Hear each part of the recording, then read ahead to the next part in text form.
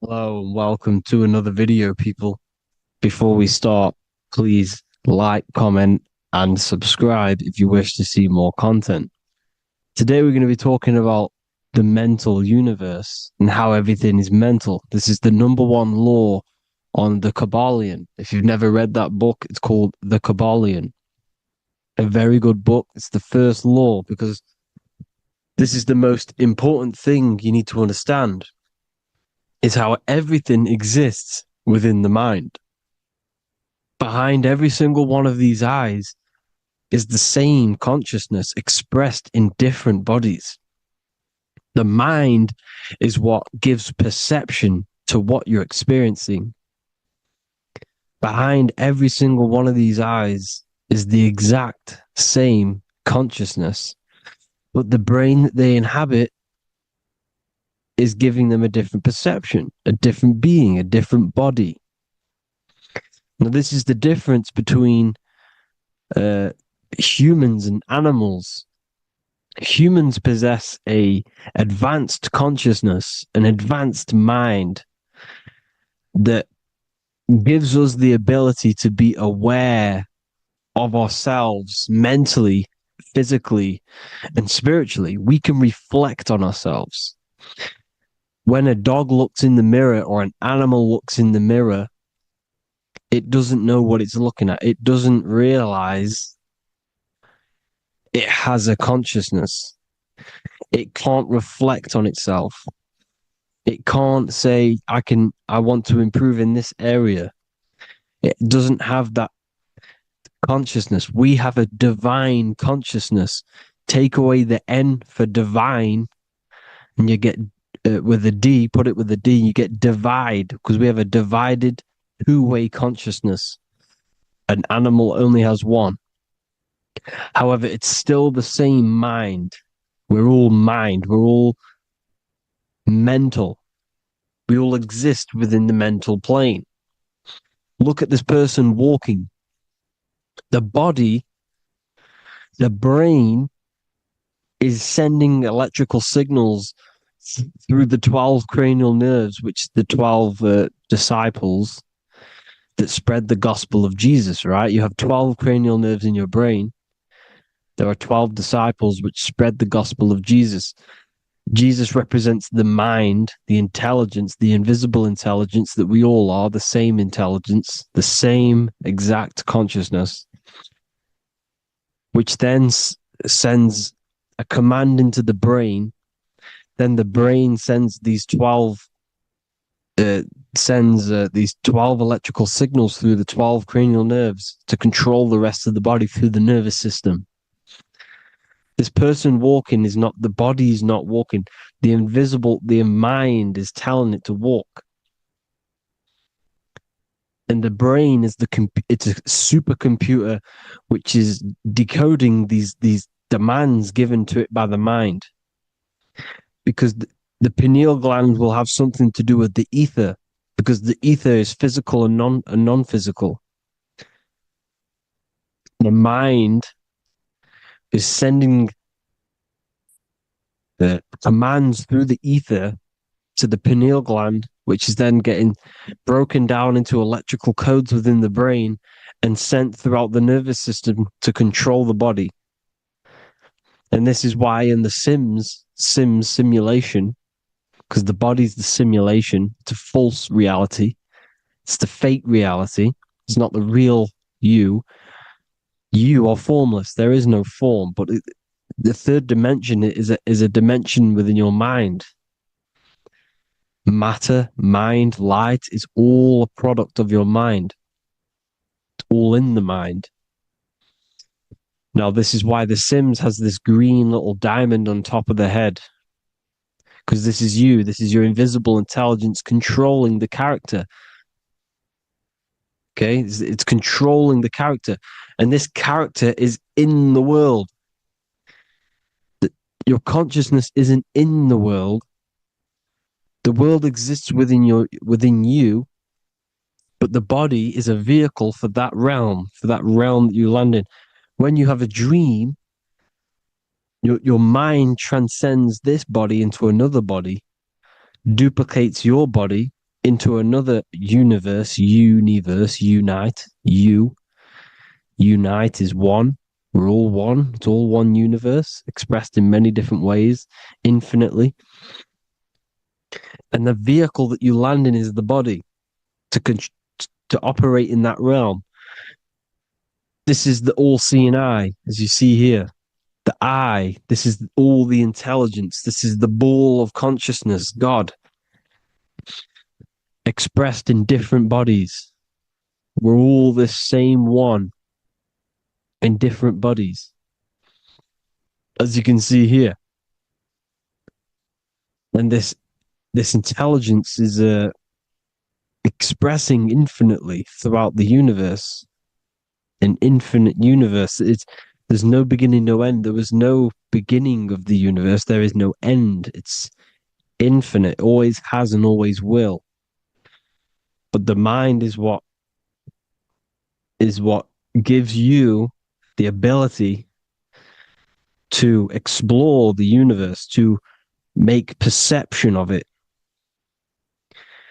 We are God in disguise. We are God in disguise. We are God in flesh. But the body can become attached to the mind can become attached to the body if the mind is not aware of itself. When the mind is that blinded by matter, and we lack knowledge and understanding of what we truly are, a formless, infinite being, a traveler. This is why Freemasons are called Freemasons. Mason means traveler. Free. You're a free traveler because your consciousness is a traveler of the universe. When we lack understanding, our mind bounds to the body because we don't separate the body with our different layers of consciousness. When we separate them and identify that we are mind, body, emotion, you then can apply this knowledge to when you want to astral travel and explore the different realms of your mind, because the mind is the universe. People, this is what we need to understand. The mind is the universe.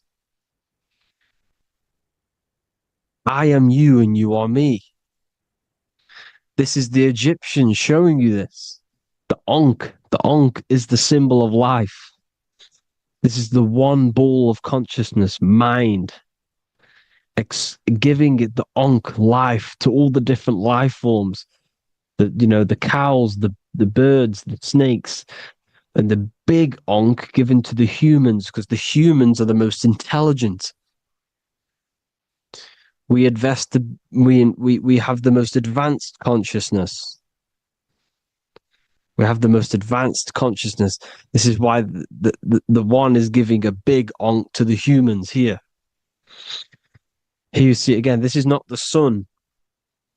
This is also showing Ankh giving out its life to all things infinitely. And this is the most high. We are the most high in disguise. When we strip off the body, we strip off the desires for the physical world, we strip off all of these fake identities that the mind gets attached to. That is God. The universe. You are the universe experiencing itself. I and I. The letter I and the number one is just one line. The letter I is the number one. Because your I am, when you refer to yourself as I, every single one of you who's watching this video refers to yourself as I, which is the one. We are all the one. We are all intelligence. We are all invisible. We are all the one.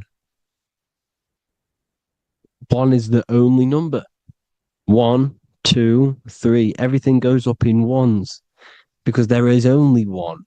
Doesn't matter how far you go down the line with numbers, all of their numbers are created by one because there is only one. It's me and you are the exact same consciousness expressed in different bodies. Mind, cause. There is only one cause. There is only one mind. There is only one being. But because we lack understanding of this, we think we are the bodies. And this causes division because the physical world's the most illusionary world. It's an illusion. It's all an illusion. Now you see with the two, you look with the two eyes, but you see with the inner eye, the mind. Okay, the mind is the mental plane is a shared plane, and it gives perception to what you're looking at. The mind. I'm affecting you when I speak because the mental plane is shared. We all share mind. We all express mind. When I'm speaking to you, I'm affecting you because we are mind. So the words that I'm saying, which are being manifested from my mind, are being manifested through my body into vibration, is affecting you. I'm affecting you with what I'm saying. And these words are having an effect on your mind because we're all mind. This is why you need to be careful what you're listening to, music and all sorts, because music can also create thought loops within your mind. Because the chorus, we shouldn't be listening to choruses. Choruses are loops. And what they're saying in the chorus is being looped. And this can create thought loops within your mind. Go and listen to an old song that you used to listen to about 5 years ago, 10 years ago, 20 years ago. Go and listen to an old song, and you guess what? You will get nostalgia. Why will you get nostalgia? Because that song will trigger the thoughts that you were thinking in that time of listening to that song. So songs with choruses create thought loops, and they reprogram your subconscious mind. It's important why music is very powerful. Mind and mind, same word. See, language is the truth, people. This is why I use language in all of my presentations, especially the English language. It's riddled with occult truth. I is my me. I, you, and me, or I, one. We are not the name. We are I. Every single one of you is I because we are all the one, all mind. Now, the only thing that is truly mine is my mind. When you say something is mine, it's an illusion. It's not yours. The only thing that is mine is mind, my mind. Okay? It's my mind. It's the only thing. It's the same word, mine and mind. Like I said before, everything's one. Hot and cold is different degrees of the same thing, of the one substance, of degrees.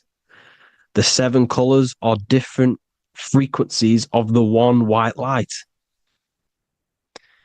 Everything is one. There is only one. We are all one. Everything is one. Hot, cold, day, night. It's the same degree of one, which is mind. The mind's perception is what's giving it, labeling it hot or cold. The mind's perception of colors is what is giving it red or purple, hot or cold. There is only mind. The mind gives things perception. There is only one, that is mind. The conscious and the subconscious mind. The male and the female, these are married. The subconscious mind is is your hidden part of the mind. Okay, it's hidden. You can't really, you can access it through different meditations and Reiki teachings, and dreams are manifestations of your subconscious. This is how you know mind and matter are one, because your mind creates matter in dreams. Your subconscious manifests everything in a dream, in the astral realms. The conscious is what you're conscious of, what you're consciously thinking of. So me, I am conscious that I am speaking into this mic and creating this video.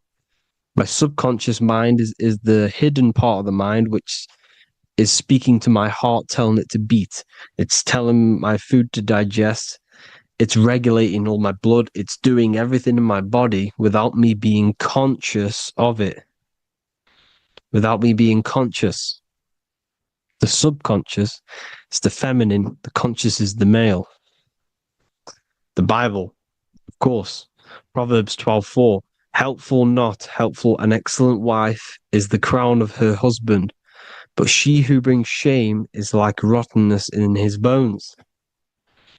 In the same way, husbands should love their wives as their own bodies.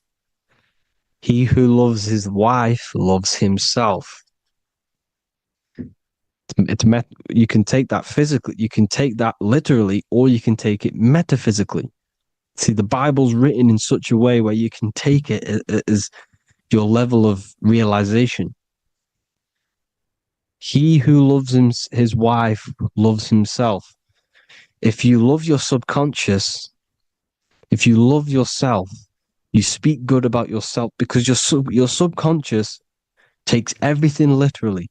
If you say, I hate you to someone, your subconscious does not know the difference between me and someone else. It only thinks me, me, me. Why? Because mind is the only thing that exists. You are mind, I am mind.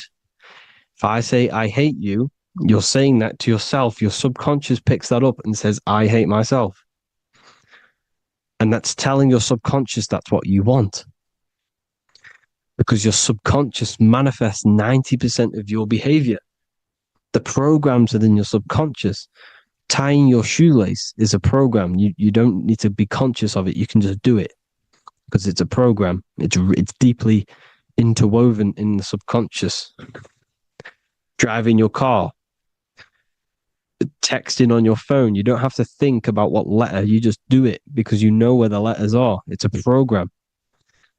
Therefore, if you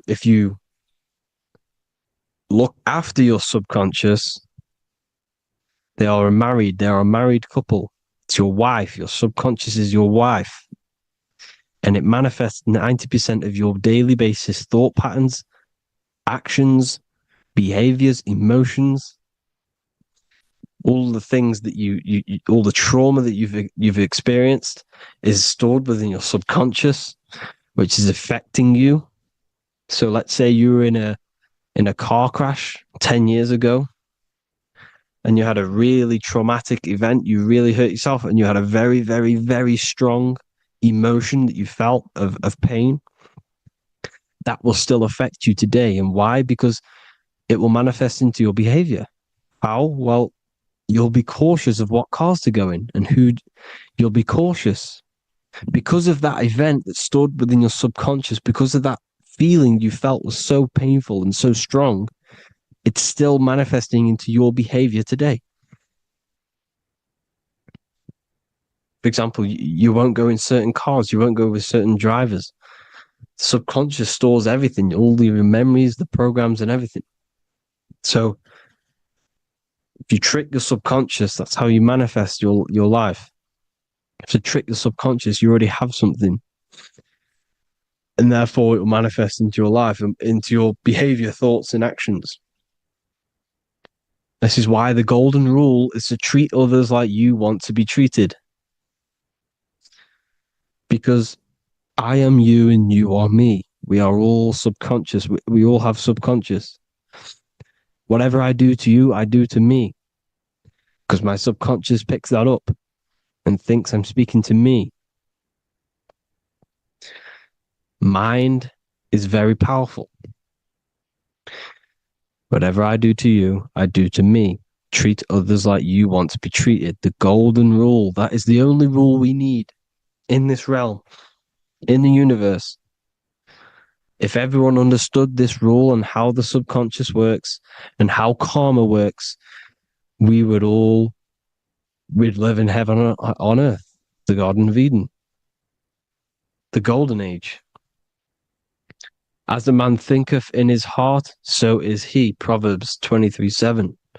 Where your heart is, there will be your treasure. Your heart's the emotions. The storehouse of emotions is where you feel emotions.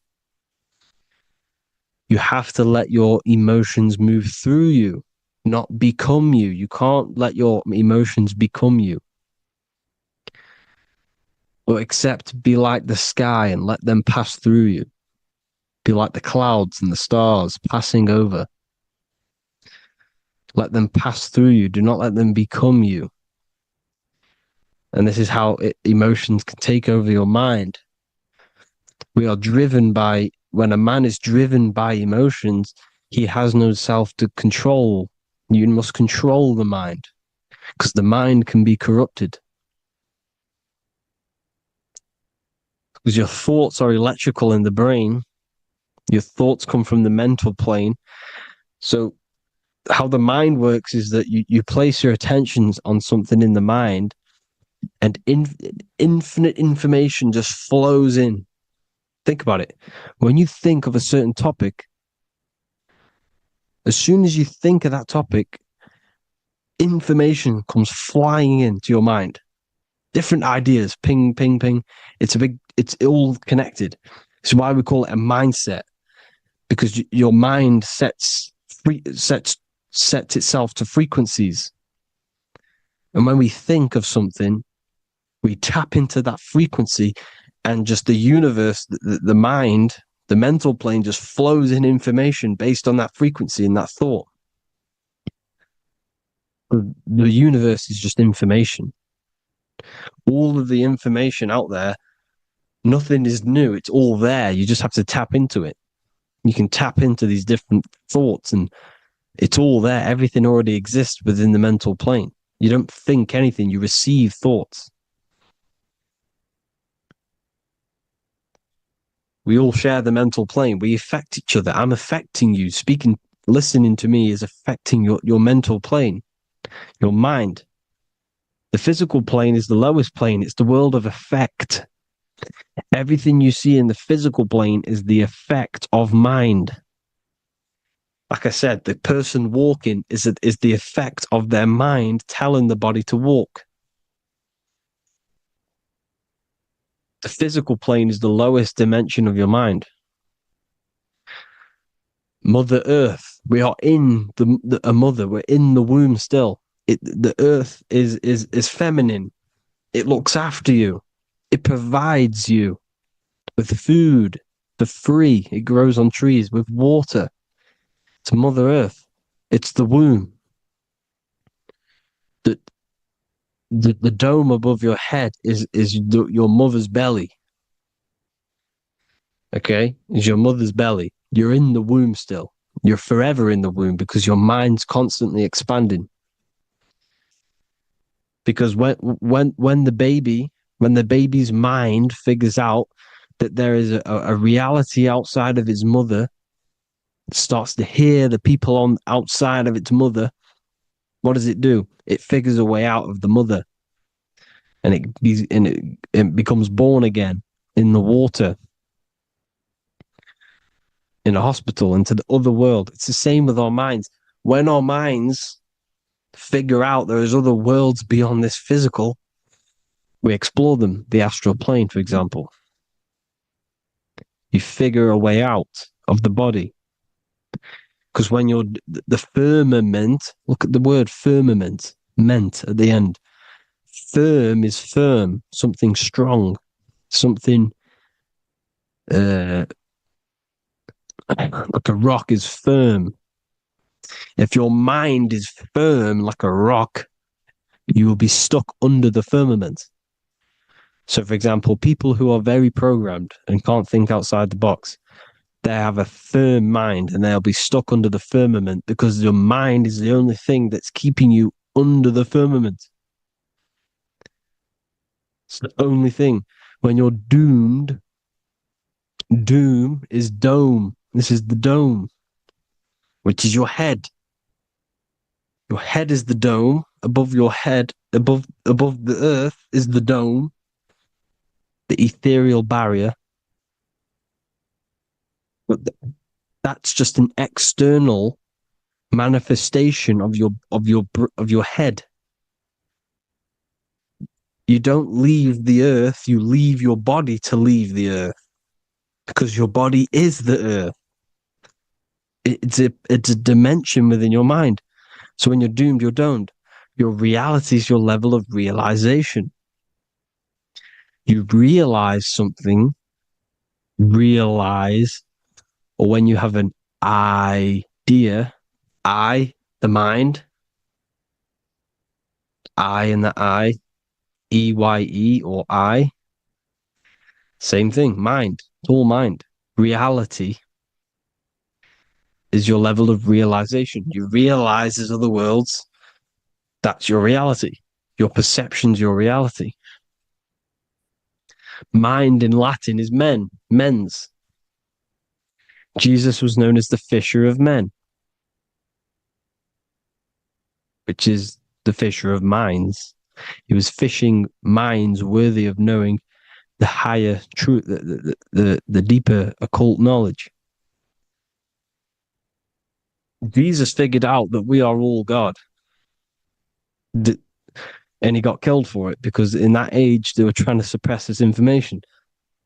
Jesus figured out he was God because we are all God, every single one of you, and they killed him because we're all mind. We are not the body. We're the invisible intelligence, which is God. But you are not God if your mind is attached to this physical world, to the worldly pleasures. If you master your mind and travel the depths of your mind, that is God. Mental and men. Look at the word mental. It has men in it. Men in the Bible means mind. Here you see the Masonic symbol with the eye, the mind. Looking over, everything is the one. Everything comes from the one. All the lines coming off it, giving its life to all of the life forms. Down here on the bottom, you have duality, black and white. Up here, you have singularity. One and the two. Unification and division. The lower self is divided into the left and the right. So the Bible even says, I forgot what verse it is, but it says, it's better to go through life with one eye than to have two and be cast into the fiery abyss of hell. I'm not sure what verse it is, but you can research it yourself. It's better to go through life with one eye, to be unified consciousness, dimension. No brainer. The language tells you the truth, people. Dimension. The dimensions are in your mind. Entertainment. Entertain the mind. Disappointment. It's all in the mind. Environment. The environment that you are in is a product of your mind. Within, rearranged spells high twin. Within is your mind, and your external world is mirrored from the decisions you make in your mind. Advertisement, commitment, it's all mind. Everything is mind. Everything. So, this is important. The collective thoughts and collective beliefs. The collective, because we all share the mental plane. And because of this, This is why we are in a weakened state of consciousness at the moment.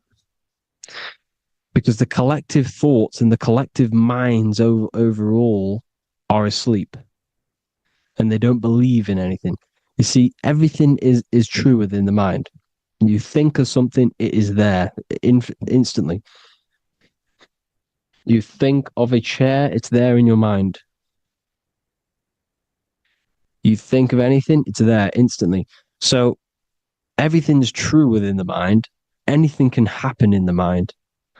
Anything can happen on the physical plane if the collective consciousness, the collective minds believe it to be true.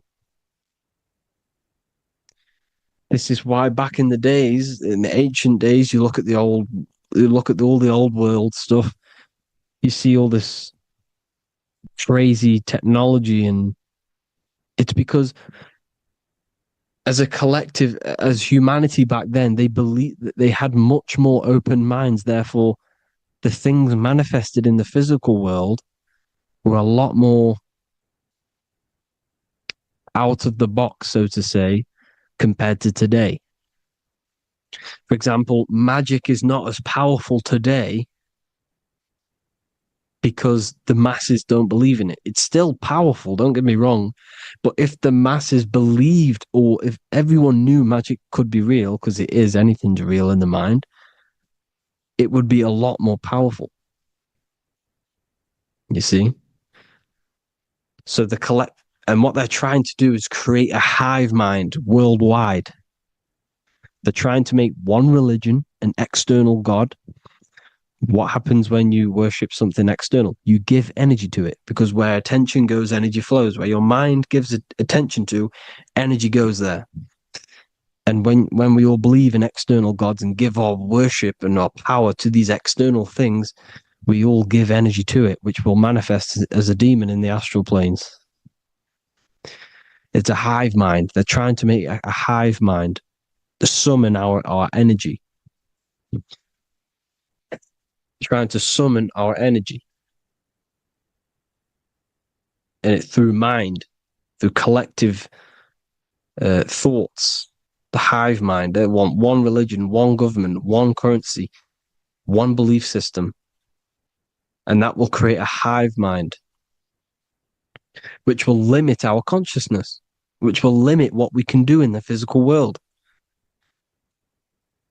Because if everyone doesn't believe in certain things, it cannot happen, because it's all in mind. Mind is so powerful. I am you and you are me. I hope you all enjoyed this video, people. If you haven't already, join the Wisdom Academy. The Wisdom Academy, we have many occult lectures just like this one. Also, we have just launched Mindwave Hub. If you want genuine frequencies, genuine binaural beats, because the ones on YouTube, the ones on Spotify, Apple Music, they're all tuned to A440 hertz, which shuts down the right hemisphere of the brain. If you want to gain access to your true consciousness, your mind, you need to balance the two hemispheres and balance the chakras. You can do that externally by listening to binaural beats. If you want true frequencies, true binaural beats to hemisync the chakras, hemisync the brain, to gain access to the different dimensions of your mind, well, you can gain access anyway, but it's going to help you if you're trying to learn this. Join Mindwave Hub. The link will be in the description. Listen to the binaural beats, meditate to them, listen to when you go to sleep. They'll massively benefit you. Thank you all, people. Hope you had an amazing, lesson. Hope you learned a lot. And please subscribe. God bless you all.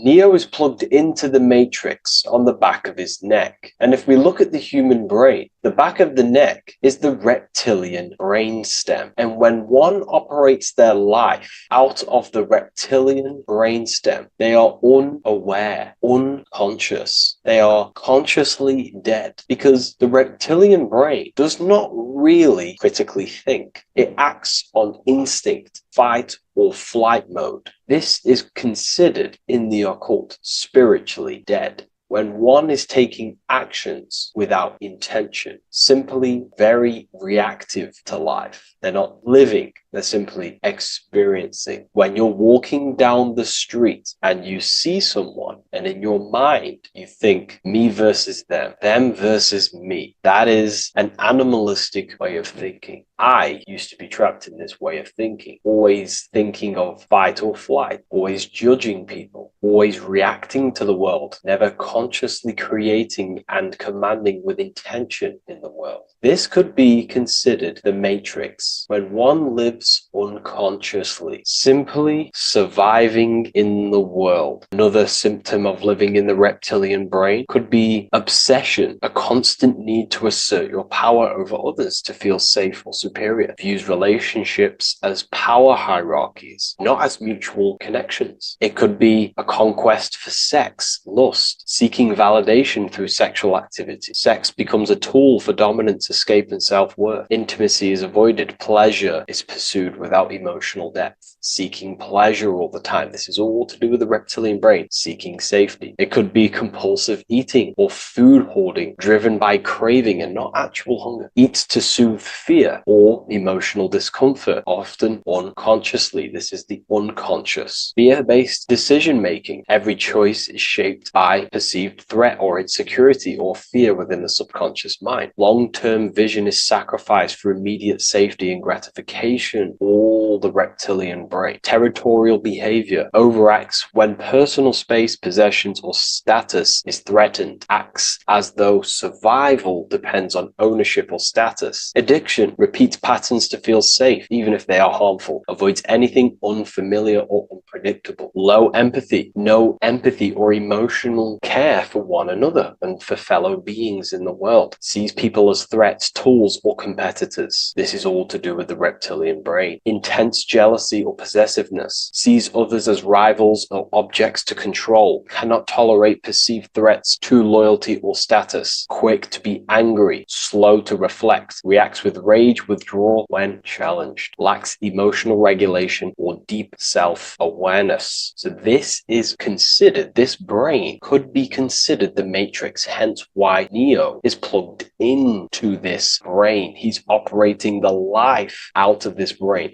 unconscious, simply navigating life like an animal. I was in this state, and you can only really realize this when you come out of this brain and you start to function from the higher regions of the brain, which we will discuss very soon. And my life was chaos, because there was chaos operating internally. I was never thinking about the future. I was always operating life out of fear, out of lack. Never had care for another person. When you operate life out of this brain, the matrix, things outside you, can easily control you. This is why they keep us in a constant state of fear. So we operate life out of this. So we never gain full control over our reality, over our actions, over our thoughts. So Neo is called Neo, and he works at a place called Meta Cortex, very symbolic of the neocortex, the higher region of the brain. Now, this brain makes you human. It ultimately allows you to hold control over the animal urges, okay? The neocortex is the brain that allows you to have self-mastery, that allows you to control your urges, your instinctual survival urges. So humans can overcome their reptilian animalistic state and start to operate their life in a conscious mastery state. And Neo is plugged out of the reptilian brain, and he starts to use his neocortex, the human brain. This allows one to learn to have self-control control, allows one to create, allows one to think about others. It allows one to critically think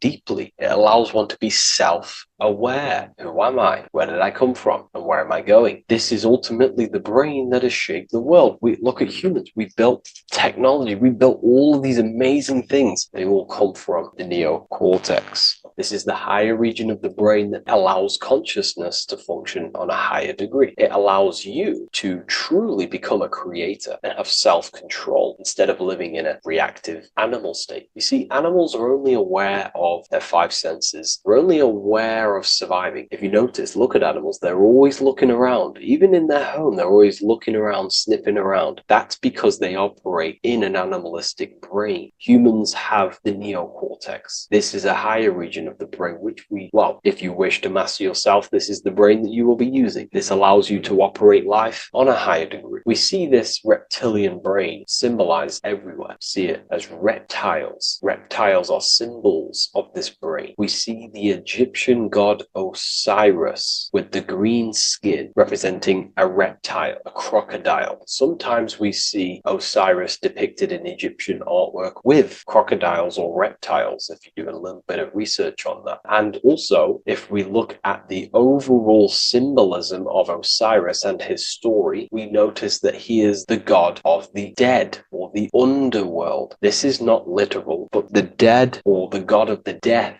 the god of the death of self, the dead of consciousness, because you are a divine being with limitless potential to create. And ultimately, to create, we have to master our reptilian brain. But when we function from this reptilian brain, we are dead to our higher powers of creation, of imagination, of actually gaining control and operating life from the higher mind, operating life as the divine being as you are. But if you operate life in Osiris, he is the god of dead. You are spiritually and consciously dead. You act unconsciously. You are dead, not physically, but mentally and spiritually. So what we're looking at here in the Egyptian artwork is the reptilian brainstem. We have the left hemisphere and the right hemisphere of the brain. Notice a curve. The feminine body is very curvy. This represents feminine. The masculine body is very liney. So if we study geometry, we know that lines are masculine, hence why the word masculine, line, and the feminine body is,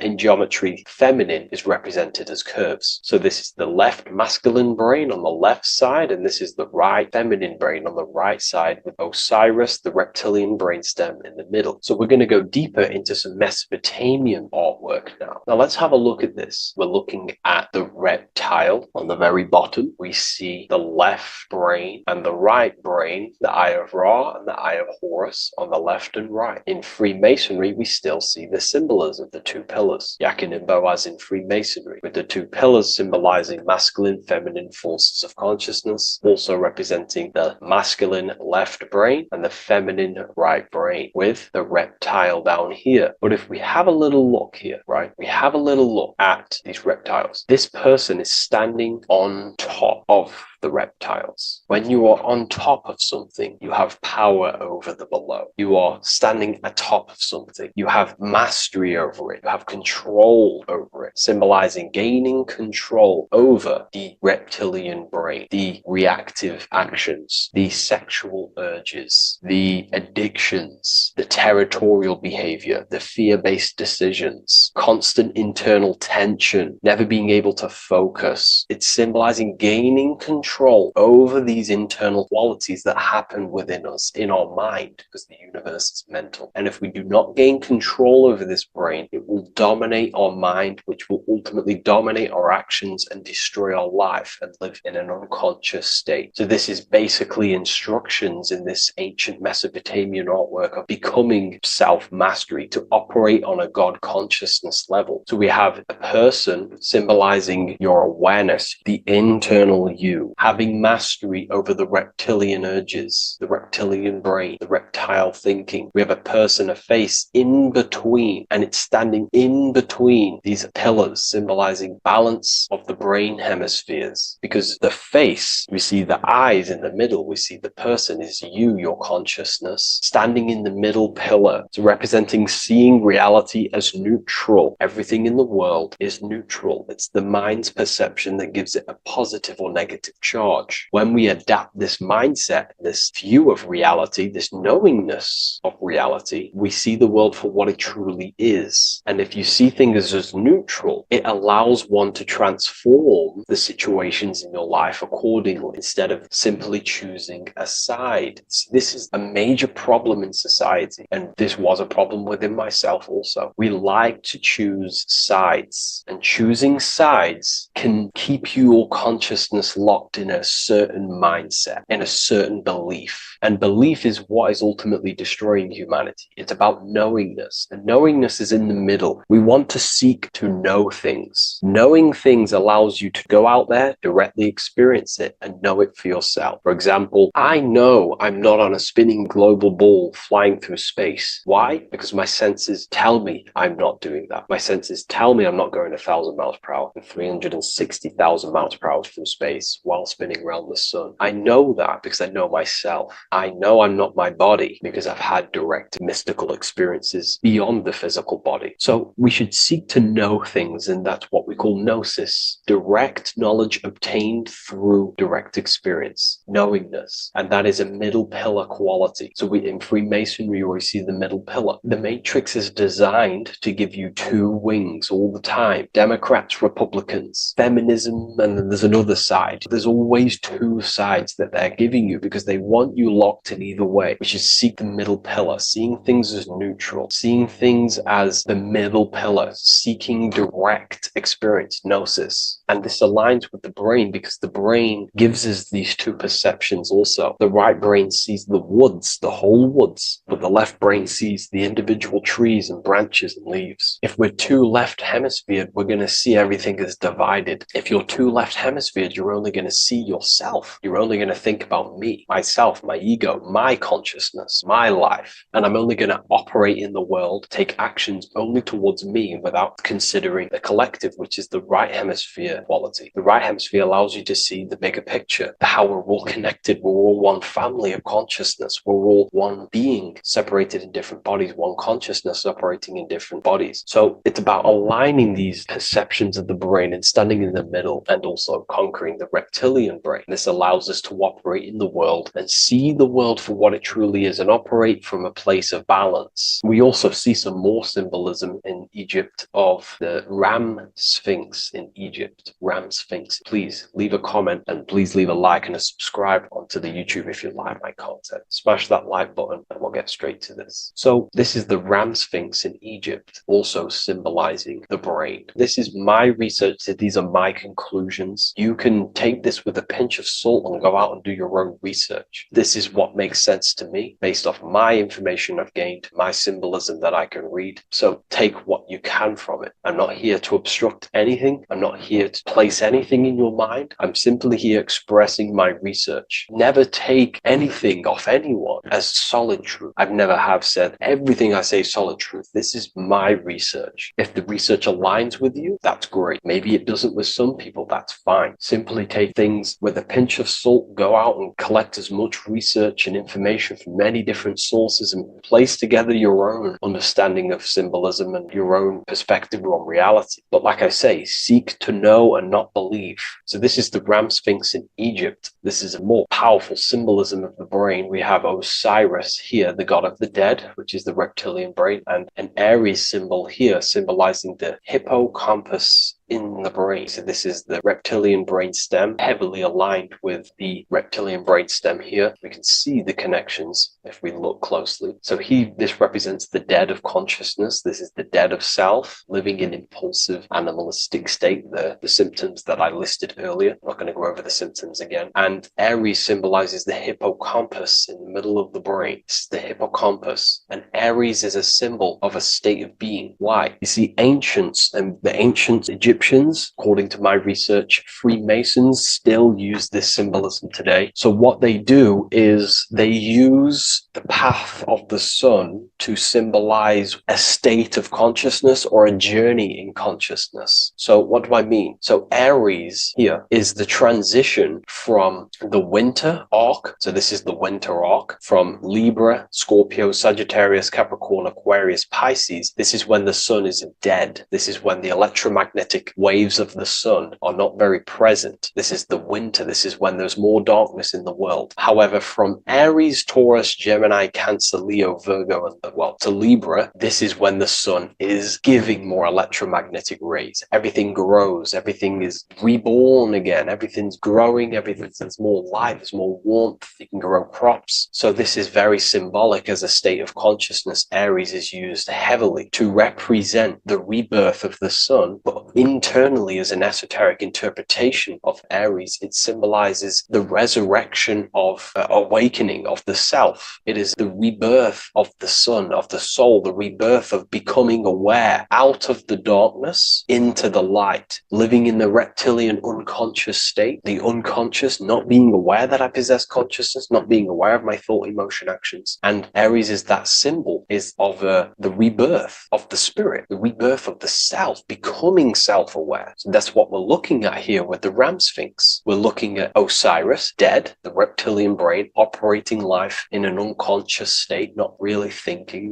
not self-aware of thought, emotion, actions, not aware of the soul, not aware of good and evil, not aware of the laws that are in the heart of love, not aware that there's always an intelligence in the heart telling us what's the right thing to do at all times, not aware of anything, just simply reacting to the world. But then we have a symbol of Aries above, which is the resurrection of self. So again, this is symbolizing by the Egyptians, to me and my research, going from darkness to light. This is the resurrection of consciousness when we start to deepen our self-awareness, which is ultimately what I'm doing to you in these videos. Hopefully I can awaken some people's minds and make people think deeper. And that process of internally what's happening within you, that's what Aries represents when you're starting to say, wow, my mind's going deeper and deeper into the self, and I'm realizing more. That is what Aries symbolizes. When the sun returns, it's also a symbol of a sacrifice, because obviously when the sun returns back to Aries, we're sacrificing the winter, when we're transitioning, and all transitions require sacrifice. So in Aries, the Jews celebrate the Passover. It's the Passover of the sun, and what do? They eat lambs in the Passover Aries, because it's all symbolic of this internal process. In Aries, Christians celebrate with the Easter, which is the resurrection of Jesus, the resurrection of the sun. Remember, it goes deeper. There's deeper layers to this. It's the resurrection of the self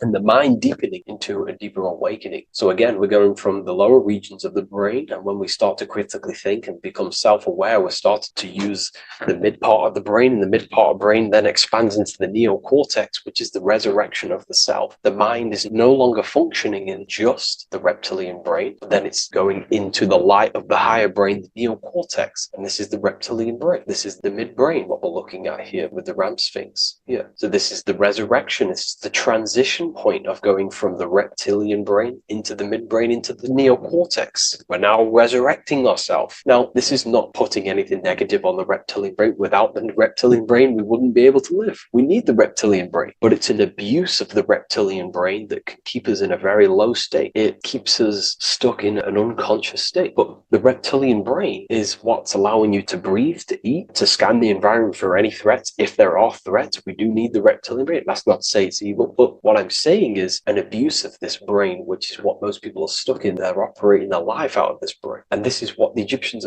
I think, are symbolizing, trying to tell us, to resurrect ourselves, to become self-mastered, to become the highest version of yourself, to actively create in the world. Because when we are only operating from this brain, we're unconscious, well, then other people can use you as a vessel to create their reality. This is how the world is at the moment. The ones who know how to use the mind are controlling the other ones who do not know how to control the mind. So I hope this makes sense to you. Let me know if you have any video recommendations, and I'll see you inside Ethereum University. If you wish to take your research to the next level, I have things inside of there that are very powerful. We happily invite you. I'll see you inside of Join. If not, I'll see you in the next YouTube video.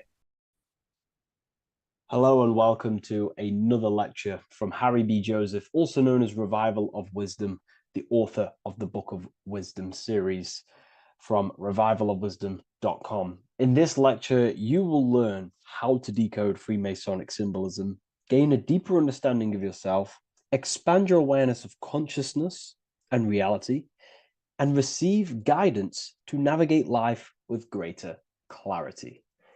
So today we're going to be breaking down this particular piece of artwork, this Freemasonic artwork, and how this relates to you and reaching a higher consciousness. Because ultimately, this is what it's about, okay?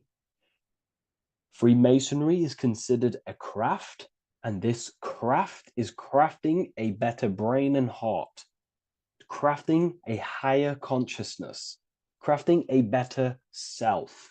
Why? So we can operate in the world at a higher degree, operate in the world more efficiently, live a better experience in the world, and getting to know thyself. Okay? So we're going to start from bottom to top because this is important. Every placement of this symbolism is on purpose, has meaning, especially the placements of the symbols. Okay? So we're going to start from the very bottom of the artwork, which represents lower down. When we're looking at symbolism, especially occult symbolism, that's what the word occult means. The word occult means hidden, hidden from the eyes. It has its roots in the word oculus. I'm pretty sure that's Latin, which means eye. So the word occult comes from oculus, which means eye. And the word occult means hidden from the eye, the unseen, studying the unseen aspects of self. We're studying the brain. We're studying consciousness. We're studying the body, the heart. We're studying the self, the hidden aspects of the human psyche and the hidden aspects of self. Okay? Because ultimately, this is what gives you power in the world, depending on how you use that power, whether for good or bad, depending on the consciousness wielding that power. This is why we say knowledge is power. But I would actually say knowledge of self is power. Because when you know how you function, you gain power, you gain personal power, you gain mastery. Ultimately, this is what Masonry is about: self-mastery, crafting a higher consciousness. So at the very bottom of this artwork, we have a checkered board with a coffin. The coffin is the beginning of the artwork, the very base. This is the foundation of consciousness.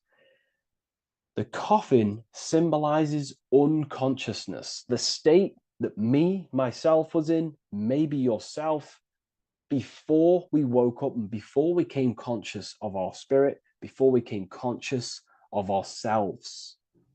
That ignorant state of acting without purpose, acting unconsciously, experiencing the world and not actively living in the world, simply reacting to external circumstances. This is an unconscious state where one is ignorant. 80% of the world is in this unconscious state. And this is symbolized as the darkness, the tomb. Look at how the tomb is fully blacked out, representing dull, no emotion, it's dark. This represents the darkness of self. The spirit is buried. The spirit is in the tomb. They're not even aware that they possess consciousness. They think they're the material body flying on a ball millions of miles per hour through space, and the sun is, they think they're a monkey evoluted. They've never questioned themselves. They stay in ignorance. They're in the spiritual darkness, okay? And they're furthest away from the light. Look at the top. This is the light sources. They're in the darkness, okay? They're in spiritual darkness. They're in ignorance. And they're in division. Their mind has no power. Their thoughts contradict themselves. They say they're going to do something, but then their mind tells them, oh, I'm going to fail. Or I want to do this, but my mind says this, and I believe this about myself.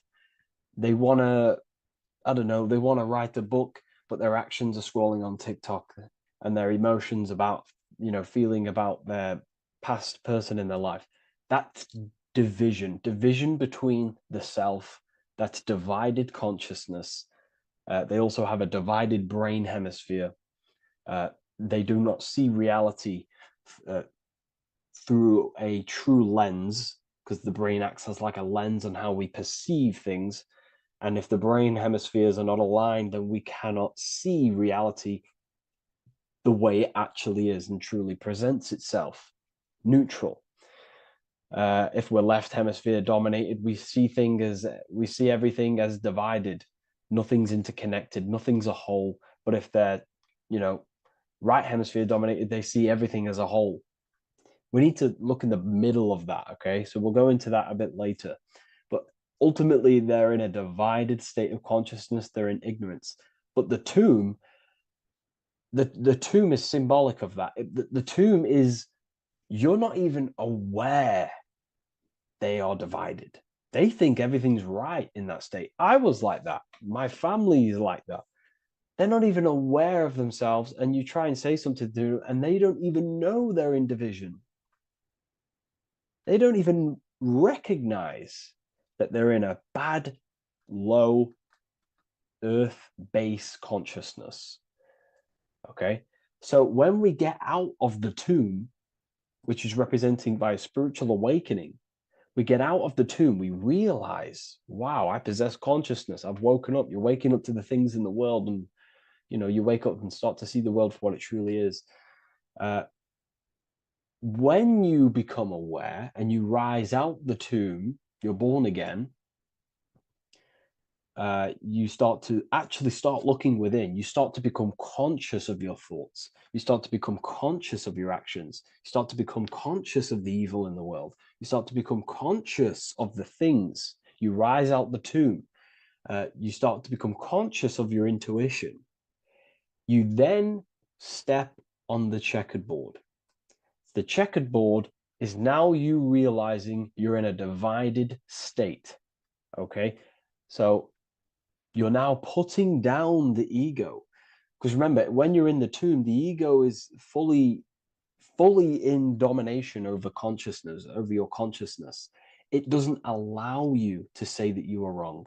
It doesn't allow you to think that there's evil in the world. It doesn't allow you to believe you have a spirit.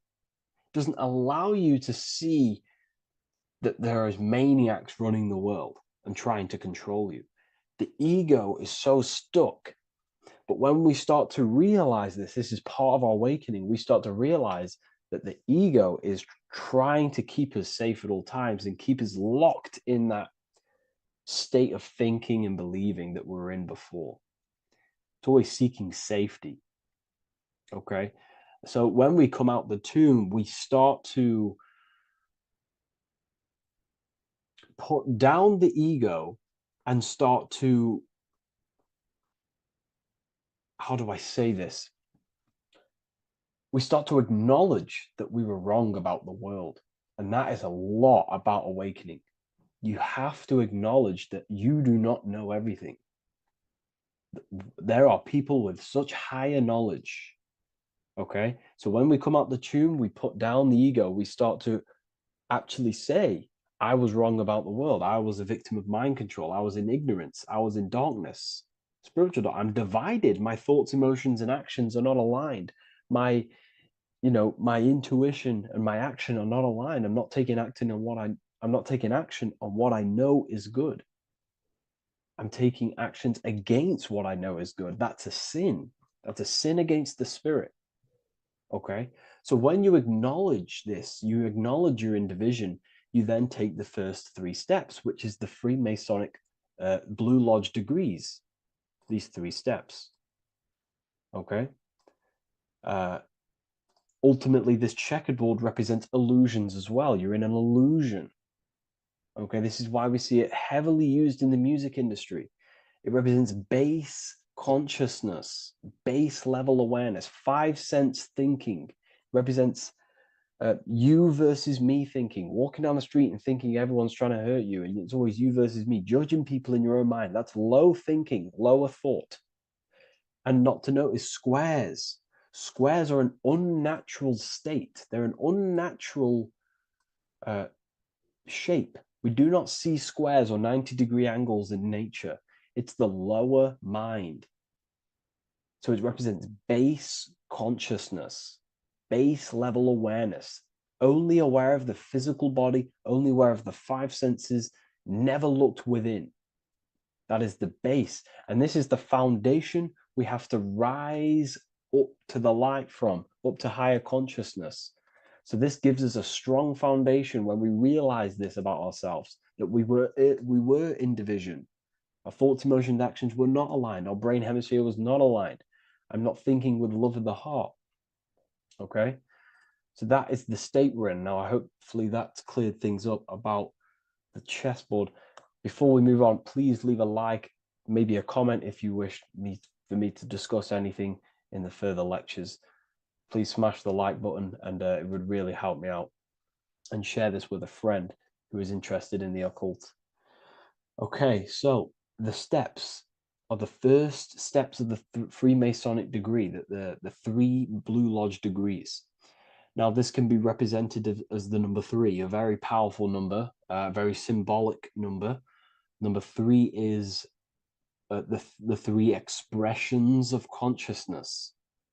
How do we express consciousness? How does consciousness express itself? Well, there are three ways. We think, consciousness thinks, consciousness feels, and consciousness acts. They are the three expressions that we express our awareness and consciousness. So we're looking at thought, emotion, action. We're also looking at the three brains: the reptilian brainstem, the mammal limbic brain, and the neocortex. The reptilian brain governs basic functions of the human body: breathing, surviving, scanning the environment for threats, automatic responses, eating, scanning for food, base consciousness. That's the reptilian brain. That's what most people operate their lives in, including myself before I woke up. I'm not trying to sound big-headed, but this is the truth. Ignore my tone of voice, ignore my voice, focus on the words I'm saying. If you're judging, that means you have divided thinking. It's always you versus me. So we need to get out of that thinking of you versus me all the time. That's lower consciousness. That's animal thinking. That's earth thinking. We're unified. We need to reach a higher consciousness and do not waste our mind's potential on low-level earth divided thinking. Okay? So we're looking at the reptilian brain, the mammal brain, and the neocortex. Now, the neocortex is ultimately what makes us human. It allows consciousness to operate on a higher degree. Okay? This is what makes you human. The neocortex. The neocortex. The reptilian brain, like I just said, governs natural survival instincts and the respiratory system, things along them lines of basic awareness, basic functions to operate and survive in the world, in the physical plane. And the neocortex is what allows us to critically think. Okay, it's what allows us to be human, be aware of ourselves. Okay, not. I don't think animals have neocortexes. Don't quote on me on that, but this is the part of the brain that makes us human, and it allows us to think deeply, to create masterpieces like we can. Humans have massive potential in creation. Look at the world we live in. This is because of the neocortex. It allows us to critically think and self-reflect. Now, when we start to operate from higher thought, we start to think with higher thoughts, the higher parts of the mental dimension, we ultimately start using this brain more. We start functioning from the higher brain. Now, this is why Neo from the Matrix is called Neo, because he uses he was in the reptilian brain. If you watch the film The Matrix, if you notice, he gets plugged out of the Matrix and he's plugged in on the back of his neck into the brainstem. And when he's plugged out, his name's Neo, which is neocortex, using the higher brain. It's what awakens the self. It allows consciousness to function on a higher degree compared to animals. Okay, so we're looking at thought, emotion, action. We're becoming conscious of thought, emotion, action. Becoming conscious. What am I thinking? What am I feeling? And what am I acting in the world? And what can I do to master these? To operate more efficiently in the world? How can I use these towards higher consciousness and use these actions, these thoughts, emotions, actions to reach a higher state of awareness of self? So when you go through the first 3 degrees, you enter the doorway. Now, this is symbolic of a doorway. Now, looking at this with a right hemisphere dominated view, you would see a doorway, right? The right hemisphere sees this as a holistic doorway, right? You see a door, you're gonna, you enter the stairs, you go through the door, right? But at the left hemisphere is now going to dissect and analyze each individual little part of this, right? So the right hemisphere sees the trees, the left hemisphere sees the woods. So to dissect this down on a right hemisphere, sorry, going back to the right hemisphere, we're entering the door. The door is symbolic of entering the unknown. You're entering a higher consciousness. You're entering the door. You're going beyond. See, this is the earth here in the background. This is the darkness. The darkness represents the abyss, the unknown. You're entering in the self. Okay? This door represents entering in the self, questioning internally. Most of us think externally. We have to, obviously, to operate in the world, but we never give time to think and question and reflect internally. What do I mean? Closing the eyes and questioning the self. Who am I? Where am I from? What's the voice in my head? If the voice in my head stopped using the language that I speak, what is it then?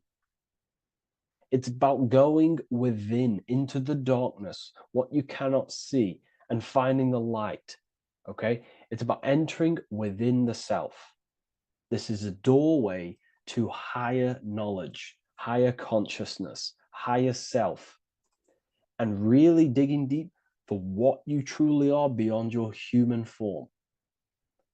Okay?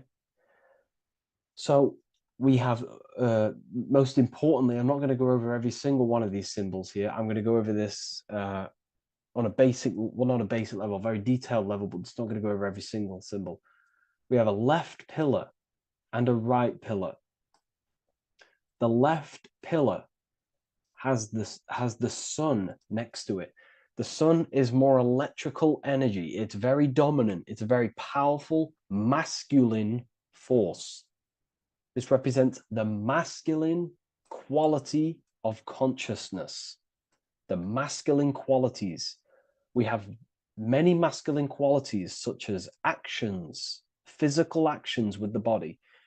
We have thinking. Thinking is a very masculine force. We have the left brain, analyzing brain, the brain that's very logical, that's trying to figure things out. That's the masculine pillar. Okay. So this is the masculine qualities of consciousness. It also represents what we can see, the sun. The sun allows us to see, to visually see in the world. So the sun represents the external world, the world outside the self. When we close our eyes, we have a self, an internal dialogue, an inner voice. We have an inner world, outer world. This represents the world we take physical action in, the material external world outside you. Okay? the world we can see. And then on the right pillar, we have the moon, which is associated with feminine qualities of consciousness. Now, the moon is in the night, what we cannot see. The moon is the nighttime. The darkness symbolizes what we can't see. So it's representing the internal world, the world of the self, the immortal world. Okay? The self in the mind is immortal. When you close your mind, you go in the mind, that self inside you is immortal. In the mind, you are immortal. Outside the mind, you are mortal. You will die. This body will die. Okay? So this is representing the internal world on a holistic understanding. It's also representing the right brain, the feminine brain. It's also representing intuition, emotion. They're linked. Intuition and emotion. They're a feminine. They're a feminine force. Also, we're looking at the heart, the right pillar. So everything that is feminine falls under this right pillar. Now, don't get confused. I know a lot of people can get confused about what I've just said. So this represents the inner world, the outer world. It also represents everything masculine and feminine. So thought is, although it's an internal quality, it would fall under the right pillar, the left pillar, because thought is a masculine force. It's a penetrating force. So try not to get misunderstood with that. On a holistic scale, it's also represented inner world, outer world, and how they are reflections of each other. Now, these pillars, they're the same height, they're the same structure, but just different in sun and moon, which represents their reflections of each other. Their reflections, the inner world reflects in my outer world. My external world, what I see outside of me, is a reflection of my thoughts and my internal world. So the inner reflects the outer. The inner reflects the outer. As within, so without. So we're also looking at the right and left brain. I've already gone over that.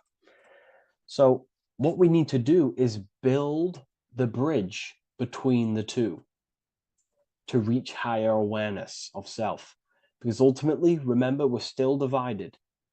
We came from the checkered board, we entered up here, we've just entered within the self, started questioning the self. We're still divided. We need to build the bridge. And this is what they're crafting in Freemasonry. The bridge, the arc, the agreement, the great work. This is the crafting of aligning the left and right brain. We're also aligning intuition, feminine, with the actions. Because ultimately, the higher self is always guiding us. That's our true spirit guide. Our true spirit guide is our higher self. And the higher self ultimately exists in a higher dimension. This is going to sound crazy to some people, okay? But who you are is not your human body. And your higher self does not communicate through the language of the human material world. It doesn't communicate through English, doesn't communicate through thoughts. It communicates through intuition and communicates through dreams and symbolism. So it's all associated with the right pillar. This is the things we can't see. The higher self is always guiding us to awakening and to our purpose on the earth. Okay, so this left pillar also can symbolize what we're born into the world with, our circumstances, our external world. What are we born into? You know, our family, our current financial situation, where you're located in the world. So it's also symbolizing this. It's also symbolizing the qualities you bring here, the natural abilities you have when you're born, and what we need to do with our environment to ultimately reach a higher consciousness and reach our and transmute our environment we're born into to realize who we were and why we came here. Okay, so we need to build the bridge between intuition and action, and always take action on what we know and feeling is right at all times. That's unity consciousness. And when we do this, we gain the light. We gain more light, symbolic of more information of the self. Because the higher self is always guiding. It's always watching over. And it's always trying to give us knowledge of awakening, of why we came here. And when we take action on what we know and feel is right at all times, it's like a domino effect and a stepping stone that pushes you closer and closer towards your life purpose. Okay?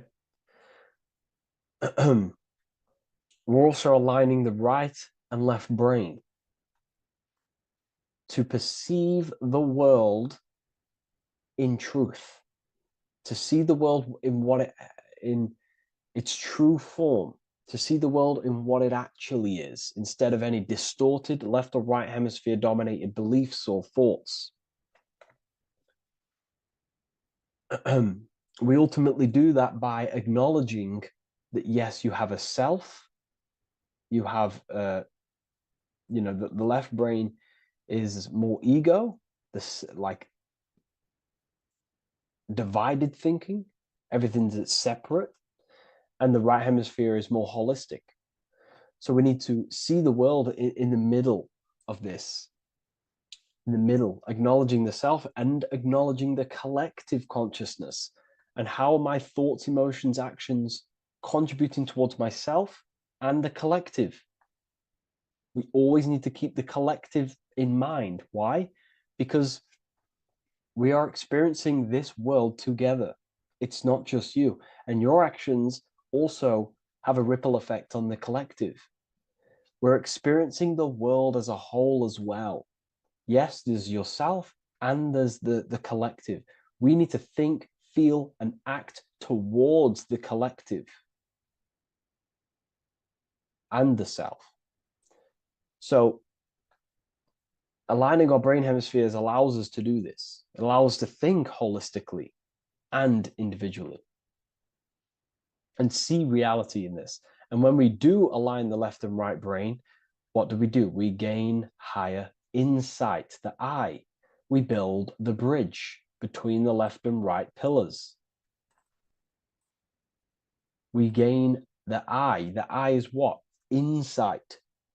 The eye requires light to perceive and see the material world. So this is symbolic. This is the inner eye, the inner self, consciousness. And when consciousness has light, which is symbolic of truth, knowledge, light is a massive symbol in Freemasonry. And light represents knowledge of self, information. And when we gain information and knowledge of self, when we align our left and right hemispheres, our actions take action on our intuition, we gain higher light, higher knowledge of self, ultimately. And this is why we also have the square and the compass. Okay? We have a square and compass here. The square and the bottom, base consciousness, also representing masculine qualities. This is the masculine qualities because squares are masculine. And the compass creates circles. So we have the circle on top of a square. Circles are divine. This is oneness. The circle is one line. The square is 4 lines. It's divided. So we need oneness over division. We need to unify the masculine and feminine qualities. Masculine and feminine qualities, okay? This is in the middle. because the compass would fall on the right pillar and the square would fall on the left pillar. And it's unifying, it's representing unification of these two pillars of masculine and feminine qualities of self to ultimately rise towards this light, out of the darkness and into the light. Okay. Let's go back. The G. This is very important. This is one of the most important teachings I could possibly give you about the G. The G is the generative principle, is what generates things. And the force within you that generates things is care and the heart energy. The heart ultimately expresses our actions. We think, if we care, we act. Everything in your external world is in front of you because your heart cares. You care about the video and gaining knowledge. You're now here watching this video. That's the care energy expressing actions. So in order for us to truly get out of this divided consciousness, we have to go through the G. We have to go from base consciousness, the square, divided, we go through the G, because we have to care. And if we care, we'll reach the higher mind and gain higher self-knowledge and master the self. You cannot do this if you do not care. And if you do care, you will take action towards it. If you're watching this and you don't actually truly deeply care, you won't take the action. You'll just gain the knowledge, which is ultimately useless. You have to take action on this knowledge. And if you do not, there's no point watching the video. It's difficult. It's difficult. It's not easy. And things, throw us off our path sometimes. I understand. I'm not saying I'm perfect, but we ultimately have to give care towards reaching higher knowledge. Seek and you shall find. If you have the care about reaching higher knowledge of self, you will seek it and you will take actions towards it. Okay. We see this everywhere, and I mean everywhere. The Temple of Solomon has the two pillars, Jachin and Boaz pillars, feminine and masculine qualities. Sol, O, Mon. Sol is sun, Mon is moon. It's building the temple, which is the temple is the inner self, ultimately. It's symbolic. The temple's not a real place. The temple of self, building the Temple of Solomon and reconstructing the Temple of Solomon, is about reconstructing the self through masculine and feminine qualities. We see it everywhere. And this is very symbolic, like very symbolic. We have the two pillars, we have building the bridge, and we have a stairway that goes to what you can't see, because it's going to the unknown. You have to have faith. Okay? What I'm about to say is very important. You don't know what higher consciousness is, okay, until you get a little bit higher. This is hard to explain, but I didn't know what everyone talks about, what higher consciousness is. I can't give you my higher consciousness. It doesn't work like that. You have to enter in and go within and have faith, going into the unknown, because you're ultimately going into something you do not understand. Higher consciousness, I cannot give it you. You have to enter the door and take action and think, feel, and act towards it, and you will go to the place, and then you will understand what higher consciousness is. Ultimately, what higher consciousness is higher knowledge and understanding of self, what you actually are. Okay, that is what's being symbolized here. It's again in the Masonic art. We have the darkness. We have to have faith to leap into the darkness, into the unknown. We see this everywhere. Like, you'll see when I say this everywhere, and I mean everywhere you'll see this. Every doorway has this symbolism in the ancient world, because ultimately this is what it's about, people. The door represents going within into a new light, a new room, a new level of understanding of self. Okay. Here we have Astro World. Now, this is obviously a darker aspect of this. But again, we have the two pillars. See you on the other side. That's the doorway. The other side. And I'm not going to break down, this ritual, but you can guess what I'm on about here. That's for the university, of course. I can't break that down on YouTube. It's way too deep. But there's knowledge out there that is so deep you couldn't even comprehend it with the current mind, even for myself. And this is the power of symbolism. The more you learn about yourself, the more these symbols reveal to you. It is a journey of self. And I can't give you these understandings. You have to go within and question and meditate on these symbols yourself, and have thinking exercises of meditating on a symbol and seeing what your mind does with the symbol, what it lets you think about that symbol, and you'll unlock deeper meanings. I'm going to go over one more symbol before we end this. This is the hourglass, which represents time. Time, a very overlooked thing in today's world. We do not have unlimited time in this body. You have limited time. You will die. You will die. You have limited time in the external world. This is why it's on the left pillar, located on the left side, the external world. You are limited. The scythe represents you will be harvested. Your body will die. It'll be harvested. You will die, and you need to fulfill your mission here. You came with a purpose. You have to find that purpose by going within the self and questioning and taking action on what you know and feel is right. Unity consciousness, aligning thought, emotion, action. So if you wish to learn deeper insights, gain exclusive lectures, astral projection, self-mastery, I've just started a new section on mind control methods and how people are using this in society and becoming conscious of it. I've now opened 5 spots at a limited special price for Ethereal University.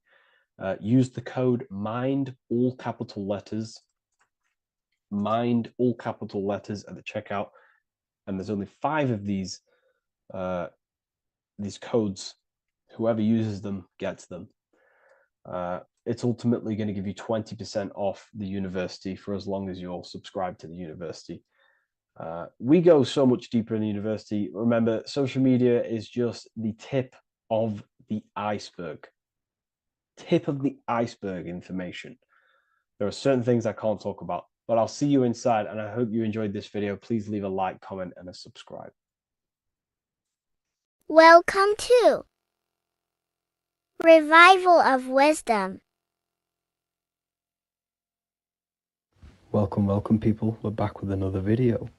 In this video, we're talking about how Jesus Christ and Christianity is all sun worship.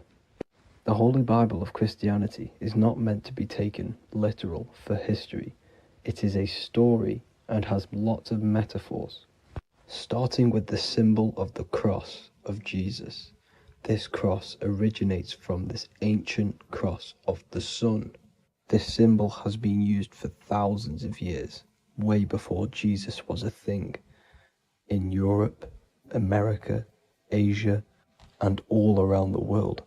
In fact, this symbol is still being used by Christians today, not knowing it represents the sun. This is a 4,500-year-old artifact, a golden plate with an equal-armed cross found in England. The gold to symbolize the sun, and the equal-armed cross for the 4 equal seasons of the year. So this is why in the Bible you have Matthew, Mark, Luke, and John, symbolizing the yearly cycle of the sun and the 4 equal seasons. Also in the Bible, Jesus is referred to as the light of the world. So yes, Jesus represents the sun. He is a metaphor for the sun. Hence why in all of these pictures and images and paintings of Jesus, there's always a sun behind his head, and some even with the sun cross behind his head. Jesus also has 12 disciples, which represent the 12 zodiac signs and the 12 months of the year. This is the Last Supper by Leonardo da Vinci. As you can see, the sun, being Jesus, is in the center, because the sun is in the center of the zodiac signs. There are 4 groups which symbolize the 4 equal seasons. Each group contains 3 people symbolizing the 3 months and the 3 zodiac signs in that season.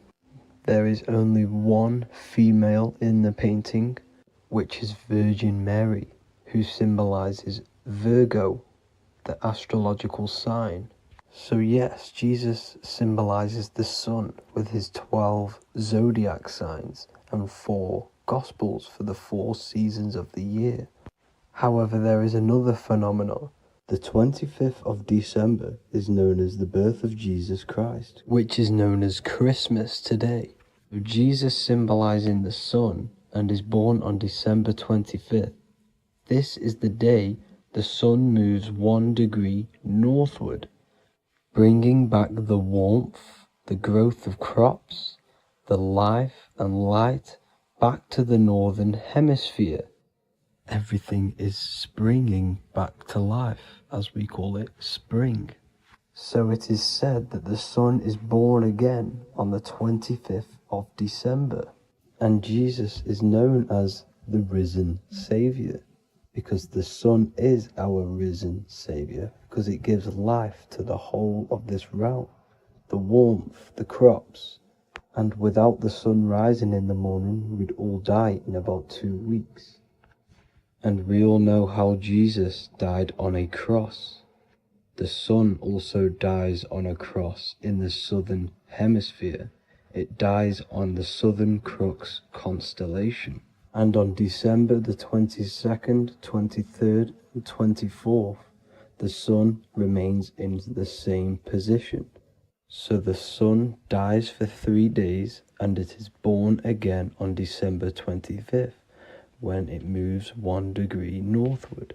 And this is when the sun is born again, or resurrected, just like Jesus. Constellation Virgo is prominent in the spring sky in the northern hemisphere. So therefore, the sun is born a virgin, Virgo. And as you see in this image, you see Virgin Mary holding the sun. Us as humans do not own the sun, so therefore God owns the sun. So yes, the sun is the Son of God, and this is what Jesus is symbolizing. And just how Jesus sacrifices himself for humanity, that's what the sun does. The sun gives out all of its energy so we can live. There are many other Bible verses which represent Jesus as the sun. Now in Matthew 8:23-27, his disciples are in a boat and there is a massive storm. Jesus is asleep, meaning the sun has not arose. And the disciples say, "Save us, Lord, we are perishing." Quote, "Then he rose and rebuked the winds and the sea, and there was a great calm." End quote.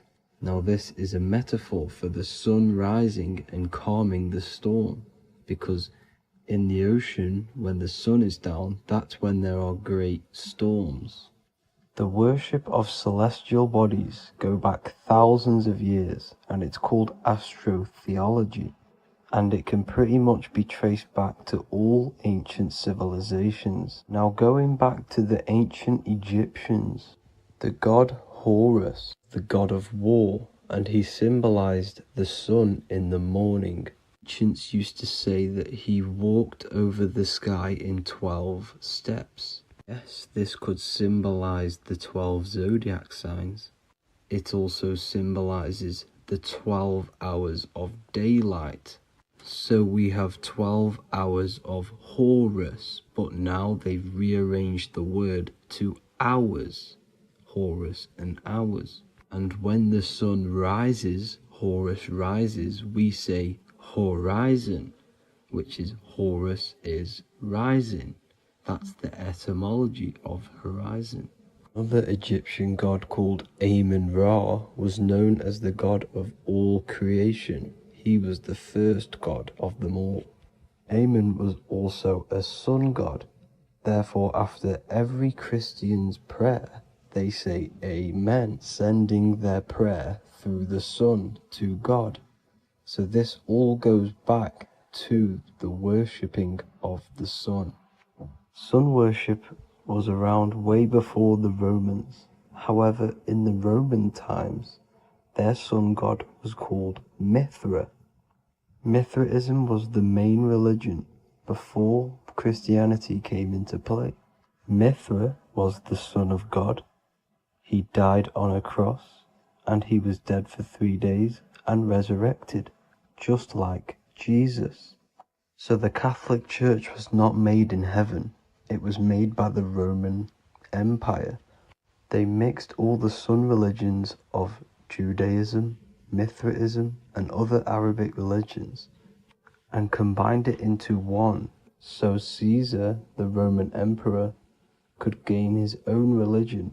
So yes, Christianity was a political move to gain more control over the masses, because it was a worldwide government at this point in time. So here is a Sumerian helmet with the rising sun symbol. And then the Romans also used this rising sun symbol on their armor. So sun worship has been going on for thousands of years, and it still goes on today. However, with all the programming and the low IQs, today we do not get the full interpretation of the Bible and these stories from the past. And Christians and other religions are all brainwashed to not question their religion and not realize their true origins and where they come from. I do advise you all to do your own research and come to your own conclusions. However, I'm just pointing out the facts and connecting dots for you all to see. That's it for this video, guys and girls. Thank you all for tapping in. God bless.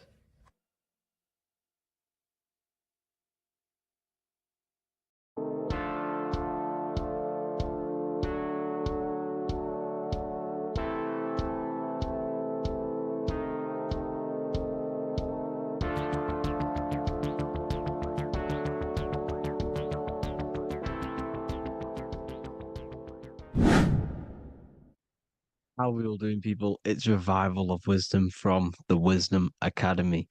Today, we're going to be breaking down God, consciousness, and the higher and the lower self, and how to overcome the lower self. Now, the first thing you need to understand is that you are the invisible intelligence within the brain, within the body. This invisible intelligence is known as the mind.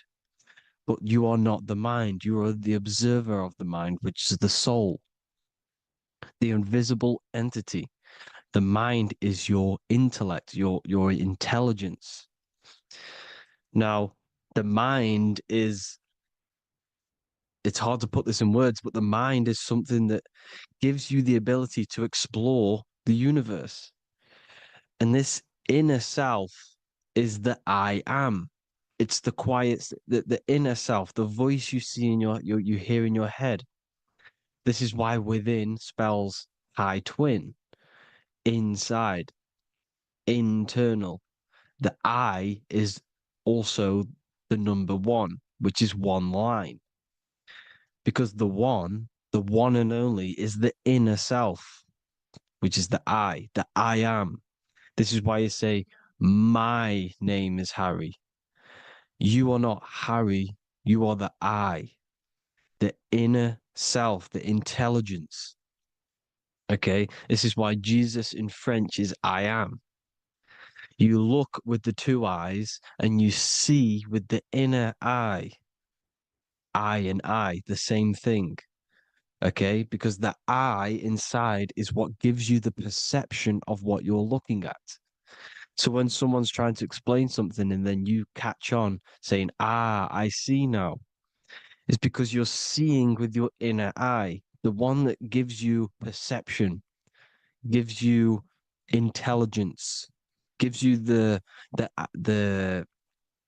ability to understand things. This is the internal eye, the invisible self, which the physical body is nowhere near as complicated as this inner self. It's in infinite potential, infinite potential. God, God, generator, operator, destroyer, soul, mind, and body, Brahma, Vishnu, Shiva, the Father, the Holy Spirit, and the Son. They're all the reason why you see God is always a triad is because it represents yourself. Your invisible intelligence is God. Me and you are the same invisible intelligence. We are the invisible intelligence experiencing the program being run by the central nervous system and the brain. I always say this in my videos, but I have to, in order for you to understand the things that I'm going to say later on in the video, you need to understand this concept is that you are the consciousness experiencing the nervous system, the tree of knowledge of good and evil, which is you here. You would be in this invisible intelligence right here in the center of the brain. Now, this is why the ancient Christians show God is in the brain. This is the brain stem. This is the brain. This is also the brain stem and the brain. The brain stem and the brain. It's all depictions of the brain because the brain's the computer, the electromagnetic computer, which decodes the demands created by the invisible intelligence, the I, the inner self, you, your true self. The person moving, if you observe what someone moving, this is going to sound, but if you observe someone walking, it's not the body. The body is moving, but the thing telling it to move is the invisible intelligence. Before you kick a football, a decision is made within your invisible intelligence, your mind.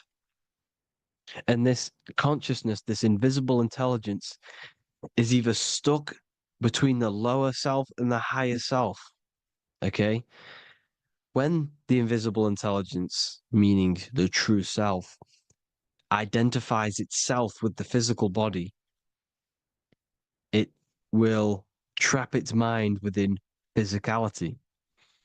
This consciousness that we have is either operating in the lower self or the higher self. It's either feeding the material body or it's feeding the spirit. Okay? But because we are physical and spiritual, we need to be even. We don't want to be meditating all day long because we do have a physical body as well whilst we are here. We are playing a game in physical matter. Okay? Now, the reason that you incarnated here is to learn a lesson because the mind can manifest anything it wants within the astral planes, within the world of imagination. It can manifest anything it likes, but it incarnates into matter, into this game, so we can understand labor, because anything in matter, you have to labor to manifest. But in the astral, you can manifest at the click of a finger. You come here to learn the knowledge of good and evil. And your consciousness, I came out a bit off topic there, but your consciousness is experiencing the lower or higher self. The lower self is manifested in the lower parts of the body. Sex, food, and power, the lower three energy centers. These centers are like mini brains. You are literally thinking with these centers. And when your mind is stuck within these lower centers, you'll think, have you ever heard the term of thinking with your penis or thinking with your, you know what, as a man? even females maybe, but mainly this is a boy saying you're thinking with your penis. This is a truth, it's truth in plain sight. You think with these energy centers. When you're living off the lower three centers, all you care about is sex, food, and power. Eating, sleeping, and greed. Power's kind of like greed. Now, when we move up to the higher parts of the body, when we live our life within the higher parts of the body, this is considered heaven, love, expression, intuition, and wisdom. This is what we need to be aiming to do, moving out of the lower half of the body and living our life within the higher self, the higher parts of the body, thinking with the higher energy centers, thinking with love, expression, intuition, and wisdom, spreading love, expression, intuition, and wisdom to others. Heaven is even. This is why Jesus is pointing at the heart chakra, always pointing at the heart. Earth rearranged his heart because in earth you're manifested as a physical being. You're in the heart, good and bad. You need to be balanced between the good and bad. Because love can be a demon too. That's a whole nother video, but love can be a demon. Now, the seven chakras are known as the seven seals in the Bible. When the Lamb opened the seventh seal, there was silence in the heaven for about half an hour. This is a verse from the Bible. The Lamb is Aries, which is the higher brain, the cerebrum, the cerebram, Aries. Because when the Ram opens the seven seals, you enter the kingdom of heaven. Because these chakras seal your invisible intelligence. They seal your true self. You are behind these seven seals, your true invisible self, your true consciousness. Because behind these seven seals, you do not think about anything materialistic. Your intelligence is not material. It's not physical. It's not from the physical world. It does not desire the physical world. The body is the beast. The body's the animal, the lower self, which can corrupt our intelligence. It can corrupt the intelligence. Okay? Now, we need to balance these chakras so that we gain a deeper connection between this intelligence and the brain. Because when there's a strong connection between the brain and the intelligence, your body and the intelligence, you have a strong connection. Therefore, you can manifest what the intelligence is saying at all times. Meaning, when, for example, your higher self, this is intelligence, the higher intelligence is always speaking to you. It's always guiding you. It's always telling you the right thing to do. You can feel it when you're doing something wrong. You can feel that you're doing something wrong because this higher self, this intelligence knows what it needs to do here. And when there's no connection between the body and our intelligence, our true self, when we strip away, when you close your eyes for long periods of time, you will figure out you are this invisible, infinite, creative being. There's no words that I can't describe what it is, but it's the voice inside of your head that you can feel when you close your eyes. You are this being inside of the heaven, because this is heaven, this intelligence. And when there's a strong connection between the body, you can manifest everything it's saying. When everything is balanced, when you're no longer thinking with the lower centers, when they're all balanced, you're not thinking in particular with every center, you balance them all, you can manifest everything it says. Your body will act out what the intelligence is always saying. This is God in the brain, the intelligence, trying to touch Adam, representing the lower self. This is why they're not touching. Notice how Adam is resting, but the intelligence is always reaching out, stretching, symbolizing metaphorically saying It's guiding. I'm always reaching out. The intelligence, your intelligence is always guiding you. It's always reaching out to you. But Adam is ignorant of it. The lower self is ignorant of it. And that's why he's so relaxed and God is so stretching out. Because at our highest self, that when you think of when you want to better your life, that highest true version of yourself is God. When you're manifesting this, your highest self, this is God. Your truest form, your most perfect form, that is God. Your highest version of yourself, that is God. Emotions. Emotions are not what you've been taught. Emotions are not something that should be reactive, okay? You should not let the emotion be you, except that you should experience them instead of letting them become you. You need to understand there's a separation in our consciousness. You have the soul, which is the person who is observing your thoughts.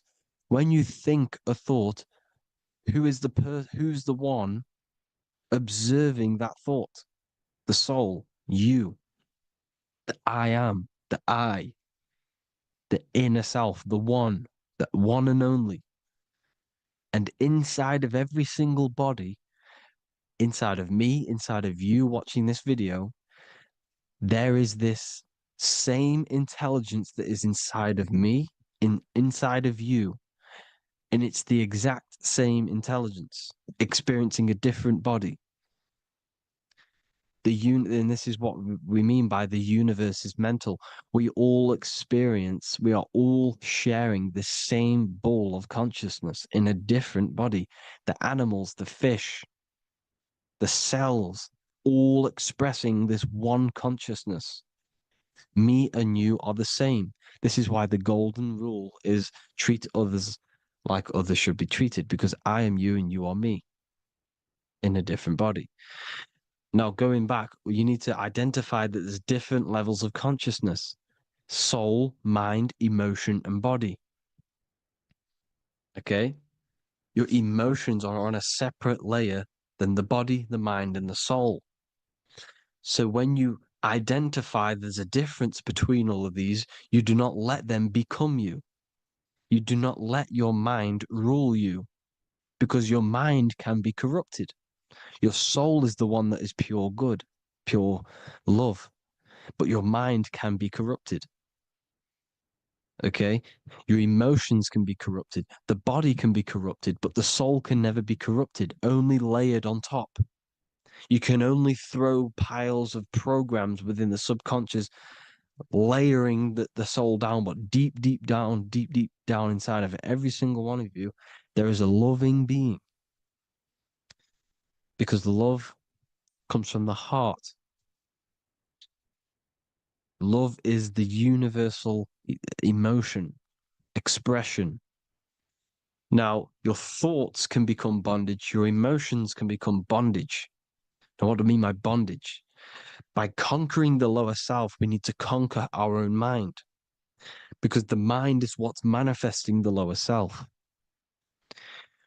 When you're thinking with the lower half of the body, when you're becoming your emotions, you need to experience the emotion, not become the emotion. Do not let the emotion become you.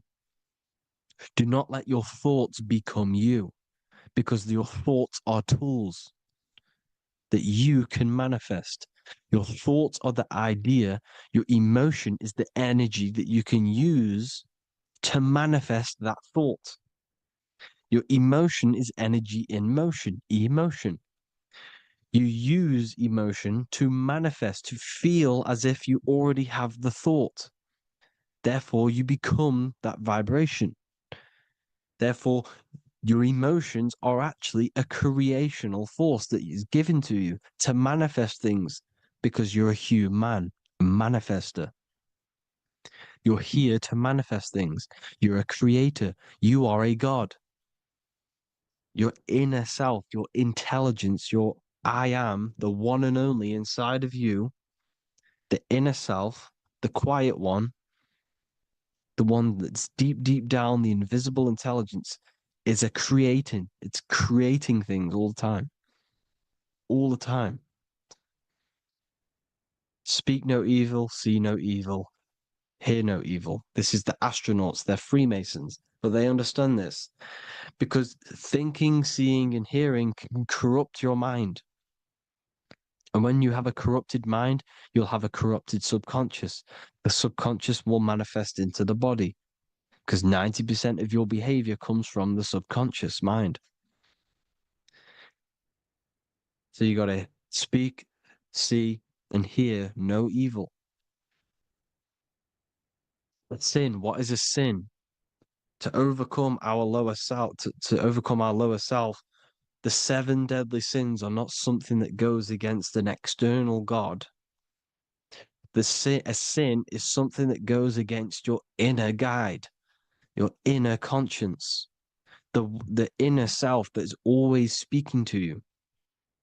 It's always telling you the right thing to do. A sin is something that goes against this inner guide. And this is why you can feel something where you can feel you're doing something wrong because the inner guide is speaking constantly. And when you commit these 7 deadly sins, which are 7 internal states which keep your invisible intelligence bound to your physical body. Because evil, right? Evil love bondage. This is why they stay in this realm and they control this realm because they love the bondage of the body. They like matter. They want to stay in matter for eternal life. They don't want to ascend back into the heavenly realms where you do not have a physical body. You can explore the universe within the astral planes. They stay bounded to the body, bounded to the 3D construct of the physical world. They have greed, lust, envy, gluttony, wrath, sloth, pride. They want all of this. And if you want that, that's okay. But deep, deep down, you don't want that because your soul is always telling you the right thing to do. Your soul knows what to do to get out of here. It needs to detach from the external world. Detach from all of these 7 internal states which bound you to your lower self, your lower centers. That's what a sin is. You know, you have a left and right brain. The left brain is always analytic. The right brain is metaphorical. So the right brain is producing a holistic view of reality. Now, what do I mean? And not view, perception. When you see, because your eyes are parts of the brain, so when you look at something and you look, that image is produced in the back of the brain in the visual cortex. And then the right brain produces a perception, a holistic, it breaks down what you're seeing into a holistic image, a holistic perception. So, for example, if you're in a woods, the right brain sees the whole woods as one big woods. The left brain is breaking that perception down into individual trees, branches, and leaves. So the left brain's to do with duality, the right brain's to do with wholeness, unified. The left brain's dualistic, analytic. This is necessary so that we can pick things up and manipulate them and break things down. We need the left brain. We need the right brain. I'm not saying any of them's bad, but the left brain, sinister in Latin, means left. Because when you're left-brained, you see everything in dualistic. You see everything is dual, when everything's actually one. We need to be focusing and strengthening our right hemisphere. I'm not saying sit in the right hemisphere all the time, but we need to be strengthening our right hemisphere. And this is why left is sin and right is right. Because when you focus on the right hemisphere, you see the holistic perception of creation. The right hemisphere sees humanity as one unified consciousness. The left hemisphere sees everyone as individual persons and egos. Because the left hemisphere is dualistic. And this is why the Bible says, cast the net onto the right side of the ship and ye shall find. John 21:6. What does that mean? Cast your energy, cast your perception into the right hemisphere of the brain, and ye shall find unified consciousness. You shall find your higher self, the one and only. If then you have been raised with Christ, seek the things that are above, where Christ is seated at the right hand of God. Wow. Powerful. What does this mean? Seek the things that are above, where the Christ is seated at the right hand of God. God is your consciousness, your invisible intelligence between the two hemispheres. The right hand of God is the right hemisphere. Seek the things that are above the heart. Love, intuition, expression, and wisdom. Seek the things that are above the heart, the higher self, the higher part of the body. Because when you seek the things of love, expression, intuition, and wisdom, you create a strong aura. You attract the same frequency. And this frequency is heaven, God. This is the Sumerian. This is the Sumerian artwork showing the lamb. This is a step symbolizing stepping upwards, raising up. He's stepping over the lamb up to the bird. His hand is going to the bird. The lamb symbolizes the lower self. Okay? The bird with the wings is in the sky. It represents the higher self. This is why angels always have wings, because it represents the higher self in the sky. The lamb is a ground animal, symbolizing the lower self. He's stepping over the lamb to the bird, his higher self, his invisible intelligence. Horus and Set, Jesus and Satan. Look, Horus has an evil brother, Set, just like Jesus and Satan. Horus is a bird, higher self. Set is a ground animal, lower self, which is the devil and the angel on your shoulder. You see?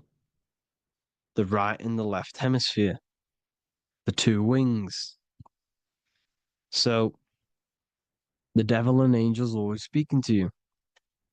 The higher and the lower self. It's the battle between the higher and the lower self, between the invisible intelligence and the physical body, because the body's the one that wants the sugar, it wants the pleasure, it wants the sex, it wants the porn, it wants all of the materialistic things, it wants the seven deadly things. Okay, it wants this. There's a battle between the higher and the lower self, your intelligence and the body. This is why you need to become balanced, so that there's a deep connection between the body and the invisible intelligence that I am. You need to master your mind with discipline, and you gain a connection between the brain, the body, and the intelligence. Resurrection, transmuting sexual energy. Okay, this is important. Res is Resh, which is Hebrew. The early Hebrew Resh symbol is the head. This is the head. Resh, erection. Erection is a sexual stimulation. Resurrection is rise erection. You got to raise your sexual energy up the base from the spine to the head. This is the Christ, the Christos. Because there's a psychophysical germ, psychophysical oil produced in the brain every month. Go and watch my other video on raising the chrism. Okay? And every month there's this fluid produced in the brain, which takes 2 trips, because one's produced by the pituitary, one's produced by the pineal, magnetic female, magnetic and electric charge. And it takes 2 trips down the spine to the solar plexus, the bread of life in the Bible, or Bethlehem in the Bible, because the River Jordan's your spine. Goes down to Bethlehem. It gets born in Bethlehem, just like Jesus. because when this oil travels to the solar plexus, it creates the seed, the seed of life, and it feeds the body, all the central nervous system, all the cells. It regulates the blood, does all sorts of good things for the body, this oil. Now, when you save your sexual energy and you raise your resurrection, you awake the Christ, you raise it from the solar plexus or the sacrum bone up to the brain, you activate 100% of the brain, and this is the true resurrection of Christ. Instead of wasting the energy and giving away your sexual fluids, because behind the fluids is the energy. So when you release that fluid, the energy is out there. You've released the energy. Your sexual energy is the most potent emotional force a human could possibly feel. Same with any animal or anything. The sexual urge, the sexual emotion is the most powerful, potent emotion that you can feel. It takes over the whole body. When you feel sexually aroused, it takes over everything because it's so potent. And when you fight the serpent, when you fight the sexual energy, which is shown here in the Egyptians, the cat cutting off the head of the serpent, or Hercules fighting the serpent, or in the Greek mythology fighting the seven-headed dragon, the seven chakras. The serpent is your sexual energy because it symbolizes your kundalini. When you fight it and you transmute this energy, instead of releasing it, instead of acting sexually on it, you can transmute the energy, transfer it from the solar plexus up to the brain. You can also you can do this with other tasks. Instead of releasing it, instead of raising it from the solar plexus to the brain, you can use it for other things. So, for example, you want to think critically. You can use it for critical thinking. You can use it for going to do exercise. You can transmute sexual energy into anything. But you can do this, you can raise the sexual energy, and you can use this energy to push the cerebrospinal fluid from the solar plexus up through the spine, up the 33 vertebrae to the brain, and it'll activate 100% of the brain. And this is the resurrection of Christ. Jesus was never dead. Jesus was never rose from the dead. It symbolizes the Christ, Jesus Christ. Christ is Christos, which means oil in Greek. The resurrection of the Christ, the Christos, the oil. When it activates 100% of the brain when it's raised, and it can regulate all the systems, it can regulate all the blood, it can regenerate the body. And this is the true Antichrist. They don't want us doing this process. The Antichrist is not against Jesus, it's against the fluid in our body that makes us live hundreds and hundreds of years and makes us live as gods. This is the true resurrection. And when you fight the serpent, you fight your sexual urges, your sexual emotion, the most strong emotion that you could ever feel. You can do this process. And this is the true secret of transmuting sexual energy. Because when you transmute the sexual energy, you can become a god. And this is why Hercules is fighting the serpent. Notice how the serpent is low. He's reaching down to it. It represents the lower self. Because the lower self wants the lust. It desires sex. The body desires sex. There's a fight between the higher and the lower self. But when there's balance, there's even. Heaven is even. When there's evenness between these, this is the kingdom of heaven.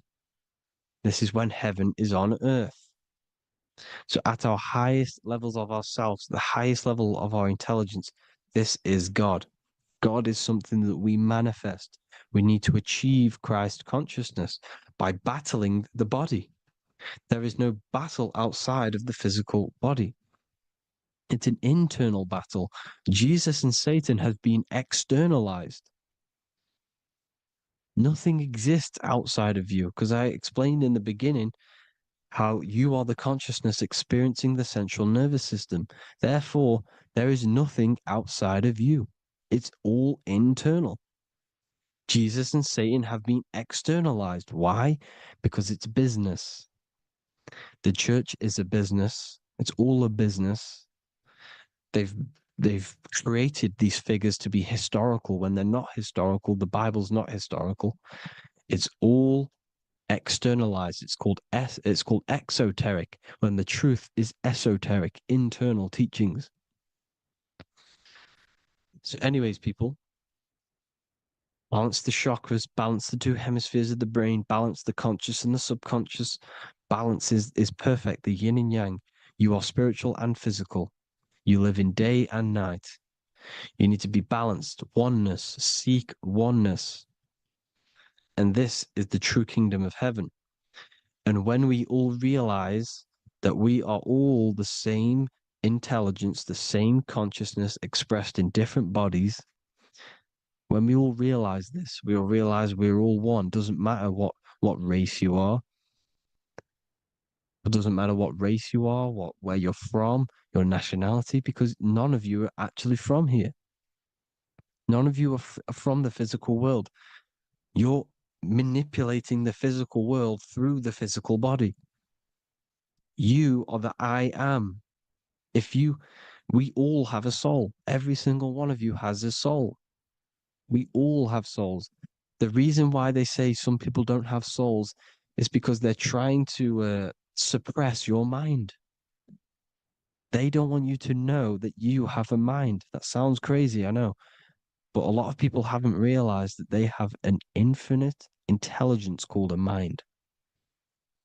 And behind that mind, if you can observe your thoughts, the person who is observing the thoughts, you have a soul. Everyone has a soul. Don't listen to all these people saying some people don't have a soul, some people do. We all have a soul. Every single one of us. So anyway, you need to break the lower nature of yourself. At our highest levels, we are gods. Our intelligence, our universal intelligence, the I am, the intelligence that's inside of the brain, is God. Our minds are being corrupted within believing that you are the body, and the result of this is a society like today, because everyone thinks they're the body, and everyone's living in the lower nature of self, where everyone only cares about themselves. But when we realize we're all one big consciousness ball, we're all the same consciousness expressed in different bodies, there will be peace. So thank you all, people. If you do want to learn more, if you do want to read my book, it's called The Book of Wisdom. I'll put it in the description. It's an amazing book, people. It's going to give you the best understanding possible about creation, yourself, and the world. It's amazing. The Bible, everything. I have just launched a new cymatic library. A friend of mine has just added this to the website. He creates beats, and he creates the purest beats. So they are actually the frequency that it tells you. Most of the stuff on YouTube and Spotify and Apple Music it says it's a certain frequency, but we know these major platforms are all playing with the frequencies of the app. So if you want a real binaural beats, solfeggio scale frequencies to meditate on or listen to throughout the day, join the Occult Library. You can get a 2-day free trial. I'll put the link in the description. Thank you all, people. Hope you all enjoyed this video. God bless you all.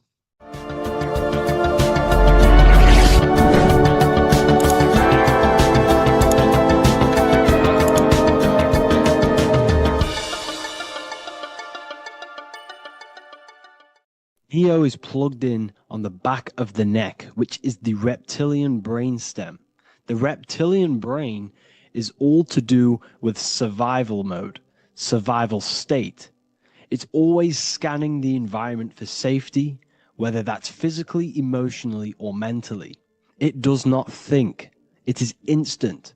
For example, do I smack the guy or run off?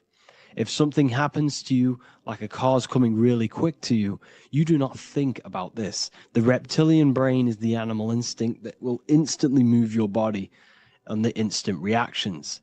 Hence why it's the closest brain to the rest of the body. It has instant access to the electrical nervous system to control the body at instant reactions. Now, Neo is plugged in on the back of the neck, which is the reptilian brain. Therefore, the matrix is the body itself. It is the lowest state of consciousness. This is what it represents. The word matrix means womb. It translates to womb because your body is a womb. Your body is a vessel for universal consciousness, for God consciousness. And the body is also a womb where you can be born again outside of this body by raising your consciousness, by awakening the neocortex. This is why Neo is called Neo, because it represents the neocortex. This is the higher aspect of our brain. This is all to do with new things, higher reasoning, higher thinking, new learning. You see, the brain is a receiver for universal consciousness. Now, what do I mean? It is a radio receiver. Think of it like this. You have a radio tower which emits frequencies, and each little frequency, 00.1, 00.2, 00.3, each 00 point is a different person. We are all the same universal consciousness encapsulated inside of a different vessel. This is why our body is the temple of God inside of the Bible. Your body is a sacred temple of the divine essence of the universe. However, consciousness is controlling this physical body. And I'll show you this diagram here. Consciousness consists of imagination, emotions, thought, and memory. All of these things are not physical. They're not made out of atoms. You cannot think with atoms. If I split open your brain while you are thinking of a cheesecake, I would not see a cheesecake. It's because these things exist metaphysically within consciousness. They are not physical. The body is physical. It's part of matter. It's part of time. You see the Leonardo da Vinci, the circle and the square. The square represents limitation, beginning and end, because when you draw a square, there is a beginning and end. It represents the body, the mortal self, the ego, the echo. Then you have the spirit raised above, which represents spirit over matter, mind over matter. Invisible forces create physical forces. Everything physical exists in non-physical. This is also the Freemasonic square and compass, why the square is below the compass, because the compass creates the circle, which is spirit or mind. Then you have the square, which is matter. Mind and matter are the same substance. Mind creates matter through thought. Everything in this physical universe manifested through thought. Everything began as thought. So you are spirit and matter. You have a material body and a spiritual body.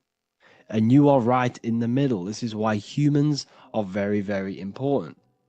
Because we have an animal nature, the reptilian brain, and a higher consciousness, the neocortex.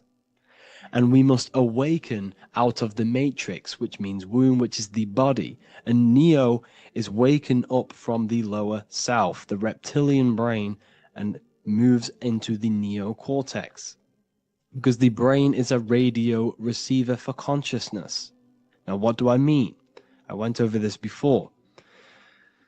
Your consciousness is controlling the brain. The brain is a computer. And when our consciousness, our imagination, our emotion, our thoughts, and our memories are all contributing towards just survival things, food, safety, fear, all of these things, and our consciousness is locked into a survival state, we are using the reptilian brain. We're no longer thinking. You don't think with the brain, but the consciousness is thinking, which activates the different parts of the brain. When we think For higher reasoning, we use the neocortex. It stimulates the neocortex. When we think about survival, we're using the reptilian brain. So therefore, when Neo wakes up, he wakes up to the higher aspects of consciousness, which is only utilized by the neocortex, by learning new things, and expansion of the mind and expansions of consciousness. Okay? So the whole matrix is to keep you designed. Well, the whole matrix is designed to keep you in a survival state, in the three-dimensional awareness. They want you constantly scanning for safety, scanning for food, scanning for emotional safety in relationships in other people. You see, they do not want you to think. They want you stuck in that reptile, that animal state, that beastly state that most people are in. Most people, all they do is eat, listen to music, consume, have sex, lust, desire. This is all the reptilian brain.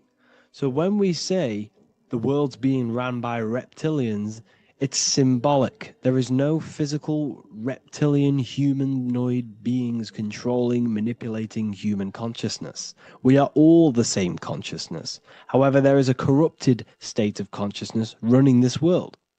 And this consciousness worships the physical plane, and they control the physical plane. So by doing that, they keep you stuck in a reptilian way of thinking, the animal state, to keep you stuck in the lowest state of consciousness. Now, this is the god Osiris, which represents the reptilian brain. None of the Egyptian gods ever existed. They are all symbolic for the brain and anatomy of the human body. Osiris represents the reptilian brain. As you can see, this anatomy compare to the brain stem and Osiris statue found in Egypt. And we also see an ancient artwork of Osiris with green skin and two reptile crocodile alligators next to him, which also symbolizes the reptilian survival state of human consciousness and the activation of the reptilian brain. This is what it symbolizes. Now, this is what the Matrix is all talking about. It's talking about the awakening, the expansion of consciousness.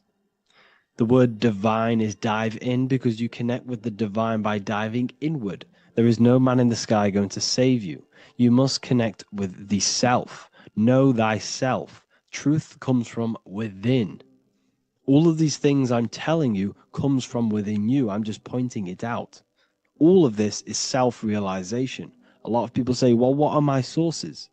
My sources is knowing thyself, observing thyself, using the neocortex of critically thinking, sitting down and thinking about yourself and having deep realization of yourself. You can realize that your thoughts are not of this physical world. It's quite simple. The brain does not think. The brain does not imagine. The brain does not hold memory. All of these things exist in consciousness, the one consciousness, but we are all fractal, infinite parts of. This is the eye on the triangle, consciousness being given down to the rest. This is separate. Consciousness is separate from the rest of the pyramid. The pyramid is your body. Neo is the one consciousness. This is the Egyptians symbolizing the one consciousness giving Ankh, which is life, to all the different life forms. However, you can see that the central sphere is giving a big Ankh to the humans, because humans, like I said, possess the advanced consciousness, an advanced brain that allows us to turn above our reptilian animal self. For example, we can go against our reptilian lower animal nature and turn to our godly nature. Animals cannot do that. They are stuck in instinct. They are stuck in a reptilian animal way of thinking and operating. Everything they create is to survive. We can turn against our lower nature and create for amazing things like buildings, architecture, technology. We can use our creative consciousness for anything we wish. not just survival needs. And it's the same with your spiritual journey. You can raise your consciousness beyond this animal state that they try to keep you in through fear, consumption, food, and the reptilian brain. We must awaken, start to think critically,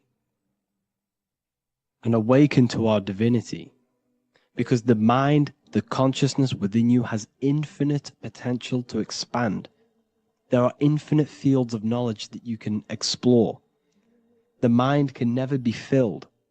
It can never ever be full of knowledge. It always expands, and that's why you are alive. That's why you are part of this universe. That's why the science always says the universe is always expanding, because the universe exists in your mind, and the mind is always expanding into new fields of thought, new fields of knowledge and information. And that is your whole sole purpose of expansion of mind and expansion of consciousness and the exploration of the mind of God.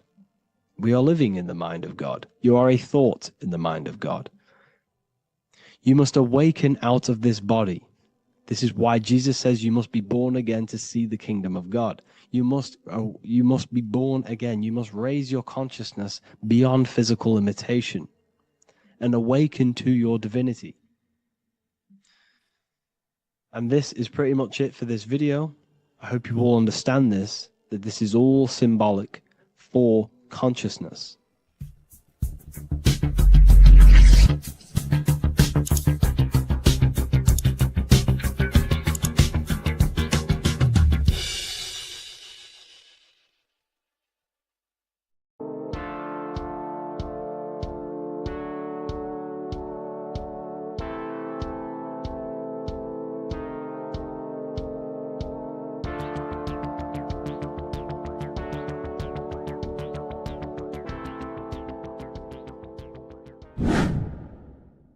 Welcome back, people, to another occult lecture by Revival of Wisdom. Today we're going to be talking about magic and how it's being used on us for the New World Order. Magic has the word mag within it, which is magnetism. Magnetism is the force. Magic is influencing forces, natural or supernatural forces, and using it for a certain agenda to gain something out of it. Now, magic is not what everyone's being thought. It's not some sort of fantasy thing. It's actually very common, and we all do it, whether you believe it or not. Magic is all to do with the mind. As I said, always say in my lectures, your mind is what creates matter. Your mind is what creates your external world. So it's all about manipulating and planting seeds within the mind, because your mind is a garden, and thoughts and words are seeds which are being planted in that garden. Your life, your physical life, the people you have in your life, your friends, your car you own, the job you have, is all a reflection of the thoughts that you've been thinking in the past. You are where you are in life because of the thoughts that you've been thinking. Therefore, your life is a direct reflection and manifestation of your mind, the Garden of Eden. Okay? The mind is what they are targeting. What you see, say, and hear has a direct effect on your mind. Me talking to you is influencing you. The words I'm saying is planting seeds within your mind. Now it's up to you to consciously act on these thoughts or these words, or to maintain these words. As above, so below. As within, so without. What's inside of me is outside of me. What comes into the storehouse comes out of the storehouse. You have the left, you have the right, you have the up, and you have the down. As above, so below. Whatever is in your mind will be expressed in some sort of way, consciously or subconsciously, spiritually or physically. The mind is what manifests everything. And this is what we need to understand. We need to understand is that the mind is not physical. All things spiritual manifest physical. All things seen come from the unseen. The words you're thinking, that everything you have is coming from the unseen. The actions that you do come from the unseen mind. Another expression for as above, so below is you are the universe itself. You are a universe, a mini universe. But just because you are mini does not mean you are the whole thing. If I take a little piece of infinite, let's say there's an infinite light source. Let's say I take a little chunk of that infinite light source.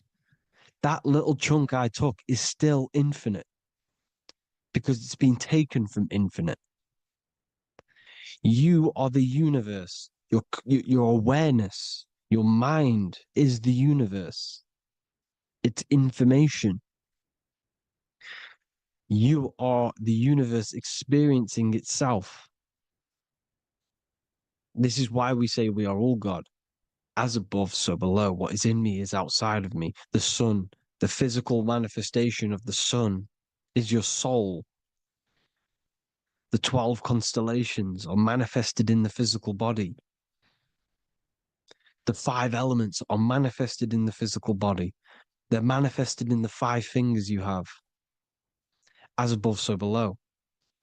This is manifested, well, this is a symbolized in Freemasonry and secret societies as the 2 pillars. The mirroring reflection, the reflection of reality, the mirror, as above, so below. What happens in the mind, what happens in the astral, happens in the physical. This is Aleister Crowley. This is all symbolism. This is the 2 pillars with the all-seeing eye and the triangle at the top. Aleister Crowley was a master magician, very powerful dark magician, black magician. There's 2 types of magic. You have white and black, just like the checkered board, the Masonic checkered board. You have white and black. You have good and evil. White magic is influencing natural forces to gain something that will help the collective consciousness, help the collective, help the earth, help other people. Black magic is something you manipulate something so you can get something personal out of it. Doesn't matter if it's good or bad.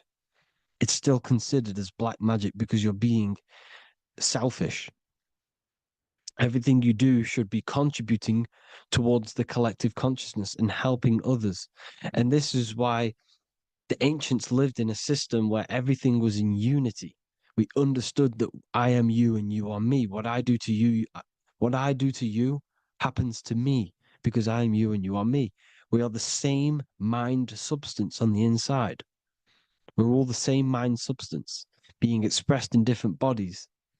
So what I do to your mind will have a ripple effect on my mind because all of our minds are connected within the mental plane. So this is why they know all this knowledge. They know all this knowledge. So yeah, this is the mirroring effect of reality, the 2 pillars, or symbolizes the number 11. The number 11. We'll go deeper into that. The technology we're using is magic. It's a form of magic. Television is tell a vision. They're telling a vision into your subconscious mind, into your memory. And when you turn on the television, you get a program because they're telling a vision to create a program within your subconscious mind. You see, the conscious mind is only 10% of your mind, which is to do with your, what you're aware of, your 5 senses. What are you consciously aware of? Well, I'm aware I'm here, I'm talking. I'm aware of what I'm wearing, the 5 senses, what I can hear, taste, smell, hear. What I'm wearing, I'm aware of what I think of. But the subconscious mind is the 90% of your mind. It's the hidden part of the mind, which is telling your heart to beat, telling your body to breathe. It's storing all of your emotions. It's storing everything you see, storing all the belief systems that you have. It has everything. It stores all of the habits you have, the values. It stores everyone's name that you know. All the words that I'm speaking right now is all coming out of the subconscious. Everything is subconscious. And it literally manipulates 90% of your daily basis behavior. Most people don't know this. What you did yesterday is what you will do today because of these beliefs and mental programs within the subconscious, stored within the subconscious. So the subconscious is what they're aiming at. They're trying to create programs within the subconscious because the subconscious manifests 90% of your thought patterns, 90% of your actions and words. They know all this stuff. So the subconscious mind is the most powerful part of the mind. Another way the subconscious manifests and influences your life is, let's say you were in a car crash years and years ago, 10 years ago. Let's say you're in this car crash, right? And you really hurt yourself. The emotion you felt in that time when you were injured in that car crash had a great impression on your subconscious mind. You see, the stronger you feel something emotionally, the stronger impact it has on the subconscious. You can remember and recall that moment and very vividly because of the impact it had on the subconscious. Another, for example, you become that terrified of cars that it manifests into your life today that you are wary to go in certain cars. You don't want to go into cars at all, maybe, because of that moment that stood within the subconscious. And it will manifest into anxiety. It will manifest into not going into cars. It will manifest into depression, maybe. These things, these emotional, very emotional, traumatic events have a great impression on our subconscious and they control your life. This is why you need to meditate and let go deep within yourself and let go of these internal, deep emotions that you may have repressed and keep pressing down and ignoring. But you need to address it and let go of these subconscious impressions you have, which are controlling your life, like anxiety, depression. All of these things are stemming from things that are stored within your subconscious years and years ago, more than likely. Broadcasting. They're casting spells to a broad audience, to news, north, east, west, and south. They're casting spells. No, if you watch the news, everything's red. Breaking news in red writing or the red background. Everything's red. Why? Because red's the root chakra, which is all to do with survival.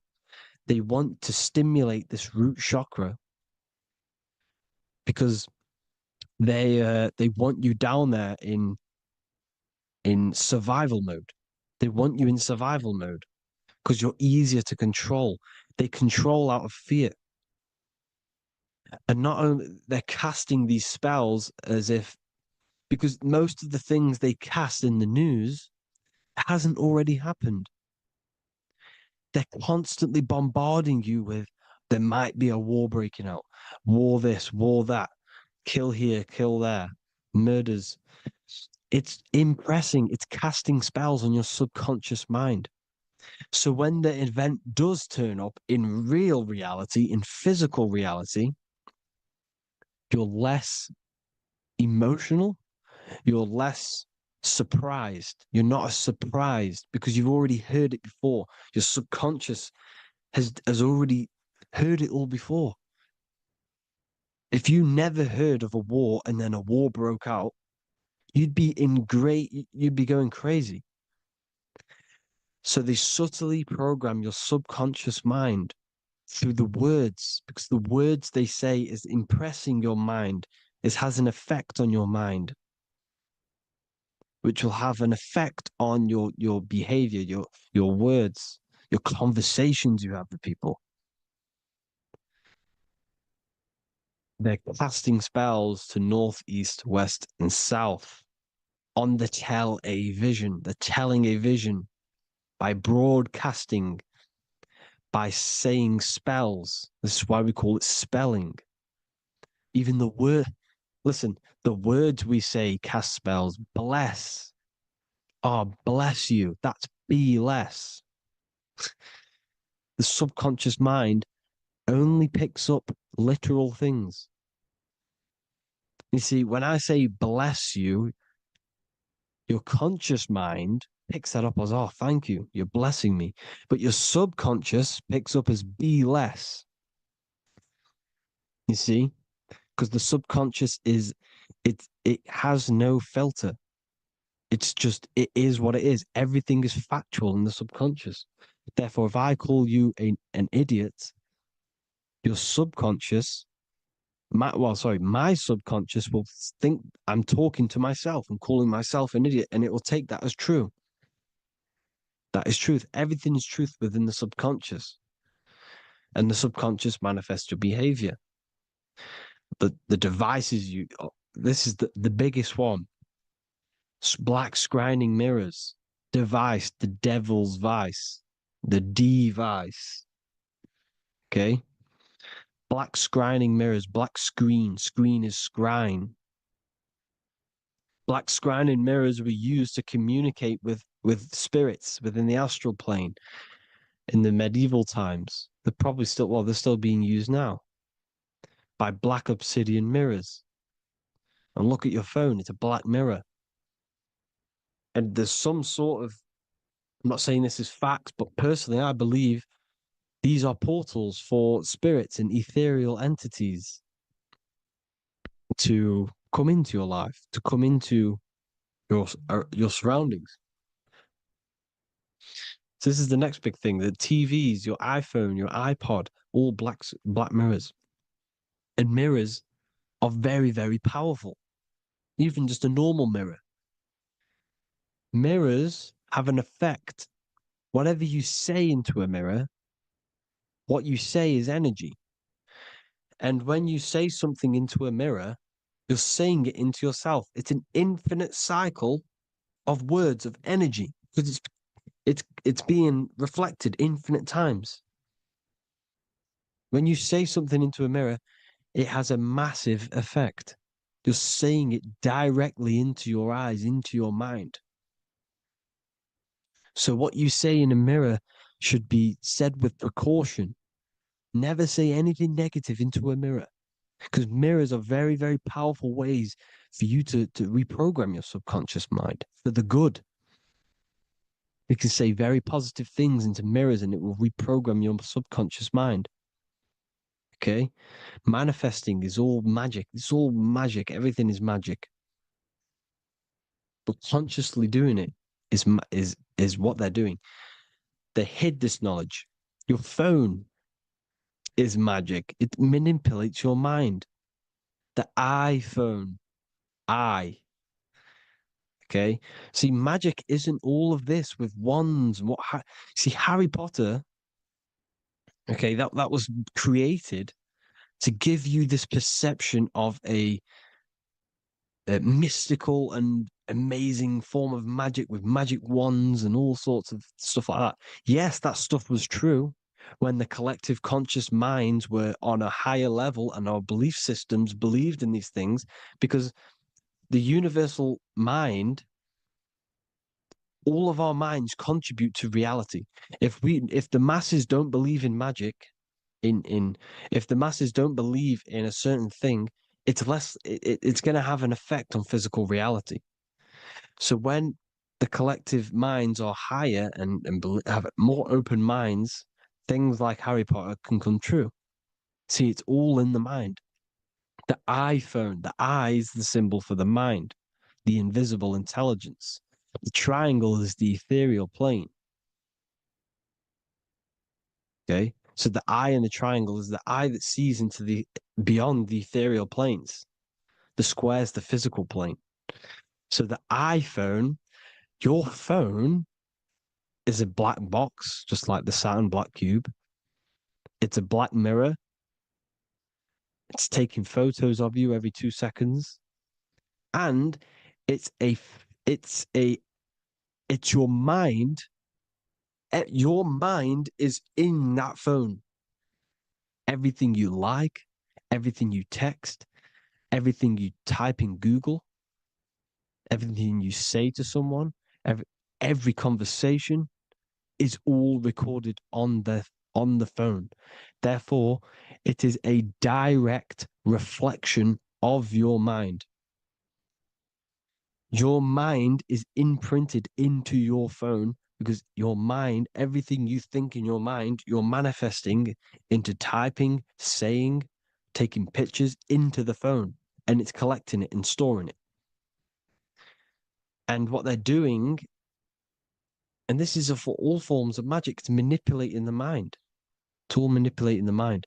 Reels, Instagram, TikTok, this is all dopamine. It's all controlling the mind. Every like you get, every follow you get, every share that you get is dopamine within your brain. They're they're literally targeting your brain and mind. It's all manipulating because what they're pushing through the phones, through the media, through the news, through the televisions is visions and programs. You are the one manifesting the New World Order. They're not manifesting the New World Order. They're giving you the information so you can manifest the New World Order. Everything they say is contributing to your mind. For example, digital money and all the information they put out for you to see is contributing to your enslavement. Your mind is manifesting the New World Order. They know this. They don't manifest it. There's billions of us. We could easily run over them physically, but on a mental level, these people have the knowledge and they hide it from us, and they let us manifest reality because we are the collective. They give us the information which manifests their agenda. It's all magic through the phones, the media, the television. So your phone is a manifestation of your mind. It's a record of your mind. Hollywood, holly tree, holy tree. They used to make wands out of holy trees, holy trees, because it was the most holiest wood, the best for casting and transmitting energy. So they used holly trees to cast spells. That's what Hollywood is. And in Hollywood, they have the red tear, the blood drop next to the Hollywood sign, because it's all satanic. They're all black magicians. They use Hollywood to cast the spells through the music, through the films.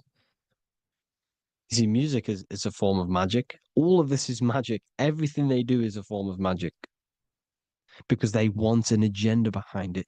But it's not black magic. They're letting us create our prison.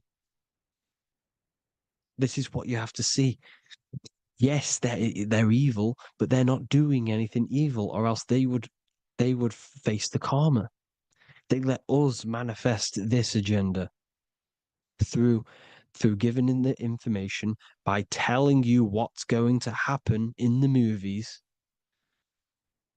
Everything that happens in a movie, it's all there on purpose to program your subconscious, to plant a seed within your garden, your subconscious, your mind.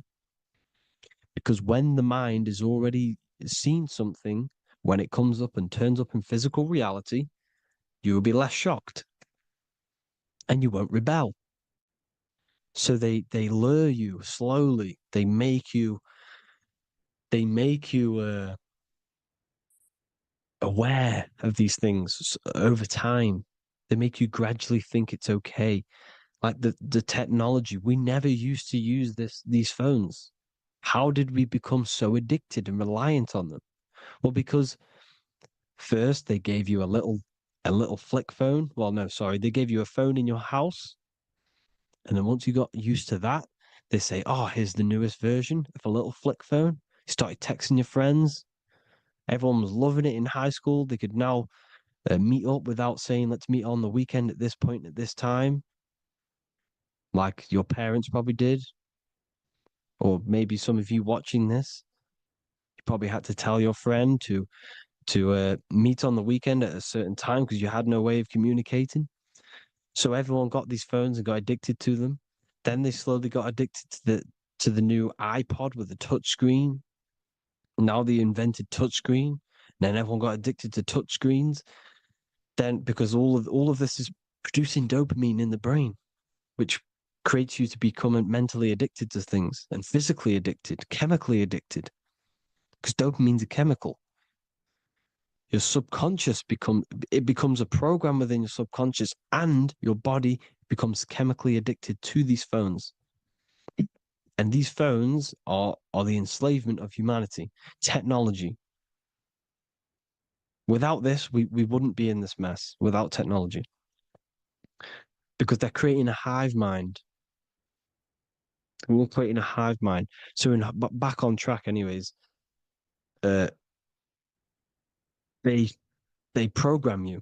Look at the films, 9/11, 9/11, all in produced by Hollywood. Here's the 11, like I said at the beginning, the two pillars which reflect reality. What happens in the mind happens in the physical. What happens in the astral happens in the physical.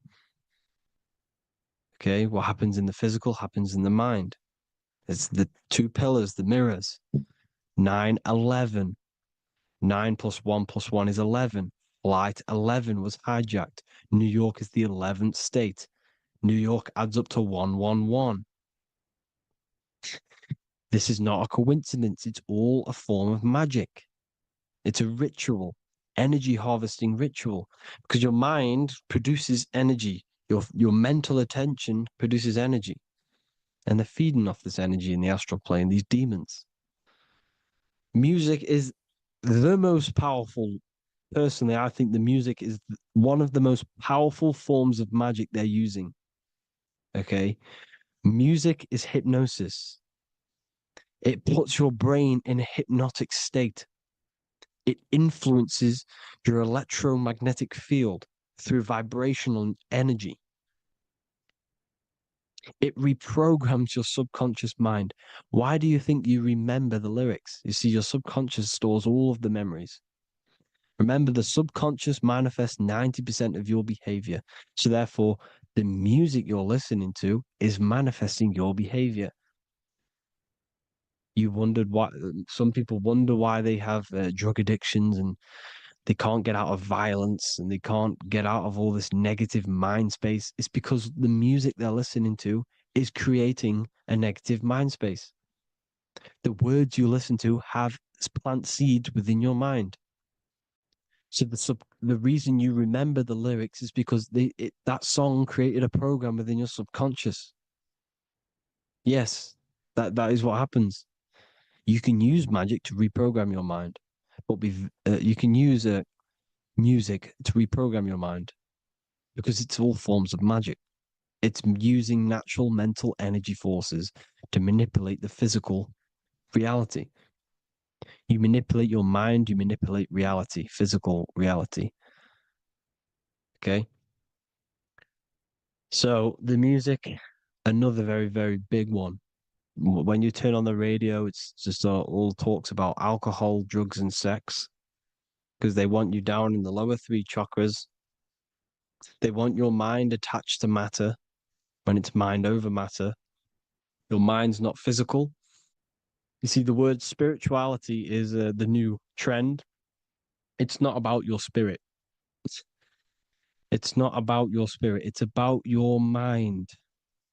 It's not about, you know, uh, spirituality and looking after your spirit. And they've got you focused on your spirit. Why? Because they hide your mind from you. You see, a lot of people think their mind is their brain, but the mind is everything. There is no physical reality without mind. You can have a brain Imagine if you had no mind but a brain. It wouldn't work. The mind is everything. The mind controls your avatar. It begins in the mind before it happens in the brain. Then the brain manifests through the body. The brain's just an electrical computer. So that, they've got people scared, or do I have a soul or not, and all this stuff.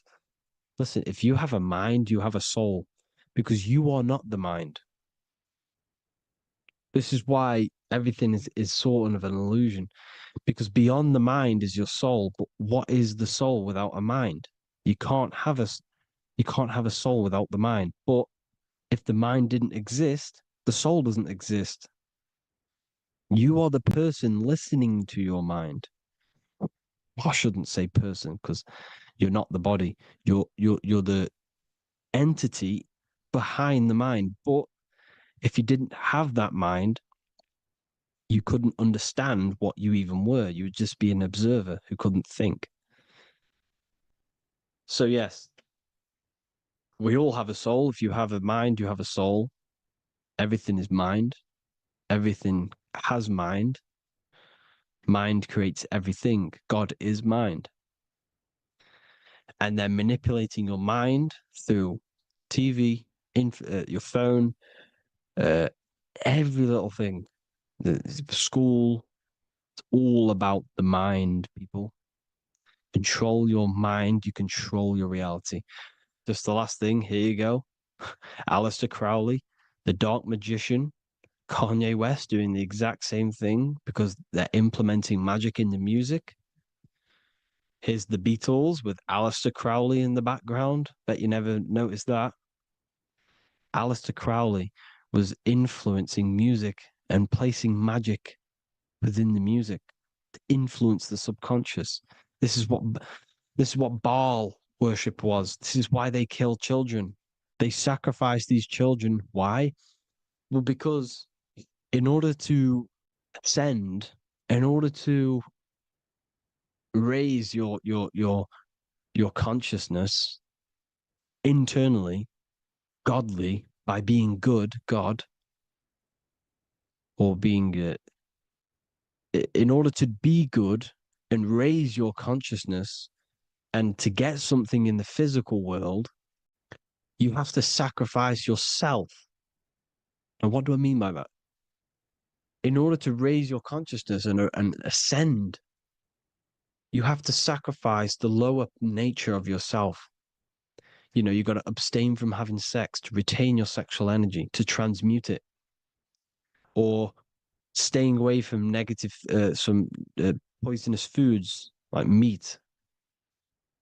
So, staying away from blood. We shouldn't be consuming other animals' blood. We should be keeping our blood pure. We are humans. We shouldn't consume chicken blood, chicken germs. We are the most divine creatures on this creation. We are the most intellectual creatures in this creation. Therefore, we should keep our temples pure. We are not animals. If you want to associate yourself with an animal and go out in the wild, go and find a wild boar and go and try rip its guts out with your bare teeth, because you can't do it. You're not a cat. You're not a carnivore. Okay? So in order to ascend, you have to kill and sacrifice your lower part of yourself to ascend up to your spirit self, your mind self, the highest version. And the elites don't want to do this. So they sacrifice other things like babies to kill them, to exchange their life over to the astral plane, so these demigods in the astral plane can give them something in return in physical. They don't want to sacrifice their lower self, so they sacrifice other things for exchange, for physical pleasure. But the godly person sacrifices their lower self for their higher self to do good and ascend. So this is what all the Baal worship is, people, and this is why they're doing it. Hope you all had an amazing lecture. If you haven't already, go and get the Book of Wisdom for more information. You know, I don't go into dark stuff in this book because all I do is enlighten people in this book. You can get it in Spanish, English, German, Italian, and French. Worldwide shipping, you can get the PDF or paperback. Or there is also a new one called the Human Health Guide 2.0. It gives you a list of all the foods, grains, oils, nuts, you know, everything that's alkaline and positive for the body and not man-made and hybrid. It tells you all the products to stay away from, how to fast, how to improve vision, how to improve everything, literally. So the Human Health Guide has been released. If you want that, I'll pull all the links in the bottom of the description. Hope you all enjoyed the lecture, people. God bless you all.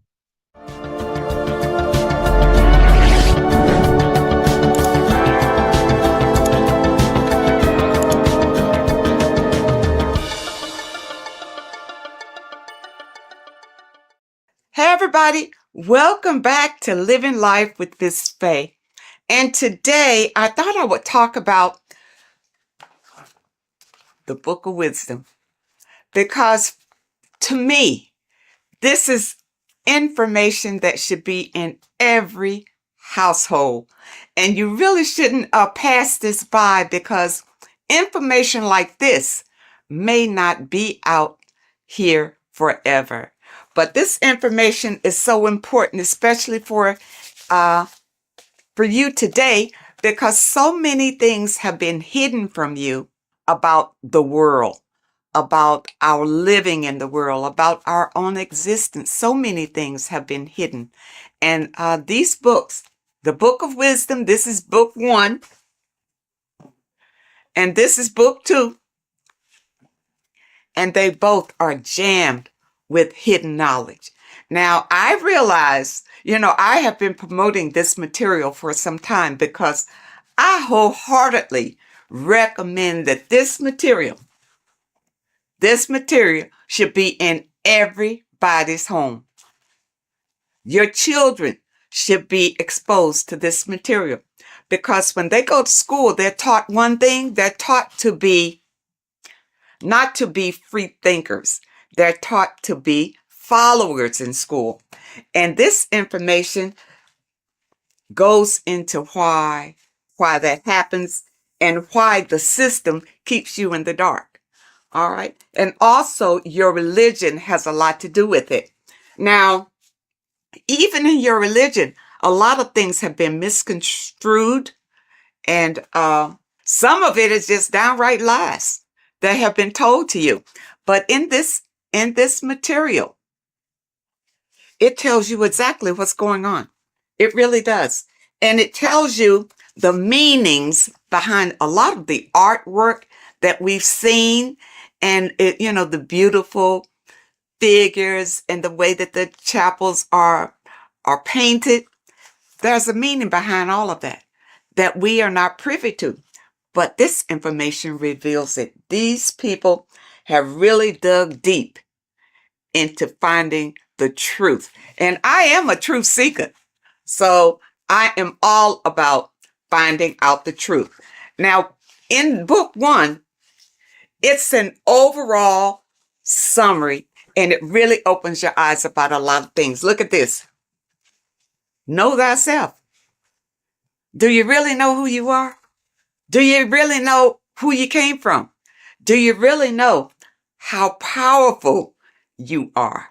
The powers that be don't want you to know that you have power. They want you to live your life in fear, number 1, because when you're fearful of everything, then it's easier to control you, easier to manipulate you. And people look at it. When you go to school, what are you taught in school? You're taught to follow instruction.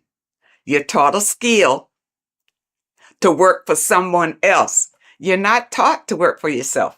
You're not taught to think for yourself. You're taught to obey orders. People, you're bigger than that. You're more intelligent than that. And this Book of Wisdom will help to open your eyes. You're not stuck in a life that you have no control over. In book 1, it talks about man is God made flesh, and it tells you why that is. We're all a part of the God source. That's how we were made, being a part of it. And a lot of us don't know that. We just think we're just out here flapping in the wind, and that's not true. It talks about the influence that the moon has over our lives. You know, in a full moon, you realize that there's a lot of activity that goes on during the full moon because it energizes people. You know, it energizes, and a lot of times there's a lot of crime that goes on because people are energized. They don't know what to do with that energy, but they're being affected by the moon. And it tells about Saturn and what Saturn has to do with your religion and what Saturn has to do with our existence. Okay? This book goes into all of it. And what it does, like I said, book 1 is more of an eye-opening summary of it all. And it says here, this discerning wisdom doesn't merely offer easily assimilated insights. It serves as a guide, illuminating the intricate threads weaving between our essence and the cosmic expanse. It provides an abundance of information to facilitate the evolution of your mind, your body, and your soul. This is genuine awakening. The author is Harry B. Joseph, and I know a lot of you, if you're on social media a lot or whatever, you've probably seen where he'll tell you some inserts from these books. And volume 2 is a more in-depth look at it. So if you want to go really deep, then you want volume 2. Now, one thing in volume 2 that I thought was interesting, of course, everything in here is eye-opening. But I wanted to bring this one to you because it's about the significance of sex. It says sex is a sacred ritual that transcends the physical realm and also takes place in the astral plane. So, you know that saying, as above, so below? Everything that happens here on this plane happens in the astral plane. So when you have sex with someone, you have bonded with them in the astral plane. And that's why you can't just walk away from a sexual experience and not have the energies from that person, because you have shared energies during this sexual ritual. And really, that's why it's better to wait until you are married to have sex and not have casual sex with all sorts of people. Because even here it says, casual sex, often driven by superficial desires such as greed, lust, and monetary attraction, tends to vibrate at a lower frequency on the astral plane. Now, what does that mean? If your casual sexual experiences are vibrating on a low vibrational astral plane, well, what's in a low vibrational astral plane? Demons, low entities that will attach to you, because that's where you are. They will attach to you and make your life miserable. You see, that's one way how we get these entities attached to us like parasites, because of casual sex. You got to be careful of that. And the only way that you can break the tie from a casual sex is through a spiritual awakening. See, when you have casual sex, these entities feed off of that energy. That's why they attach to you so easily. This is what you need to be aware of. And a lot of you don't understand why your lives are in the toilet. It's because of the things that you are doing and the people that you are interacting with. And if you had this material beforehand, then you would be aware and able to guard yourself from a lot of heartbreak and disappointments in your life. Because once these entities attach themselves to you, they're not bringing you any good. They're going to bring you harm, okay? And devastation. You don't want that. When sexual activity is engaged from a place of love, deep passion, and high vibrational energy, it fosters a protective and positive atmosphere. Protective and positive. When you engage in a sexual experience and you both love each other, it's genuine love. Okay? That's what you get. Not when somebody's fooling you and tricking you and making you think that it's love. And as soon as you've had sex with them, now they disappear. Now they have nothing to say to you. Now they'll tell you that they didn't want to get involved. They're not looking for a relationship, that sort of thing. Well, no, that's still low vibrational because you didn't wait until you got to know the person. Just had sex with them. Don't do it. And when you have a love-based connection, elevates the energy, creating a shield against negative influences and ensuring that the experience aligns with higher spiritual principles. Okay, and that's what you want to see. This book goes into everything, and it goes into the foods that you should be eating, the foods that you shouldn't be eating, and it goes in a lot of Masonic symbolism because the Masons have been ruling for a long, long time. And we're not aware of it. It just passes us by, because we are in survival mode. And the powers that be have put us in survival mode. We hardly have time to just enjoy our lives because we have to work for the elites.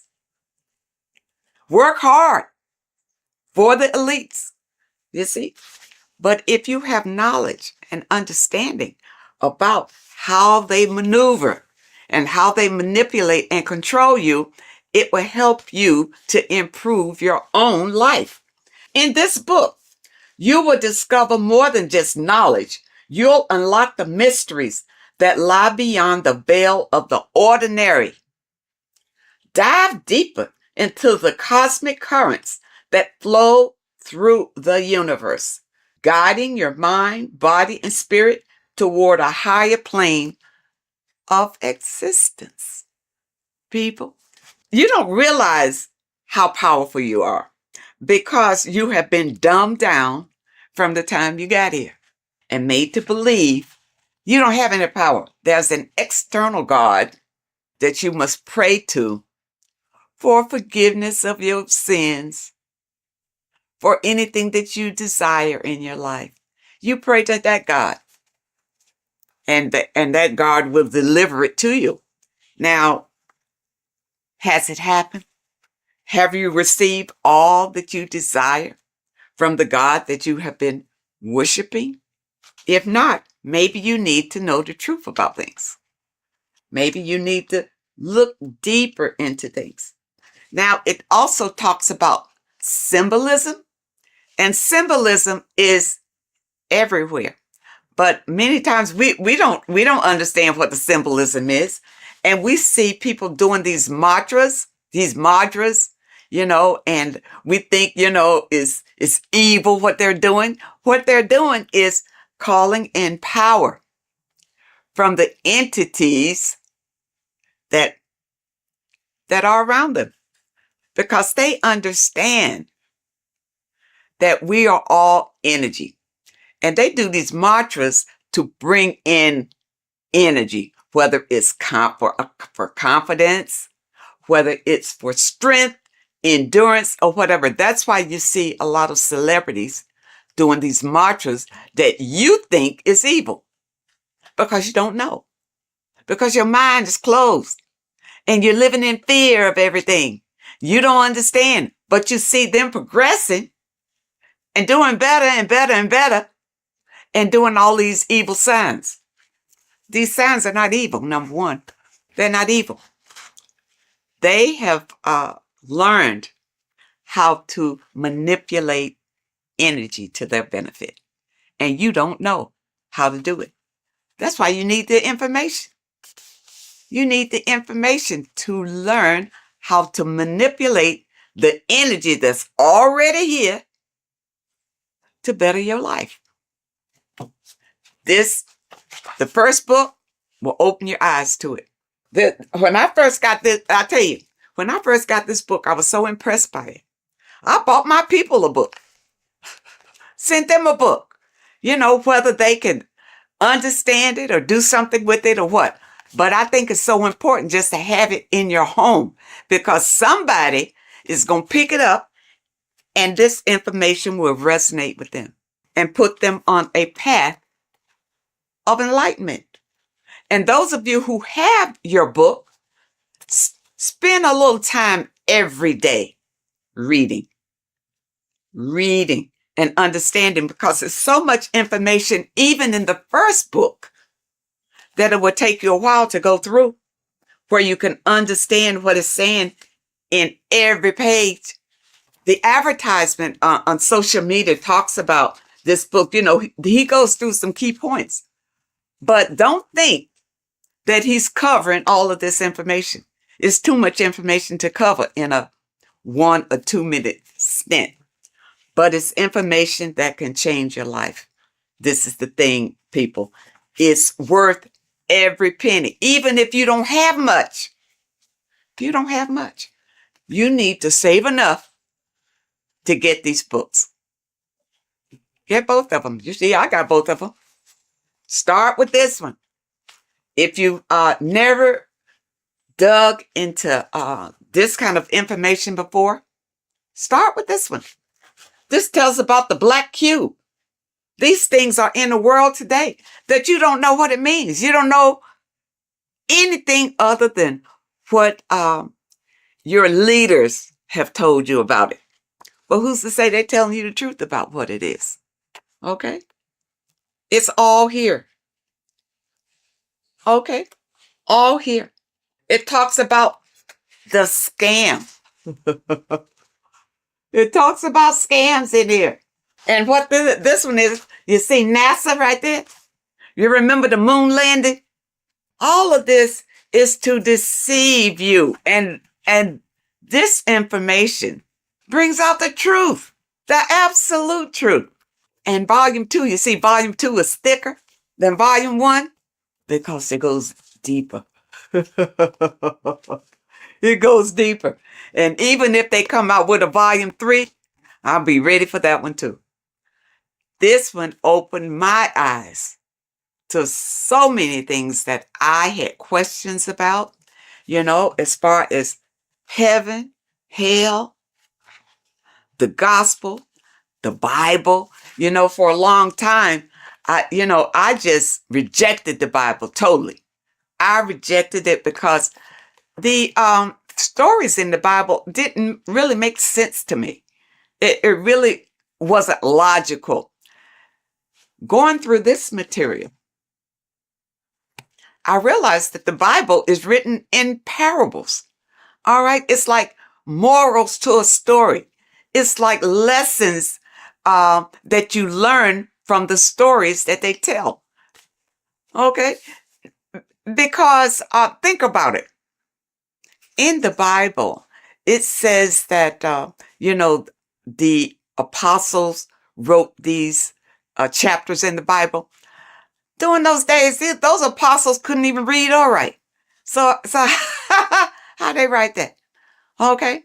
But from whichever documents that they pull certain information out and put the Bible together. All right. But the Bible, and I'm going to use this little slogan that I heard that I really like. The Bible is basic instructions before leaving Earth. It's not for you to take the stories literally. It's to take the meaning behind the story and apply it to your life. And because many of us have not read the Bible, and many of us have. The Bible is written in a way to it's hard really to understand. That's why you go to Bible study, so somebody can tell you the meaning of it or what. And most of the times when you go to Bible study, they don't know any more than you do. They haven't ventured out into research to know exactly what those scriptures mean. In this information, it goes through it.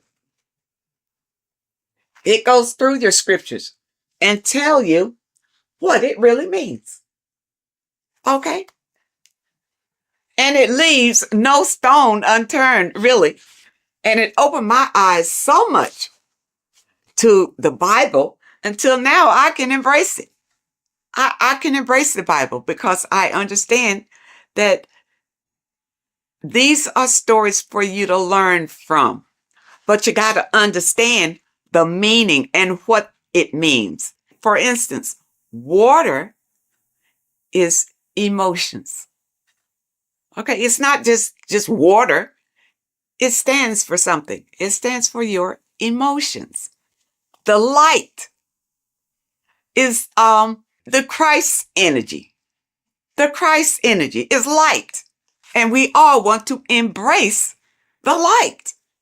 All right, so people who follow the Bible, understand the Bible, understand what the Bible really is.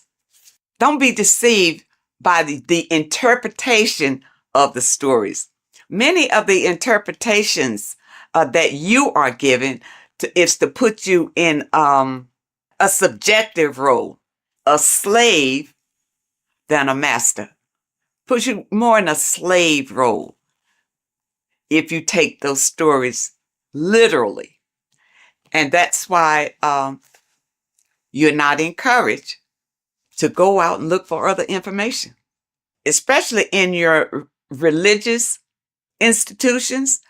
They don't encourage you to venture out for other information because they'll tell you the information. Just keep coming here. We'll tell you all you need to know. You see, but I understand about religion because I was raised Christian. And the thing about it, even when I broke away, it took some strength because your mind, you have a mindset about it. Being raised as an infant in the church, that's all you know. Every Sunday, you go to church. Yeah, you go to church. Your body is used to going to church. But then when you decide, well, no, it's not working for me. I'm not, my life is not changing. My life is the same. I just come here on Sunday, maybe to be entertained and maybe not, but it's really not worth it.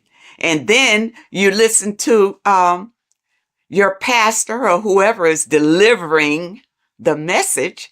And what he's doing is giving you the spiel that was given to him in theology school. That he's doing. He's giving you the interpretations that he was given. That's all he's got because he hadn't done any research on his own. He didn't know any different. You see?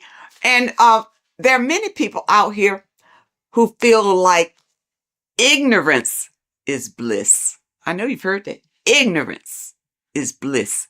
No, it's not. Especially in today's world with so many changes coming down the pike and fear is leading it. Fear is right in front, leading all these changes down the pike. And fear is leading it so that you won't buck against it. So that you will be so afraid, you'll just hold on tight and hope that you come out okay on the other end. But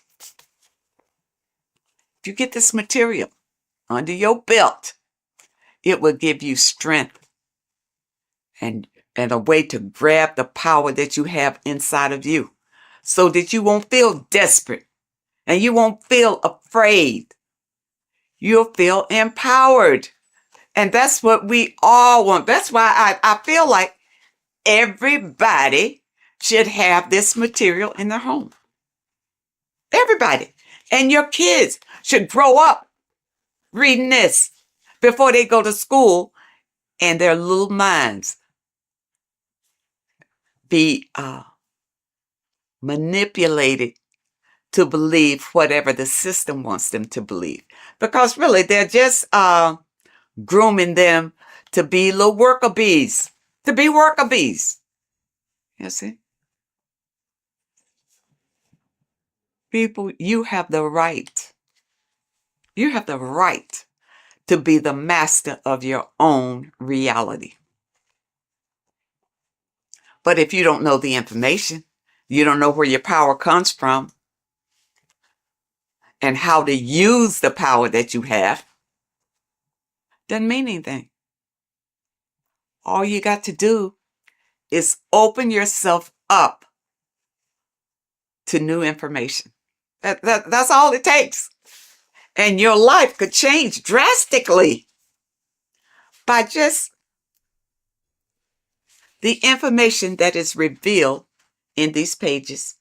And it's I tell you, it's funny because years ago, I guess I was, oh, geez. I was in the Christian faith when I ran across information from one of the folks who contributed to this material. And when I heard him talking about it, it resonated. Something he said resonated in me. And I never forgot it. And then when I found this material again and I saw his name, I think his name was Santos Benucci or something. I don't want to destroy anybody's name, but I know he is referenced in some of this material. This is it. When he talked years and years ago about it, and now here it is in printed form. People, do not let this pass you by. This is your life right here. You think your Bible is? The Bible is great, but it's in parables. You can't understand it the way it should be understood. Okay? But with this being your companion, it will open your eyes like they've never been opened before. And I know a number of you out there have purchased the book. Leave us a comment and tell us how you feel about it. But take your time. These are not fast reads. Either one. And the thing about it is, I keep going back to them. It's not the kind of material you read one time, put it aside and forget about it. You put this on the coffee table and read a little bit all the time because it reinforces your soul and helps you to manifest the life that you desire. Okay, people? I hope that you understand and I hope that it helps. And of course, I will leave a link in the description where you click on the link and you can get either one. You can get book, this volume 1 or you can get volume 2. And the volume 2 is in hardback. You know, when I first got it, it was in the soft cover, but I love hardback. So I have this in the hardback too, because the hardback I absolutely love. And because the books that I purchase, I want to pass them on to my people when I'm gone. They mean something. Stop wasting your money on stupid magazines and crap that doesn't mean anything. You buy a book, buy one that's going to change your life. Oh, and also, when you click the website, you'll notice that there are courses on there that you can sign up for. For those of you who want to go really deep. And also, there's a PDF on food. And I'm waiting for them to come out with the book on that. I don't want a PDF. I want the book. And once they come out with the book on foods that you eat and foods that you don't eat, I will be the first one to get that one. So I encourage you to add these to your library. This is the best material that I have found to date that opens your eyes to what life is really all about and also opens your eyes to who you are and the power that you have to create your own reality. I thank you so much for joining me today, and I really hope to see you next time.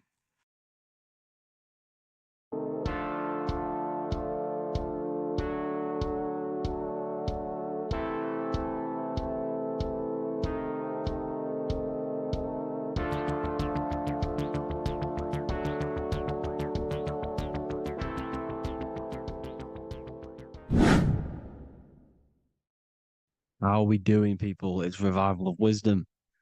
We're back today talking about sun worship. Okay? And please enjoy, sit back and enjoy the video. First thing we need to understand is that the sun is the risen savior. It's the light of the world. Without the sun, we have nothing. Now, the sun is the Son of God. We didn't make the sun. No one owns the sun. But who created the sun? Obviously, the Creator created the sun. Therefore, it is the Son of God. And that is what Jesus is symbolizing in the Bible. The Bible is a metaphorical story. That's why it's called the greatest story ever told, because it is a story about the sun, the zodiac. It's about you, the systems in the body. It's about everything that is sacred in this creation. Now you can see the suns behind Jesus' head in all of the ancient portraits, even the ones that are more modern. You still see a sun on the back of his head because he is the sun. He's the light of the world, our risen savior. And this is what Christians are lost because they don't realize it's a symbolic story and they think Jesus was a historical person. He's not a historical person. Okay, this is what we need to get out of our mind. This wasn't a historical person. It's the Son, our risen Savior. The Son is the soul. It's the soul of this creation. Because what is a soul? A soul is pure life force, pure energy. Whatever a soul inhabits, it gives life to. Like our soul feeds our body. The sun feeds the earth because the sun is a soul, and that's why the ancients called it Sol. Because it's the soul and it's in you and it's the light of the world. It's the light of everything. It gives life to all things. Here's Jesus and his 12 disciples. The 12 disciples symbolize the 12 zodiac signs. Aries, it rules the head region because the 12 zodiac constellations rule specific regions of your body. Aries, the ram, you have a cerebrum in your head. This is Aries on the head of the table. His Gemini rules the arms and the lungs. The two twins, Gemini. He's holding up two hands for the two hands and arms. The twins.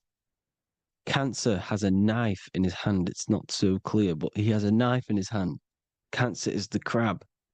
Crabs have claws. And he's pointing at Virgo's Adam's apple, saying there's no Adam's apple there. It's a woman. Who's the sixth sign? The sixth sign is Virgo, the Virgin, the only woman in the painting. Now, notice how there are 3 people in 4 groups for the 4 seasons and for the 3 months and 3 zodiac signs in each season: spring, summer, fall, winter. Matthew, Mark, Luke, and John with the suns on the back of their heads because it's the 4 states of the sun. The 4 states of the sun. Now, 6th sign, Virgo, the Virgin, the only woman in the painting with no Adam's apple. Then we have the sun, Jesus, red and blue, red shift, blue shift, electromagnetism. The ancients knew this. He's got one hand open, one hand down, because the sun gives and retrieves. The sun rises and it falls. It gives, then pulls away. That's what the sun does, and that's what he's doing. His arms are out, symbolizing the rays of the sun, casting down onto the earth, giving and then receiving. Libra, his 2 hands are equal, he's holding his arms out equally, because Libra is the 2 balanced scales. Libra is when the sun is balanced between the summer and the winter. It's being judged. The sun isn't balanced. That's what Libra is, the two scales. Capricorn is the goat. Goats have two horns, and you can see the two horns on his head here. See? So this is astrology. This what Leonardo da Vinci is depicting here. It's astrology. And he knew the story of the Bible is all astrology. It's all based on astrology. The Son of God, the real Son. Now here are some Bible verses. I am the light of the world. Obviously, that's the sun. What other light is there that lights up the world? The moon can't do it. It's the sun, the one and only Son, our risen Savior. Because if the sun didn't rise, we'd all be dead. So it's our risen Savior. And it dies for our sins every night and then gets reborn every day. Now, Jesus calms the storm. Mark 4:35-41. The disciples are all on a boat and there's a heavy storm. But Jesus is asleep. The disciple says, Jesus is asleep. We need to awake him. They wake up Jesus, and Jesus got up and rebuked the wind and said to the waves, quiet, be still. Then the wind died down and it was completely calm. Well, when Jesus was asleep, this is the sun not being risen. It's not risen yet. Because in the night times, that's when the storms happen on the sea and the ocean. And when they awake Jesus, Jesus rises because he's the sun. He rises and everything calms. Because when the sun comes, the storms go. You see? So it's the sun. It's all about the sun. Here's another, Luke 22:10. A disciple asked Jesus, when will we know it's the end times? And Jesus says, as you enter the city, a man carrying a jar of water will meet you. Follow him to the house that he enters. Well, this is clearly talking about astrology, the topic that Christians think is satanic, when they don't realize the whole thing's based on astrology. Because the end times is the end of Pisces, which is the two fish, which is the age we've just gone out of. And you can see all these ancient churches here with two fishes, because they knew it was the age of Pisces. There's an ancient photo, ancient artwork with the two fish, Pisces. And the end times, as it talks about in the Bible, when Christians think the world's going to end or something. But no, it's just the end of Pisces. As you enter the city, a man carrying a jar will meet you. Follow him to the house. The house is the zodiac sign that he enters. And the zodiac sign is Aquarius, because that's what it is, a man carrying the water. We know this is astrology because a woman, that is a woman's job in the ancient times. In the ancient times, the woman used to get the water. You would never see a man collecting water back then. That was the woman's job, whilst the man builds the houses, for example. You see, so we know it's talking about astrology because astrology is the man holding the bucket of water. It's the end of Pisces. Now we are in Aquarius. And of course, Luke 24:36, the risen Savior, the Son.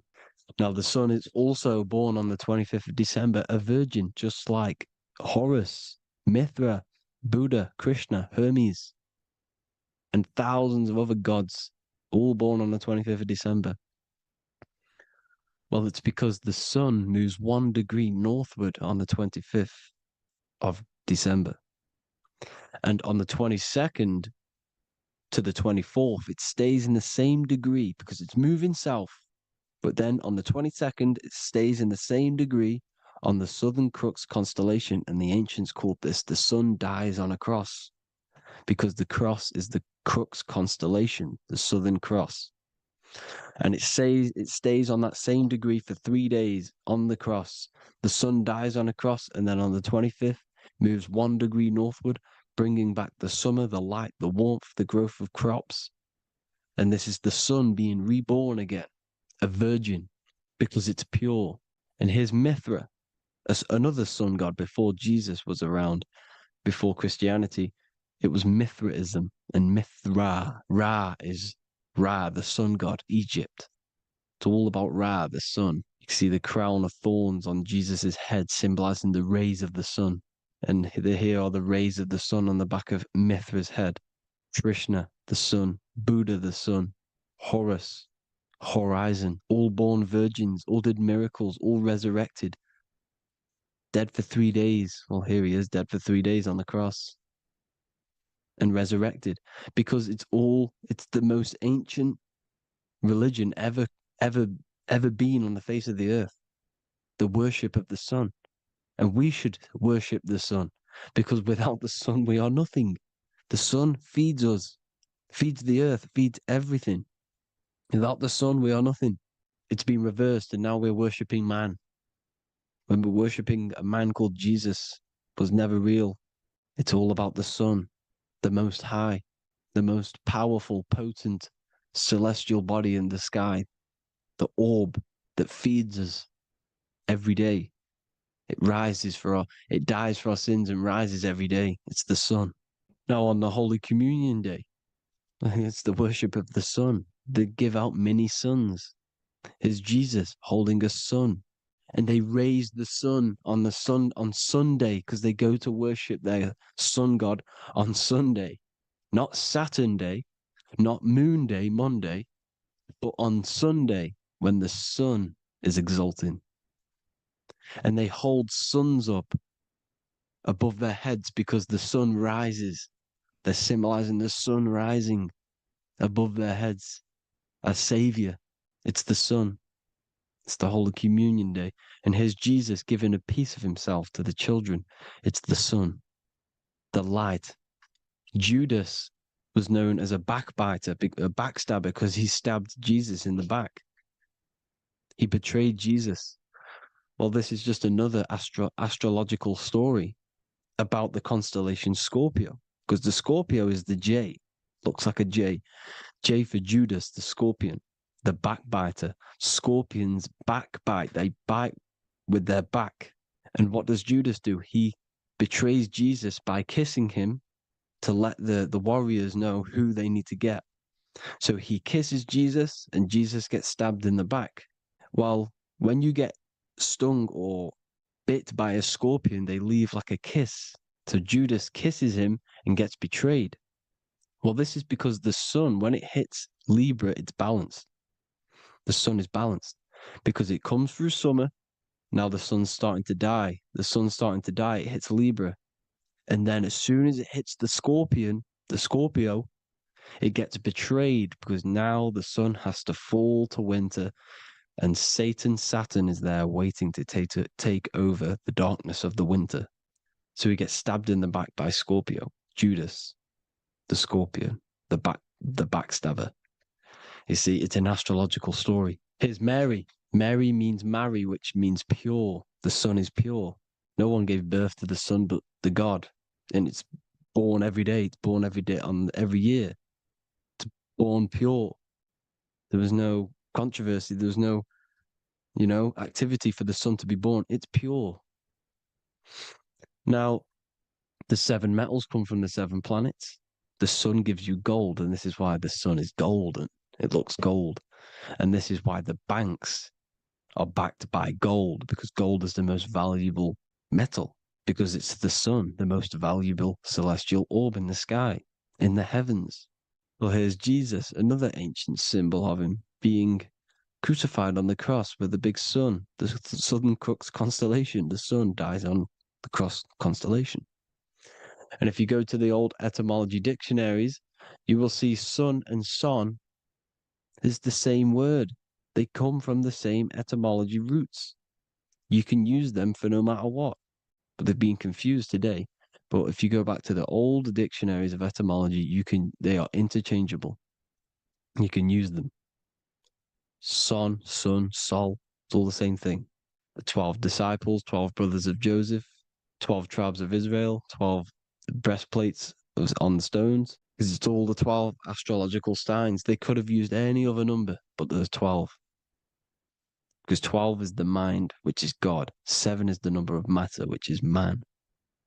7 energy centers in the body. 12 cranial nerves in the brain, because it's the mind. 12 is the 12ness. The zodiac is literally the mind of God, the signs of God. Now here we see here, Job 38, 31 to 33. Can you lead forth a constellation in the season? He's asking you, can you read the sky? Can you read the heavens? Canst thou bring forth the Mazaroth in its season? Mazaroth means 12 signs, the zodiac. Why did they translated every single Hebrew word in the Bible into English, but they decided to leave out Mazaroth? Why? It's because if that said zodiac, Christians would have a different view on the Bible, but they leave that out. But Mazaroth actually means the 12 signs, the zodiac, and the stars means sign. The word stars means sign because the stars are signs, things to come, which is off in Hebrew, which means sign, things to come. You see a sign on the road, it's something coming. But God is saying, no, what does he say? To qualify as a director, a judge of man's life on earth, one must be able to govern the heavenly bodies that rule the earth. It's telling you to read the heavens. We need to read the heavens. Astrology, the 12 zodiac signs, the mind of God.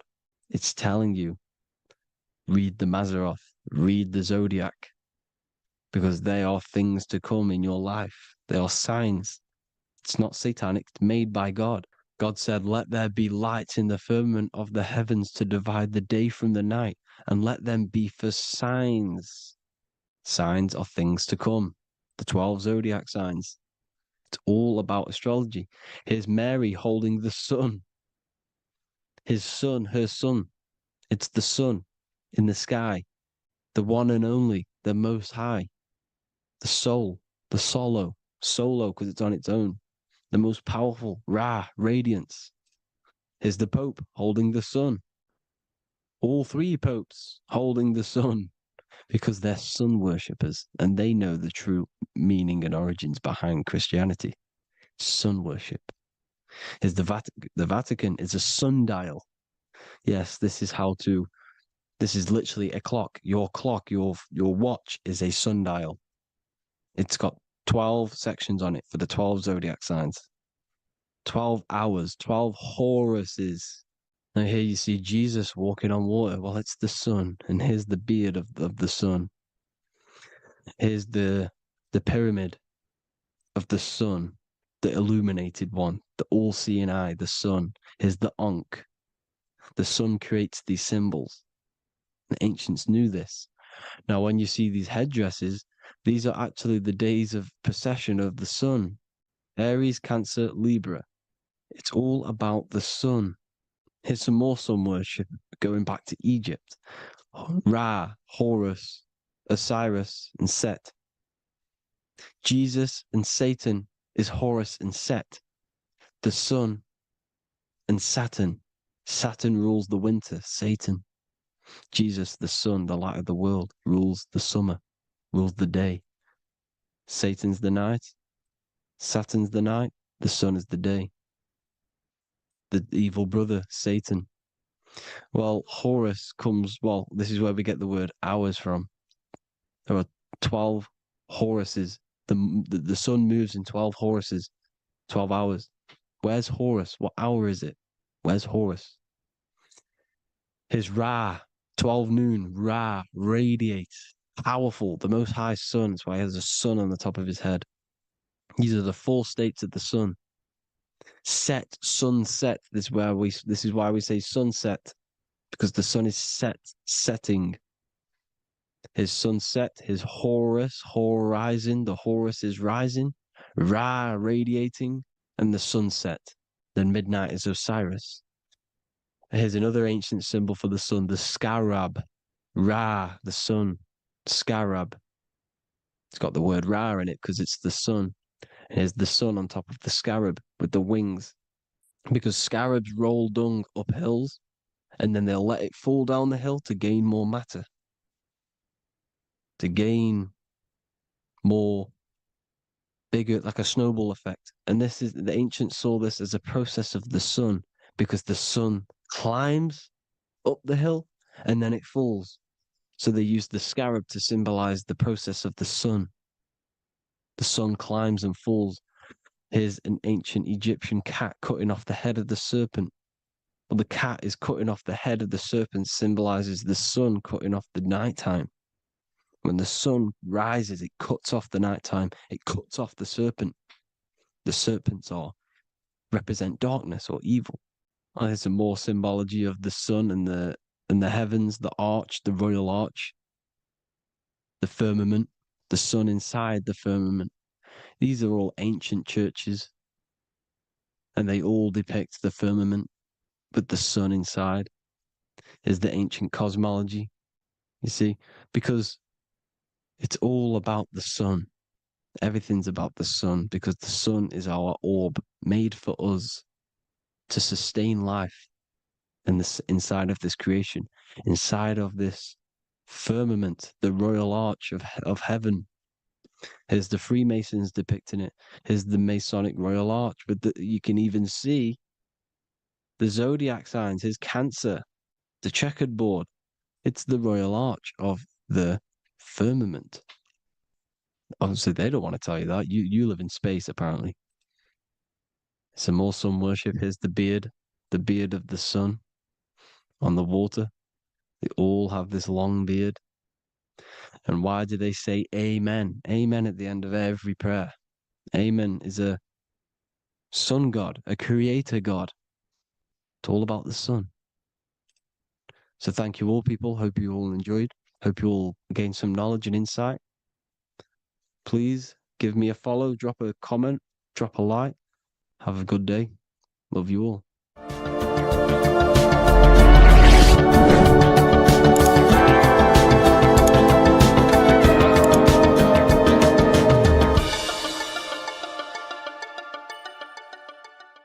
This isn't just spiritual fluff. Your words are vibrational commands that teach your subconscious what to believe and what to create in your reality.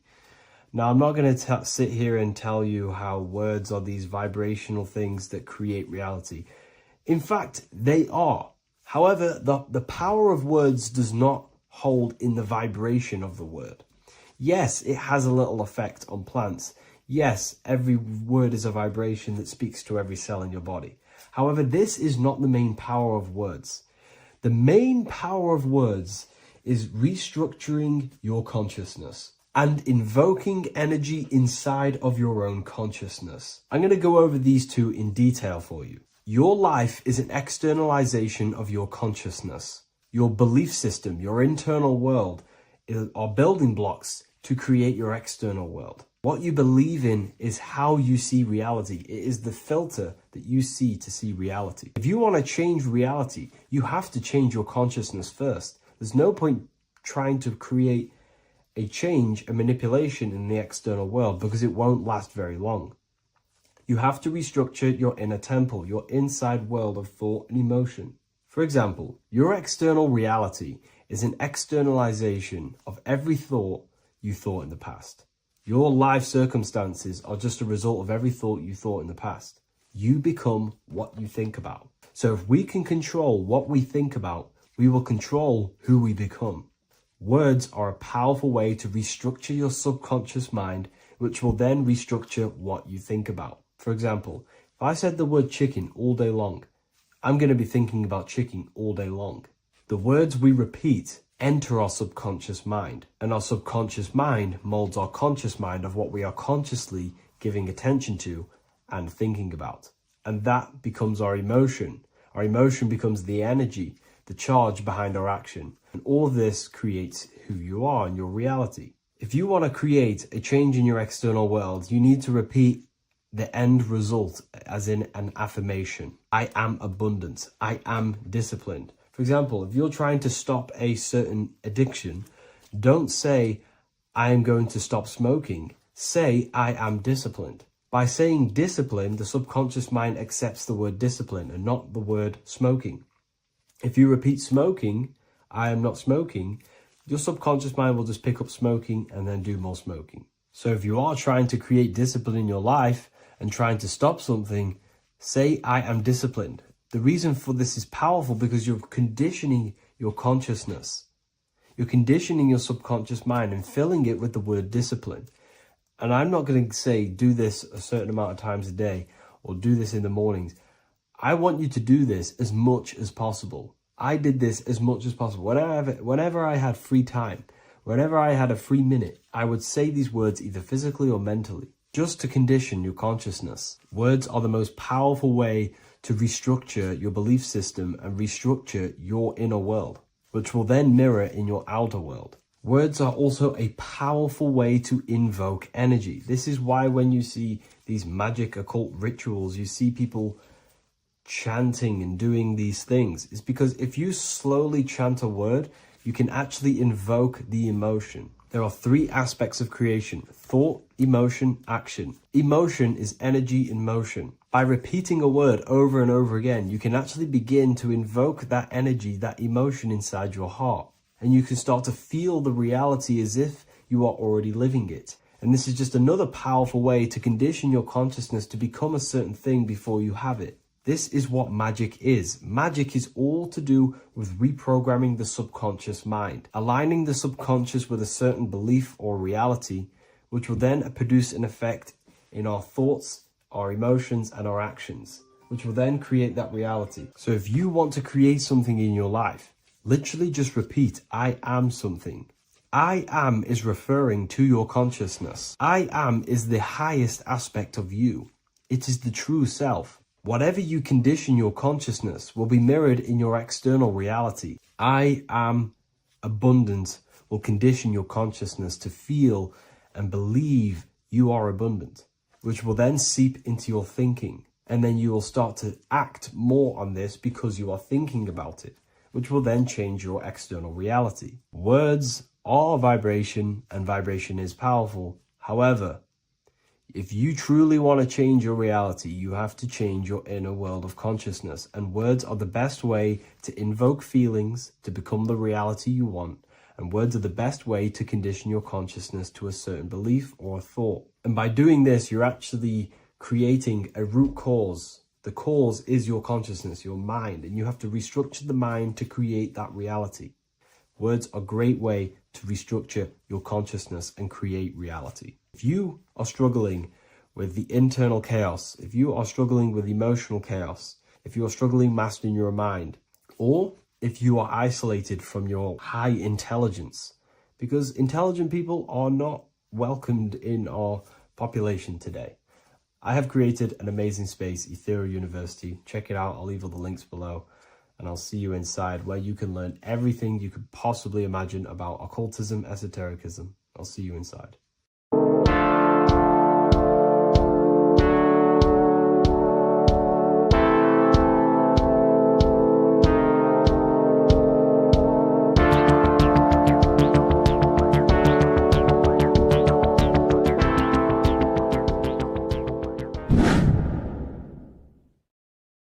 Welcome back, people. We're back with another video. Let's jump straight into this. Make sure to tune in till the end, because this has got so much information in this video. So sit back and enjoy. So everything's torus fields. The Earth's a torus field. Everything's torus, which is electromagnetic field, electric and magnetic. The center of the torus field is where the two opposing forces meet in the center. And this is what creates the plane of inertia, the dielectric plane of inertia. Okay? You got red shift, blue shift, positive, negative, south and north pole, right? This is what the ancients were showing with the tree of life. As you can see here, this is the plane of inertia, and this is the torus field. Everything consists of this. Everything is a torus field. A atom is a torus field. Okay, now the inertia is the 0 point. So this plane is a 0 point. It's the balance between two poles. Okay, now this creates matter, because matter is two opposing forces in motion equalize. So these two forces coming together is what creates matter on this physical plane. And this is why we can't see the electromagnetic field, because it consists of one of the elements, which is either electric or magnetic. But when they combine together, it's what creates this physical plane, which is physical matter, which is light in motion. Now, everything is one. Don't get confused by duality.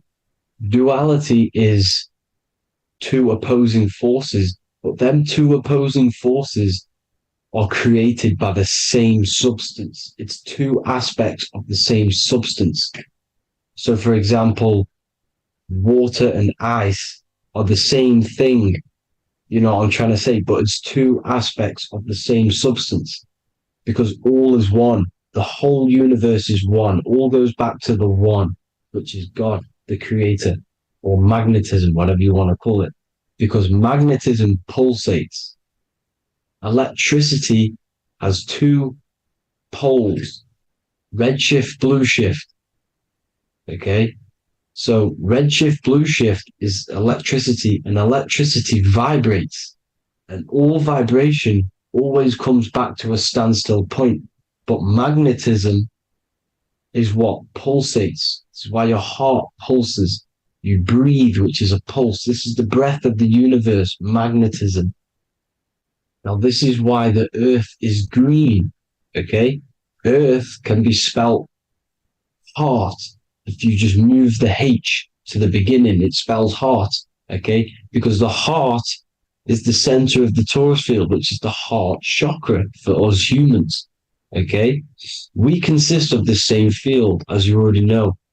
Heart being the center, which is green, which is the center of the seven colors.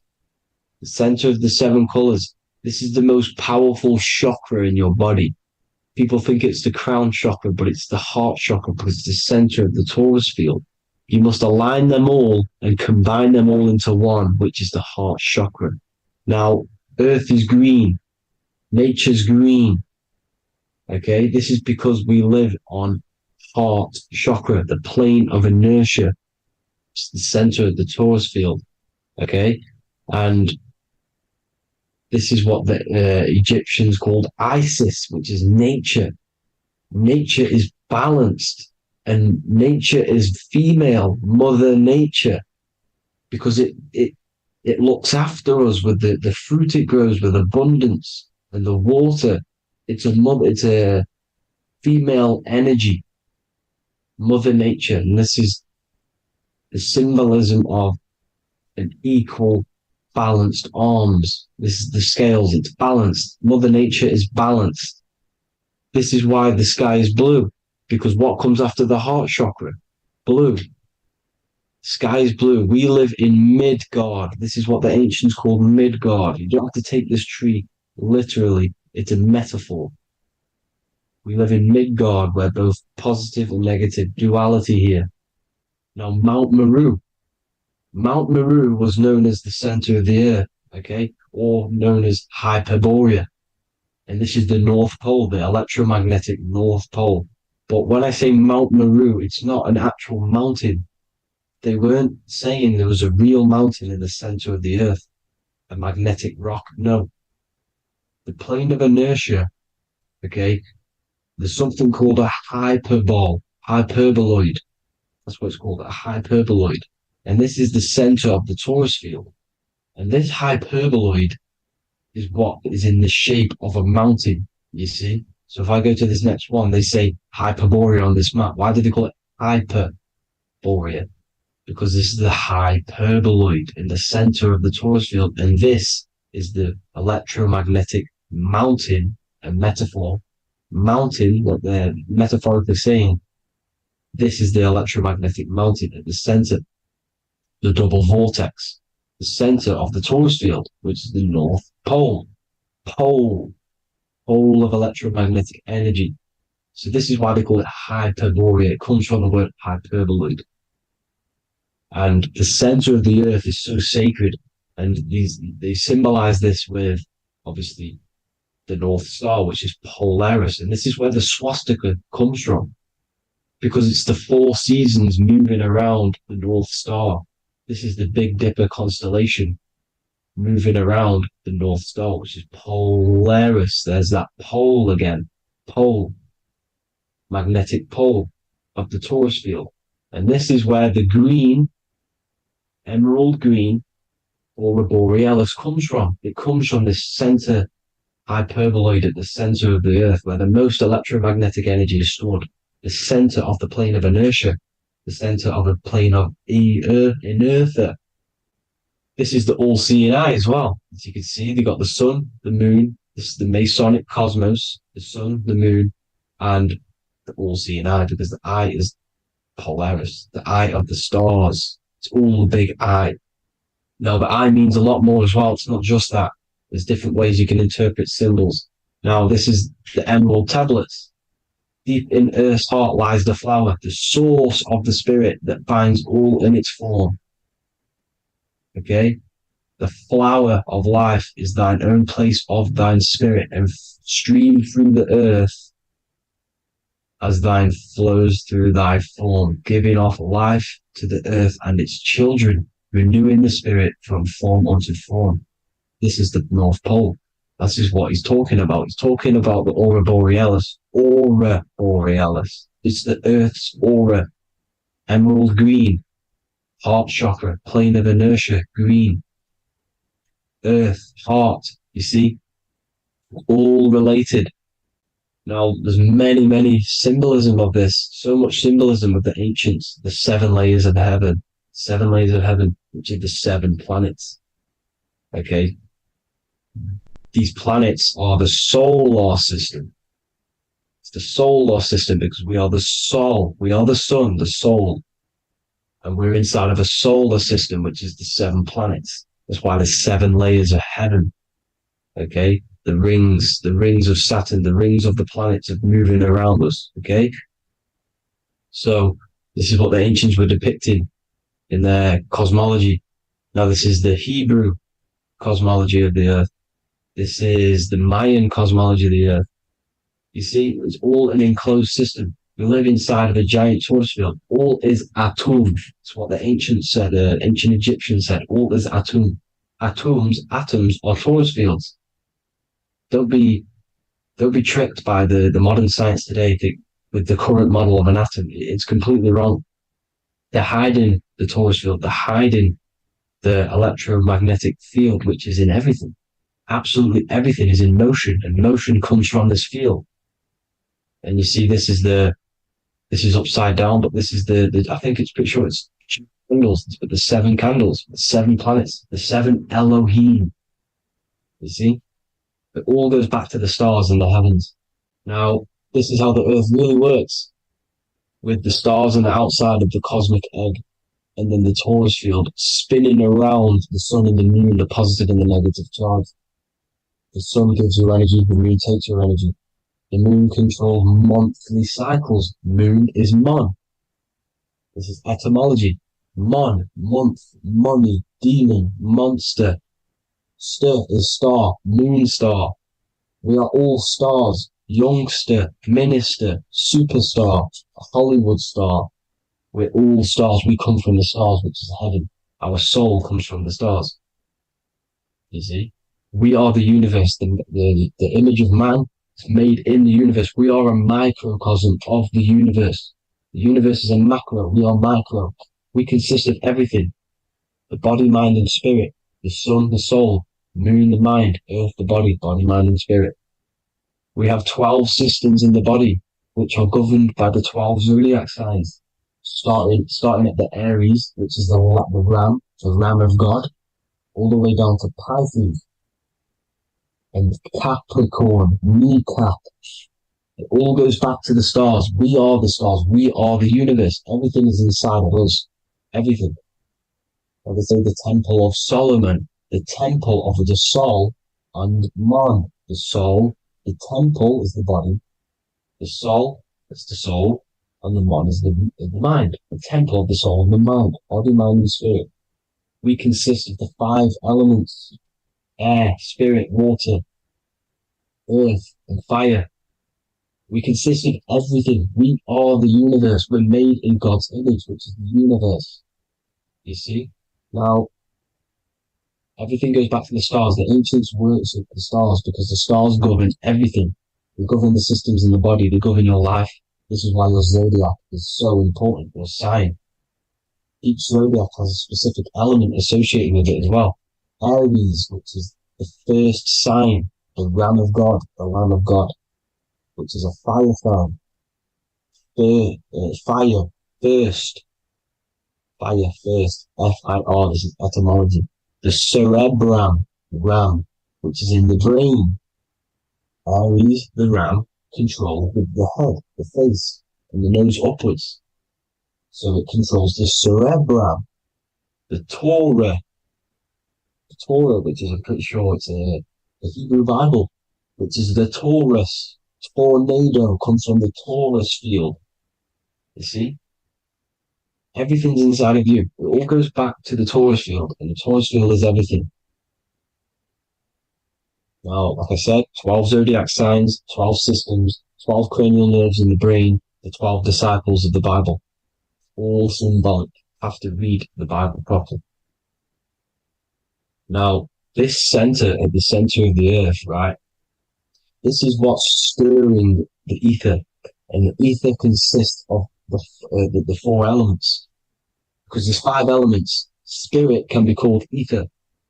People call it spirit or ether. Ether is pure potential, pure energy. It's what connects the astral to the physical. It's the dimension between the physical realm, which we're on, and the astral. So it has pure potential. It's pure energy. This is why we say either. I either want to go there or there. It's connecting 2 scenarios. That's what the ether is. It's connecting the 2 worlds, the astral and the physical. The center is like the cosmic womb. There's a black hole in the center. This is the center of the Taurus field. This is the womb of creation. This is the womb of creation. And inside of this black womb is the 5 elements, and everything's being stirred around. Everything's in motion. Light is motion. Everything's motion. Now, like I said earlier, light crystallizes into physical matter. They are the same substance. Spirit and matter are the same substance, but different variations, different aspects of the same substance. Low vibrational spirit turns into matter. High vibrational matter turns into spirit. Or light, whatever you want to call it. Matter is light crystallized. This is where we get the 7 metals from. The planets. The planets are light. Specific frequencies and vibrations of light. When these lights, or the planets, materialize, material metals materialize, they turn into the 7 metals. Saturn turns into lead. That's why lead is red. Saturn is red. The sun turns into gold. That's why the gold is yellow and the sun is yellow. You see, Saturn is the time god. What happens in autumn? The leaves turn red and they die. This is why Satan, time god, the reaper, everything is crystallized till it's death and then reborn again. You see, rust, when things rust, it turns to red because it's Saturn. Saturn crystallizes everything. He's the reaper who comes around in winter. You see, he's Satan. Jesus and Satan, the sun and Saturn. They say we live in a solar system. The solar system, I think I've already just broke this down. The 7 planets are the 7 chakras. Everyone already knows this. But I'm going through it anyway. But this is where we get the 7 planets from. And the 7 metals. You see, all the ancients knew. It was an enclosed electromagnetic system. It's not a spinning ball in the middle of space, people. They want you to believe this so you get stuck in this material world. Because if you believe everything's material, you can never affect this plane effectively. You can never create your life effectively if you don't understand the planes of existence. Because the mental plane is a higher plane. And it breaks down and it controls the planes below it. The mental plane, hold on, I've got it here for you. The mental, the astral, etheric, then physical. Etheric connects the physical to the astral, but the mental is what's above them all. You see? Now, it's important to understand this. It's important. However, the ancients always talked about the enclosed system. Only NASA which is introduced around the Roman times, not NASA, but the globe Earth was introduced around the Roman times. Okay? By these Masons. These Masons introduced this because they wanted to take over the minds of the masses and control them. These people worship the physical realm. They know how it works. They know the ins and outs of it. They know how to do the magic. They know how to do it all. They understand it all. That's why Masonry have to take the oath of not speaking. You're not allowed to speak about anything you learn about in Masonry because they're discovering the truth about your mind and how it creates reality and stuff like that. So this is the Masonic cosmology, the five-pointed star, the five elements, the checkerboard for duality, positive and negative, the two aspects of every substance. This is another ancient painting depicting the firmament, the stars inside the firmament, the sun. You see, the ancients worshipped the sun because it's so important for sustaining our life. It's the only reason we're alive is because of the sun. But then people think it gives you cancer today. They brainwash you to think the sun gives you cancer when it's the number one source of all life. They want you to believe it's a big, spinning, dangerous ball in space. It's not. It's here to give us life. It's God's son. That's why Jesus is known as God's son. It is the Son of God. God created that to sustain us. You see? So it's important you understand the true cosmology of where you are, because if you don't know where you are depleted of all of your morals. You're depleted. You're demoralized. You're lost. You don't know where you are. You don't know where you exist. Okay? Once you accept the globe model, the heliocentric model, you will subconsciously think that you come from nothing. This is why they implemented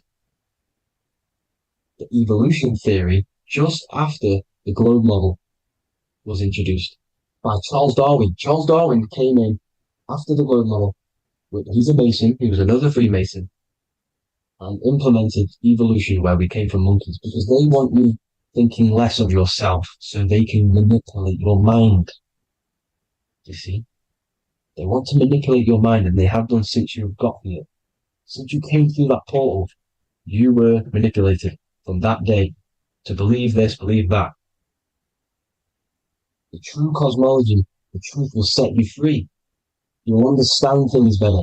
You will feel better in yourself when you know the sun is here for you. You'll feel better in yourself that you know that you didn't come from a monkey. You were created as a human, a manifester, a creator. You're so intelligent. Your mind is amazing. It can manipulate matter, mind over matter. See? Thank you all people for tuning in. Tap in with yourself. Love yourself. Find the truth. Spread the truth. Nothing dies. Nothing in this creation dies. Everything's energy. Everything's light. Light can never die. You're a light being. That's why it says Hu. Hu man. Hu is light in Hebrew or Latin. Either one of the two. You are light. You're a light being. You never die. Ever, ever, ever die. Ever. Stop thinking you're going to die. This body will die because it contains electricity. And electricity always goes back to a standstill point because of vibration. Electricity vibrates. You are pure light. You will never ever die. Thank you all people. God bless. Make sure to like, subscribe and share.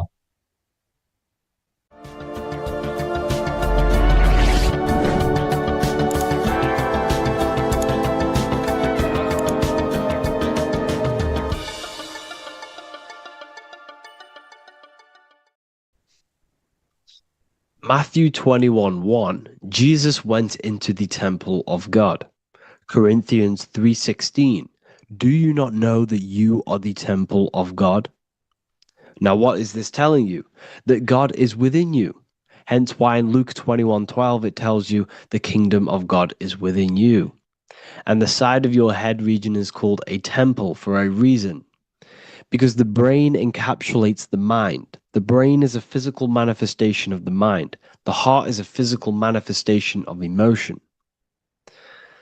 So we have these different layers of our consciousness. We have an intellectual, communicative aspect of our consciousness, which we would call the mind.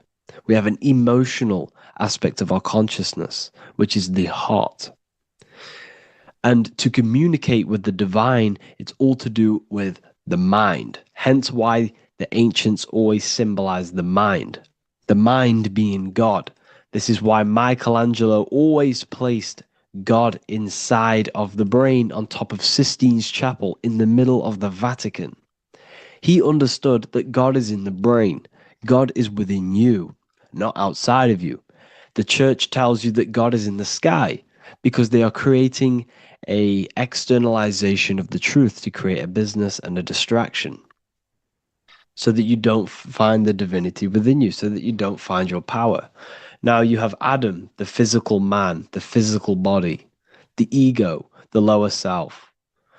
And he is resting. He's not trying to reach to God, but God is reaching because the higher consciousness within you is always trying to communicate with you. It's always trying to wake you up to your divinity.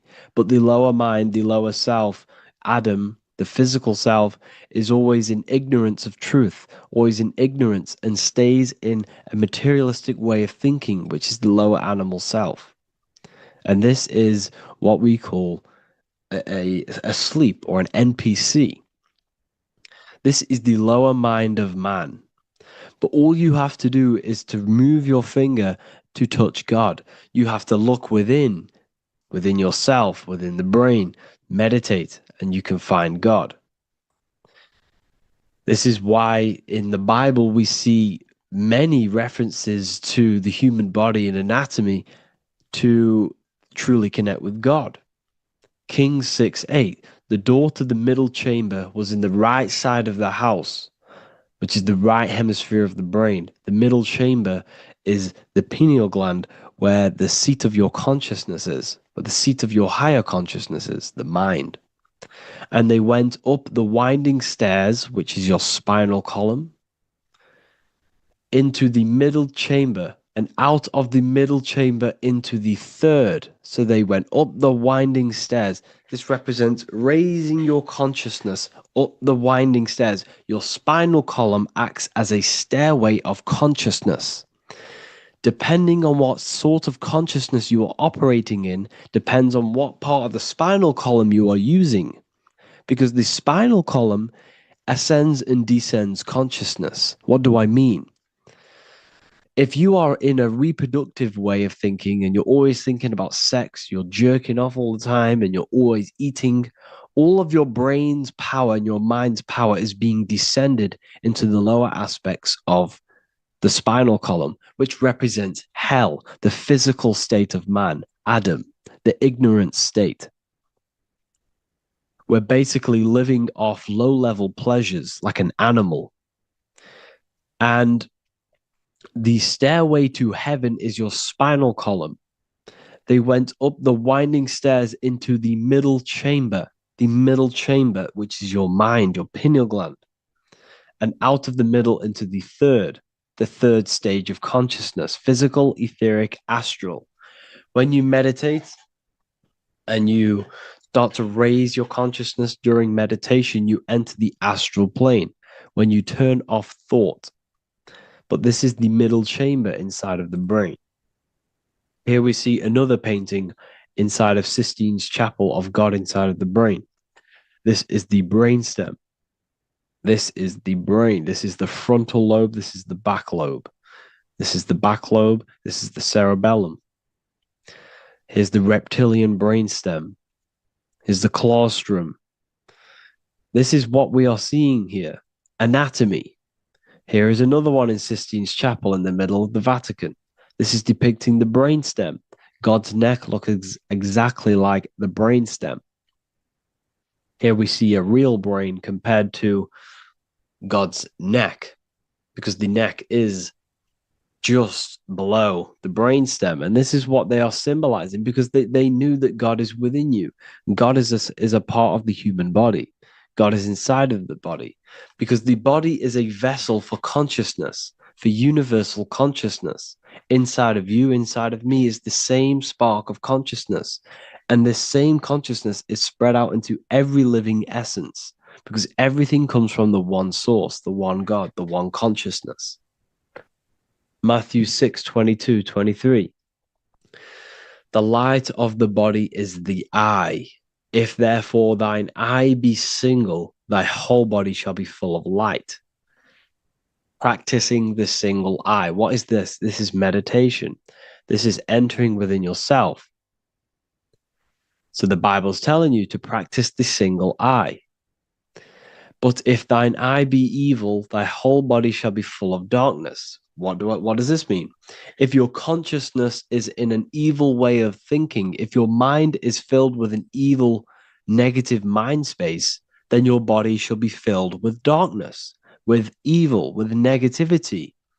Because negative thoughts destruct the body. Positive thoughts heal and regenerate the body. So he tells you to be, the light of the body is the eye, your consciousness, the inner eye of consciousness, the eye that lets you see. And what do I mean? You look with your two physical eyes, but you see with the inner eye. What you see is perception. You look with the two eyes, and what you see is perception. You are seeing, you are understanding, and that's what consciousness, the mind, gives you. Consciousness, or the mind, is the force that allows you to be a human being, that allows you to understand things and interact with things and make decisions. It's an infinite intelligence.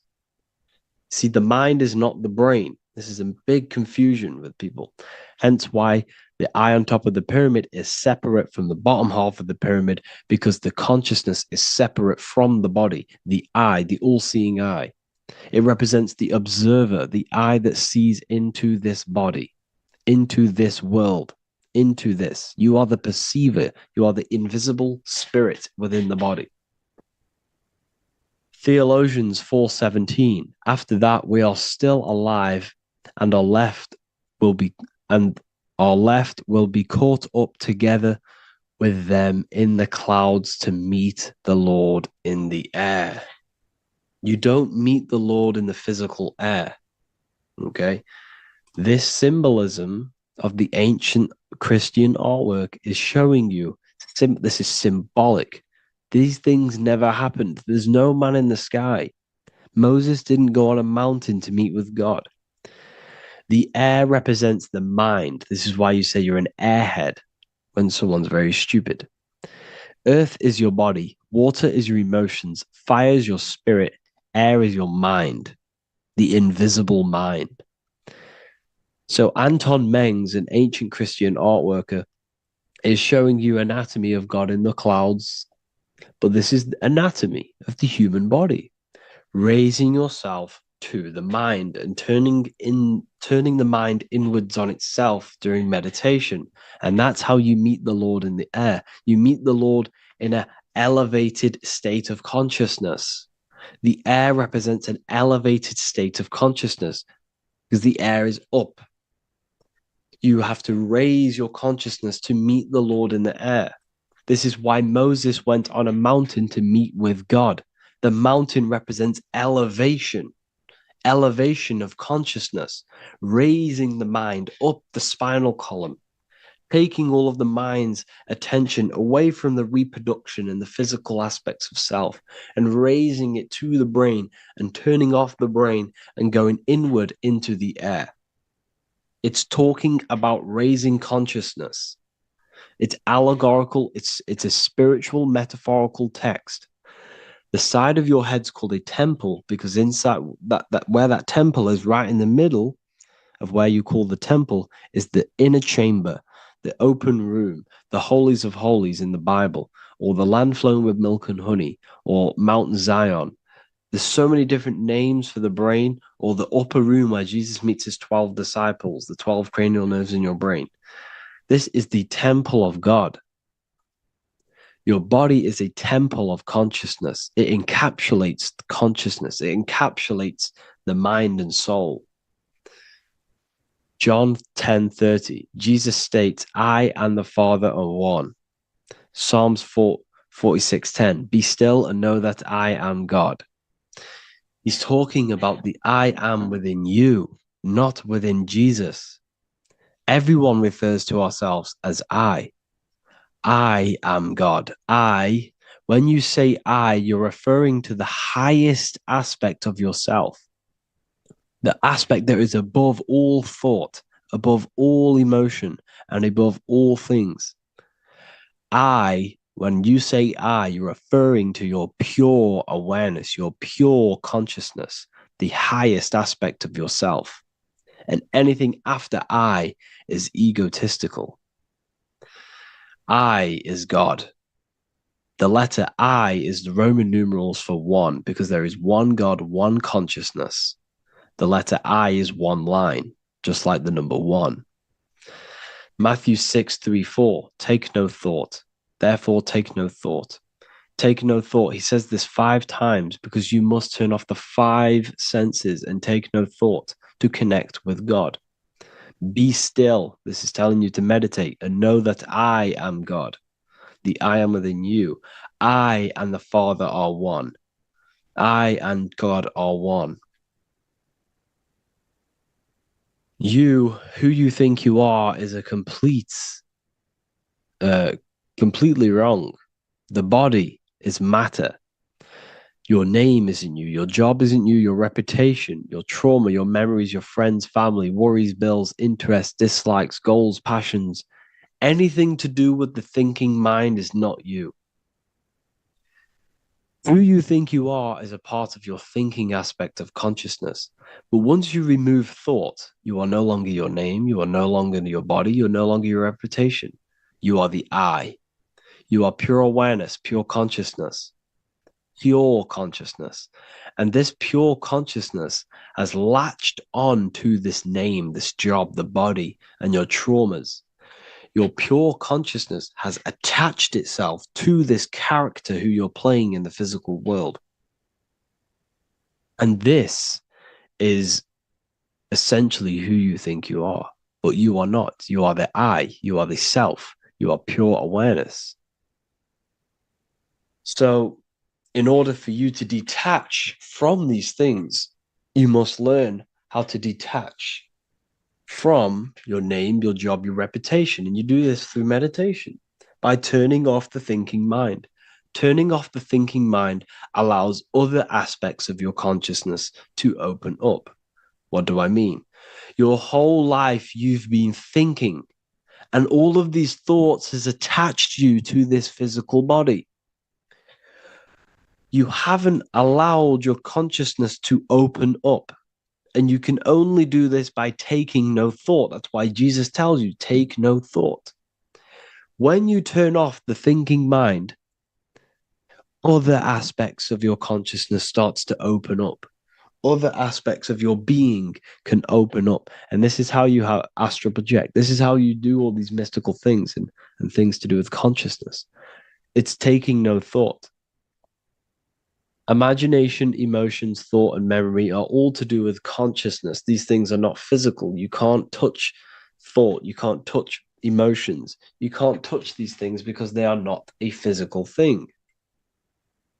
So you must turn off these things for other aspects of your consciousness to open up. Okay? So essentially, the Bible is a metaphorical, astrological, numerological, metaphysical, spiritual, encoded text that talks about human anatomy, spirituality, and the true nature of the human experience. Everything they teach you in school is to make you think that you are this body. Everything they teach you in church is the externalization of the true teachings of Jesus. Jesus was telling you to meditate. Jesus was telling you to practice the single eye. Jesus was telling you to look within yourself and find God. He wasn't telling you to pray to him. Mark 16:19, he was taken up to heaven and sat at the right hand of God, the right hemisphere of your brain. John 21:6, cast the net onto the right hand side of the boat and ye shall find fish. Fish is understanding. The boat is your body, your brain. Cast your awareness into the right side of your brain and you will find understanding, because the right side of your brain is all to do with the creative aspect and the intuition and the spiritual sides of your consciousness. This is why God is here. This is why Michelangelo depicted God in the right hemisphere of your brain, because this is all human anatomy. And I speak about all of this in the brand new Book of Wisdom, Volume 2, which is now available. The start of the revolution has begun. This book is truly going to change the way people see the world. It's got so many new more topics than the last one. It's truly a revolution. It's written in so much detail. It's very practical. I cannot wait to share this one with you. I just want to say thank you for the opportunity for me to create this book, because without you, I couldn't have created this. And I just love sharing my work with you.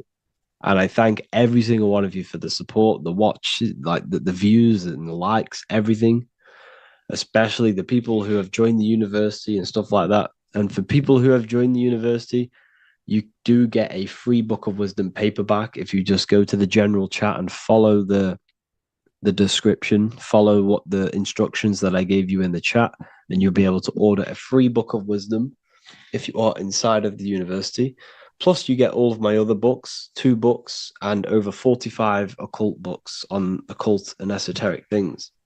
You get lectures, live calls, a community, a manifestation mastery course, and a whole library and reoccurring updates every month, every week. So yeah, I hope you all enjoyed this video. Thank you all. Please leave a comment to help the algorithm, and leave a comment on what videos I should make.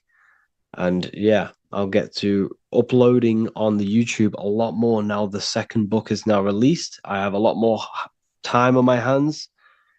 No longer using my energy to create the book. I'm now going to redirect this mental energy into the YouTube. So there will be a lot more content coming. So I need some content ideas. So feel free to comment some ideas, some YouTube videos that I can create. Thank you all, people. Have an amazing day. What if I told you that you are under a spell, and this spell is controlling you in every aspect of your life, and you don't even realize it? Spells are not what you've been taught. They're not fantasy magic wands that are casted over you. No, no, no. Spells are much, much deeper. A spell is a belief system that is installed into your subconscious mind, which holds power over you. Okay?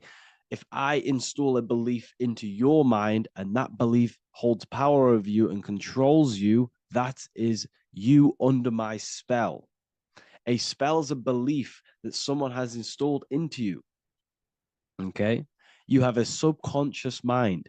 The subconscious holds power over 90% of your daily basis behavior, thought patterns, and overall emotional state.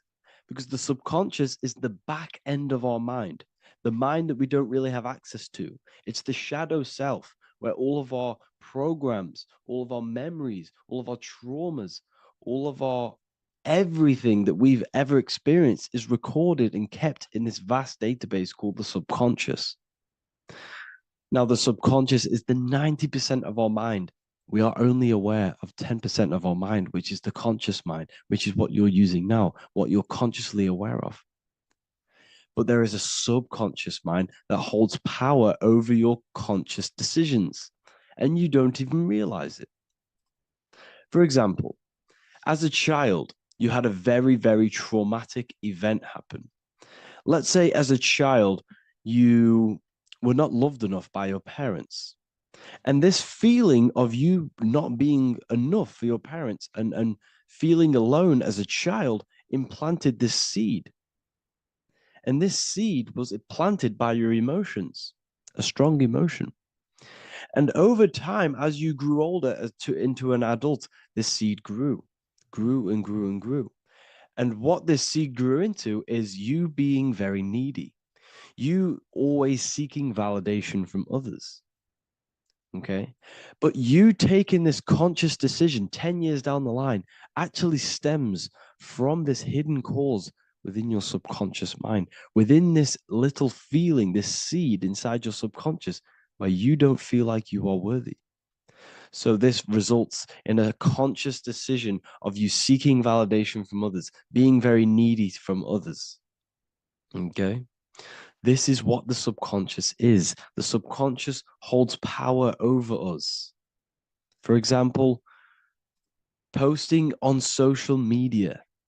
Why are you actually posting on social media? If you take a selfie with your new watch, new car, and you go and post that onto your social media, why are you actually doing that? On the deepest root cause, it's not because you just want to post a picture. No, it's much deeper. It comes from a subconscious belief or a subconscious emotion of you seeking external validation, whether you believe that or not. But that's what it is. If you're posting on social media, you're seeking attention, you're seeking validation from others on a deep level, on a subconscious level. You may not even realize this because it's subconscious. Now, this is what a spell is. Money is a type of spell. Remember, money doesn't actually exist. Money does not exist. Money is a physical object inside of the material plane. But the physical object has a belief in the mental plane. See, the mind is the highest plane. This is the root cause of reality, the mental plane. Okay. So our belief in our mind has given this piece of paper value and a meaning. But in reality, it's just a piece of paper with a belief behind it. But this subconscious belief behind this piece of paper is controlling your daily basis behavior, is controlling your emotional state and controlling your life without you even realizing it. Without you even realizing that it's all an illusion. Money does not exist. It's the belief that gives the piece of paper a power. And the way we break the spell is by realizing that the money doesn't actually exist. The whole world is under the spell of money, and it's controlling all of us. But the spell is the belief. Once we all wake up and realize money has no value, it doesn't actually exist, it's only a belief. There is no actual money. That's how we break the spell. The spell is broken when we figure out that we are under the spell, under the belief, under the illusion of this piece of paper having value, and it's controlling our lives. That's why the word money has mon within it. Mon is moon, and the moon represents our hidden aspect of our mind, our subconscious, and the sun represents our conscious mind. So you have two versions of yourself. You have the self that you show to everyone, the conscious mind, and you have a shadow self called the subconscious, which is the hidden aspect of you. For example, do you really love your partner who you're with, or are you just with them for, is there a subconscious fear of being alone? Do you really want to be with this person, or is it stemming from, are you staying with them because it's stemming from this fear of being alone, of being lonely? Or are you just with them because you have a subconscious sexual addiction? And all of your conscious decisions are actually coming from this little seed of wanting sex or not being alone. You have two versions of yourself, the conscious mind and the subconscious, the shadow self and the self that you show to everyone else. Okay? And the subconscious is what's holding power over you. When you drive your car, you don't consciously have to think about changing gear. You've done it that many times. It's on autopilot. That's the subconscious doing it. You can be walking down the street. Your conscious mind can be thinking about what you're going to cook for tea later, but your subconscious mind is controlling your body and walking your body. You don't have to think about moving the body. You just do it because you've done it that many times. It's a program. It's a belief in the subconscious that's giving this movement power. You see, the subconscious holds a lot of power over you. Our beliefs hold power over our daily basis behaviors and actions. Okay, like I said, posting on social media, this is seeking external validation. There's a subconscious stem, there's a subconscious urge bringing this desire into conscious reality. So we must break the spell of our emotions controlling us, our traumas from a child controlling us. For example, another example of this, let's say you were in a car crash years ago, and this car crash led you to having a very traumatic event, very traumatic emotion you felt in that car crash. You felt a lot of pain. That was impressed into your subconscious. And even to this day, you're probably scared of going into trains, going onto cars, going inside of vehicles. And you might not even be aware that it's actually stemming from this event that happened 10 years ago. That's the spell. That's the spell that's holding power over you. And you don't even realize it.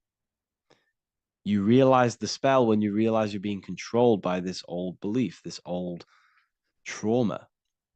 That's what a spell is. A spell is not something I cast over you with a wand like Harry Potter. Spell's much deeper. It's the hidden aspects of our mind that hold power over us, that control us.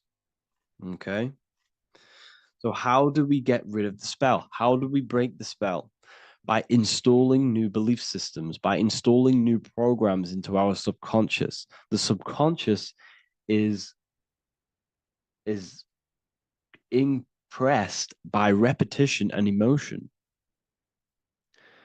Everything you do on repeat, for example, tying your shoelaces, you can be looking up into the sky, closing your eyes, thinking about what you're going to create for tea while doing your shoelaces. You've done it that many times, you don't have to think about it. That's the subconscious taking over. Okay. That's the repetition aspect of the subconscious. For example, you could probably run down your stairs. You know exactly how to run down the stairs. If I tried to run down your stairs, every staircase is different. I'd probably fall over. But you've done it that many times, you know exactly how to do it. It's what we call ritual. When you have an evening ritual, when you tidy the house, you do your skincare routine, you wash your teeth, that's a ritual. This is what the ancients called ritual. When we do rituals, we're trying to implant something into our subconscious to either remove an old program, an old seed that is controlling us, for a new one that's going to grow into new light, into a new reality. So you can implant messages, implant new programs into our subconscious, which will then grow into a new reality. Okay? Because if I tell you something over and over and over again every single day, for example, if I say, you do what I say every single day I repeat this statement into your ears, about a month or 2 months in, you're going to start to believe in that statement and you're going to start to be under my spell. You're going to start to do everything that I say. So this is what spells are. Spells are subconscious beliefs that hold power over you, and you don't even realize it. So we need to remove these old programs we have that are controlling us for new programs. And we do that through ritual, affirmation, and imagination. Repetition and emotion is key to impressing the subconscious. They are the two ways that spells are created, that programs are created. The subconscious only knows the now, and it only knows you. So every word you say is a spell. So when you call someone else a name, you're calling yourself a name, because your subconscious takes everything you say as truth because it only knows you. It doesn't know anyone else. So every night we can do affirmation. We affirm the reality we want. This is what we call a ritual. We sit down or we stand up, whatever it is, you affirm the reality you are, I am statements, and then you imagine that reality. And you do this over and over again, every day, twice a day, 3 times a day, however many times. And this will cause repetition. This will install a new belief system into your subconscious, which will then start to show in your external reality. It will start to put you under a spell of the new program. For example, if I install into my subconscious that I believe that I am rich, every single night I affirmate that I am rich, I am wealthy, I am free. And then I do a ritual. I start to imagine this reality. Every single night, I do these two things on repetition, and I start to feel the reality and imagine the reality. Over time, I'm going to start to believe that I am rich, that I am free, and I am wealthy without having the physical reality.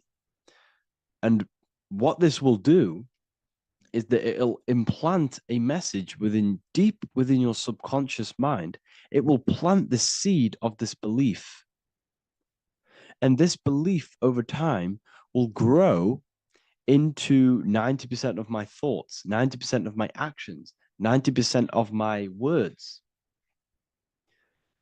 My words, my thinking will change due to this new belief. I may not even realize it, but I'm looking for more opportunities to make money. I'm speaking to more people because of this belief that I've installed. This belief has triggered new ways of thinking. My mind, my conscious mind is now only operating to fulfill this belief. And my conscious mind might not even be aware of it. You won't even realize that you're manifesting this belief of being rich. And that's how it happens. You implant the belief within your subconscious. You implant the spell into your subconscious, which will then gain control over you.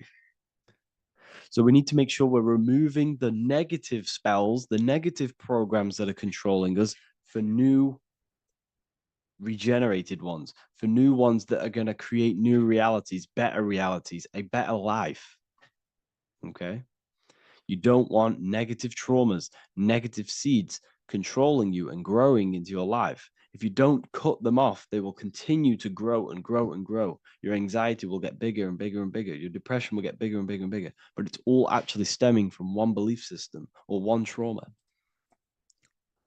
Okay? So this is important. Everything in this physical plane is an effect of the higher planes, is the shadow of the mind. Everything we think, all physical objects began as a thought, then an imagination, then energy, then a physical reality. So we must change the mental plane. We must plant seeds into our mind to change down into our physical material life. It's about manipulating this higher plane so we can create change and effect in the physical external material plane. That's what magic is. This is what spellcasting is. This is all what it is. It's not fantasy. This is the manipulation of the higher planes of consciousness, which your mind has access to. You have access to these higher planes. Okay? This is exactly what I teach in my university. I teach different rituals. I teach specific rituals to get rid of certain things, certain belief systems. I teach all different rituals, all different ways for you to create your own reality and live the best reality you want. We also have all of these different courses. We have activating the inner eye. This will teach you exactly how to lucid dream and activate your inner vision of imagination. We have the sexual alchemy course. This will give you the power of transmuting your sexual energy into creativity. We have electromagnetism studies. We have esoteric exchange and an exclusive live call that we do every single week. And I connect with all of the students. They can ask me questions, can speak with me one-on-one inside of these live calls. We have the real numerology section. We have the health section. We have a lecture section. Look at all of these lectures we have on occultism, symbolism, All of these lectures are designed to gain you power, to give your personal power back to you, to make you realize things about you. We have a meditation section. We have a library section where you can download all of our library, all of our books, different books on occultism, symbolism, Freemasonry, astral projection. And of course, we have the Manifestation Mastery course, which teaches you exactly how to create reality so you can live that desired reality that you want. This is the last chance to lock in the price of $55 a month. This is less than $2 a day. You can really level up your life, because the price is going to increase as the value of the university increases, because there's a new symbolism course coming out. And if you join now, you'll get this course for free, because obviously when this course releases, the price will go up. The symbolism course will teach you the language of esoteric and occult symbolism. I'll leave the links in the description. Make sure to leave a like, comment, subscribe to the channel if you want to see more content. Thank you all, people. Have an amazing day. Welcome to Revival of Wisdom. Today we're going to be breaking down Saturn worship and how the occult are linked in with Saturn. Okay, so first of all, let's start with the celebrities. All these celebrities are doing 666. Okay, covering the one eye, which also symbolizes the all-seeing eye, which is another occult symbol. But we're focusing on the 666, the 6 with the 3 fingers. Also, we have CERN with the 666 within their logo. Also Disney, okay, as you can see here, 666 within their logo. Pepsi, Coca-Cola, and even Cadbury's. Monster Energy with the 666 in Hebrew numerals. Unleash the beast. So what is 666 to do with Saturn? Because on Saturn, there is on their north pole of Saturn, there is a 6-sided hexagon. Okay, so Saturday is named after Saturn Day, the 6th planet. It is also the 6th day of the week and has a 6-sided polygon on its north pole, 666. Not only that, when you create a star out of the hexagon, you will create a 6-pointed star. Okay, with 6 triangles within the star and a 6-sided hexagon, which all adds up to 666.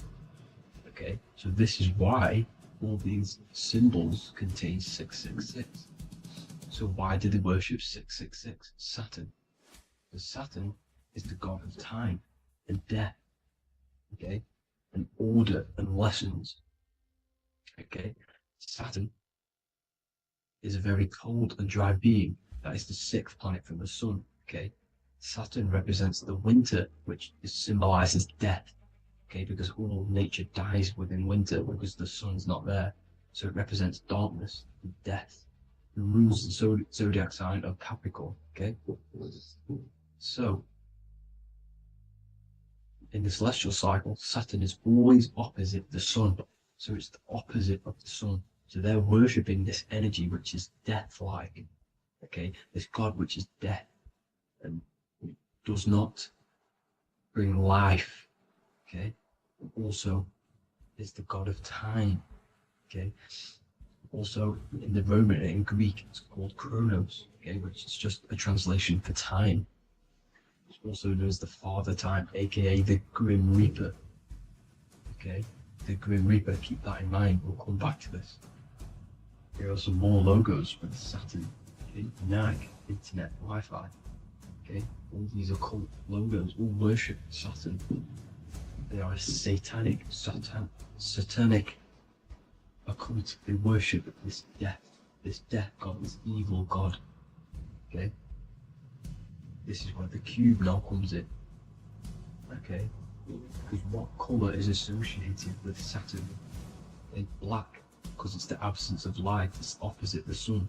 So black is the color associated with Saturn.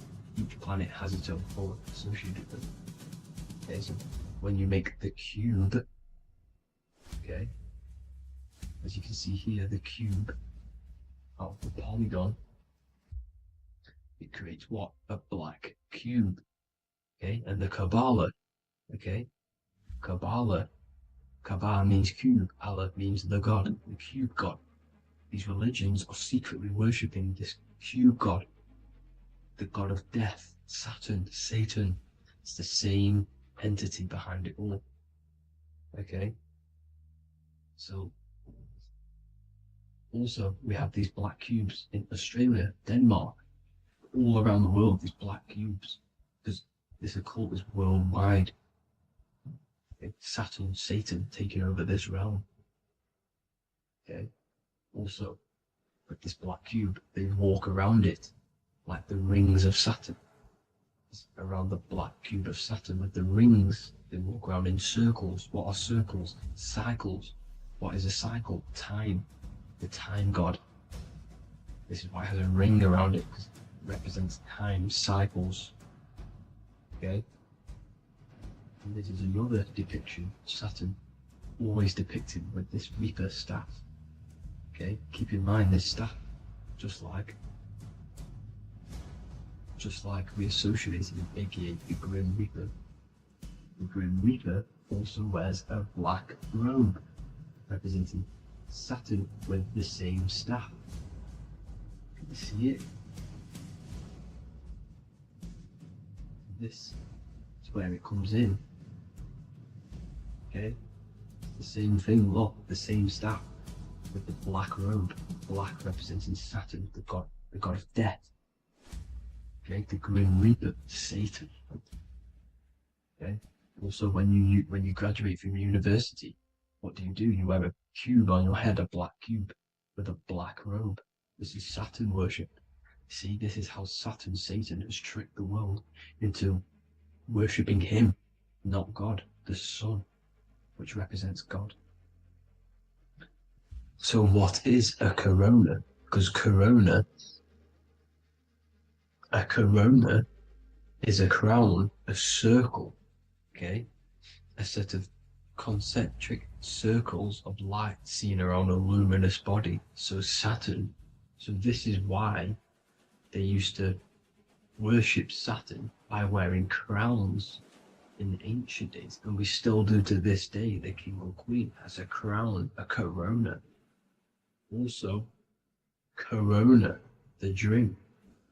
Corona adds up to 666, just like Saturn is 666. But like you see in the corona, you see the staff. You see this staff, just like the staff of Saturn, the Saturn god, like the Grim Reaper, with the black robe and the staff, just like the Saturn god. What is the Grim Reaper? It's a killer, it represents death, just like Saturn, the god of death and time. So all these occults and secret societies all worship the 666 god, which is Saturn, Satan. All of our energy is being put into Saturn. Okay, and Saturn, Satan, is harnessing all of this energy. So gradually, this is what the mark of the beast is. Like it says in the Bible, the mark of the beast, or the name of the beast. Here is wisdom, let him know that you have to understand and count the number of the beast, for it is 6. It is the number 6 of a man, and is 600, 3 score is 6, 666. So this is what the mark of the beast is. They are going to eventually put green chips, just like Neuralink, which is what Elon Musk is pushing. Okay, so this chip is the mark of the beast, and it's going to be implanted to our hands or brains. Okay, and they will manipulate our consciousness, and it will manipulate our DNA, and it will directly connect us to AI, and AI is linked in with Saturn, Satan, as the demons and the people who rule this world are in love with AI. They want to connect humans to AI. And this will control our consciousness completely and give all of our energy back to Saturn, Satan, this deity that they all worship.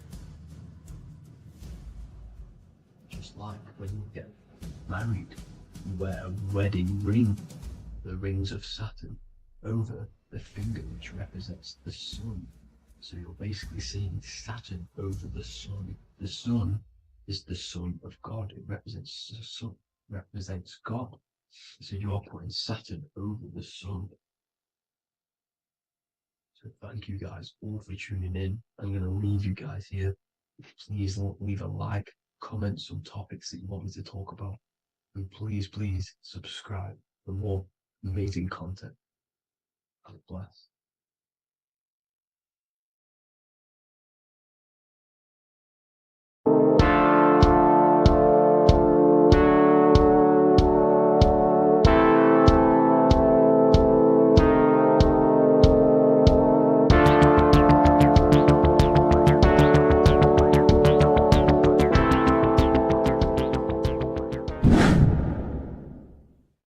What is good, people? We're back with another video, and today we're talking about the chakras.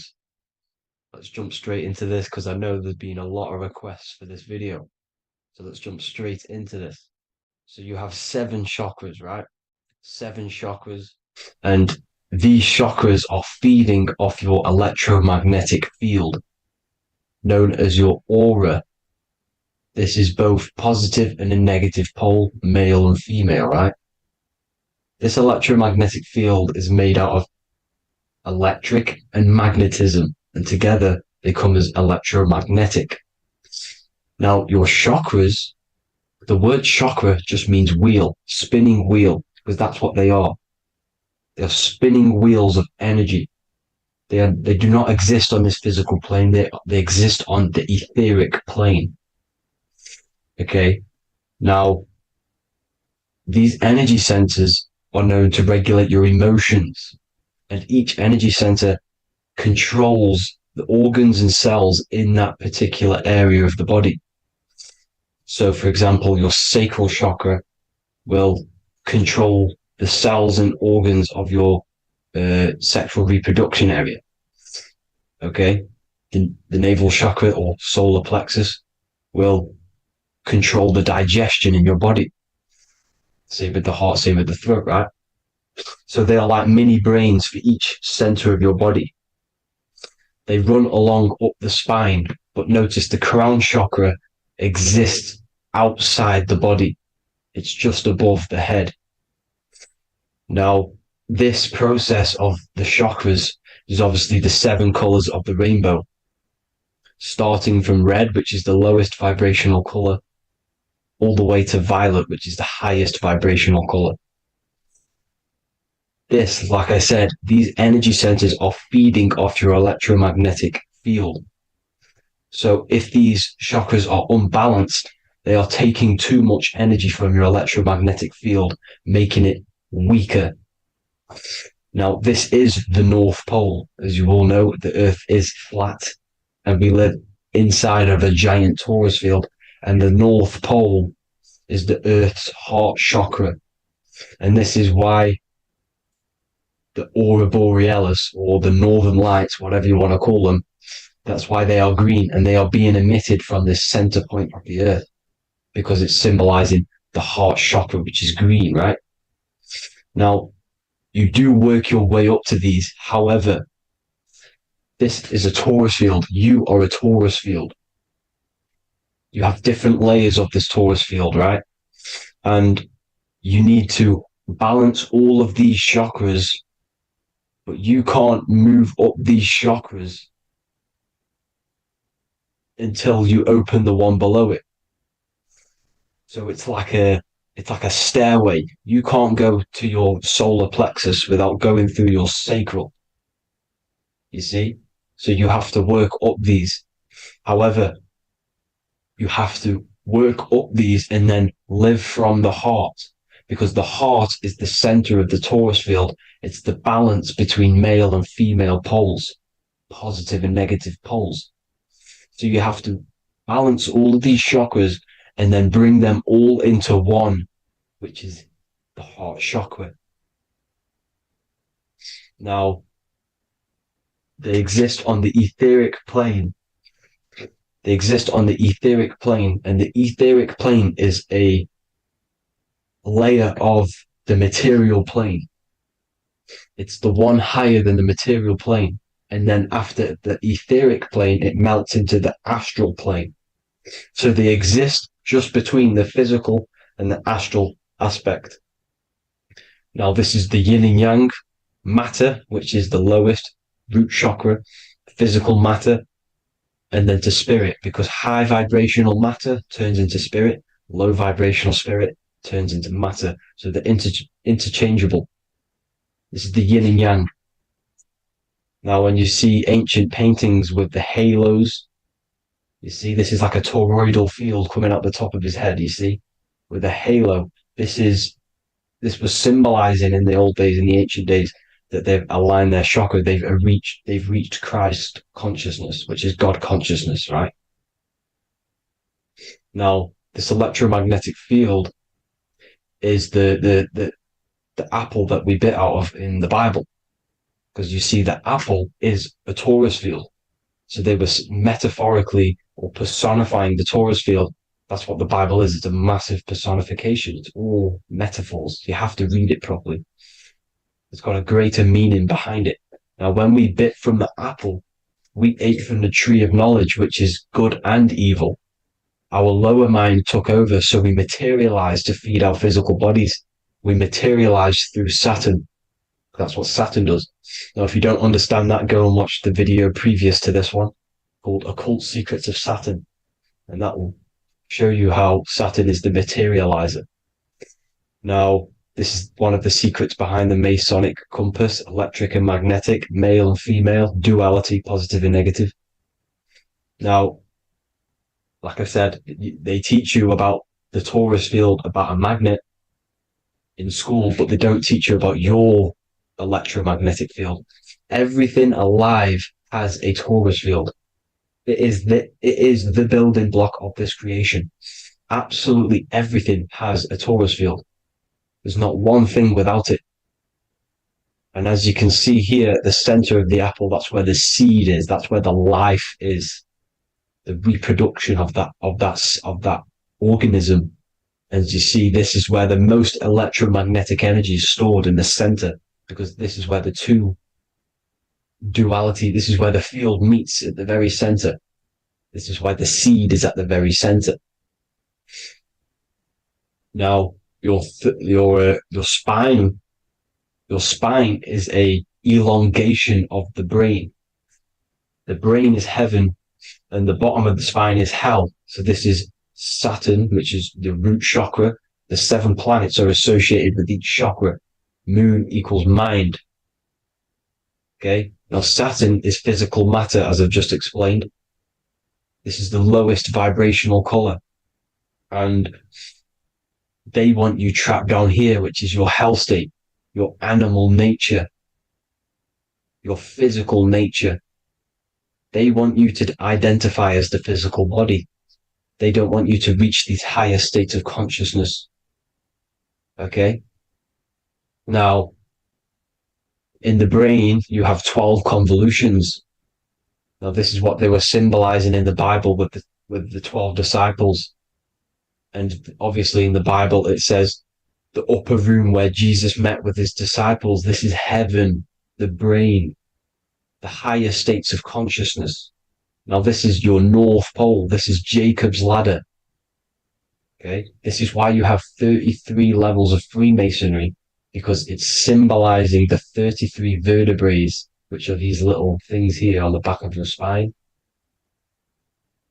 Because once the Kundalini energy from the bottom of your spine rises to the top, this is when you get enlightenment and opens your third eye. Spiritual enlightenment. As you can see here, this is Jacob's ladder. This is the Kundalini symbol, right? And they're even showing you this in the medical symbol. They're putting it in your face. But the serpents are wrapped around the spine.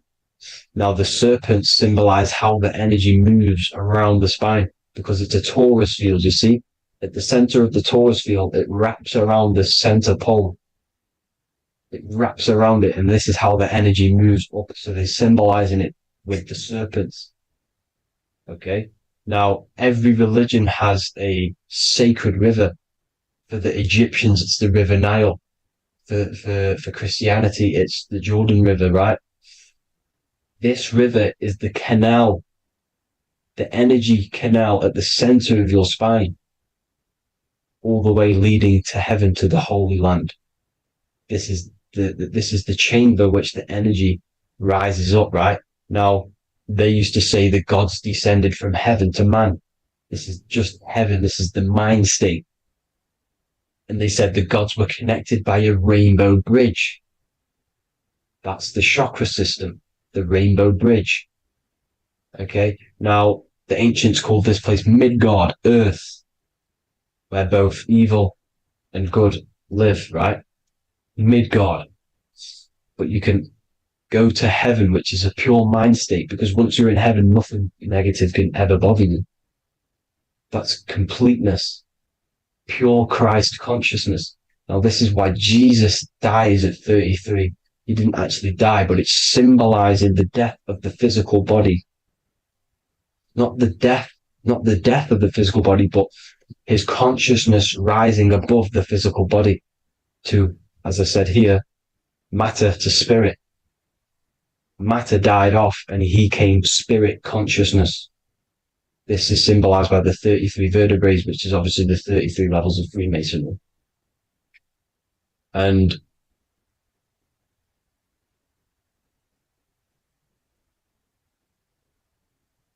now the pineal gland, which is at the very top of this Jacob's ladder, or the River Jordan, the canal, your 33 vertebrae on your spine. This is where the pineal gland sits, right? At the very top, at the center of your brain. Now, there's multiple ways this was symbolized. The Eye of Ra, which is used by the Egyptians. Now, this pineal gland is the seat of consciousness.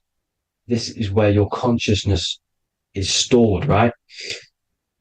And the ancient Sumerians used the pine cone, hence why it's got the word pineal gland, the seat of the soul consciousness.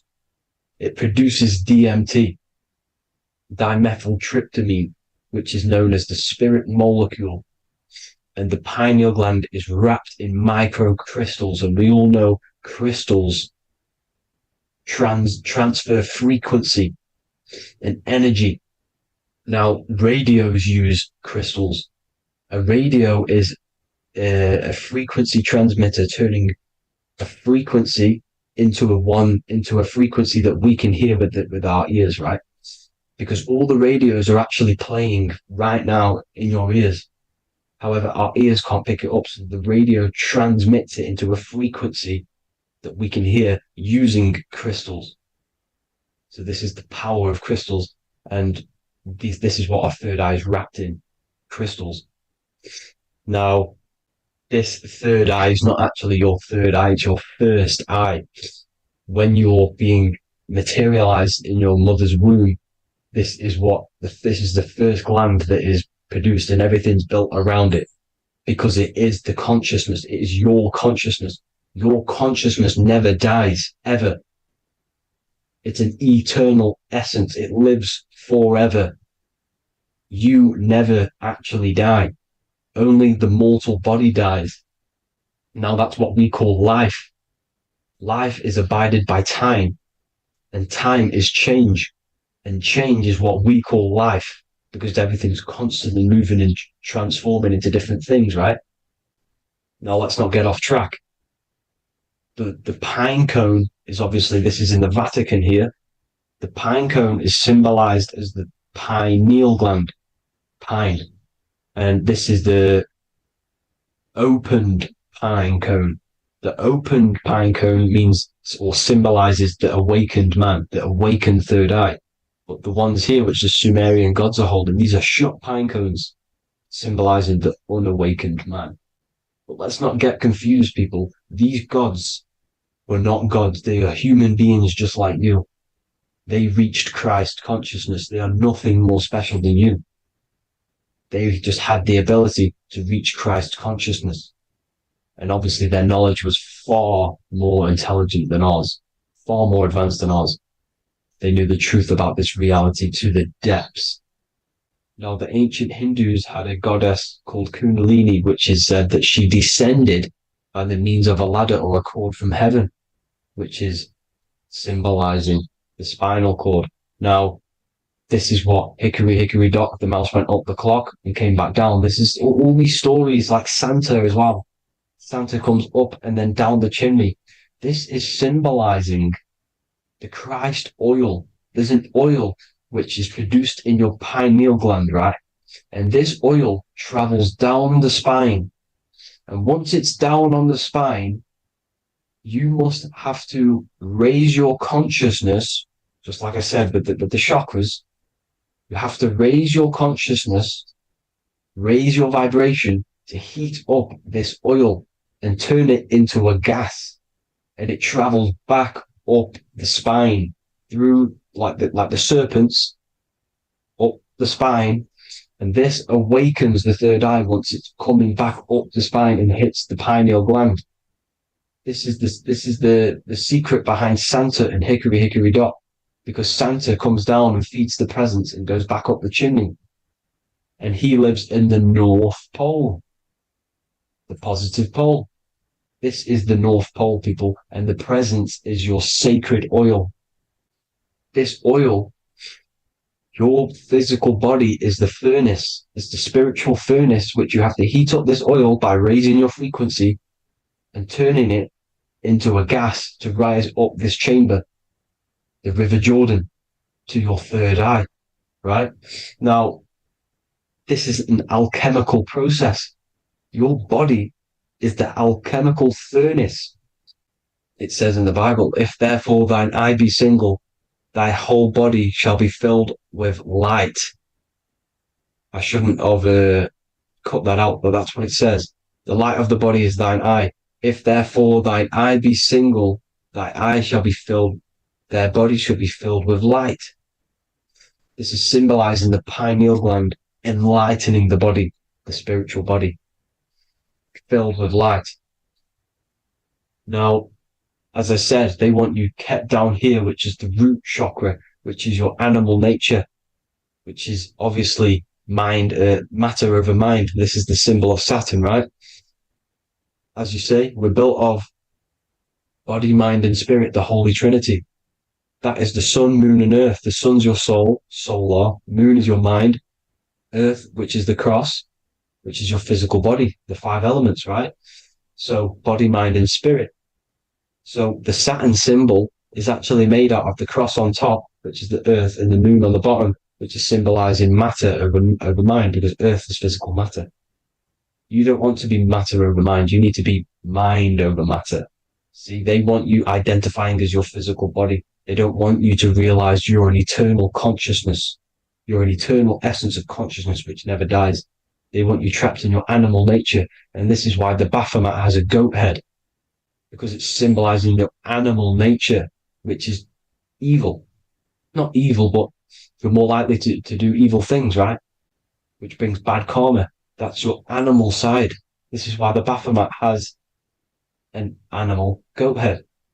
As you can see here, he's got the Kundalini energy here. So when you see the inverted cross, the cross is your body, as you can see here. The inverted cross means your chakras downwards, down here. Your head's down here. Your mind is down here. But your mind needs to be up here, which is the upwards cross, which is Christ consciousness. And as we all know, 7 colors of the rainbow, 7 planets, 7 chakras. Red light is low frequency and long range. This is why Saturn is the slowest moving celestial body. And it's the lowest chakra, because it's low frequency, long range. The moon being the crown chakra, which is high frequency. This is why the moon moves around the quickest. The moon is your crown chakra, which moon in mind. See, so there are multiple ways of your chakras becoming blocked. Now, each chakra has a specific intelligence. It has a specific thing that it's doing for the body, right? Now, this can be overused. It can be abused. For example, masturbation. That keeps you down here in your sacral chakra, because you're abusing the energy center. You're abusing your sexual energy. which is then becoming unbalanced. So this is how energy, this is why these centers are pulling more energy out your electromagnetic field, because these centers are wheels. The chakras just mean spinning wheel of energy. So when you're abusing these certain centers, you're pulling energy out of your electromagnetic field, which is making your field weaker, which is making your frequency lower, which makes you prone to diseases, prone to lower negative energy, right? So you need to align these chakras. You need to unbalance them. And as you can see here, you can screenshot these to see how they're blocked. I'm not going to go over each one because it'll take me forever, but have a little read yourself. This is why they're blocked. Now, the ancients used to say Aum when they meditated. Now, these are the 7 vowels. There's not 5 vowels, there's actually 7. Now, when they say Aum, they're aligning all their chakras by saying this when meditating. This is where the Aum originated from. Now, emotion is energy in motion. So if you're feeling a certain way, that's the energy you've put in motion. It's a reflection. We live in a mirror reality. Everything's mirrored. Everything's mirrored. As within, so without, as above, so below. Everything's a reflection of some sort. So whatever you're feeling, you're doing something wrong. It's telling you you're doing something wrong from the root cause. Because your energies are the effect. You're feeling the effect of something you've caused. The law of cause and effect. Nothing escapes it. Now, the Jehovah's Witness believe that exactly 144,000 faithful Christians go to heaven or be resurrected, right? This is not true.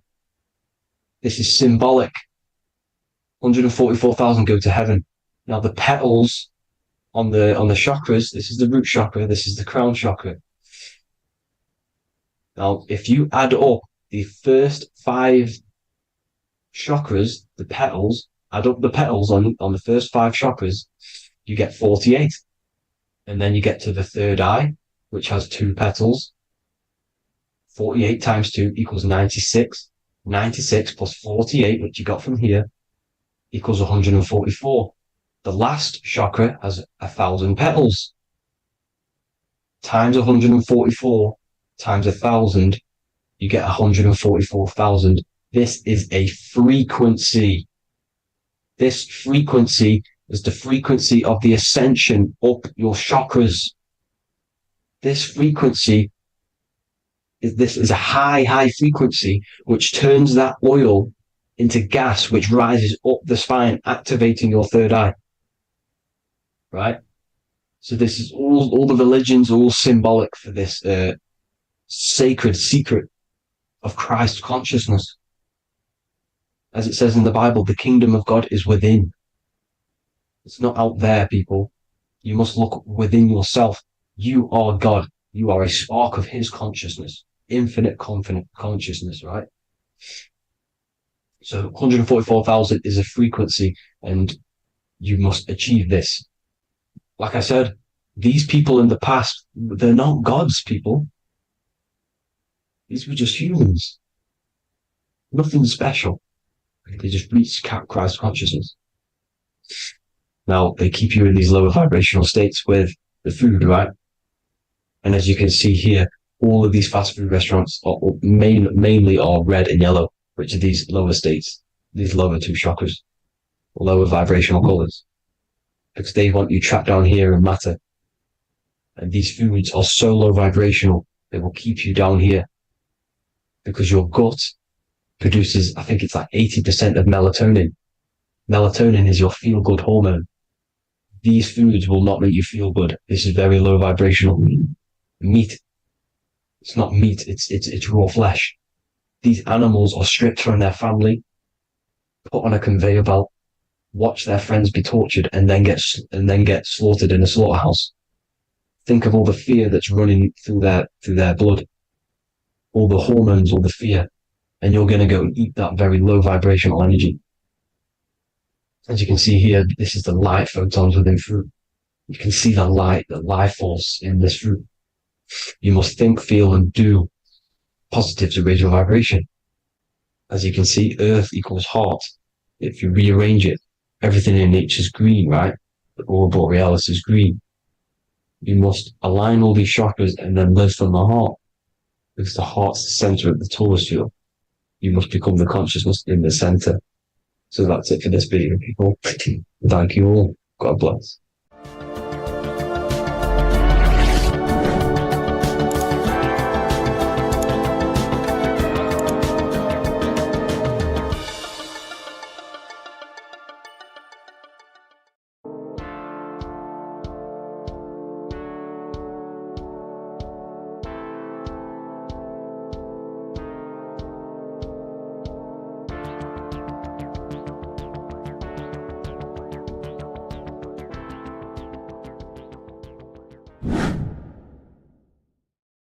People, how are you all doing? It's Revival of Wisdom, and today we're going to be talking about your birth certificates and how we are slaves to a system and how they have trapped us into this system.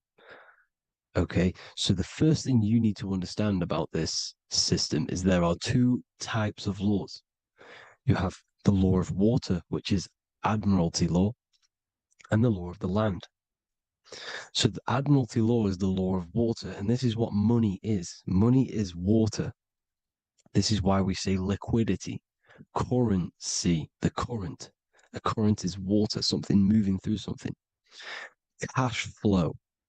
And this is why banks are called banks, because a river bank is on either side of the water and it directs the currency. You see? So money is water. And as you can see here, Ripple, the cryptocurrency, Ripple, water Ripple, and they're building a bridge over water, overseas, international banking with cryptocurrency. So money is water, and this has specific laws about water, but water is the same everywhere, you see. What the difference is with the law of the land is that you can have different laws in different lands. I can't do certain things in the UK that people can do in America, for example. You see, that's the law of the land, but the law of water is the same because water is everywhere. Now, this is very important to understand when it comes to, these birth certificates. So, Pope Gregory, this is where we're going to start off. Pope Gregory in 1582 took the Orthodox Eastern sunrise calendar and changed it to his own Gregorian timeline, not a calendar, a timeline. This timeline was copyrighted by Pope Gregory under the name of the Vatican. So the Vatican owns the timeline that we are using today, 2023. They own it. They own the title of this Gregorian calendar. Okay. Therefore, anyone who is born under this copyrighted timeline, not calendar, they are subjected to Rome because Rome owns the timeline. They have a patent, a copyright for that timeline. What is on our birth certificates? That timeline. We are born underneath. We are subjected to the Vatican. This is why all birth certificates go to the Vatican. They own every single birth certificate. Okay? So when we use this timeline, we are subjecting ourselves to this timeline. Okay? Which the Vatican has a claim over. This calendar or timeline is set to sunset, not the sunrise, which is associated with death, darkness, and the moon, lunatics. You see, so this is a sunset calendar timeline. Okay, they've changed a couple things, right? They say that the new year is January the 1st. Okay, when we know this is in winter. January is winter, which is associated with darkness, death, the death of nature. So this is a death cult, people. These people are evil. They're so evil. The Vatican. And this is why we use April Fool's Day, because April is in Aries, and Aries is always the start of the zodiac. This is why Aries rules the head region. 12 zodiacs, 12 systems of the body. Each zodiac is associated with each part of the body, and this is why Aries is the head, cerebrum. But we're not going to talk about in this video. But yes, that is what April Fool's Day is. They're putting it in your face. April Fool's Day is the real start of the year, when the sun starts to rise again, when the risen Savior is resurrected, when it's born again. This is when the Jews celebrate the Passover. This is when the Christians celebrate the resurrection of Jesus, and they eat lamb. The Jews eat lamb because we're in Aries, the new year.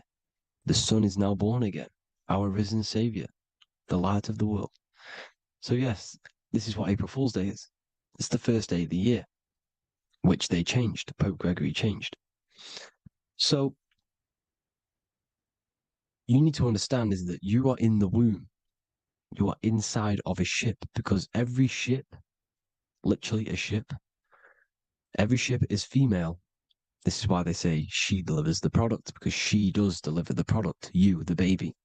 Same thing with a ship, they deliver products. They are a she.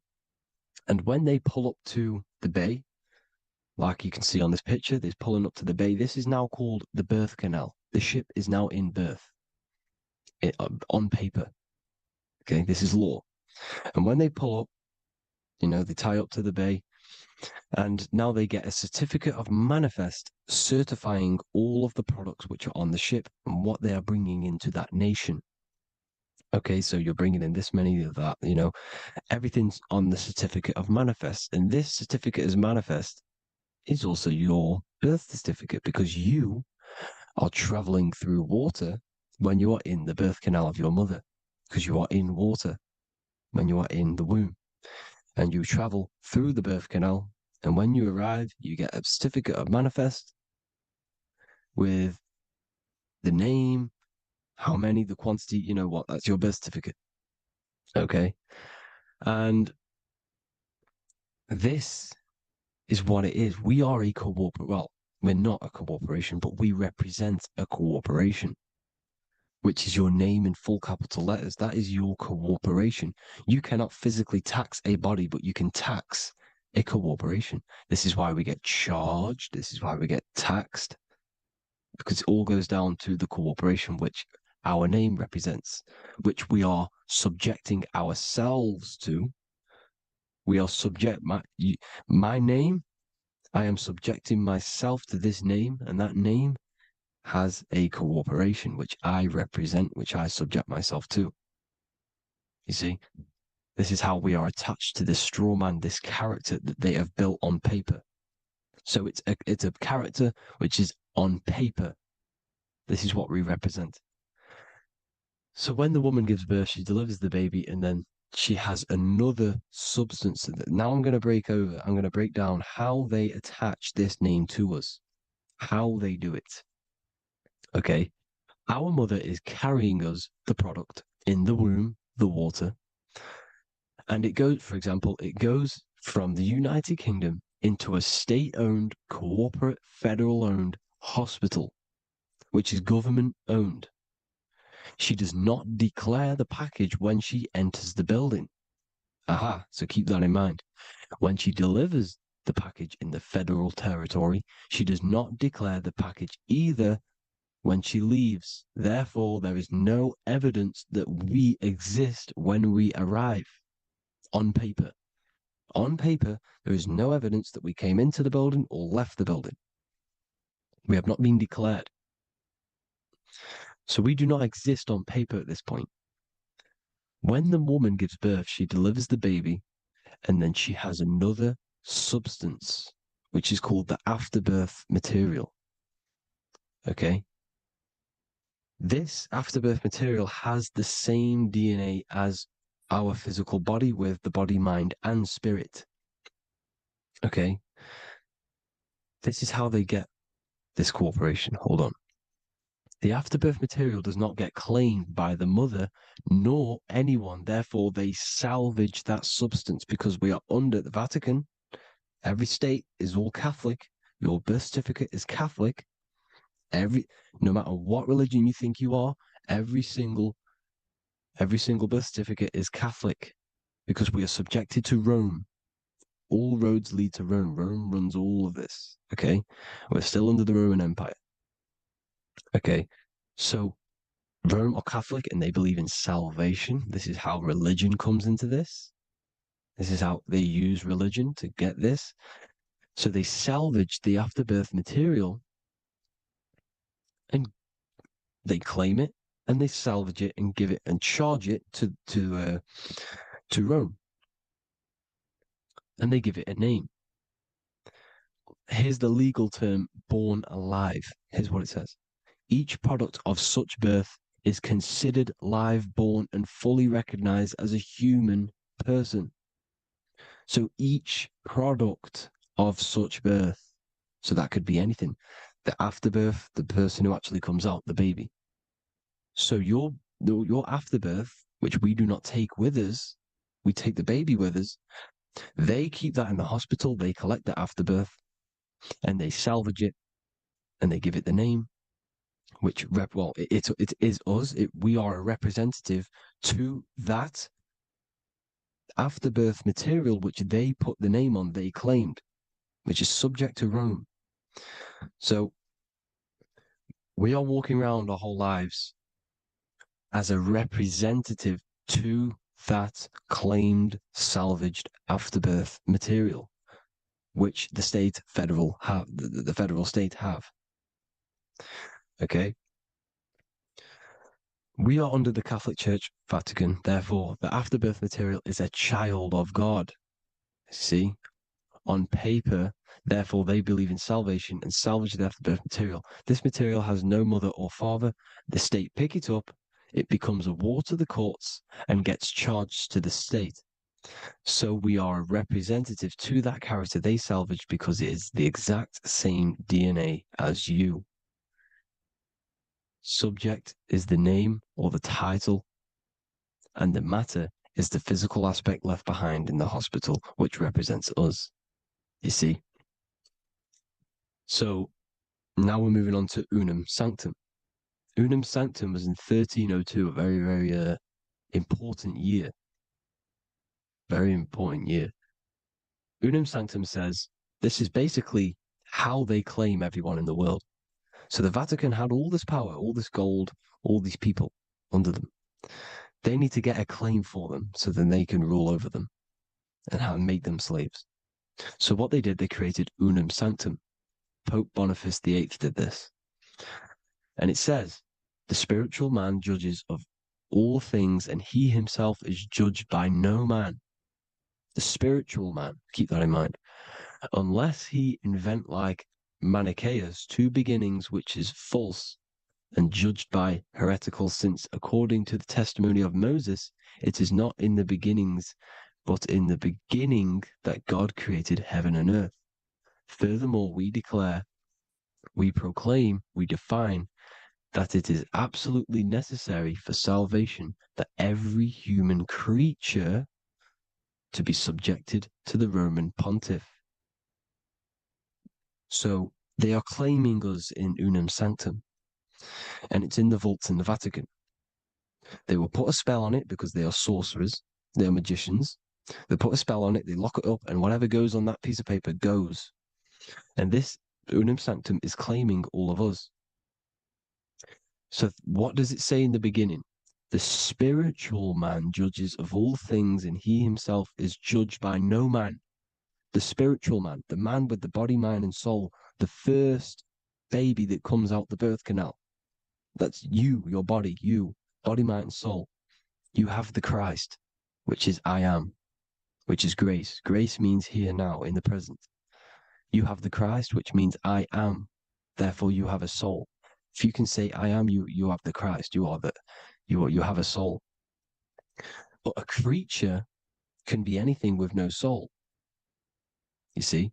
So no man can judge the man with the soul. However, as it says in the second part,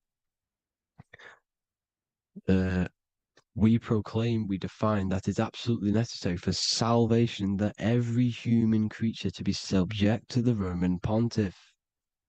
So they are subjecting the afterbirth, not the man with the body, mind, and soul, but the afterbirth to the Roman pontiff, to the Roman Catholic Church. We are the ones who are claiming to be the afterbirth material, which is our birth certificate, which is our representative. We represent that because it is our DNA. This is how we are stuck. We are stuck because we represent this DNA, which is on paper, recorded. You see? So we, being untaught, uneducated in these subjects, we are subjecting ourselves to this system, to this slavery, because we just want to live.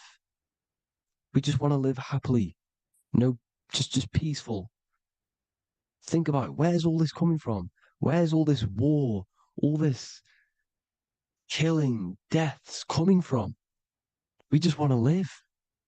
It's coming from the Catholic Church, these evil death cult, which has subjected us, which has used us as slaves, and we are still slaves, and it's just going to get worse and worse and worse.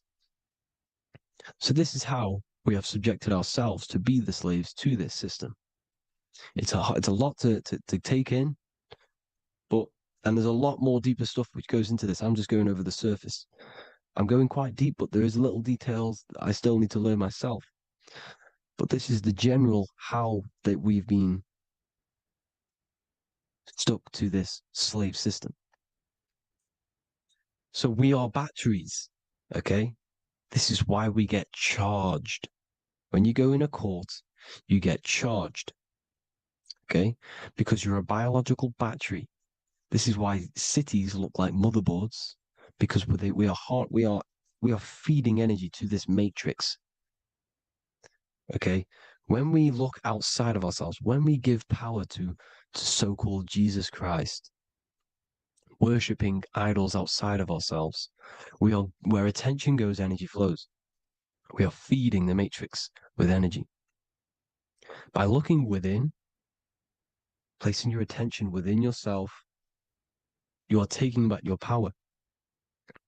Because the I am is Christ. The you, the soul, is Christ. It's God. The awareness is God. Okay? However, we are subjecting ourselves to this system. We're subjecting ourselves to this system and the feeding of our energy. So what we need to look for the future is that, think about it, with the end goal is to change our DNA, is to literally make us robots, transhumanism, slaves. This is why we have smart cars, smartphones, smart watches, smart meters, smart cities. And all of this is going to be connected by the smart grid, which is 5G. This is why 5G is rolling out. 5G is going to connect all of these technologies to one. It's like a big net system. And you know why they're doing this? It's because all of this is going to be connected through AI, through this 5G, and that 5G is going to be controlled by the elites.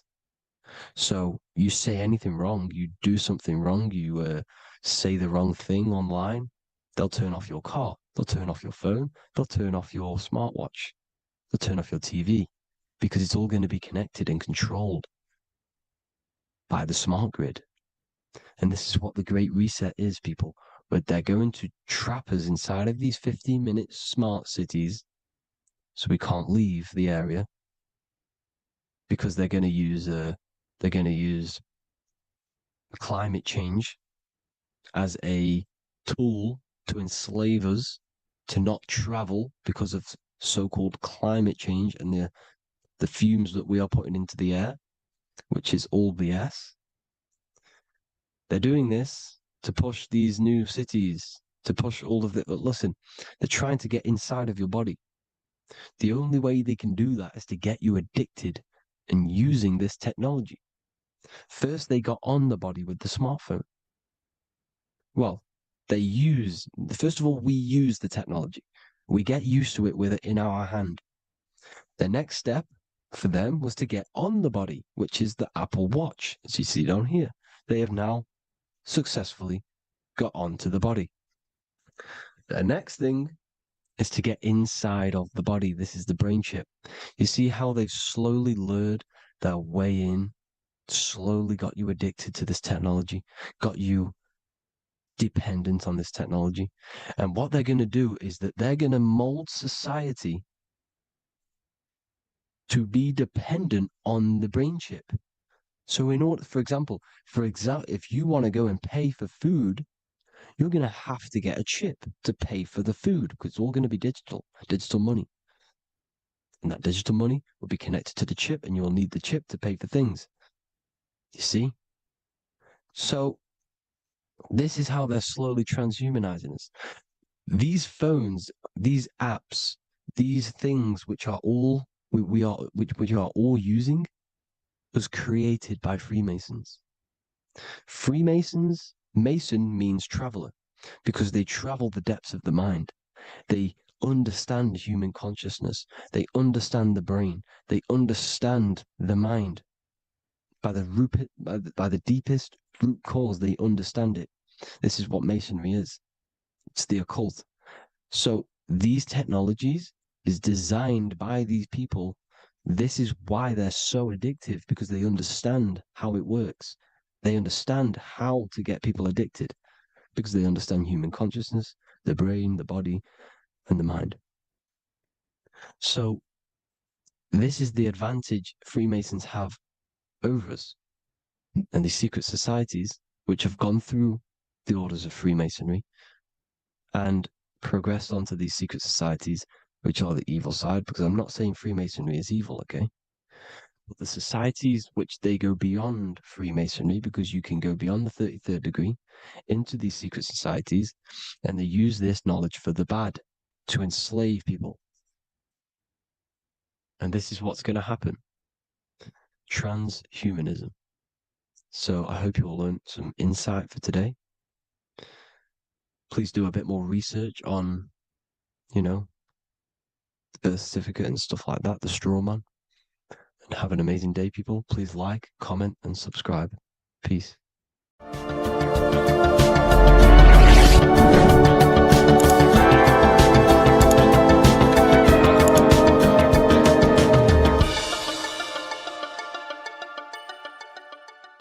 Welcome to Revival of Wisdom.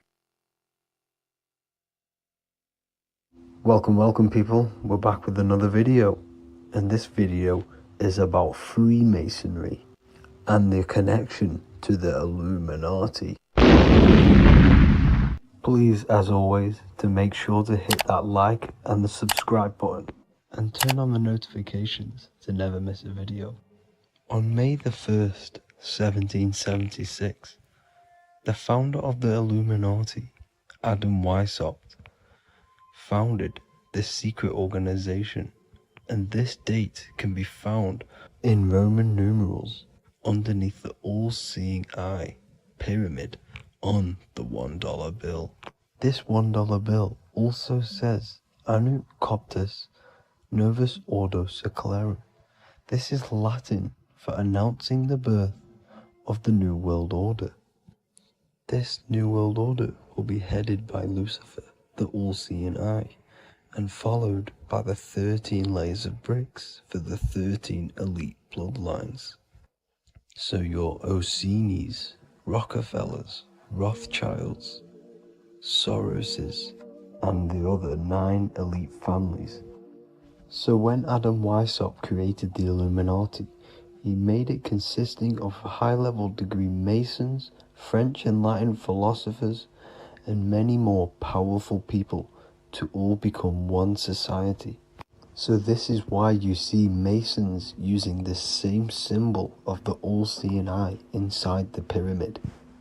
But not all Freemasons are part of this Illuminati secret society. As the 33rd degree Freemason Manly P. Hall said in his book The Secret Teachings of All Ages, Freemasonry is a fraternity within a fraternity, an outer organization concealing an inner brotherhood of the elect. So what he's saying here is that Freemasons have to go up the degrees of Freemasonry, and once they hit the top, they either get elected or not into these secret societies like the Illuminati, Skull and Bones, and Knights Templar. So when you see celebrities doing this one-eye symbolism, either covering one eye, doing the triangle, or doing 666 over one eye, this is showing and reflecting the symbolism of Freemasonry. They have taken the oath to never speak on anything they learn about Freemasonry. Duncan's Ritual of Freemasonry book states the oath they have to take. Quote, I ... of my own free will and accord, that I will hail, ever conceal, or never reveal any of the secrets, arts, points of Master Mason's degree to any person whomsoever.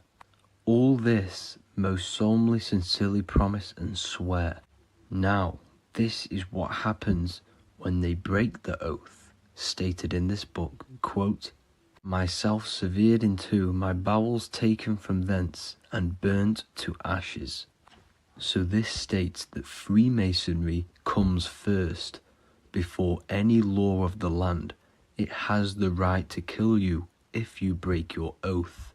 This is the hand gesture they have to do every time they enter the ritual room inside the Masonic lodge. This is the cutthroat symbol, showing you and reminding you of the oath and what will happen if you break it. Now in this book, Richardson's Monitor of Freemasonry, it states, if you break your oath, binding myself under no less penalty than to have my throat cut across, my tongue torn out by the roots, and my body buried in the rough sands of the sea. If they do not decide to kill you, this book states this by pointing him out to the world as an unworthy vagabond, by opposing his interest, by dearranging his business. In other words, they have the power to frame you and destroy your reputation to the world, and destroy your business if you break this oath. So yes, they do kill to keep this truth hidden, because this truth of this reality is what keeps them in power. They have the ability to manipulate people, because people do not know what manipulates them. This is why they call themselves the government. They govern the ment, which is the mentality, because the mind is the root cause of reality. They control what you perceive to control what you manifest. By knowing the truth, you are set free, and you no longer need no controller above you. So this is why they are willing to kill and do whatever it takes to keep the truth concealed within these high-level degrees of masonry and these secret societies. However, going back to Manly P. Hall's book, it states, part of the symbols are displayed here to the initiate, but he is intentionally misled by false interpretations. So this is saying even Freemasons are intentionally misled and told lies to conceal the truth, to make sure the truth is hidden in the high degrees of masonry. So that's it for this video, guys. Thank you all for tapping in. Please leave a like and a subscribe. God bless.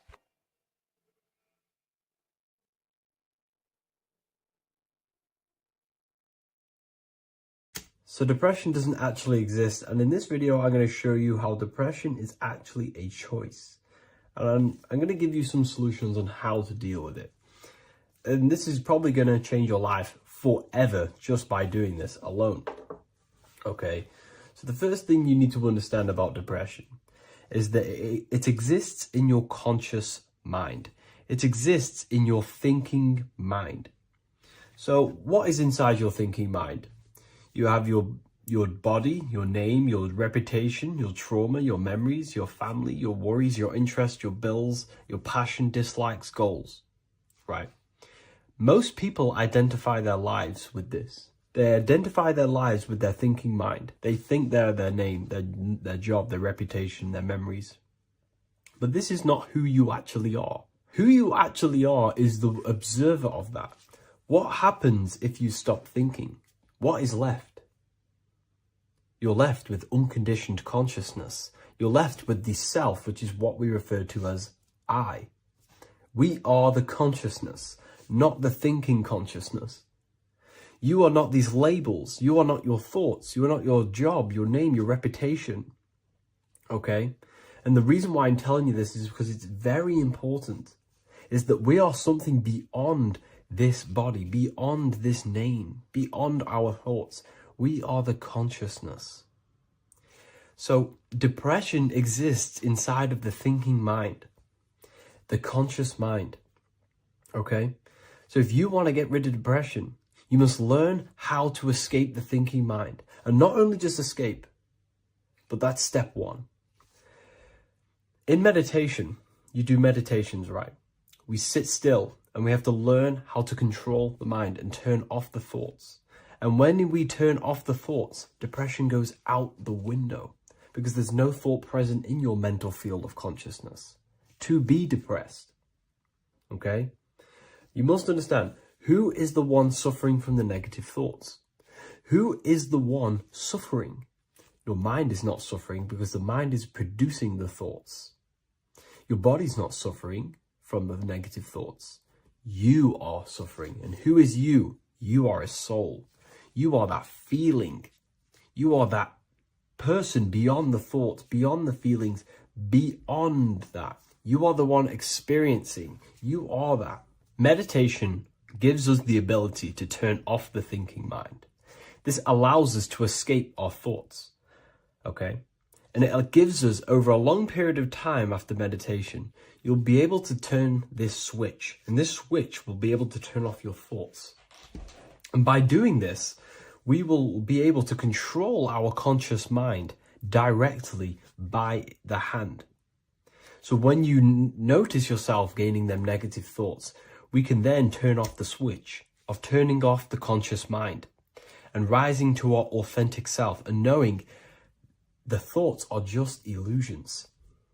Now, let me tell you something that's very powerful. Most of your thoughts are coming from beliefs. Most of your feelings are coming from beliefs. So if you have a feeling of lack, this is coming from a belief that you don't have much. If you are feeling alone, this is coming from a belief that you are alone. So what we must do is restructure ourselves. We must restructure the subconscious mind. And we do this in many different ways. We can do this with meditation. We can do this with visualization, visualizing our desired reality as if we are living it. We can do this with affirmation. Now, a lot of people think, oh, I'm trying to speak something into existence with affirmation. No, you're not using vibration to try and change reality with what a lot of these new age people will teach you. Vibration, your words will not have much an impact on reality. That's the truth. But what they do have an impact on is reprogramming and recrafting and refining your mind. If you repeat, I am wealthy all day long, your subconscious mind, that word will be lingering inside your subconscious and you will start to mold that into your conscious. You'll start to be consciously thinking about this. Most of your thoughts are coming from your subconscious. So if you want to get rid of depression, you got to figure out the trigger. What are you depressed about? What are you feeling? What are the beliefs that are making you feeling and thinking this way? And that's what you must restructure. You must restructure your subconscious mind through visualization, meditation, and affirmation. You do these all the time. You do these every single day, and you will slowly, if not surely, restructure your subconscious mind. While by doing the practice of meditation, you'll gain the off switch as well. Sometimes depression comes from not living in your authentic self. you're not doing the things that your soul is telling you to do. We all know what we should be doing at all times. I don't care what you have on. We all know we should be doing something. We all know that we have there's a higher aspect of our mind that tells us, oh, we need to be doing this, but I'm actually sat here on my phone. Oh, I shouldn't be eating this, but I'm doing it anyway. There's always that higher voice. And that is the voice that has to be connected to. And when your body's not acting out the voice of the soul, then the soul becomes sadder, and suffers more and more and more. There has to be a connection between the soul, the mind, and the body. They have to work in unison. Okay? So I hope this video helps with depression, with whatever you're going through mentally. Mentalism, conscious and subconscious mind. You need to understand that the mind is the root and the cause of all reality. I am mind, you are mind. Every single living creature in this physical plane expresses and manifests mind. We are all the invisible substance of mind. We are all the source, which is God. We are all consciousness, which is mind. Before we manifest something physically, we manifest it within the realm of thought, which is the mind. Thought then manifests into astral imagination. This then gives energy within the etheric plane.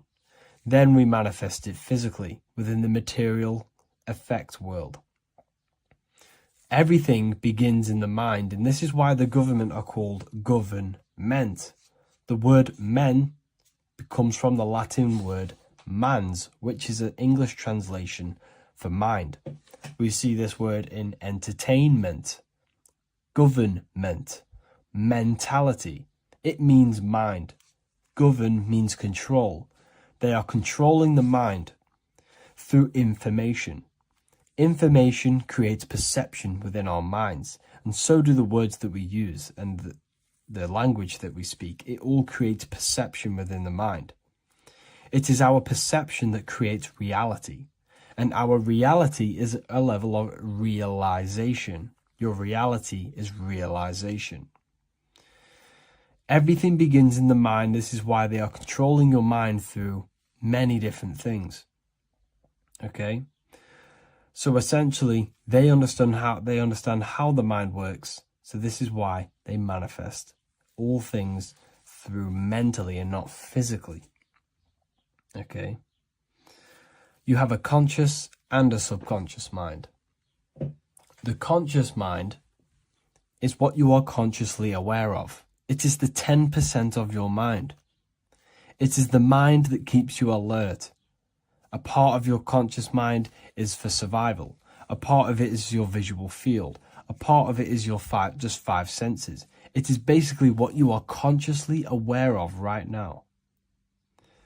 Your subconscious mind is the 90% of your mind. The subconscious mind is what holds all of your memories, your programs, and all things that you have ever experienced is all stored within the subconscious mind. It is this part of you where you draw memories from, where you draw your words from. I am consciously speaking, but the words that are coming out of my mouth are not thought about consciously. They are coming straight from the subconscious mind, where all programs and memories are stored. It is essentially this part of the mind which is manifesting our daily basis behavior. Because the subconscious mind stores the programs which we are operating our life off. For example, if you tie your laces, you do no longer have to consciously do them. Your hands literally just know exactly what to do because you've done it that many times. So essentially, you create these programs within your subconscious mind through repetition and emotion. These are the two main ways your subconscious mind is programmed and installs things that you do on autopilot. The subconscious mind, like I said before, manifests 90% of your daily basis actions and 90% of your daily basis thought patterns. For example, if you were in a car crash 10 years ago and you had a very traumatic event, that car crash And that emotion that you felt in that time impressed your subconscious mind with a program. And even to this day, 10 years later, you are still wary about entering cars because of that program. Even though you may be not thinking about the car crash, you are still wary about entering cars because of that program, because of that emotion impressed upon the subconscious mind. You see, everything you say, everything you think, and everything you feel is telling your subconscious mind, that is what I want. The subconscious mind takes everything literally. Even if you are talking about someone else, your subconscious mind only knows you, and it only knows yes, and it only knows the now, the present moment. So this is why the golden rule back in the ancient days was treat others like you want to be treated. Because the way you treat others is telling your subconscious mind that is how you want to be treated. And this will create subconscious programs within you, affecting you. So, before you go to sleep every single night, what you want to do is to impress your subconscious mind with thinking and feeling of something that you want to become. Become that reality. Think and feel that reality. And by doing this, you are impressing your subconscious mind, and you will wake up in the morning with ideas. Because when you install a program within your subconscious mind, like I said before, it manifests into at least 50% of your thought patterns. So let's say I created a program within my subconscious mind of how to become financially free. Well, I created the program that I am financially free. My conscious mind will start to slowly think about that program and how I can achieve that program, because the conscious mind operates on survival. So if you create a subconscious program of I am financially free, your survival conscious mind will start to operate and think and act on this program subconsciously. You won't even know that you are doing it, but you are. And this is the power of the subconscious mind. You have to reprogram it properly. You have to be careful of the things you think, say, and feel, because all of this is contributing towards molding your subconscious mind, which essentially molds your reality. It draws things to you. What if the word Yahweh is proof that God is embedded in our very own being? Stay with me, because what I'm about to show you might change the way you see yourself forever. Today's topic is decoding the mystery name of Yahweh, the sacred name of God from the Hebrews. By the end of this video, you'll uncover the true meaning of the word Yahweh and how your connection to it unlocks your own personal power. When we look at the word Yahweh in Hebrew, we flip it on its side. We're actually looking at the human body. These are the legs, this is the torso, here are the arms, and here's the head. So if we actually switch this on its side, we see the human body. The Hebrew name Yahweh often translates to I am. The I am. Now, what is the I am? The I am, when you say I, you're referring to your highest self. Everything with the letter I in the beginning, most of them words are referring to our inner self, inside, intelligence, internal, in. The I represents the inside self, the invisible self. You cannot see the I am, because this is the spirit, this is our consciousness. It's the intelligence controlling the human body. When you say I, you're not referring to your name, your job, your reputation, your ego, or your thoughts. You're referring to the observer who is beyond the thoughts, the one who's observing the thoughts. That's the soul. Look at the word Yahweh, Yahweh, the sacred name of God. Yahweh can be observed in the natural rhythm of the human breath. When inhaling, we subtly hear Yah. When exhaling, we hear Way. Do this yourself. Breathe in through your nose, you'll hear Yah. Breathe out, you'll hear Way. And in fact, the letter H, H, when it's pronounced, It carries the soft sound of wind or breath, a gentle exhale that mirrors the very essence of life, giving air. Breath is the spirit of life. It's what connects us with consciousness. If we stop breathing, we lose consciousness. The body shuts down.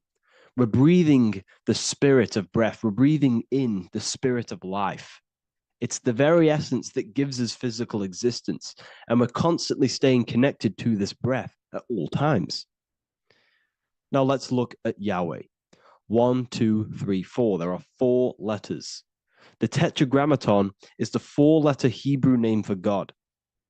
Okay? Tetra meaning 4. We have 4 gospels of Jesus. Jesus is depicted with a cross with 4 sections. Jesus has the 4 sacred animals around the side of him, always depicted with these 4. A bull or an ox, an eagle, a man, and a lion. These are the 4 fixed signs of the zodiac. Aquarius, the man; Scorpio, the eagle; Leo, the lion; Taurus, the bull or the ox, which are related to the elements. Leo is a fire sign. Aquarius is an air sign. Taurus is an earth sign. Scorpio is a water sign. These are the 4 elements. And the 4 elements correspond to the 4 bodies of consciousness, as we see here. This is fire. This is air. This is water. This is earth. So we are made out of the 4 elements, which represent the 4 bodies of consciousness: mind, emotion, spirit, and body. The soul is incarnated into 4 sections. Hence why Jesus has 4 gospels. Hence why Yahweh is a 4-named word, because we are tetraform. We have 4 bodies of consciousness. There are 4 pillars to reality: the mind, emotion, spirit, and the body. So what we're actually looking at here is the name of the very essence of the self. Yahweh represents the universal consciousness that we're all tapped into, because the body is like a radio. The body is basically a radio antenna, which is picking up the stream of consciousness, and we're all the same consciousness, just experiencing it in a different body. And Yahweh is the name for this intelligence that we're all acting out, that we're all manifestations of. So now let's look at the word Yahweh, where we read it this way in Hebrew, which is 10565. 10565 in the Hebrew letters and the numerical values. And the DNA is made up of 4 bases. These 4 things which create the DNA. This basis is the genetic code for all living things. Each DNA strand is held together by sulfur bridges that appear in a repeating pattern of 10565. This pattern matches the numerical value of the Hebrew letters of Yahweh, Yod, He, Va, He, which are 10565. This means the structure of DNA, the code of life, follows the same number sequence as the sacred name of God, Yahweh. This is a factual observation. So we're looking at 10565. So let's look over this one more time. Yahweh represents the breath, Yahweh, inhale, exhale. It translates to I am. It's written in our DNA. The word Yahweh on its side looks like the human body. Now, this is where things get a little bit deeper. 10565 adds up to 26. The number God, well, the word God adds up to 26. Allah adds up to 26. There are 206 bones in the human body, 26. 26 adds up to 8. 8 is the number of infinity. We are all the infinite consciousness. Consciousness will never die. It's immortal. It's infinite. We are all infinite. We are not these skeletal structures. We are Yahweh, the universal consciousness. The creator of all things is our essence. We're all God with individual identities, but the highest versions of ourselves is God. The ego is our own personal experience of God. Does this make sense? So in conclusion, Yahweh is not the name of a separate God from us. but rather the reflection of the divine consciousness manifesting through the human form. The human body is like a receiver acting as an antenna that tunes into the infinite intelligence and life force we call consciousness or God. This means that rather than being external, the divine presence is within us, expressed through our very existence. It's very interesting when we look into this, and what religion has done has flipped all of this knowledge. All of this sacred knowledge has been externalized. They've externalized God so that we worship God and we view God as something separate from the human experience. They do this so that we don't find the God within us, so that we don't find that we have the power of creation. The mind is the creative force of God. The body is the will to act out that thought. They don't want us to figure out that we are creators and we're all creating our own earthly experience. We're all projecting this reality. And they don't want us connecting with the divine intelligence within us because they want to be the creators. They want to keep this knowledge. They don't want the masses to wake up to this powerful knowledge. So what they've done is that they've taken the scriptures, they've externalized it so that we start worshiping and giving away our power to these external things. And when God is external, we start to fear God because we start to think that God has power over us. He can send us to hell or heaven. So this is what's going on. They've been externalizing this for thousands of years to keep us in a suppressed state. Okay? Humans are very advanced because we possess self-awareness. We possess the ability to move our awareness and our thoughts outside of the instinctual nature. For example, a cat or a dog. These things can only live in their instinct. They live based on instinct. They smell, they eat. That's pretty much what they do. But humans, we have the ability to rise above that nature and turn to our infinite selves, our higher selves. We can move beyond our instinctual nature and create very advanced things. That's why humans are made in the image of Yahweh. We are literally God in human form. So this is what we all need to realize. And I hope this video has helped. Please leave a like, a comment on inside of the description. I'll have some links to my books and my university. The people who have read them have just absolutely changed their lives. You could probably see that in the comment sections if someone leaves a review of the book. We also have Trustpilot. But yeah, I thank you all. And I'll see you in the next one. The Freemasonic square and compass is not just a symbol that represents Freemasonry, a lodge, or a secret society. It is a symbol of gaining your own personal power. Now, in this video, I'm going to be breaking down this symbol in the most detail I can possibly go into. Most people live in a state of illusion. They live their life impulsively, acting based on their five senses, tasting. They want to feel a certain thing like an orgasm, or they're basically just slaves to external things and their five senses, which leads to a very dark path where you'll never actually become a conscious creator and you'll never actually be internally happy. The Freemasonic square and compass reveals some deep wisdom about this. Now let me break this down. If you want to gain your personal power, listen up. The Freemasonic square and compass is a compass which is used to create circles. Now, if you notice something about the circle, they have no beginning, no end. You can't tell where it begins and ends. It's eternal, which means this represents consciousness. Now, if you don't know what consciousness is, if you close your eyes, you have an internal world. You have thoughts, emotion, visualization. This is all consciousness, spiritual.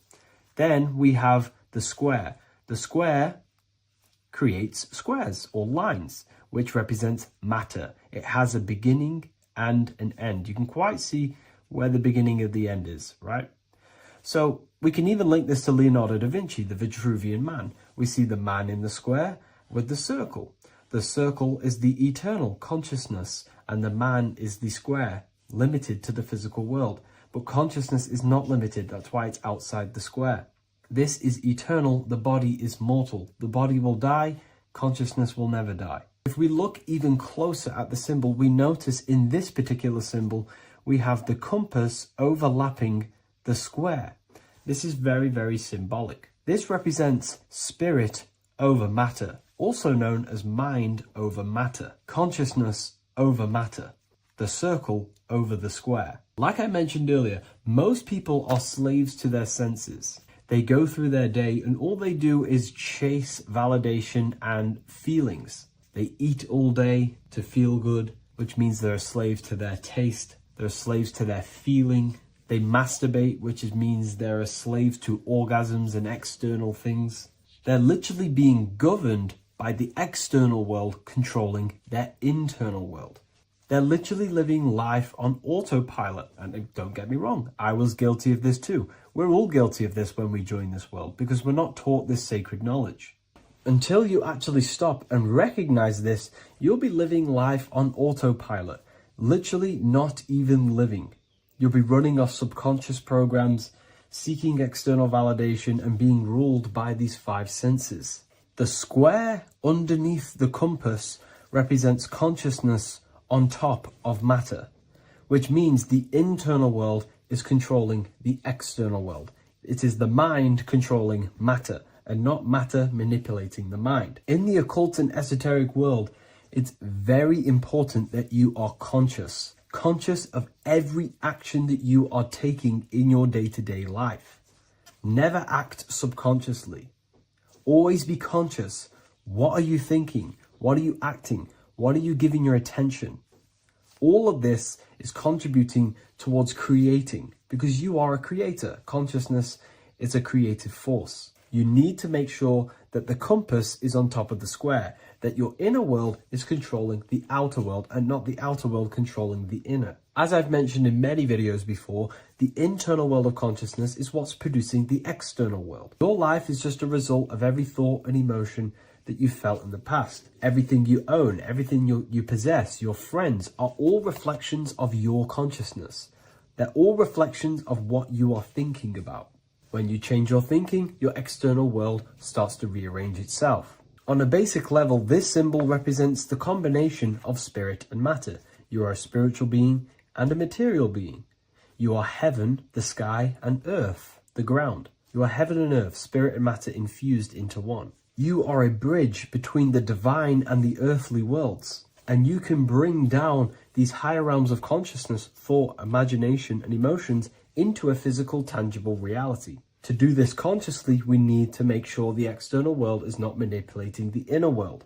Because if your internal world is being controlled by external circumstances, for example, you have a circumstance happen in your reality, an emotion triggers inside of you, and that emotion is a command to create more of that. And the thoughts that you think are creating more of that negativity. So it's a constant cycle of negative manifestation if you let the external world control your internal world of consciousness. So we need to make sure the compass is on top of the square, that the internal world are commands and not reactions to create your external reality. And not only just to create, but to actually enjoy life. If we let the external world bother our internal world, this means that we have some sort of mental or emotional attachment to the external world. We need to detach from the external world. Why do I say that?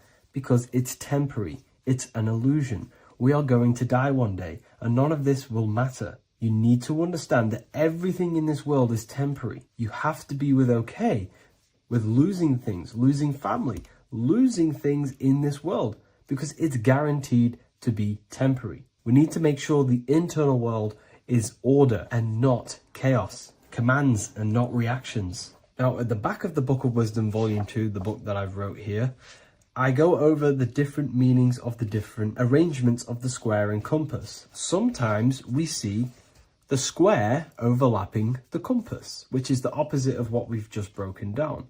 Or sometimes we see one leg of the compass on top of the square and one leg of the square on top of the compass. These are all highly symbolic. When we see the square overlapping the compass, This pretty much represents the beginning of the Freemasons' journey, when their internal world is being controlled by the external. They have a lot of spiritual growth and a lot of learning and inner work to do. Now, when we see half and half, one leg of the square on top and one leg of the compass on top, this represents the Masons' gradual emergence from the material realm into the spiritual. This interplay of symbols reflects the process of gaining greater light and knowledge as the Masons ascend from material concerns towards spiritual enlightenment. And of course, we've just broken down what this means. This represents spirit over matter. They're not chasing external physical things anymore. They're actually chasing and gaining validation and happiness from spiritual growth, more knowledge, and deeper understanding of consciousness and themselves. Most people chase external material things, which actually don't make you happy in the long run. You could be given £1 million today. There's an ancient symbol hidden in plain sight, one that holds the key to transformation, power, and unlocking your true potential. It's been used for centuries by mystics, rulers, and even modern science, but almost no one understands its true meaning. Once you do, it will change the way you see yourself and the world forever. Stay with me, because this could be the key to your own awakening. The symbol of the snake, or the serpent, is a very powerful symbol that refers to something within you, that we all are on this journey. So first of all, we see this symbol in ancient Egypt on the top of the pharaoh's head. We also see this with Buddha, with the snake on top of the Buddha's head and below. We also see this in Rome, with the Roman god Mercury holding the staff with the snake. We see this in Adam and Eve story with the snake tempting Eve. We even see this today on the medical facility. What does this mean? Why is this symbol being used for thousands and thousands and thousands of years? It has a very deep esoteric meaning. We see this in the caduceus staff, and we even see the snake representing the Kundalini. What does the snake actually mean? A lot of people think it represents the Kundalini, which it does. However, there's a deeper interpretation of this symbol, and it goes very far beneath the surface of what the snake actually represents. Okay? So first of all, when looking at symbols, we need to observe what the snake does in nature. The serpent sheds its skin. The serpent shedding its skin is a sacred symbol of an inner transformation.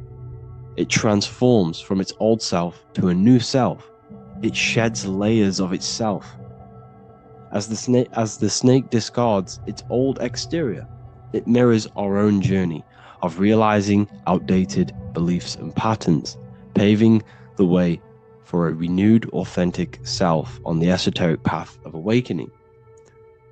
Essentially, it represents transformation, but not transformation of our physical bodies, transformation of our inner world.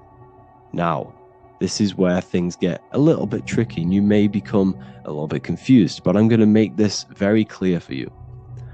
The snake symbol, or any symbol, can be used for different context. For example, the Kundalini. We see the snake representing the Kundalini. We all know that energy can't be destroyed, only transferred. Like I said, this is a transferring of energy. It's a changing, a transforming, shedding its skin. It represents transformation.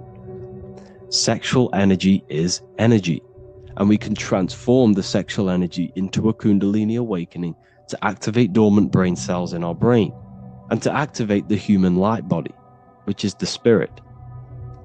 We can cultivate, save, and retain our sexual energy, transmute it up the spine to activate the brain. This is a symbol of transformation, of energy in this context. However, when we go to the emergency services, this does not mean the same thing as the Kundalini. The snake in this context represents transformation of health. When we are picked up by the emergency services, we are looking for a transformation. We are unwell and now we need to transform to well-being. This is why they use this symbol. It represents transformation, especially with the pole and the snake climbing. It's climbing, it's transforming from the bottom to the top, shedding its skin, shedding old layers, transformation. We see this in the Bible with the snake tempting Eve to eat the apple of the tree of knowledge of good and evil. Well, what does this mean? Where's the transformation in this? Well, this is a very hidden one. The transformation takes place in Adam and Eve's consciousness and their mind. They go from a pure, whole state of consciousness, from being tempted by the snake, and they eat it and they transform into knowing the good and evil, into the dualistic ways of thinking and the dualistic meaning of this world. Let me rephrase that. They understand the dualism of this world, and they now understand the two good and bad ways of thinking. They know the knowledge of good and evil, of duality. They shifted from a whole state of consciousness into their consciousness being split into good and evil. This represents the journey of every single soul that incarnates into this world, including yourself. When you were a child, you were whole. You had no understanding of good and evil. But as you grew older, you eaten the fruit. You grew to understand the knowledge of good and evil. Your consciousness split from a whole into a separate and divided way of thinking and divided understanding of the world. We suppressed aspects of ourselves to fit in with society norms. And we just limited ourselves with limiting belief systems. We knew the knowledge of good and evil. Our consciousness split from a whole state. This is what Adam and Eve is symbolic of. We see this with the Roman god Mercury, with the snake. Mercury represents intellect, communication. He's always flying in the air, which represents the air, the mind, the intellect.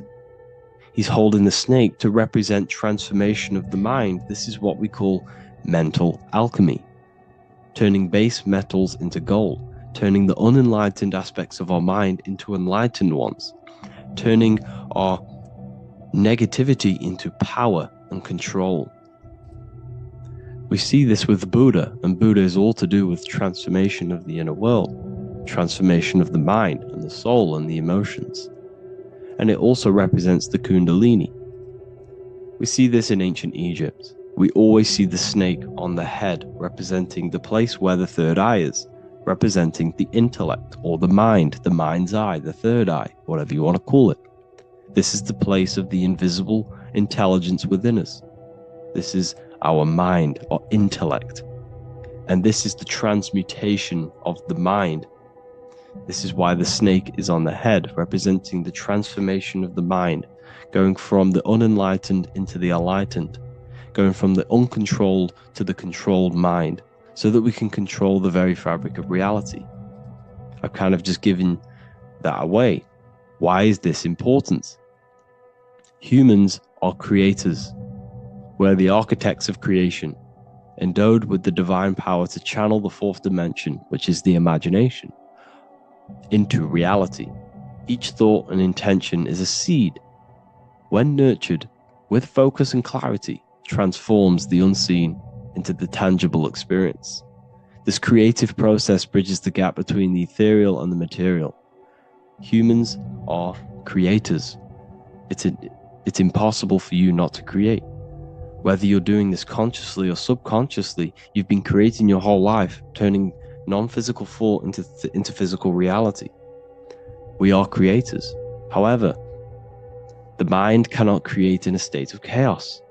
The mind cannot create with limiting beliefs. The mind cannot create with thoughts that come and destruct our minds.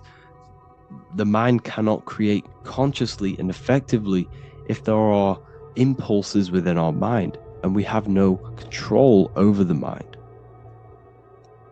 So this is where self-transformation comes from within. This is where the snake comes in. The snake represents the transmutation of our mind from the uncontrolled to the controlled. In this context of the Egyptians with the snake on their head, it's all to do with mental alchemy. In the occult tradition, the mind is seen as a delicate instrument that demands constant vigilance, Left unchecked, it reverts to archaic and destructive thinking patterns. Like a finely honed blade, it must be continually sharpened through discipline and self-refinement. In this unending process of unveiling and mastery, we learn to shape reality, harnessing the power of our thoughts to manifest the highest potential.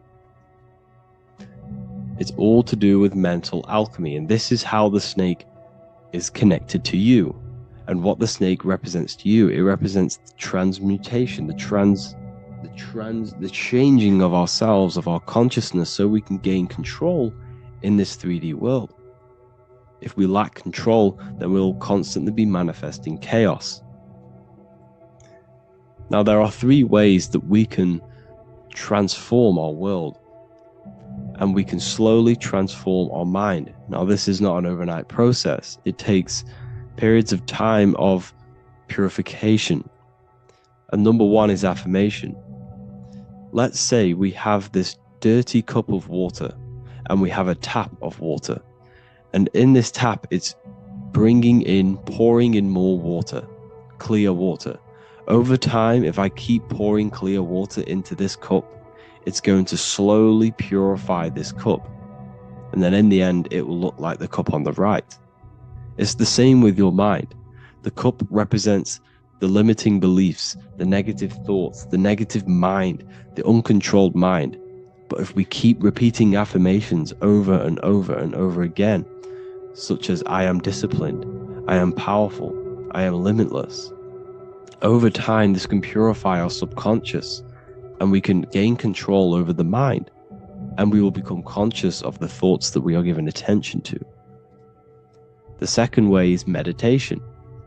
Meditation allows one to develop an off switch for the mind, providing a sense of control over it. Over time, we gain the ability to filter our thoughts and become more conscious of the ones we choose to engage with. Meditation, over a period of time, will give you this button that allows you to filter out negative thoughts. If you have a negative thought in your mind, you'll be able to become conscious of this and redirect your mind's attention. This is all about self-control, because remember, we become what we think about. The snake represents the transmutation of the self. And another way is visualization. Visualization allows your subconscious mind to experience the reality you desire, accepting it as truth. As the subconscious becomes more immersed in this imagined reality, it works to manifest it into your conscious experience. Your visual eye, visual eye. You're using the mind's eye to see and mold your future. That's what imagination is for, to create in your future. You can become your future now in your imagination. And this can slowly purify your consciousness, slowly purify your mind, which will then, if you do all 3 of these over periods of time, you will see great transformation from the inside out. And your outer world will start to mirror your inner transformation, because it's as within, so without. You change your inner world of consciousness, of thought and emotion, you'll change your external reality and your circumstances. So I hope this lesson has gave you a great understanding of what the snake actually represents. And now that you see it, you will see this everywhere. Every time you see a snake, you know it represents the transformation. So please, if you can, leave a like, comment, and subscribe, and turn on the alerts to make sure you never miss a video. And if you have any video suggestions, feel free to make a comment and I can make a lecture on it. I appreciate you all watching this video today, and I'll see you all inside my university if you're inside, and I'll see you all in my Telegram if you join, and I'll see you in the next video, of course. Thank you and take care. You don't just have a physical body. You have a physical, mental, spiritual, and emotional body. Each one of these aspects are a body of its own. Body does not just refer to a physical substance. You have a mental body for thinking, an emotional body for your emotions, a spiritual body for your energy in your astral form. and a physical body to encapsulate all of these. Each four of these aspects are essential for the human experience and essential to balance. Now, today we're going to be syncing the four aspects of your consciousness with the four seasons and the four elements and how this ties into the Bible. So we have four physical elements. We have 5 elements in total, spirit being the most important, but spirit is pure invisible. We have 4 physical elements. We have air, fire, earth, water. Earth and water are feminine. Air and fire are masculine. Air and fire are active. Water and earth are passive.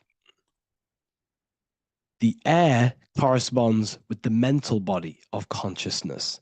This is where your intellect, this is where your communication, this is where your thoughts, intuition all comes from. This is the mental body of consciousness that allows you to think, allows you to process, figure things out, and have intellect and gain knowledge. This is your intellectual aspect of your consciousness, located in the head region. We have a fire nature, a spiritual nature. This is our astral body. Our astral body is all to do with the subconscious realms, the higher realms of consciousness.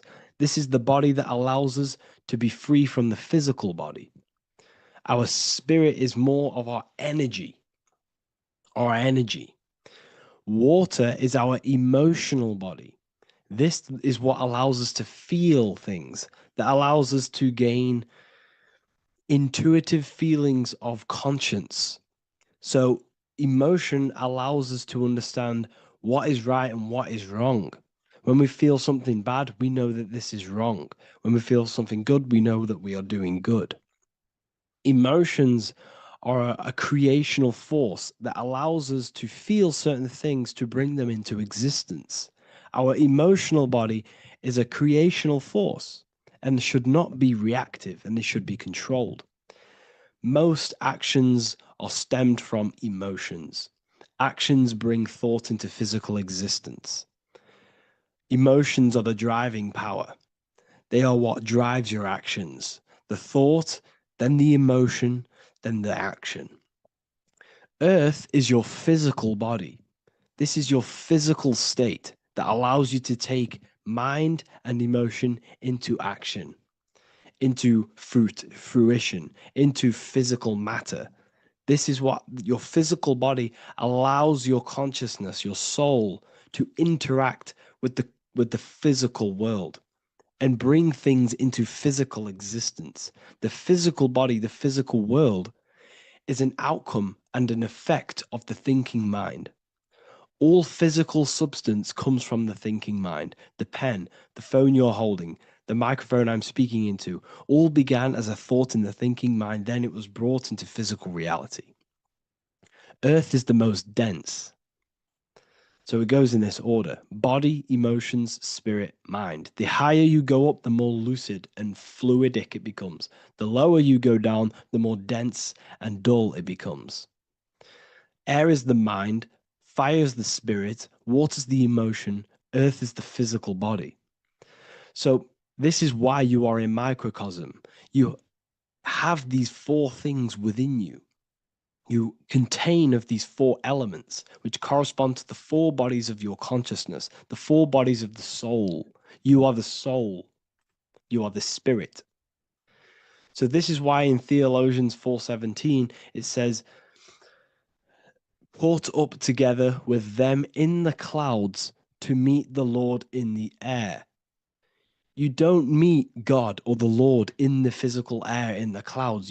This is clearly a parable. A human being cannot go up to the clouds and meet a mystical man in the clouds. This is obviously a parable, a metaphor. The air is your mind. You must raise your consciousness beyond the body, beyond the emotions, beyond the spirit, and enter in the mind during meditation, turning the mind inward to connect with the Lord. The Lord is the highest aspect of your consciousness, the one that exists beyond the physical body, beyond your emotions, beyond the thought. So you meet the Lord in the air, in the mind. The mind represents the air. This is why in America there's a saying called an airhead. You're an airhead. This means that you are stupid, or you don't think, or you have nothing in your mind. You have nothing in your head. When someone's very stupid, you call them an airhead, because air represents the mind. The air is elevated. The air is invisible. The mind is totally invisible to the human eyes. It is a metaphysical substance. In fact, it's not a substance at all. It's so fluidic. It's everywhere. The mind can be everywhere at all times. It can be anything. Nothing is impossible within the mind. Now, this is synced with the 4 seasons. The 4 seasons represent the 4 aspects of human consciousness, the 4 bodies of your consciousness, the 4 bodies of your soul. The sun is your soul.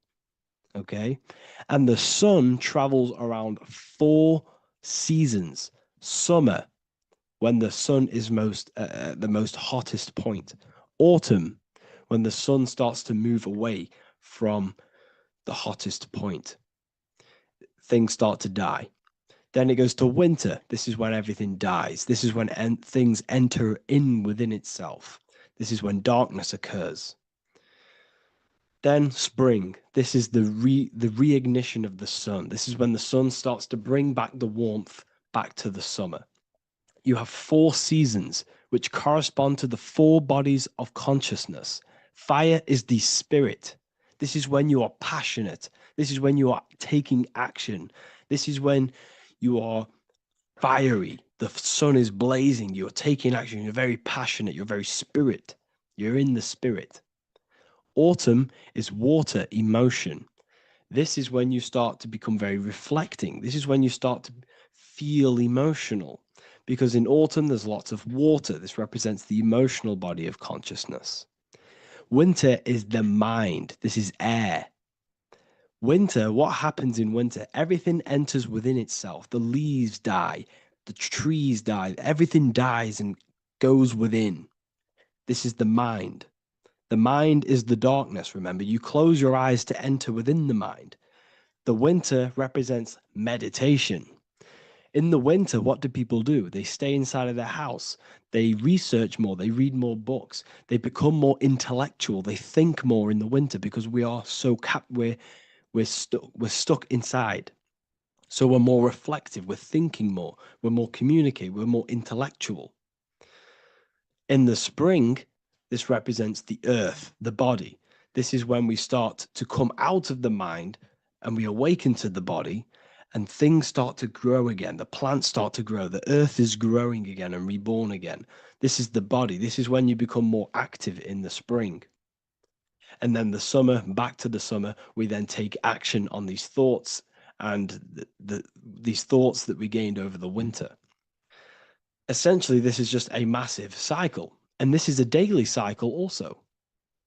The nighttime is the winter. The morning is the spring. The midday is the summer. And the evening time is the autumn. This is a microcosm. We have 4 bodies of consciousness. You are the sun. You are the soul. And the soul has 4 bodies: summer, autumn, winter, spring. Emotion, air, body, spirit. Sorry, emotion, mind, body, spirit. So you are the soul. You are the pure essence of consciousness. The sun is your soul in the heart. And the seasons are inside of you because you are a microcosm. Okay? You are a microcosm. The word sun is son. The Latin word for sun is sol, which is soul or solo, because the sun is solo. It's on its own. You are the soul, and the soul has the 4 different bodies of consciousness.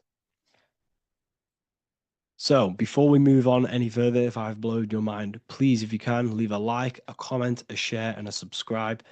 Let me know what videos you want me to make in the future. Please drop a like. It definitely will help me. You are a microcosm of the macrocosm. Man is a miniature universe that goes through its own cycles. The seasons of the summer, winter, spring, and autumn do not occur merely outside of him, but within him as well. The summer is within you. You feel different in the summer. You feel different in the winter. You feel, depending on the body of consciousness, your soul's interacting with. So the sun in the sky is your soul inside, and the sun goes through these cycles, which is affecting your bodies of consciousness, because the cycles represent your bodies of consciousness. Now, this ties in with the Bible. This is why we have 4 Gospels. This is why Matthew, Mark, Luke, and John are always seen with the 4 different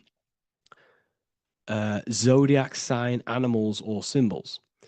So you always see each one of the Gospels. If you just type in on Google Matthew, Mark, Luke, and John, type in ancient pictures, paintings, or pictures of them, and you will find these 4 zodiac signs are always standing with each one. Taurus, the bull; Leo, the lion; Scorpio, the eagle. An old symbol for Scorpio was the eagle, and a man for Aquarius.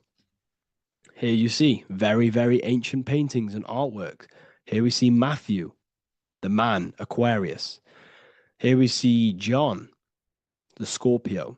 Same here. We also see it on the tarot cards, on the world card. We see the 4 fixed zodiac signs. Here we see it as well. These are called the 4 fixed zodiac signs. Now, when we look at the zodiac, we're no longer looking at the sky, because what you must understand is as above, so below. What is above you is inside of you. What is above is what is below. What is outside of you is within you. The zodiac is inside of you.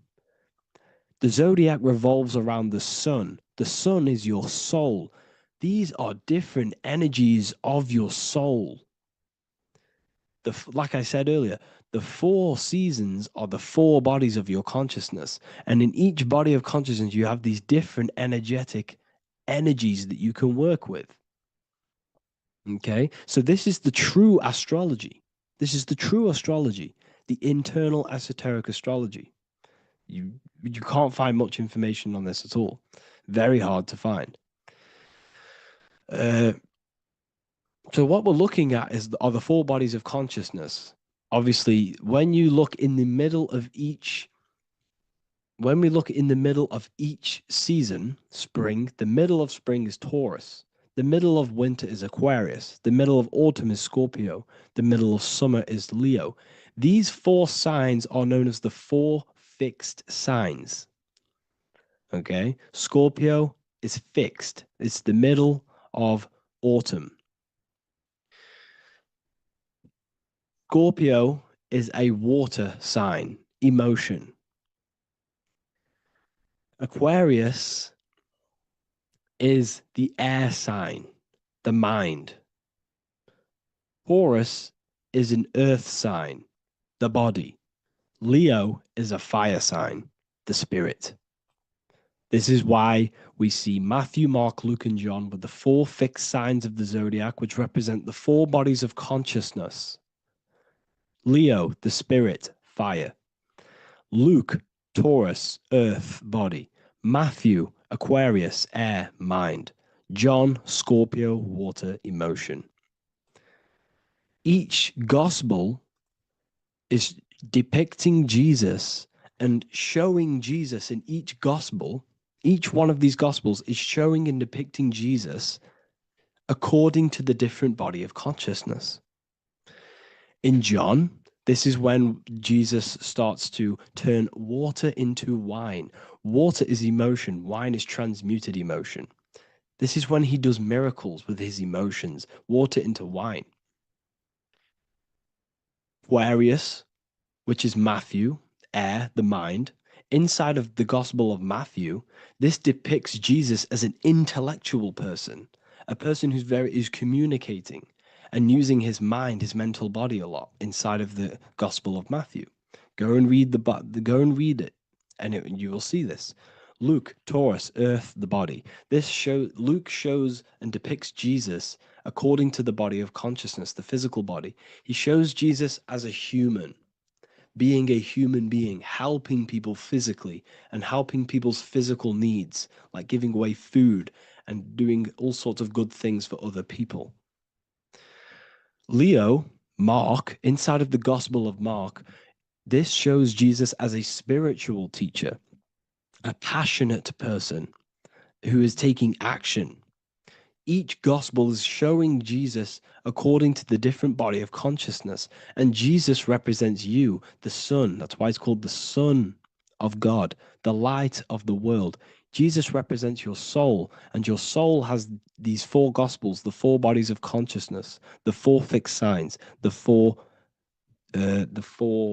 elements, and the four seasons. These things all correspond to your consciousness. So this is Leonardo da Vinci showing you the exact same thing. Jesus is the I am, the Son, the soul, in the middle, on his own. Luke, spring, earth, body. There are 3 people in each group. There are 4 groups, and there are 3 people in each group. 1, 2, 3. 1, 2, 3, 1, 2, 3, 1, 2, 3.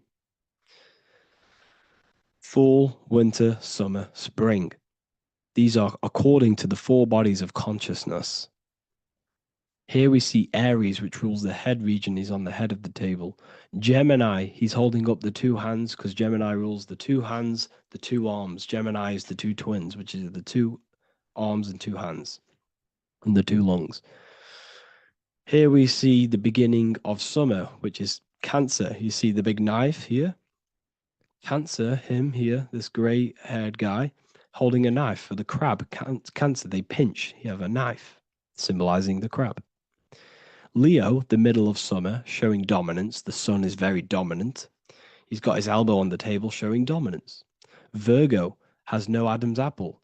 Cancer here is pointing at this woman's neck, saying there's no Adam's apple. This is Virgo, the virgin, the only woman. Jesus, the sun. This is Libra, the balancing. He's holding his arms out, balanced, showing the balancing of the sun. Because when the sun enters Libra, the sun is balanced between winter and summer. So it's balanced. This is all astrology, but this is internal. Okay. This is Ezekiel's vision. Ezekiel had a vision in the Bible, and he saw the face of a man, the face of a lion, the face of an ox, and the face of an eagle. The eagle, Scorpio, the ox is Taurus, the lion is Leo, and the man is Aquarius. He saw the throne of God, and he saw the different bodies of consciousness. This is all symbolic for the different bodies of your soul. So when we look at the zodiac, we are actually looking at a map and the energies of our soul, and the energies of our bodies, and the energies of our consciousness. This is what we are looking at. Each zodiac is an aspect of our consciousness and an energy that we can work with and that we must purify. Balance and purification is essential. Imagine playing a brand new video game. Let's say a brand new video game came out and you had to play it. What happens when you play that game? You don't know the controls. You cause chaos in that game. You can't really run properly. You can't do anything properly. You're getting destroyed by other people who are playing that game. It's the same with your physical body. When you are born, you must learn how to play the game. You must learn how to balance the mind, learn how to balance the spirit, the emotions, and the physical body. We must balance and purify each body of our consciousness. We must look after our physical body with our physical health by eating physical, electrical food like fruits and veg. We must look after our minds by being conscious of what enters our eyes, enters our ears, enters everything. Whatever enters our 5 senses is affecting our mind, our mental health, our environment, mental. We need to look after our thoughts, control our thoughts by purifying our thoughts, only positive thoughts. Then we must purify our emotions, feeling only gratitude and love and not feeling these negative dull emotions. Then we must look after our spiritual body through meditation and looking after our spirit. But remember, when we look after our mind, it all begins in the mind. Each body of consciousness is interlocked with the other. If you have a negative, if you have an unhealthy body, you have an unhealthy mind, spirit, and emotions. If you have an unhealthy mind, you have an unhealthy body, spirit, and emotions.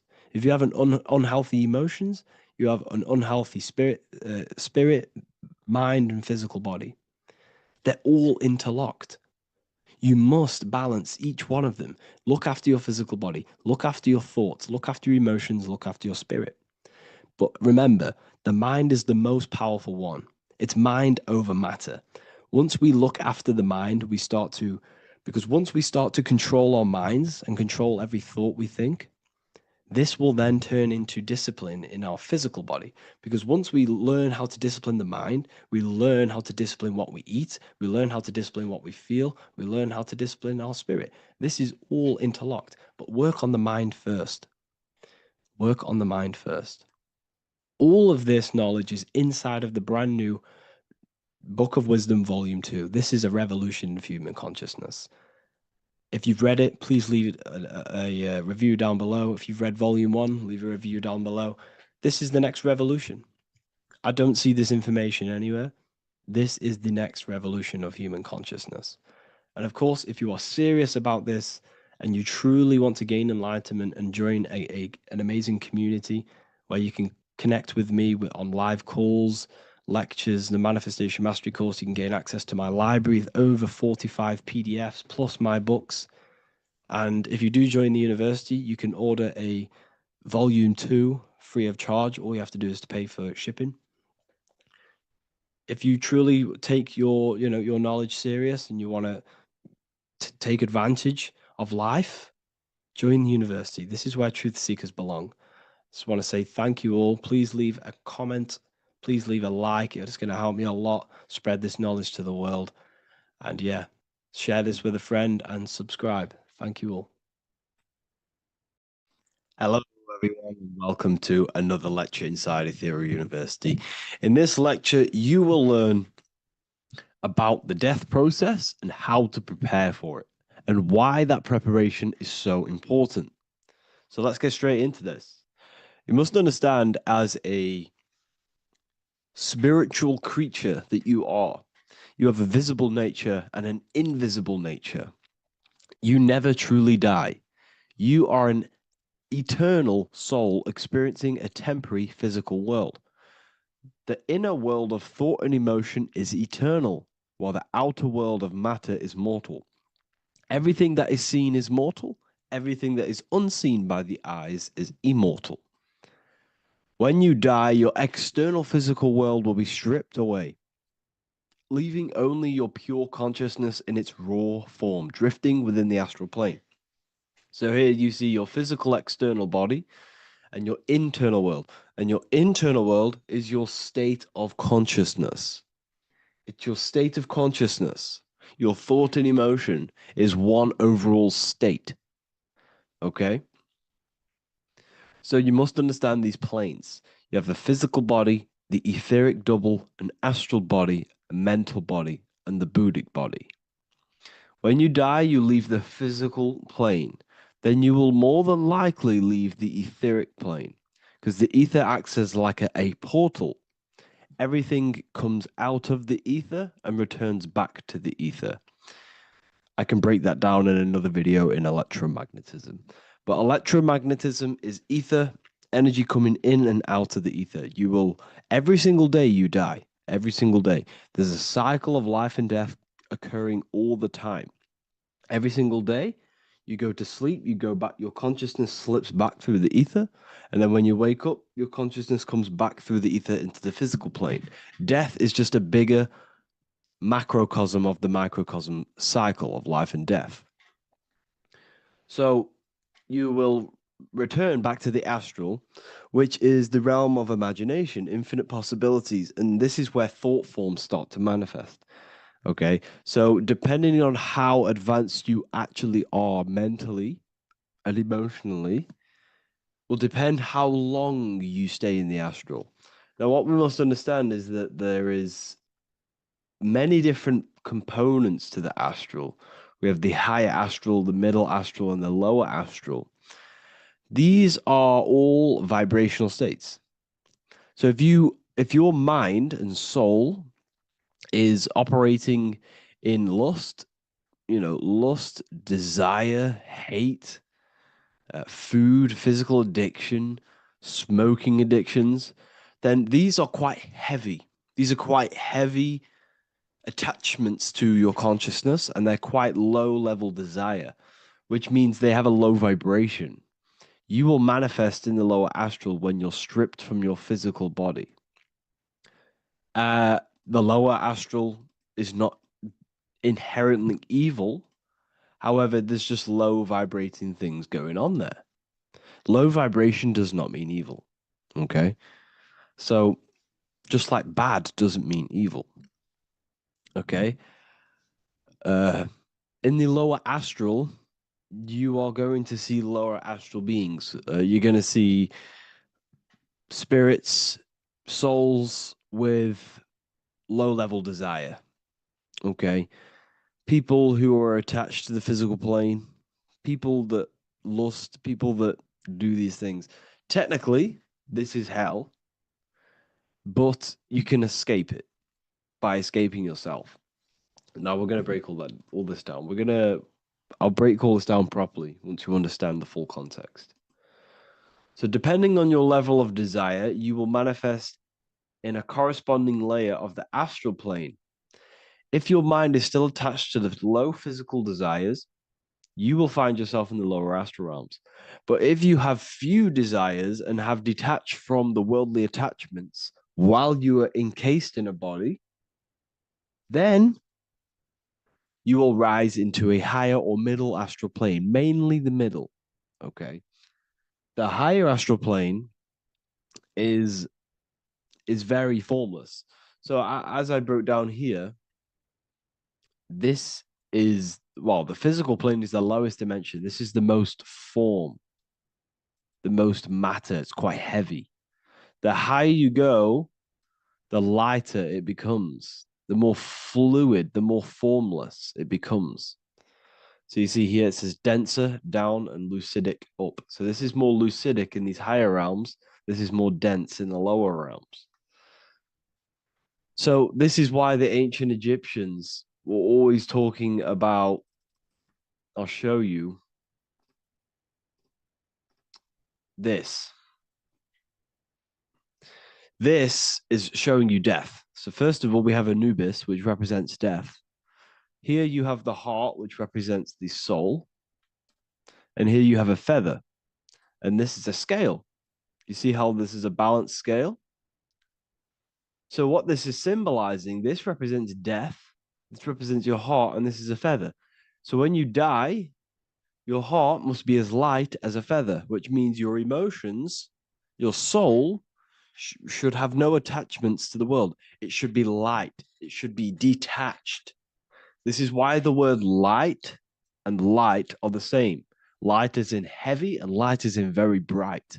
Because when you're less attached to the things, your soul shines. You're authentic. You're light. You're very bright soul. And you have no attachments. Your light is in not heavy. So you must detach from the worldly desires. We have to detach from the smoking, the food. This is why we should fast. Smoking, this is why we should detox. We should also meditate. We should also be able to sit with ourselves for long periods of times. Okay? I'm going to break all this down properly. But that's why the Egyptians show you the symbolism here. Okay? So you're stripped of your material body. So that state of consciousness you're in right now, your inside world, if you shut your eyes, that state you're in, that is what you're going to experience when you die. Okay? And you're going to be manifested into the astral.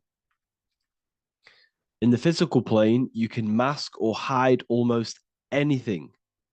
But in the spiritual realm, you cannot. The astral body, your thoughts and emotions directly shape your spiritual body, your astral body, revealing your true inner state. So your desires that you can hide in the physical plane. Your emotions, your thoughts, you can't hide any of that in the spiritual plane, in the astral plane. That will directly shape who you are, your color of your astral body, and your astral body as a whole. So here we have Kim Kardashian. If you could see this lady's astral body, you would run so far that you would be horrified for the rest of your life. If you could see their spirit, their astral form, it would be horrific, because their mind is so attached to, physical things, so attached to desire, money, fame, worship, power. These people do not want to die. These billionaires and millionaires will never want to die. They will do whatever they can to stay alive, because they understand when they die, they have to face themselves. They have to face their inner world. And their astral body, their true authentic self on the inside, is horrible and horrific and so low vibration. So this is where it comes in. You must be as light as a feather. This is what the Egyptians are showing you in their artwork. Your soul must be as light as a feather. In order for the soul to ascend to a higher plane and not look at that physical plane and say, I want to go back, or I want to desire things down there, you must detach now and prepare for death. Hell is not a place. It's your own personal suffering born from within.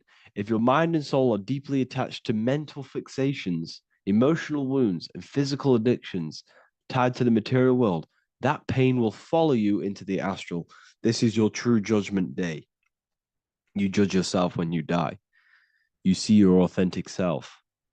There's no hiding. Right. Imagine right now that you that everything you cling to was stripped away. No matrix, no electricity, no food, no TikTok, no phone, no possessions, no distractions, no one else. Could you sit alone with yourself for just 1 hour? Could you sit alone with your thought and emotion? That moment of truth is what you must begin to prepare for. Could you sit alone with yourself?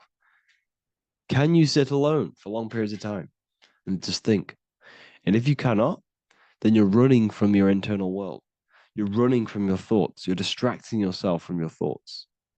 This is what we must address. Now, don't feel bad if this is you. We've all have problems. We all have internal problems. But this is what we have to face directly in order to prepare for life after death. We must meditate for long periods of time. Not even meditation. We should be able to sit with ourselves with no distractions and just think. This is what the people of the past used to do when we had no technology. People would sit and think for hours. This is what we need. Because if you cannot sit with yourself, imagine sitting with yourself with no physical body. That's the level that's going to happen. And we need to prepare for that. The soul and mind must become as light, as weightless, as radiant as a feather to ascend to a higher plane and move beyond the physical life. To rise, they must release heaviness, attachments, burdens, fears, and desires. The lighter and brighter your inner being becomes, the more freely it can rise into a higher state of existence. Ascension is not about going somewhere, it's about becoming something pure, clear, and luminous. Okay, this is very important. Very, very important. We must detach from the worldly things. So enough of that. How do we do it? How do we attach? How do we prepare? Number one, you must detach from the material things. Start loosening your grip on things, possessions, titles, even identities. They are temporary. Appreciate them, but don't let them define you. Let nothing outside of you define you. Nothing. Your name is not you. Your job is not you. Your reputation is not you. Your bad past is not you. Your good past is not you. Your business is not you. Everything outside of you is not you. Now, what I'm saying is, I'm not saying go full right-hand path and never care about anything physical, never care about your family, don't love your family. I'm not saying that. What I am saying, love these things, love these outside things, but do not become attached and do not let them define you. You must be okay with losing anything that is outside of you. You must be okay with that, because you must understand the physical plane is, it's promised that everything is temporary. Everything is temporary in this plane. So don't ever think it's going to be there forever, because it's not. And you must remind yourself, not remind yourself, but I think about this sometimes when I start becoming a bit attached to work and stressed. I just remind myself that I'm going to, this is temporary. I'm going to leave this world one day and I'm not going to care. So you must have the balance. Okay. The balance is key. You can go down that right hand path and just fully cut off from the world like a monk and shave off your hair, disconnect from the physical world. You can do that. That's not wrong. There's different paths in life. You have the left hand path, purely physical. You have the middle path, which is balance between the physical and spiritual. Then you have the right hand path, which is monk mode, where you fully disconnect from the world. They shave their hair off to disconnect from the physicality. They meditate for long periods of time. This is what they're doing. They're preparing for death. Monks prepare for death. They understand this. They understand that you don't die. Your inner world is the true world. The inner world is the only world that exists. Everything outside of you is an extension of you. Number 2, cleanse the mind. Watch your thoughts. Are they rooted in fear, anger, regret, or craving? Meditation, mindfulness, and inner reflection help purify the mind. The cleaner your thoughts, the lighter your spirit. So your astral body is formed by your thoughts. It's formed by your emotions. If you sit around thinking about eating all day, you're going to have a very heavy astral body. It's going to manifest in the lower planes. But if your mind is thinking about good things with good intentions, love, knowledge, expansion, you're going to manifest even the middle or the higher. And there are ways to even ascend out of your astral body. Yes, you can ascend out of your astral body and out of the mental body, but that's all very advanced, and I'm not going to teach that yet. I'll make another video on that, but you can ascend from them bodies. The astral plane is not the end. You can keep ascending as a soul until you're left with just the pure essence of the soul. But we're going to, anyways, cleanse the mind, reprogram the limiting belief systems, let go of mental attachments. And the way you do this is by getting a piece of paper and writing down every single attachment that you have. And you're going to realize, dude, there's more than you think. Okay. We have to detach from these. We have to. 4, practice presence. Can you sit in silence with yourself? The more at ease you are with your own inner being, the less you'll fear death. The afterlife is just an extension of your inner world. It's so important. This is so, so important. Can you sit with yourself? If you cannot sit with yourself, you have some inner work to do. You have some thoughts to address. Okay, so practice sitting in the present, meditation, or just literally sit there and try and be okay with yourself. And if you can't be okay with yourself, then there's something you need to address, whether it's a belief system, whether it's an emotional trauma, or something. This is what we must reshape, refine, and let go of. Live truthfully, speak and act from your soul, not from fear or ego. The more authentic you are, the more aligned you become with your true self, which carries beyond this life. The ego is your mind's perception of itself while being incarnated in this world. It's been shaped by your experiences, your thoughts, your beliefs, and your emotions. So your ego is basically this false thought form that you've created. It's a false layer of yourself that sits on top of your true authentic self. It's basically your physical character. When you were young, you had no ego. You were pure. You had a pure consciousness. But then as you grew older, your ego started to grow, and it still is growing because it was shaped by experiences, things you've gone through, things you said, things you believe, things you think. It's created by you, by your mind. And the ego is close to the word echo. The ego is the echo. It's an echo. It's a layer. It's a false identity. It's a false layer that sits on top of your soul. And if you don't get rid of that ego, if you don't know how, well, not get rid of it, but balance it, if you don't know how to rise above that ego and you die, it's that ego that's going to be pulling down when you die. It's that ego that's going to be your suffering. Okay. 7, connect with the divine, whether through prayer, meditation, tune into something greater than yourself. The connection is the soul's compass beyond this world. If you can meditate and rise above them clouds of thought, that's the soul, that's the observer. We must connect with that. Okay, this will definitely help with just allowing yourself to connect with your true self. Meditation's great because you can just fully detach from the world. And the more you meditate, the more you can prepare for death. A powerful way to cultivate detachment is through daily detachment meditation, done either at night or in the morning or the first breath upon waking. Or do this as many times as possible per day. Start by physically grounding yourself in the present moment. Say out loud, I am here right now, nothing else matters. Let that phrase draw your awareness into the now. Just keep saying it until you're present. Then begin to slowly list everything you identify yourself with, one by one. I am not your body. I am not my body. I am not my name. I am not my possessions. I'm not my house. I'm not my children. I'm not my everything. I am not my thoughts. Release each layer gently. Imagine, if you want to, if you have a good imagination, imagine placing these things into a big box.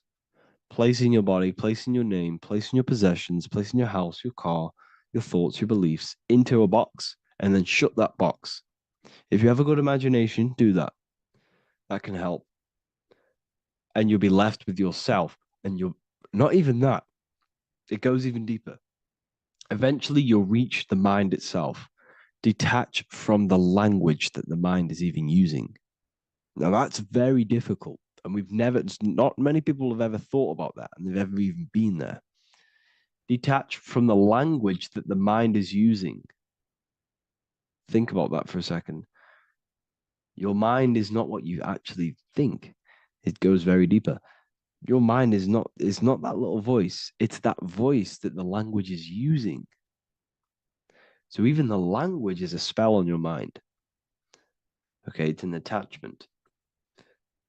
Eventually, you'll reach the mind itself, detached from the language it uses, the voice in your head, the need to define. What remains is something beyond thought and beyond words. I can't even describe what's left because words, once the language is gone, it's purely metaphysical. All I can say is pure awareness, and it's symbolized. This is why symbols are so amazing, because they can symbolize things that are beyond words. A flame, it's just a flame. And you won't be able to understand that until you've been there. It's just a flame. It's pure cause. Words can't describe it. You'd have to experience it. Connect with this essence daily. This is truly who you are. So this is a great way to detach. We can do these detachments every single day during meditation. This will definitely help over long periods of time. Of course, you're not going to be ready tomorrow for death, but just try and prepare for these things. This is the whole reason people used to meditate. It's the whole reason why people do these spiritual practices, because they understood that this plane is temporary and your soul moves on from this plane. And you'll never truly believe in the soul until you experience it. So I can show you these things, but you must go out and experience it. The soul is real, but you won't understand unless you cast off everything else. Okay. So I hope this video helps. It's a very deep video. I'm going to be making more of these stuff, of more self-mastery. And of course, we've made the self-mastery section now. So I'm going to be start filling up this place with lectures. And I think it's a great time to start this because a lot of people have been asking on how to master yourself, prepare to death. So hope this video helps. See you in the next one.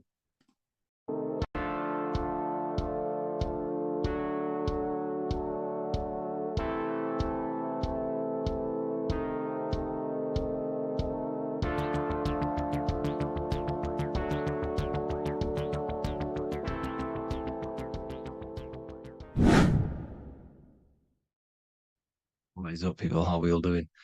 Today, we're talking about the flat earth cosmology. So let's jump straight into this. Please drop a follow and leave a like to help the algorithm. So we live in a torus field. Everything's made out of torus fields. And every torus field has motion. It's what it is. It's the motion of energy.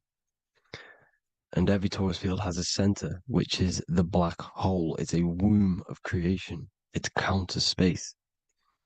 Now, this is why the North Pole is magnetic, because the center of this torus field is the most magnetic part, the strongest part of the field. So this is why all compasses will point you to the center. And the Earth's magnetic field is spread across the whole of the Earth. And it's spinning, as you can see here, it's like a tornado at the center. And this tornado is the force which is spinning the sun and the moon around us.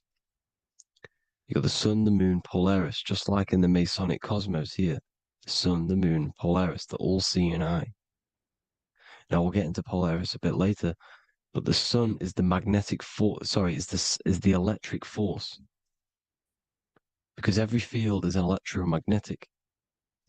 Now, the sun is electric. It's positively charged. It's going to give you energy. It's feeding energy. The moon is more magnetic energy, which is taking your energy away from you. And this is why you become sleepy when the moon comes out. Because it's taking away your energy. So these two forces is the balance. It's the yin and yang. It's the balance. Everything in this creation is balanced. Because the torus field is the Earth is the plane of inertia, the 0 point within the field. Because physical matter is a result of two opposing forces equalized on the plane of inertia. And that is where matter crystallizes into physical results. And this physical plane is the plane of inertia, planet Earth. And at the center of this plane is the black hole, the womb of creation.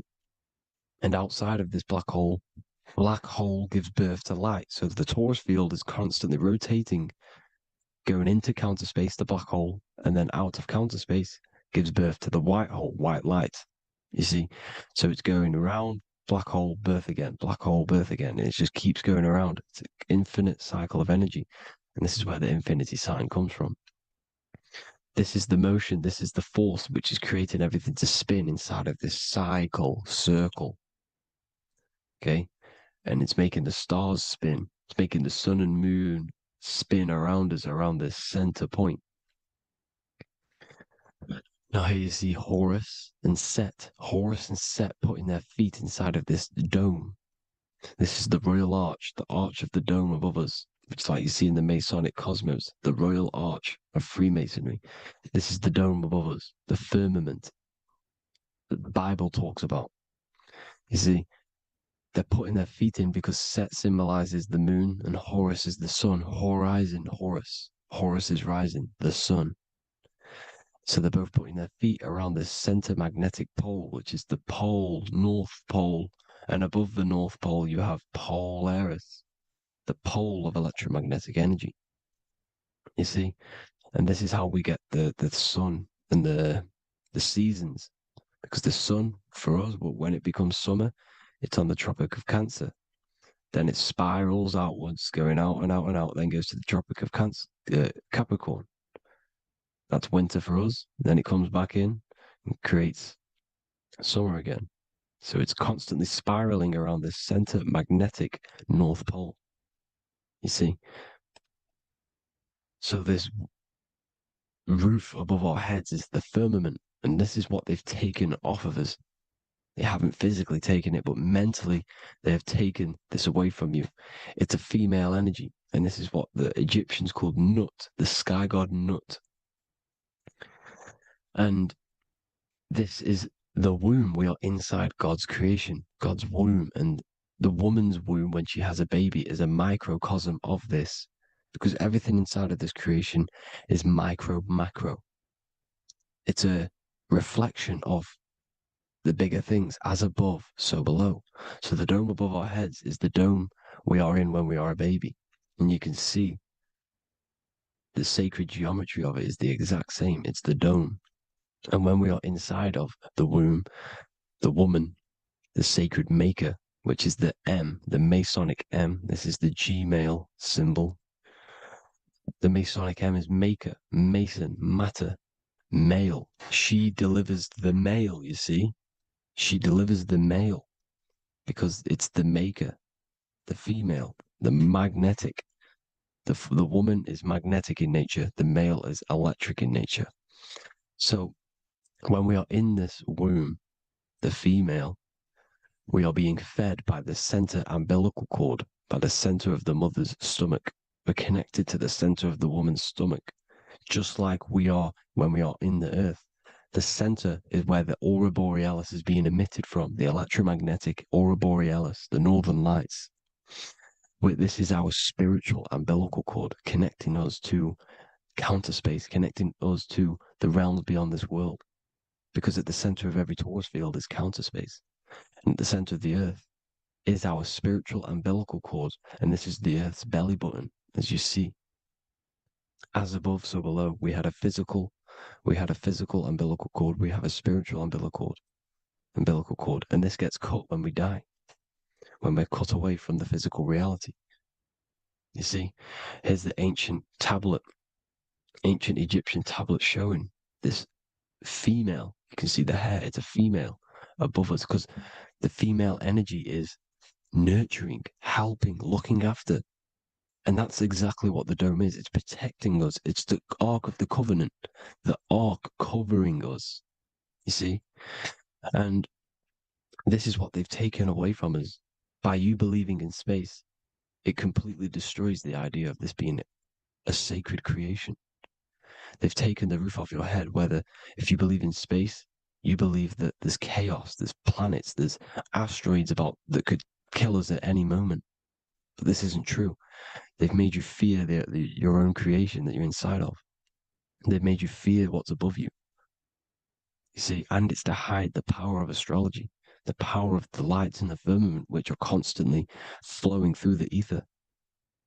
These powers which are above us are sending rays down to the earth, which are influencing our psychology and how we behave.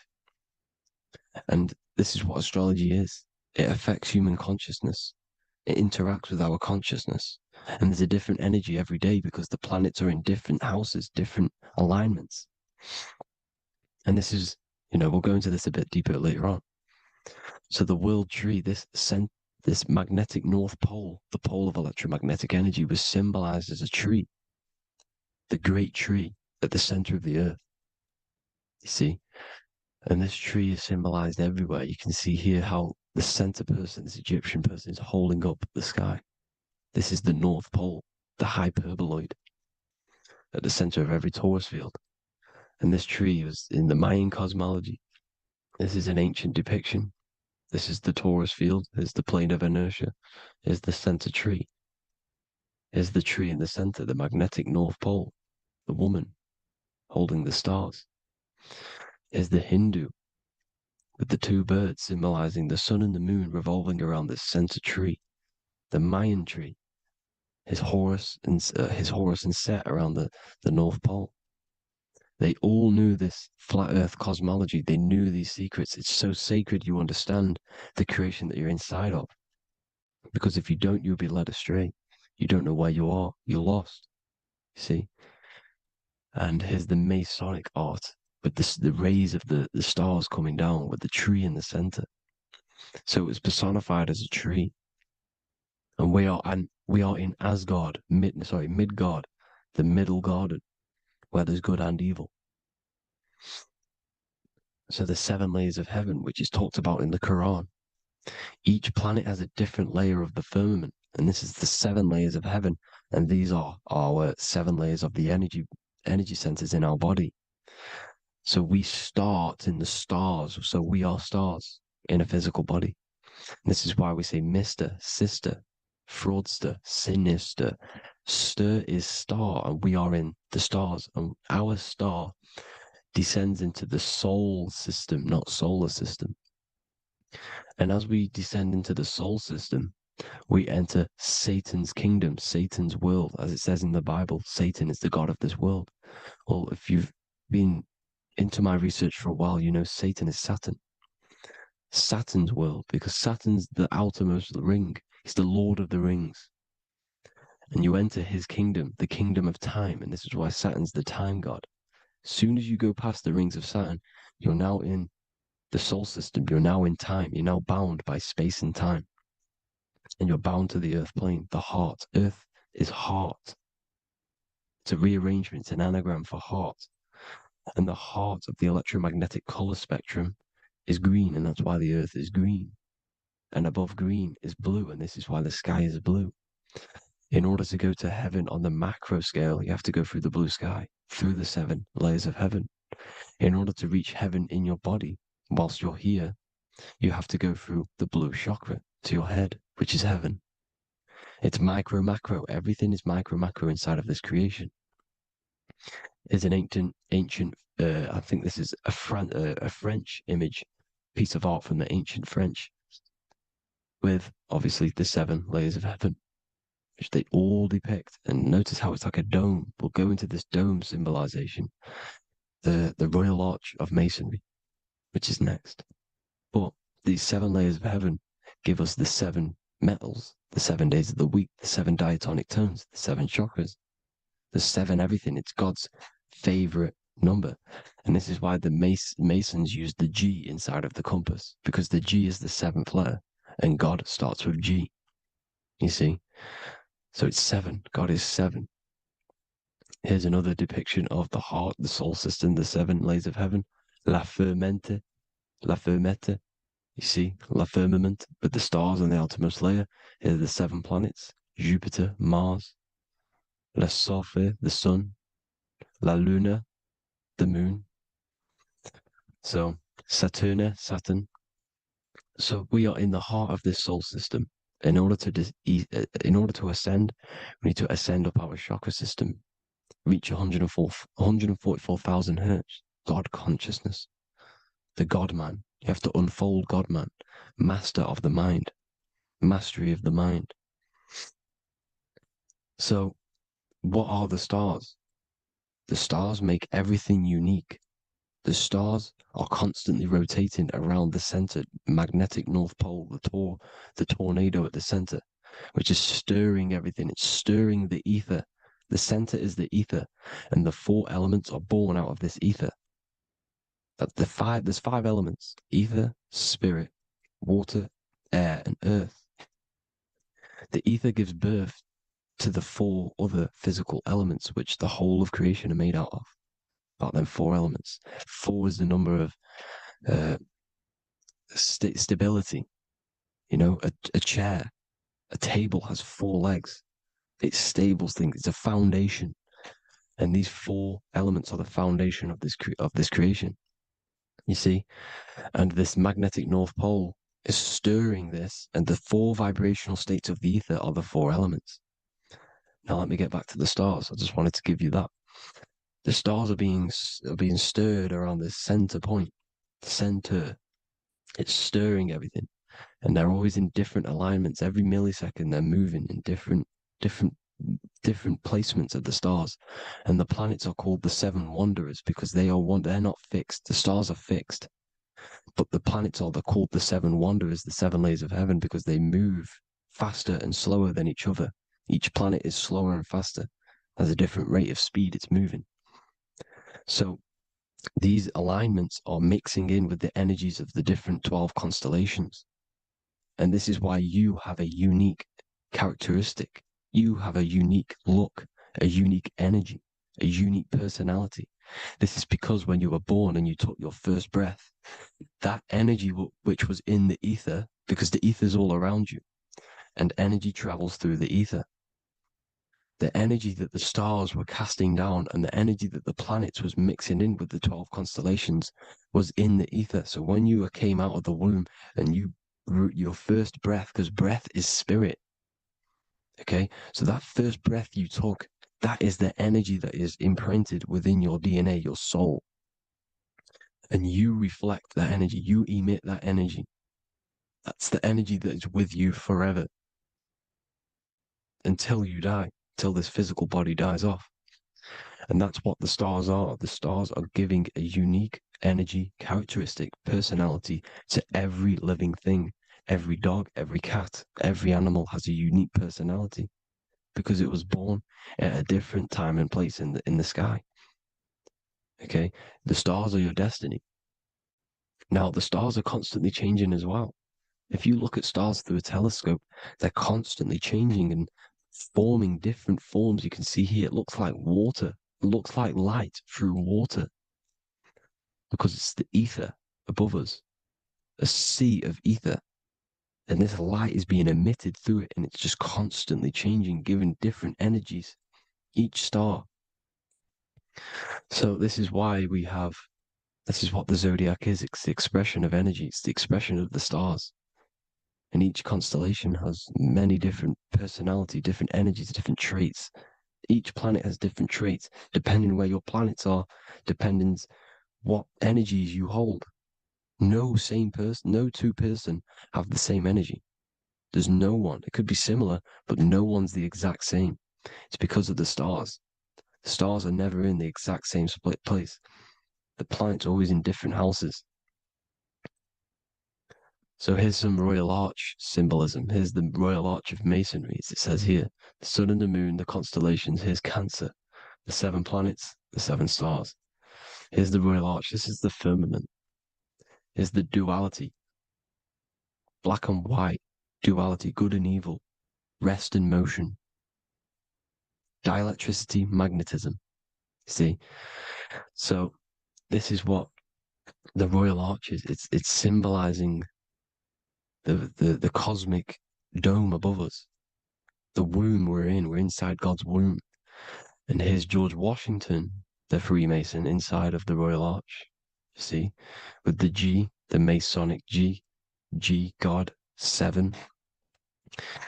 Here you see another depiction of George Washington with the stars in the dome above his head, his Polaris, the sky vault, Polaris. We'll get into that later. Go inside of all of your ancient churches, you will see the dome.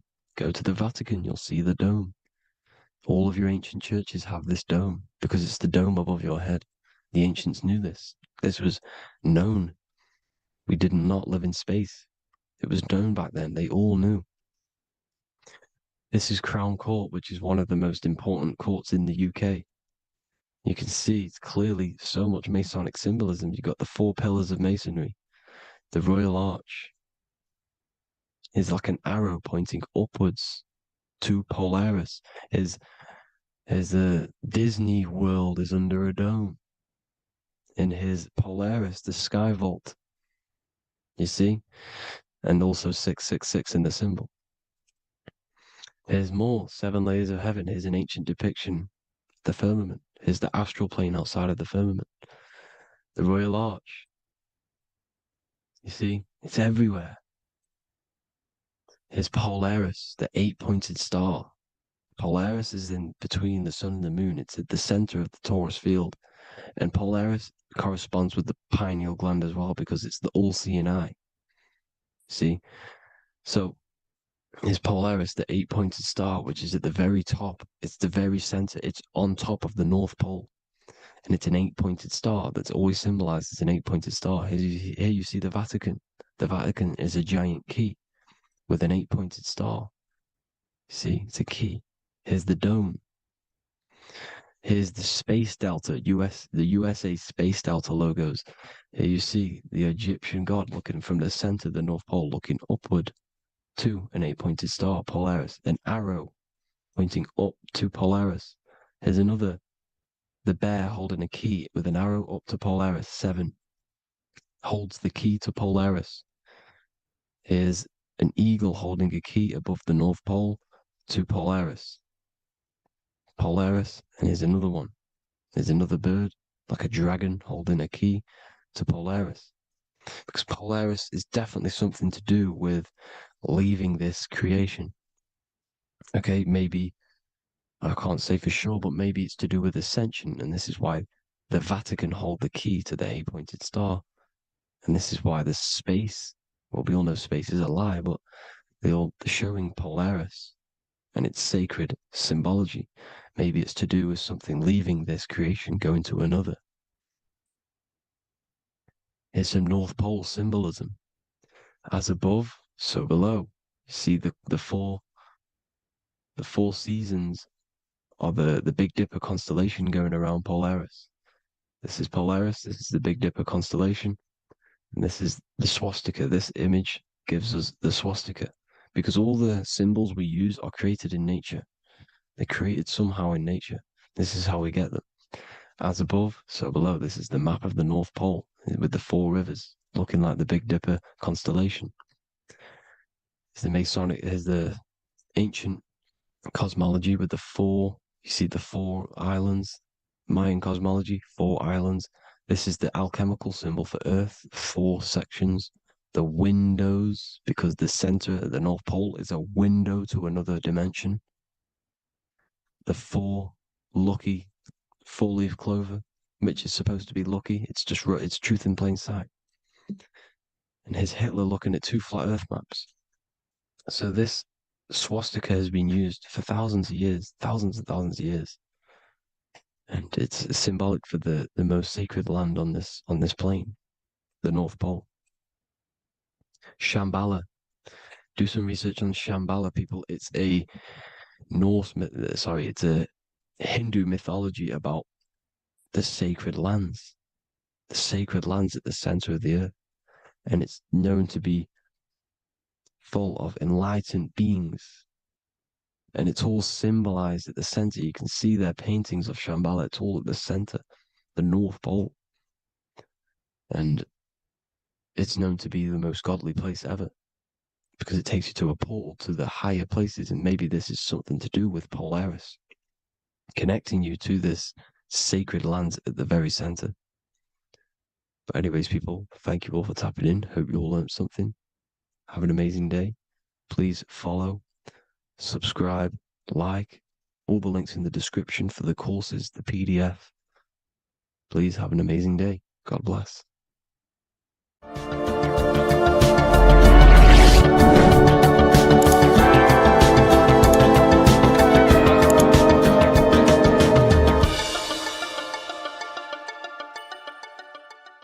You're living in 4 planes of existence right now, but most people are only aware of one. And that's why they feel lost, disconnected, and stuck in cycles they can't explain. If you don't understand the blueprint of reality, you'll keep trying to fix the physical, while the real causes lie in the unseen dimensions that you have direct access to. You must understand is that the universe only exists in the mind. Everything is a projection of consciousness. Therefore, consciousness produces everything. Our internal world is consciousness. Our external world is this physical body, physical world. Everything is an externalization of consciousness. For example, this was a thought. Now it's made physical. But before this was invented, it was existing in someone's mind, in consciousness, invisible. Then it was made manifest, made physical. So everything in this physical plane is the effect. The cause is consciousness, mind, the mental plane. So now I'm going to explain these different dimensions of consciousness. You don't just exist in this physical plane. The physical plane, in fact, is the lowest plane there is. It's the illusionary plane. So first of all, we have the Buddhic plane. This is the nothingness. So think of it like this. absolute nothingness. If you turn off thoughts, there is nothingness. This is the void.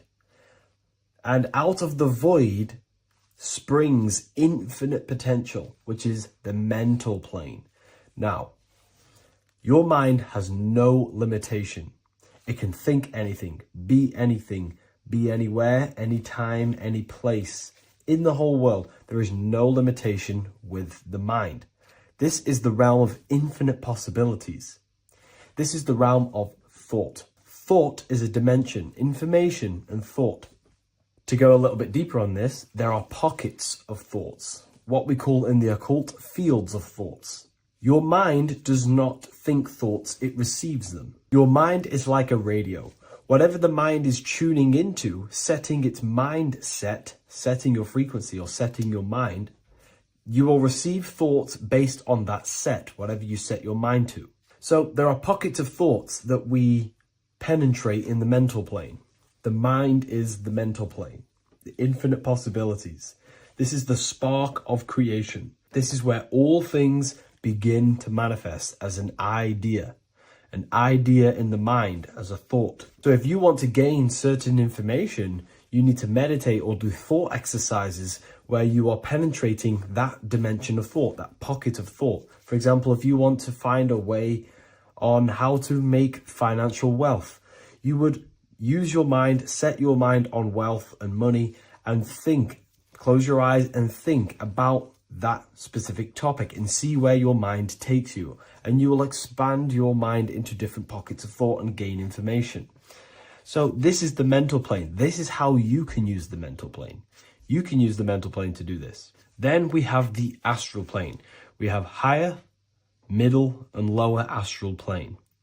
The astral plane is the body for thought. So every dimension, physical, etheric, astral, mental, Buddhic, is a body for a dimension above.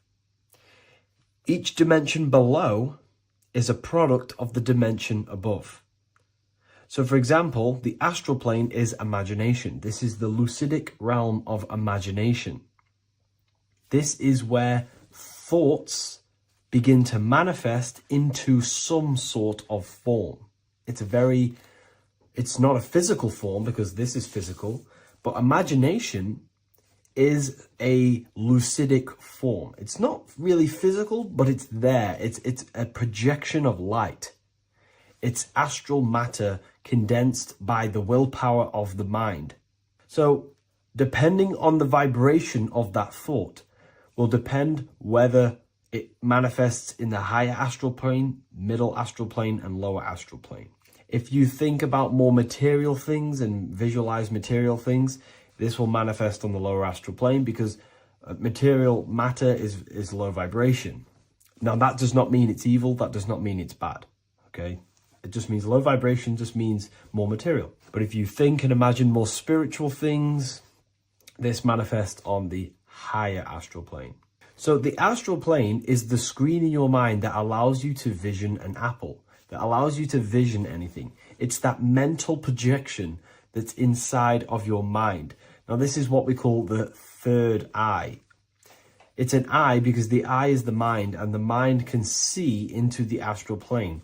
It perceives this spiritual world, this lucidic realm that we have access to. This is where also infinite potential takes place. This is the realm of spirits, demons, jinns, whatever you want to call them. Spiritual entities exist in this. Because this is where thought forms manifest into form. This is where thoughts create bodies. Think of it like this. The mental plane is a thought of a chair. The astral plane is the imagination of that chair and all of the different possible chairs that could possibly be.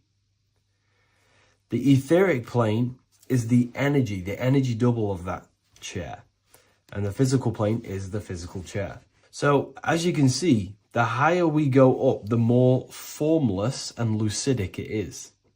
The lower we go down planes, the more dense it becomes. This is formless and this is form. Everything manifests through this process. This highlighter is down here in the physical plane, but the idea began in the mental plane. Everything begins in consciousness before it creates a physical body.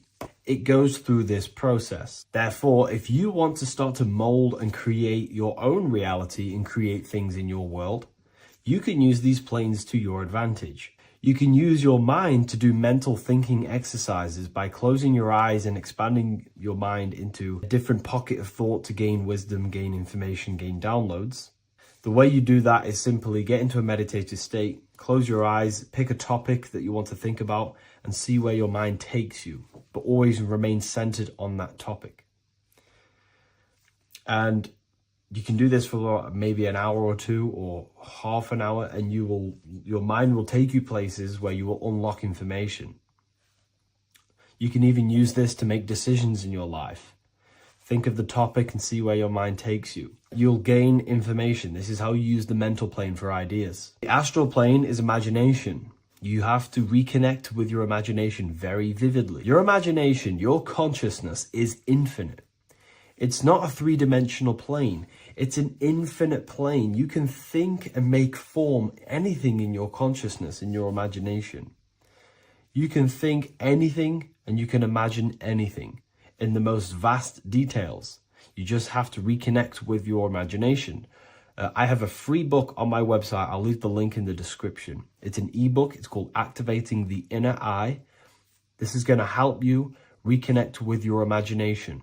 It's a practical guide on how to imagine. So once you know how to use the mental plane and astral plane, thought and imagination, you pretty much need to use the physical plane to take physical action with this physical body that you have and start to manifest these desires you have in the higher planes. Now, it's very important that we master the mind, because the mind is the very fabric of reality. We become what we think about. Your life is a product of every thought you thought in the past. It is the mind that directs the flow of consciousness. And wherever this consciousness is flowing is what you will create in your life. Consciousness is the most potent force in the universe, and the mind is pretty much the universe in a microcosm form. It is infinite potential. And your mind will continue to expand into new realms of thought forever and ever and ever. You are eternal. You are not this physical body down here. You are consciousness. Literally dreaming that you are in this physical body. So everything begins with the mind. We need to be conscious of the thoughts that enter our mental field of consciousness. There is a level of self-awareness that you can reach where you can become conscious of pretty much every single thought that enters your mental field. Now, we have over 7,000 thoughts a day. You can gain such mastery over your mind where you can become conscious of every thought you think. And that is when you gain superior power. Because when the mind is fully under control of self, you can direct the mind's potent force into a specific goal. Most people's minds are dualistic. They want something, but their mind is thinking something else. They have limiting belief systems. They have the little voice that comes in and says, you can't do this, you're a failure. That is a fractaled mind. The mind needs to be singular. It needs to be on your team and not an enemy. Do not let your own mind take away your power. Your mind should be on your team, giving you power, giving you the best possible thoughts and the best possible beliefs. When the mind is in this condition and on your team and not taking away your power through the destructive thoughts, it becomes a potent, powerful force used for manifestation to create anything. And the way we get the mind on your team is through constant meditation to learn how to control the mind and turn it on and off. Subconscious reprogramming through visualization, affirmations, cultivating emotions associated with your goal. All these three ways we can reprogram the mind slowly over time so that it becomes powerful and becomes on your team and doesn't give you negative contradicting thoughts. When the mind is fully aligned on one thing, it can create massive empires and things in your physical reality. So I hope this video helps, and I'll see you in the next one. The third eye, or the all-seeing eye. This is an important video because there's a lot of misunderstanding when it comes to the third eye. People tend to think that the third eye is the pineal gland. The pineal gland is not the third eye. It is the radio receiver for our eye. It's not the third eye, it's the first. It's the eye where everything begins. So the pineal gland acts as a radio antenna or a radio receiver because the pineal gland has crystals on it. And crystals are used in your phone, they're used in radios because they pick up and transmit frequency. So the pineal gland is the radio receiver for the higher consciousness, for the thoughts, for the commands that come from within. Before you move your body, it begins mentally in the eye. Before you say something, before you kick a football, it all begins in the eye. What happens above happens below. What you think, you manifest into the body. Whatever you think, your body reacts. You see, this I is the universal cosmic intelligence, the higher consciousness, which is controlling the physical body. Like I said, you have the Buddhic, mental, astral, etheric plane. This is a page from the brand new Book of Wisdom, Volume 2. You have the Buddhic plane, the nothingness. Then you have the mental plane, infinite potential. This is the I, the singular consciousness.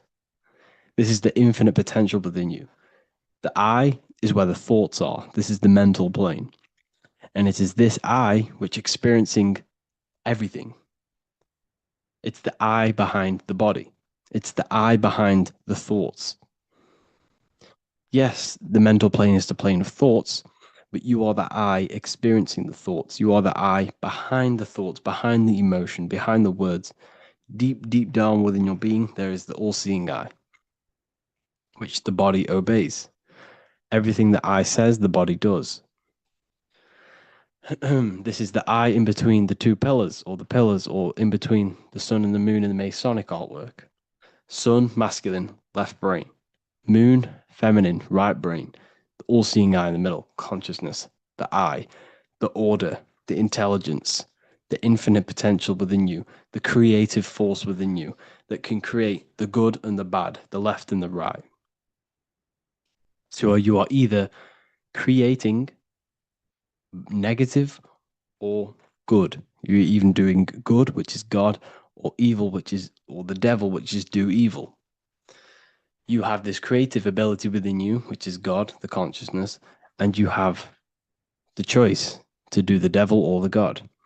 So the third eye is the human mind. It's the mind. It's the infinite awareness, infinite potential within you. And when you see it in the triangle, it represents the ethereal plane. This is the ethereal, the triangle. This is the eternal. This is the material. Because the physical plane is the box. It's the square. That's why we say think outside of the box. Because you got to think outside of the box to awaken your divinity. You see, humans have been given the tools to awaken to their true divinity. No other animal on this planet, or whatever you think it is, on the earth, has the ability to have self-awareness. Humans have been given the tools to understand the very, very complex things and understand who we are, and what the universe truly is on a higher level, not just physical. We have the ability to access planes beyond the physical world, which is unlike any other animal. This is why the humans are gods. So when you see the pyramid with the capstone on top, it's cut off, it's separate from the rest of the pyramid. This is the consciousness that is looking through the ether into the material plane. It's like I discussed down here with these planes. This is the I, the mental plane. Your consciousness, your I, is looking through the ether. It materialized through the ether into the physical plane, and you are now the I looking into the material realm. And when you come here, you lose that divinity, but you have to awaken. So you don't lose the divinity, you forget your divinity while you are incarnated in physical. So when you see the triangle with the eye in it, this represents the eye looking through the ether. It's materialized, but it also represents, when you see it's illuminated like this and it's separate, because this is separate from the physical plane. The consciousness within you, the thoughts within you, that intelligence within you, that voice, is separate from this physical world. And everything above manifests below. Everything what happens in this realm of consciousness, of thought, manifests into the physical plane. It's separate. So you see the illumination. This represents the awakened self, because the mind is the third eye. So when you have a closed third eye, this just means that your mind has not experienced things other than physical. When you expand your mind, expand your consciousness from having an out-of-body experience or a mystical experience where you had experienced a higher plane of consciousness or a higher level of consciousness, this is now an open third eye, which is an opened mind. It's nothing separate. So when people say, working and opening the third eye by imagination and stuff like that, you're working on your mind. And to open your third eye, you do need to work on imagination, mental discipline, and all of these higher faculties, which we'll go over in another video. So that your mind has higher faculties which you need to work on. Visualization being one of them, imagination, and mental willpower. We'll go over that.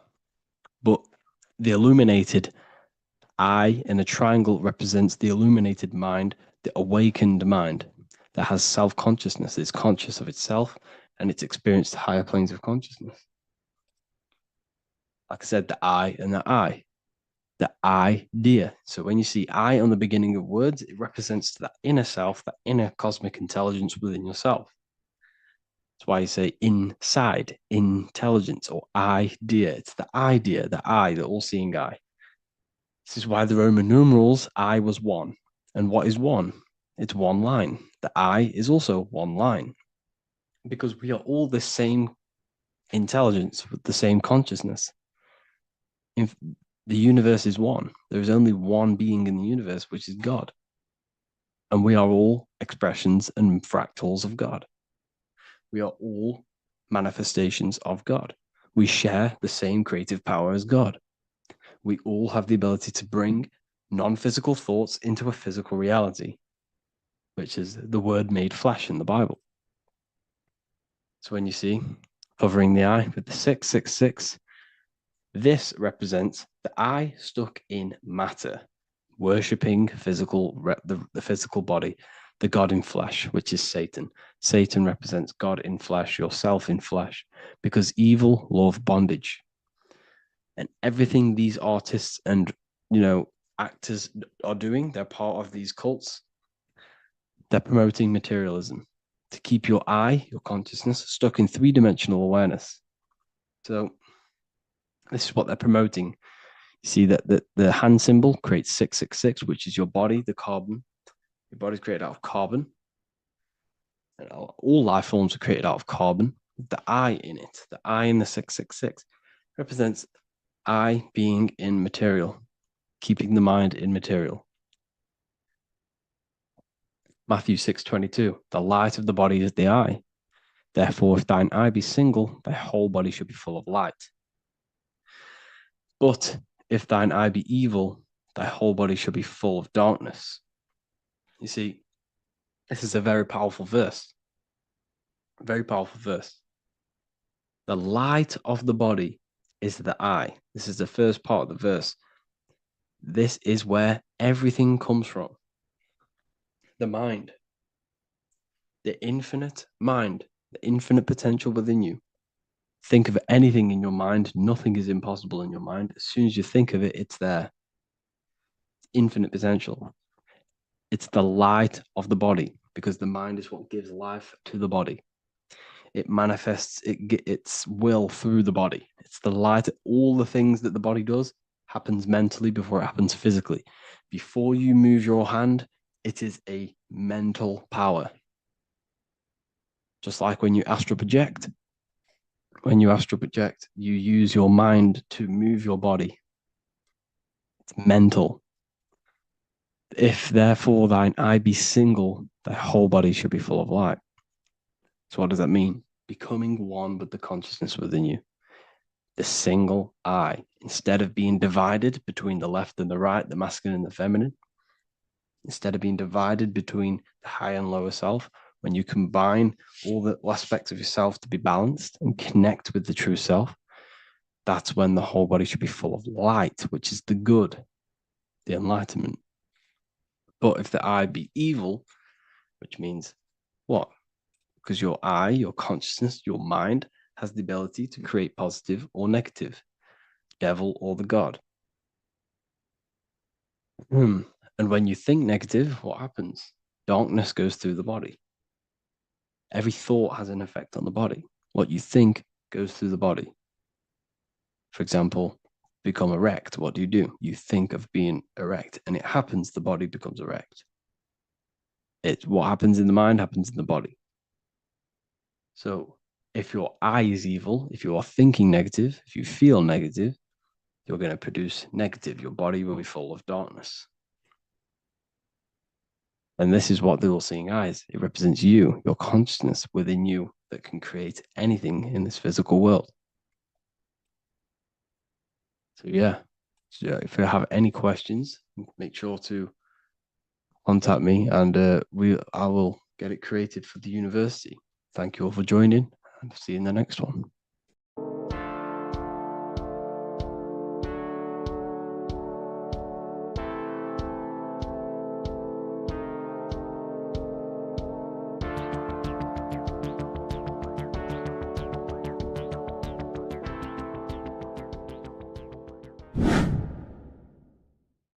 What is good, people? It's Revival of Wisdom. Today we're going to be talking about Saturn. I've done this video in the past. However, this video is going to contain a lot more in-depth explanation of Saturn. So the 33rd degree Mason, Manly P. Hall, said, Saturn is the key to crystallization, physical matter. Light is matter, matter is light. They are interchangeable. Low vibrating light turns into matter, high vibrating matter turns into light. And Saturn is the god of this world, this physical world. He crystallizes light into matter. This is symbolized as the Masonic checkered board, matter and spirit, matter and light, light and matter. He's also the god of time, destruction, justice. He creates and destroys, because all things in time die. He creates and destroys you. So,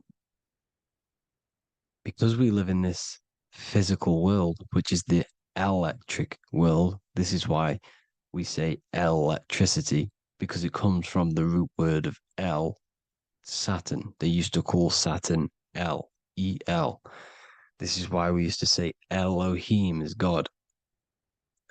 The real God of this world is Saturn, but it's being hid.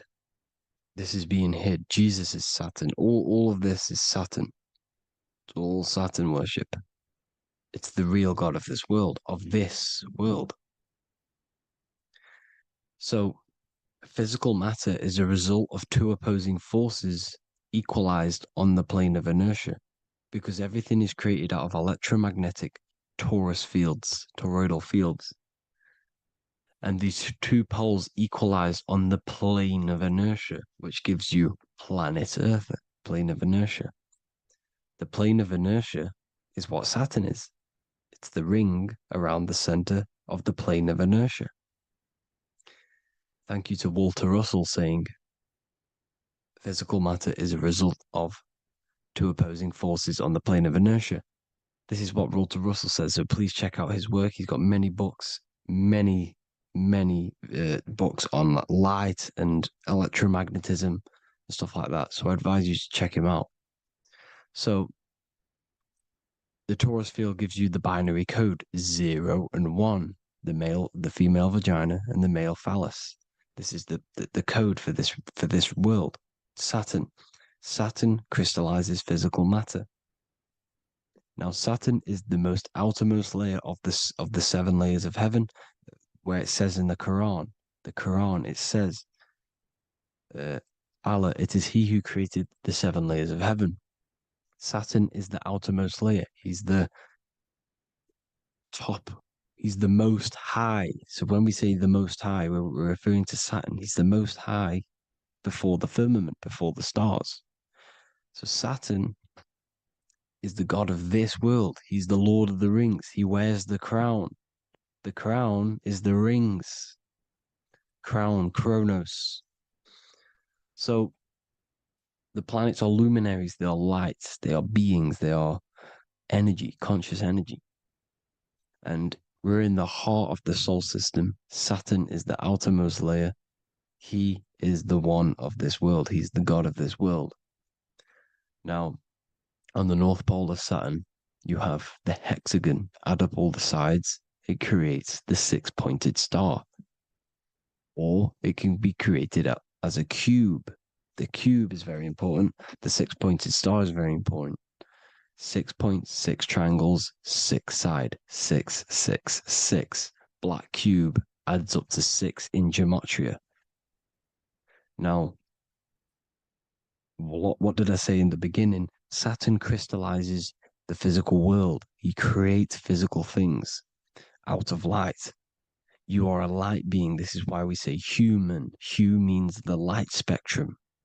Hue, man, we are light manifested into physical forms. Human. And we are incarnated through Saturn. Satan, same thing. The number of the beast is 666, and the 666 comes from the 6.6 triangle, 6 sides of Saturn, 666. We are all known as carbon-based life forms. Carbon, the atomic structure of carbon, is 666, 6 protons, 6 electrons, 6 neutrons. We are materialized into our physical bodies through Saturn, through the number of the beast. These bodies are the beast, it's the animal. The divine, the Christ, is the consciousness within, because you are a physical, spiritual being combined into one, hexed into one. Hexagram. This is a hexagram. You're hexed into physical matter, spirit and matter, light and dark, combined into one. Now you contain of the mark of the beast, the mark of your body. Your body's the beast. It says in the Bible, Satan, who is the god of this world. This world. There are many different worlds, but this world is run by Saturn, and it says that in the Bible. Saturn is Satan. It's the same thing. And look at the crown of thorns are wrapped around the heart. The soul is in the heart. The mind is in the brain. The soul is wrapped around the rings of Saturn. You're wrapped in physical matter. This is what it's showing you. This is symbolizing the rings of Saturn wrapping you. And the cross on top is the cross of the cube. The cube, the black cube of Saturn, unfolds into a cross. So Satan, who is the god of this world, Corinthians 4:4 in the Bible, Satan, who is the god of this world, has blinded the minds of those who don't believe. Saturn blinds your mind because the god of this world materializes you, and he blinds your mind when you incarnate into physical matter. When you enter this soul system, not the solar system, you hit Saturn first. He materializes you. And look at the symbol for Saturn. This is the symbol for Saturn. All of the planet symbols are created out of the Holy Trinity. The earth, moon, and sun. Body, mind, and soul. The sun is your soul, the moon is your mind, the earth is your body. Your body's made out of the 5 elements. The sun is your soul because the sun is life force, gives life to everything. Your sun is a soul. Your soul is the sun of your body. The moon is the mind. The moon is the moon of your body, the mind of your body. Intelligence. So all of the symbols of the planets are created out of these. The Saturn symbol is created out of the Earth cross, matter, and the moon crescent, moon, mind, matter over mind. This is why Satan, who is the god of this world, has blinded the minds of those who don't believe. He blinds your mind. Look at the symbol, it's showing you. The Saturn symbol is matter over mind when it should be mind over matter. So we descend into a soul system, into our 666 Saturn carbon suit bodies, and we are matter over mind. Then we have to move up the spine to go back up to spirit, to mind over matter, where you manipulate your own reality. Now look at this. It creates the number 5. 5 is the number of change. You're moving from this side of the number sequence over to the right side. You're moving from the spiritual into the physical world. You're incarnating into the 5 elements, the 5 senses. So the cube, the black cube of Saturn, is another major symbol. Very important symbol. Here you see the cube, and the color black is associated with Saturn because Saturn's associated with death. He creates and destroys, light and dark. Death is associated with black, spirit, because you can't see spirit, which is blackness. So the black cube is black because Saturn rules the nighttime, which is dark, blackness, and he rules the winter, which is death, blackness. So Saturn is the black cube. Cubes have 6 sides: up, down, right, left, back, and forward. Cubes are 6-sided. Everything is 6-sided inside of this creation because you're incarnating, you're materializing, crystallizing into the cube, the world of the cube. Everything's a cube. Everything's got 6 sides. Here's Leonardo da Vinci showing you that you're in the cube. Leonardo da Vinci did this famous painting. You're in the cube, you're hexed into physical matter, where you're incarnated into the 3rd dimension, the 3-dimensional world, which is a cube, 3D. And black cube adds up to 6 sides of the black cube. The Kabbalah means cube god in Arabic. And look at what they do. They worship the cube, the black cube, and they stand in rings like the rings of Saturn. Australia, Denmark, Manhattan, Santana all have these black cubes. You go to New York, you will see the black cube there as well. These black cubes are everywhere because it is the real God of this world, So look at the cross. The cross unfolds into the cube. Xbox, Nintendo GameCube, Sega Saturn, anything to do with a simulated gaming reality, they put Saturn in it because we're in the simulation of Saturn. This is a simulation. And this is why they reflect this through the Xbox, GameCube, Sega Saturn, anything to do with gaming, simulations, is all Saturn. Because we're in the cube of Saturn, the black cube. We're in the GameCube, the Xbox, the Sega Saturn. As above, so below. So they reflect it through the simulations that they create inside of this simulation. Cubes have 8 points for the 8 points of time and space. 8 is the number of time. Everything's cycling, infinity. So look at the cube. The cube is symbolized as in Judaism. The Judays have the black cube. They wrap themselves in a black band and they cover their eyes into blackness. The black cube, for the black cube of Saturn, they use the star of Saturn and they worship their god on Saturn Day because it's all Saturn worship. And look how the Saturn god is wrapped around with these thorns or leaves, just like Jesus is wrapped around his heart. And Jesus on the cross is us on the cross. We are in the cross. We are in the cube. The cross is the cube. And the cross is even in the Saturn symbol. This is another symbol for Saturn. There's 2 symbols. You got this one, the one I've just broke down. And there's this one. This is the cross of Saturn, the cube god, the simulation, the game cube. Now, Chronos is another word for Saturn. Chronos means time. When you clock into work, you go to the Chronos machine. Well, I did anyway. And I tap my card on the Chronos because Chronos is time. Anything to do with time is Saturn. He creates and destroys. Look at the artwork of Saturn with the sand, the time. Look at this, how he's cutting off the baby's wings. He's crystallizing the spirit into matter. He's cutting off your wings. Satan, in the Bible, he falls from heaven into earth and he loses his wings. He becomes a serpent. You see that's it's all symbolic for us. We are the fallen angels, fallen angles of light. We're fallen angles of light. We are light beings. Now we're fallen into physical matter. Saturn's chopped off our wings. He's chopped off our spirit wings because when you astral project, you can fly. You will fly around. He's got the Reaper staff here, always depicted with the Reaper staff. Now look at the clock. Saturn day is the 6th day. The number of the beast, 666. Look at the clock. 6 take away 12. Sorry, 12 take away 6 equals 6. 7 take away 1 equals 6. 8 take away 2 equals 6.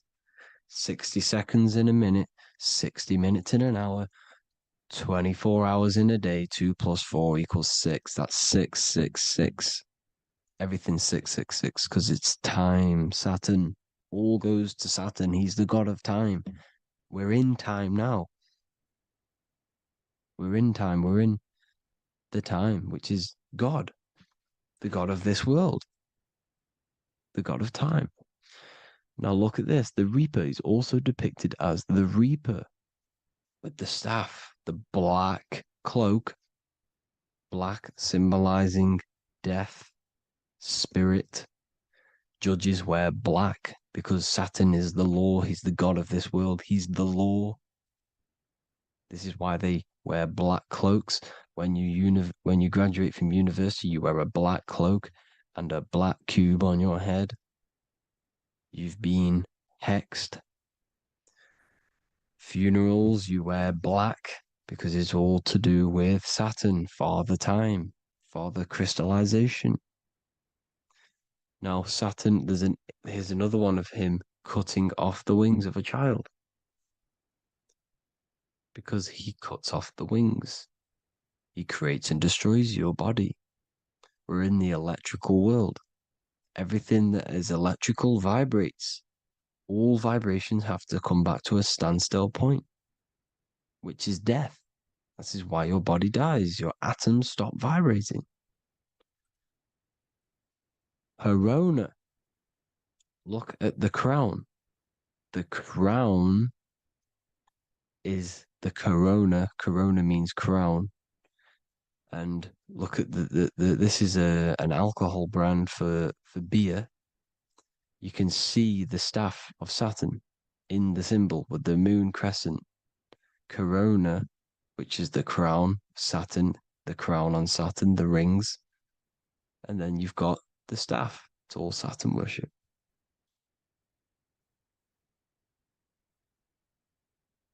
Is the black cubes of 9/11. 2 black cubes. This was a ritual for Saturn. It's all ritualistic. And look at the Star of David, the Star of Saturn. It's not the Star of David. Creates IXXI, the sigil of Saturn. IXXI means 9/11 in Roman numerals. 9/11. It's all a ritual for Saturn, and they have the 2 black cubes of Saturn. Now look, XX. There's more symbolism of Saturn now. We're going deeper. XX is more symbolism for Saturn. The sigil of Saturn is XX. As above, so below. Same with the Star of David. You split it in the middle, as above, so below. As above, so below. XX. This is a Knights Templar cross of Lorraine. XX. Knights Templar, high order of masonry. They all worship Saturn. Well, Saturn's the real god of this world. X Eon with the XX. XXL magazines, which is all to do with famous rappers and stuff like that. When you die, you put XX on the eyes because it's Saturn. He's the Reaper. Is Jesus with the XX crown with the thorns around his heart, around his soul, with the cube on the top, the cross cube. Lil Uzi Vert with the XX Cross of Lorraine. Jay-Z with his alcohol brand, XX Cross of Lorraine. The X Factor with the rings of Saturn. All Saturn worship. The seal of Melchizedek is also Saturn. This is the cube. This symbolizes the cube with the 8 points for the 8 points of space and time. And this is the cube. It's another ancient symbol for Saturn. Here you see the star of Saturn with the Melchizedek symbol around it, which is all to do with Saturn. Here you see an altar, the Holy Grail, the Melchizedek symbol on it, and they're worshipping it. This is why we wear rings, wedding rings for the rings of Saturn. It all goes back to Saturn. Earrings. The 8-pointed star of the ancient Sumerians is all Saturn. It's all Saturn. So the ancients, the symbols of Saturn goes on forever. It's in all of the major corporations. You can see it everywhere, the rings of Saturn. Toyota is an obvious one. Internet, Nike, Target, Sega, Saturn. It's all Saturn worship. All Saturn worship. Because he is the real god of this world. Here's Kanye West's album with a Saturn here. Here's Michael Jackson's album saying X, escape. There's the X again. The X, escape. You have to escape this reality. Maybe that's what he's pointing at. Here you see it on the dollar bill. The star of Saturn. Here you see it again on the dollar bill. So that is it for today's people. I hope you all gain some insight on Saturn. Please like, comment, and share if you can. Subscribe if you like the channel. Please have an amazing day. God bless.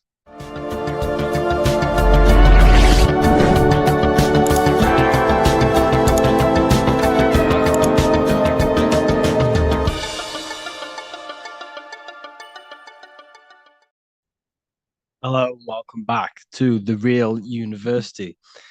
Today we're going to be talking about hidden spells within the language, English language. This is why we call it spelling. A lot of people are already aware of this. However, I'm going to go over some words that have double meaning, meanings to them, behind them, which trick your subconscious mind. So the word grammar comes from the word grimoire, which is also known as the book of spells or a magic book, on how to create magical objects like wands, amulets, how to perform magic spells, charms, and summoning and invoking supernatural entities such as spirits, which are on the other side of this physical reality. So what you must understand is what you say in this physical world is also happening in the astral world as well. So your words are spells. They cast spells into the spirit plane. They cast spells into your mind. They cast vibrational frequency into your cells in the water. Water holds a lot of energy. So we're going to be going all over this. The subconscious mind takes everything as truth. Everything you say is truth to your subconscious. And you should know this by watching the Manifestation Mastery 2.0 course. I talk about this. This is so important that you understand this, because everything is truth within the subconscious. It only knows you. Your subconscious mind, if you watch the course, you should know this, it's responsible for 90% of your daily basis behavior. The thoughts that you are thinking on a daily basis, the things that you do, the things that you say, 90% of what you do and say and think you did yesterday, because of the subconscious mind holds all of your programs. What you say is molding your mind. What you state is truth in your mind. It does not know the difference between a joke or it takes everything literal. It is literal. Your mind is a manifesting supercomputer. And whatever you say into it, it says that is what I want. So whatever you tell your mind, that is what you'll have. That is what you'll believe. So every word you say is truth within the subconscious. So this is why double meaning words have an effect on your subconscious. And this is why I'm raising awareness here. So talking is a tall king. You are either a tall king by talking, by using your words wisely, or you're a small king because you either you create big or you destroy yourself with your words. So talking is Phoenician. This is phonetics. So this is etymology is when you take the root words, but phonetic etymology is when you take the sound of the word. So talk and tour are the same because when you talk, you're creating sound waves, which is a form of a light wave. And when light waves expand in all directions, it creates a torus field. And everything is torus fields. So if you affect one torus field, it affects every torus field in creation, as above, so below. So what you say is affecting the torus fields around you in your body. You are made out of these torus fields. This is why talking is torusing. You're creating light waves, sound waves, and you are permeating creation. And this is why the Bible tells you the tongue has the power of life and death, and those who love it will eat its fruit. So the tongue is what creates these sound waves that we are producing when we talk or speak. Okay. So this is what we are essentially doing, creating sound waves. And these waves are vibrating and they affect the cells in our body and everything.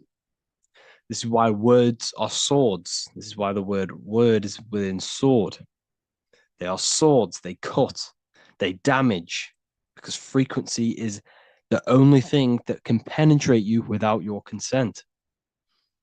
In the very beginning, the Bible, John 1:1, it says, in the beginning was the Word, and the Word was with God. This is obviously a metaphor. There was no spoken word out of a spoken mouth. It's basically saying God created the world with the use of cymatic frequencies, sound waves. Everything is sound waves, and this is observable. Geometry is the geometric shapes you see in the nature, like petals, how they're all perfect stars or five-pointed stars or the Fibonacci sequence.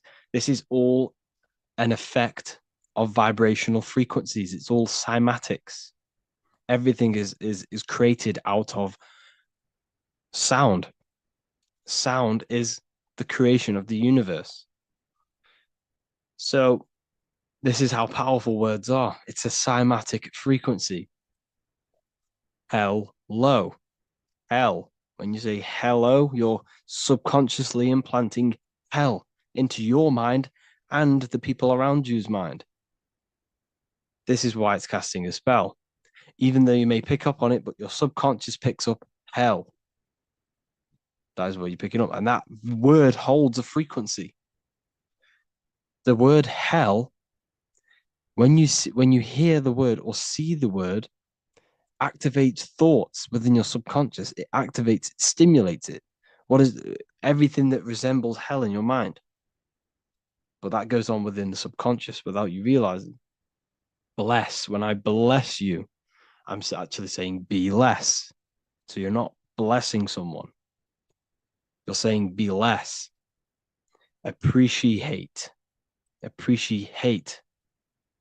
Weekend is when you're weakened. You see, they've casted spells on our cycle of life.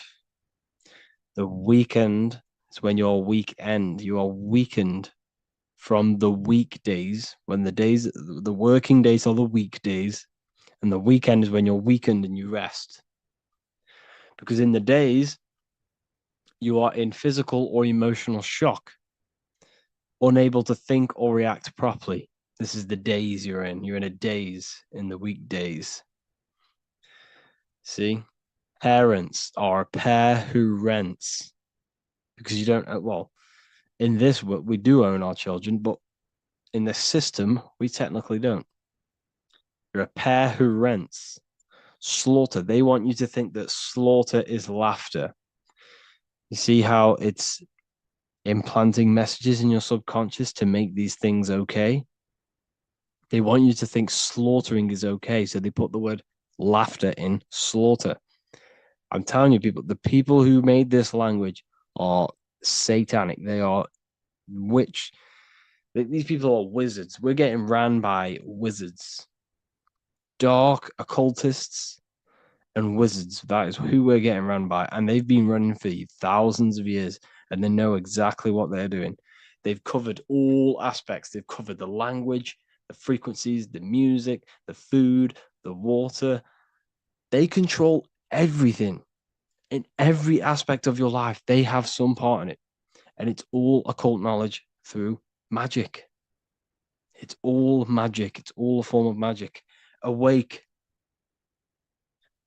Awake is an event where the family and friends of a deceased gather before the funeral.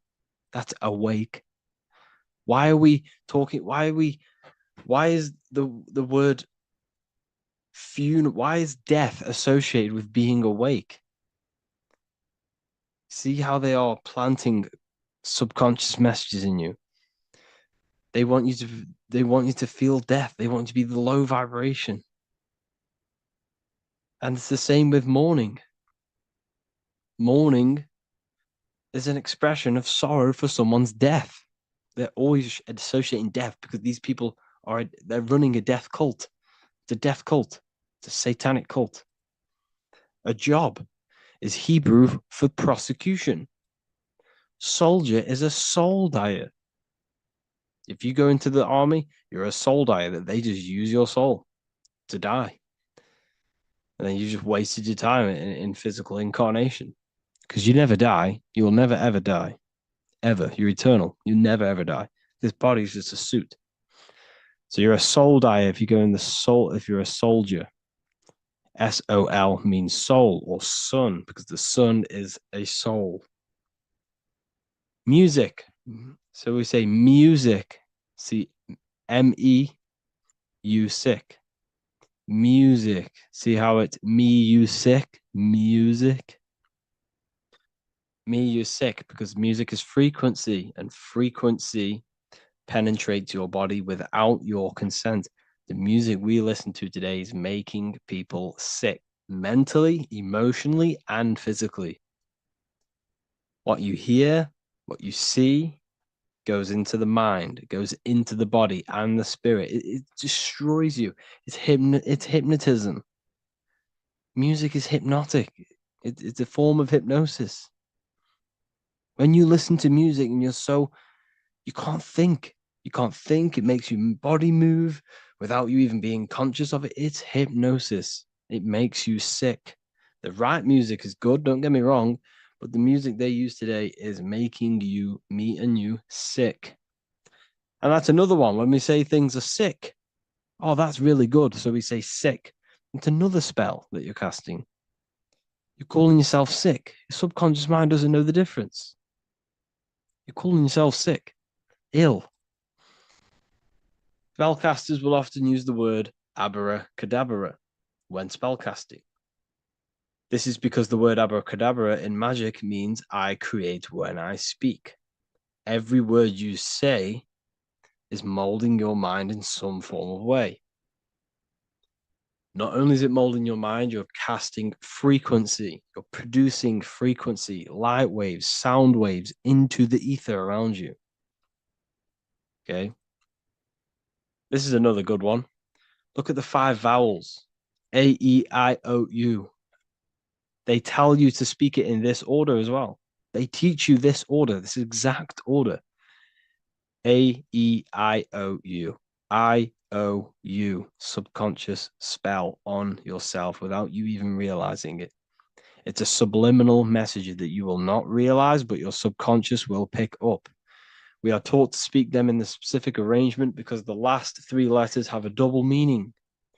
You were never taught how the history of money, how it works, and how to obtain it, because your role in this system is to remain a slave.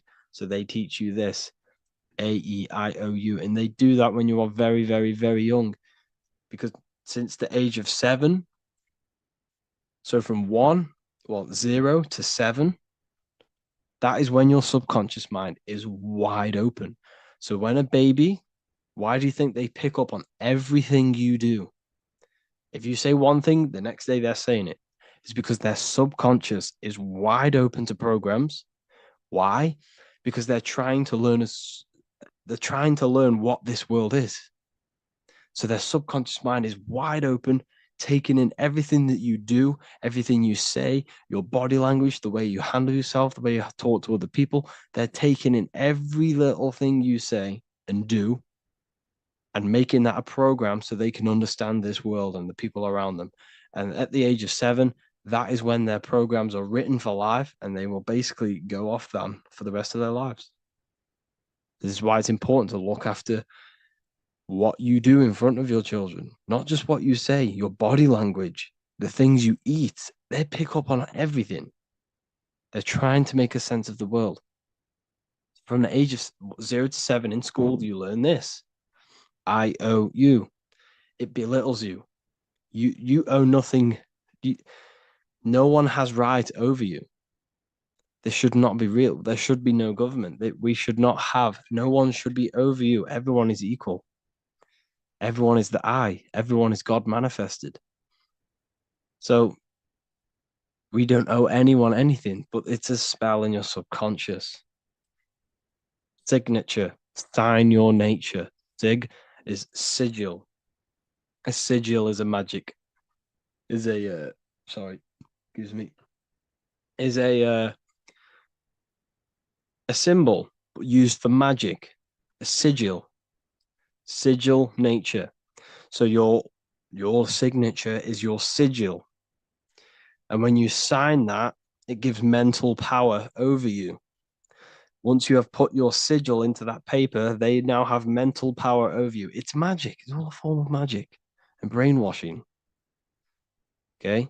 When we say the word we're saying we're trying to use God to manifest that. Okay, because the comes from theo in Greek, which means God. So when we say theology, ology means the study of. Theology is the study of God. That's what theology is. Theo, when we say I am we are using God to bring it into existence. God is the I am. The I behind you, the I am, that's God. That's what manifested everything in your life. Everything in your life, that invisible creator inside of you has manifested everything you physically see. You are the invisible architecture, the invisible artist behind your life. The I, that's God. The only one. So when we use the word I am, this is how to bring the power to yourself. When we say I am strong, I am wealthy, I am free, I am financially free. When we say this, that I am, this is when we are bringing,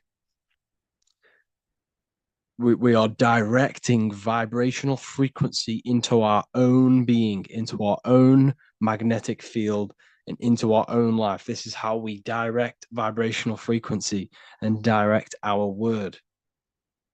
So when we say I am directing my frequency into myself to manifest something external. Also known as the chi or the prana. It's just basically your magnetic energy. So speaking has the ability to change your genes and DNA expressions. When we listen to affirmations over and over and say them over and over for a long period of time, your genes will change. And your genes are a code for your external world, pretty much. Anything that is written in your genes will manifest into your external world. Okay.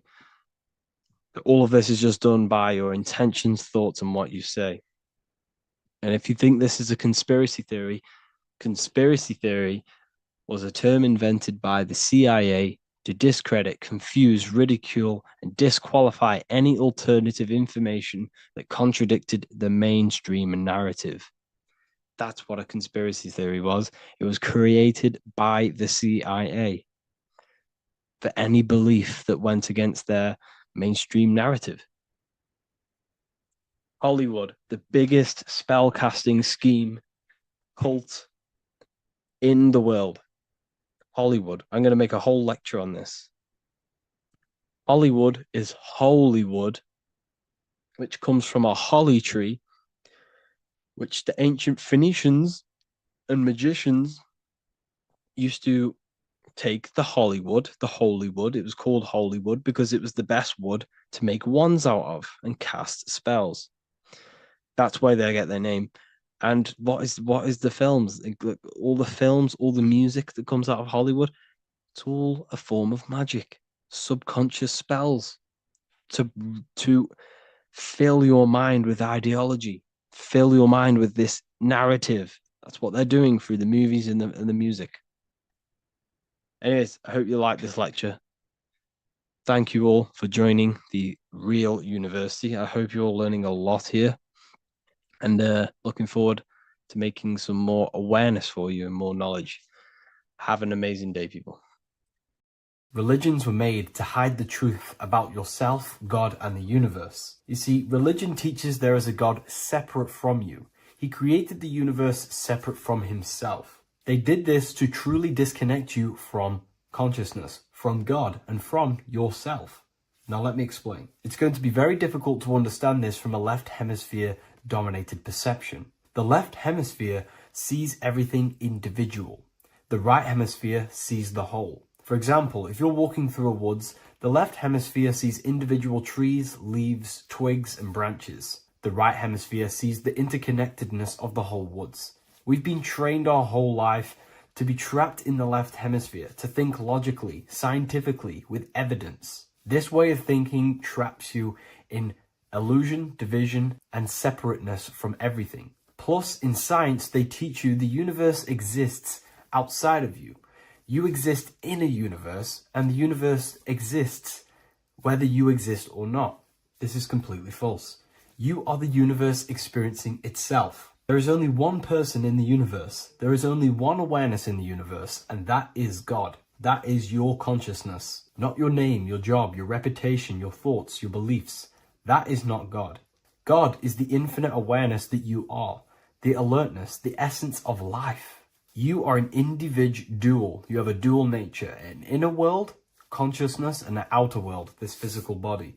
The inner world is the immortal, consciousness, awareness. This physical reality is for the immortal within us to experience and enjoy. And the immortal consciousness, the immortal self, the individualized expression of the only thing that is truly real, which is God, consciousness, is seeking a way to understand itself through infinite vantage points. The same consciousness inside of you, inside of the dog, the squirrel, the plants, the stars, the same awareness is in absolutely everything. Only the right hemisphere can see this connection.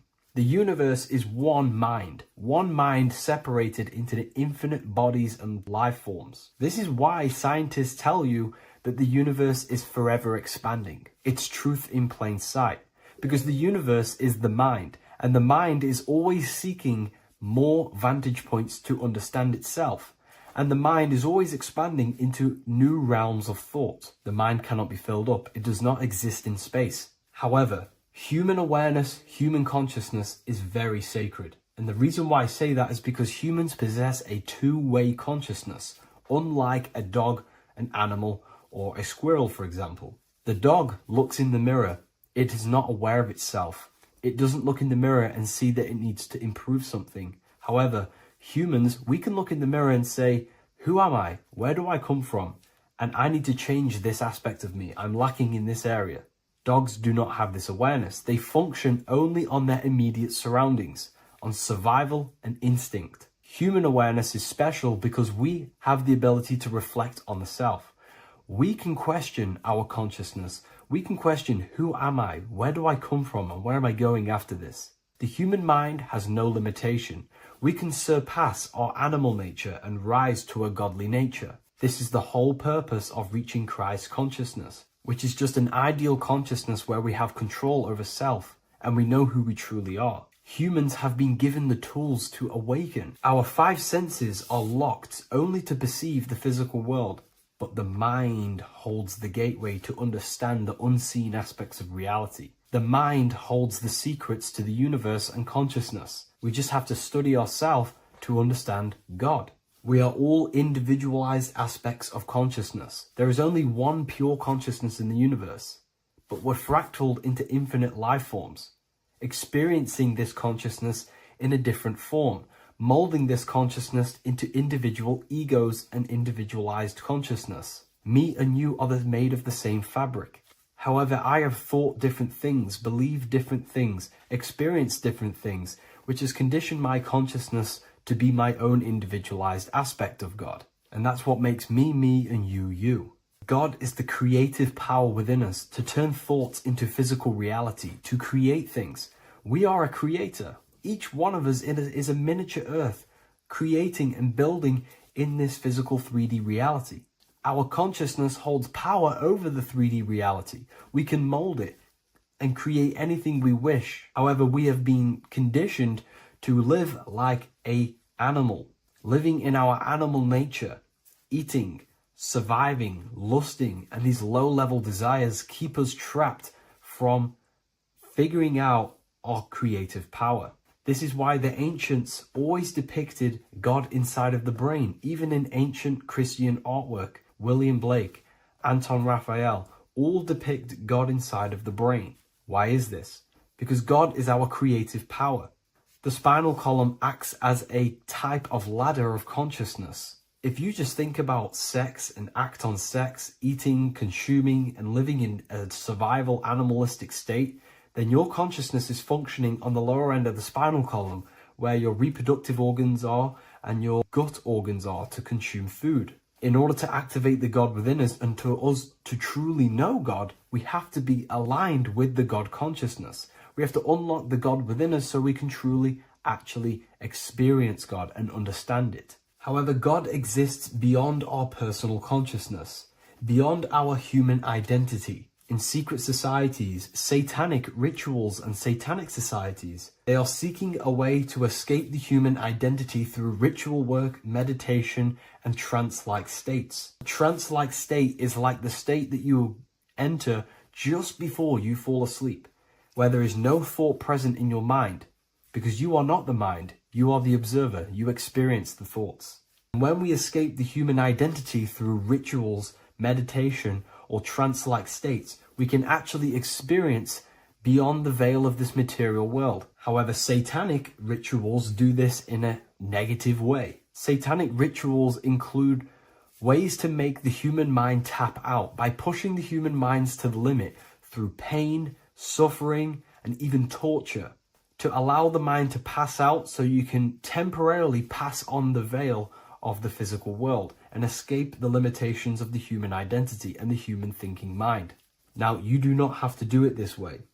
You can experience the divine and beyond your human identity through many different ways, such as deep, deep meditation, rising above your thoughts, and setting 3 alarms, one for 6 a.m., one for 6:30, and one for 7:30. And when you wake up at these times, what you need to do each time you wake up is allow your mind to stay awake but your body to fall asleep. And you will enter this trance-like state. And you can gain ideas, experience lucid dreams, and maybe even astral project. All of these rituals in secret societies and satanic societies is all about escaping the human identity and experiencing the divine planes beyond the physical. To wrap all of this up, this is all about consciousness. Consciousness is the infinite awareness of the universe, just fractaled into separate bodies. And this consciousness is seeking a way to understand itself in infinite angles and vantage points. And religion was made to cut off your connection to the divine planes beyond this world and beyond your self-identity. Therefore, if you want to know God, you have to study the attributes and qualities of God, such as geometry, numbers, consciousness, the mind, the subconscious, human anatomy. All of these things are aspects of God. We have to study ourselves and study nature so we can see God. God is the infinite awareness of the universe. If you love this video, please leave a like and share it with a friend. I'll leave a link in the description for the Book of Wisdom, Volume 2.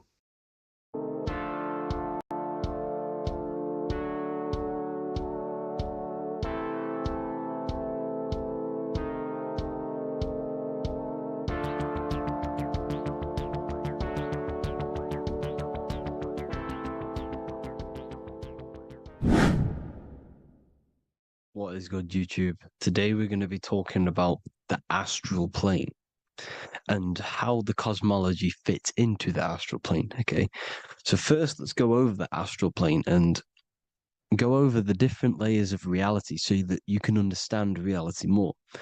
You are a multi-dimensional being. You are not in these, you are in all of these realities at the same time. They all interweave into one big reality. But there are different planes, they are different vibrational dimensions, there are different dimensions of reality. The mind is the root cause of reality. We're living in the mind of God. Everything is being thought into existence from the root cause, from the universal mind. This is why the ancient Egyptians said, all is mind. We're living in the mind of God. And we are a microcosm of this mind. This is why we all have the same mind. This mind is the world of thoughts. Now, this world of thoughts is just the thought alone. For example, it is the thought of a chair. But then when you start to imagine this chair and you start to mentally see the chair, you're now manifesting the thought, the singular thought, into some sort of form. So now you're imagining the chair. You're imagining the form of this chair, which is then manifesting into the astral plane. The astral plane is the world of thought forms manifesting.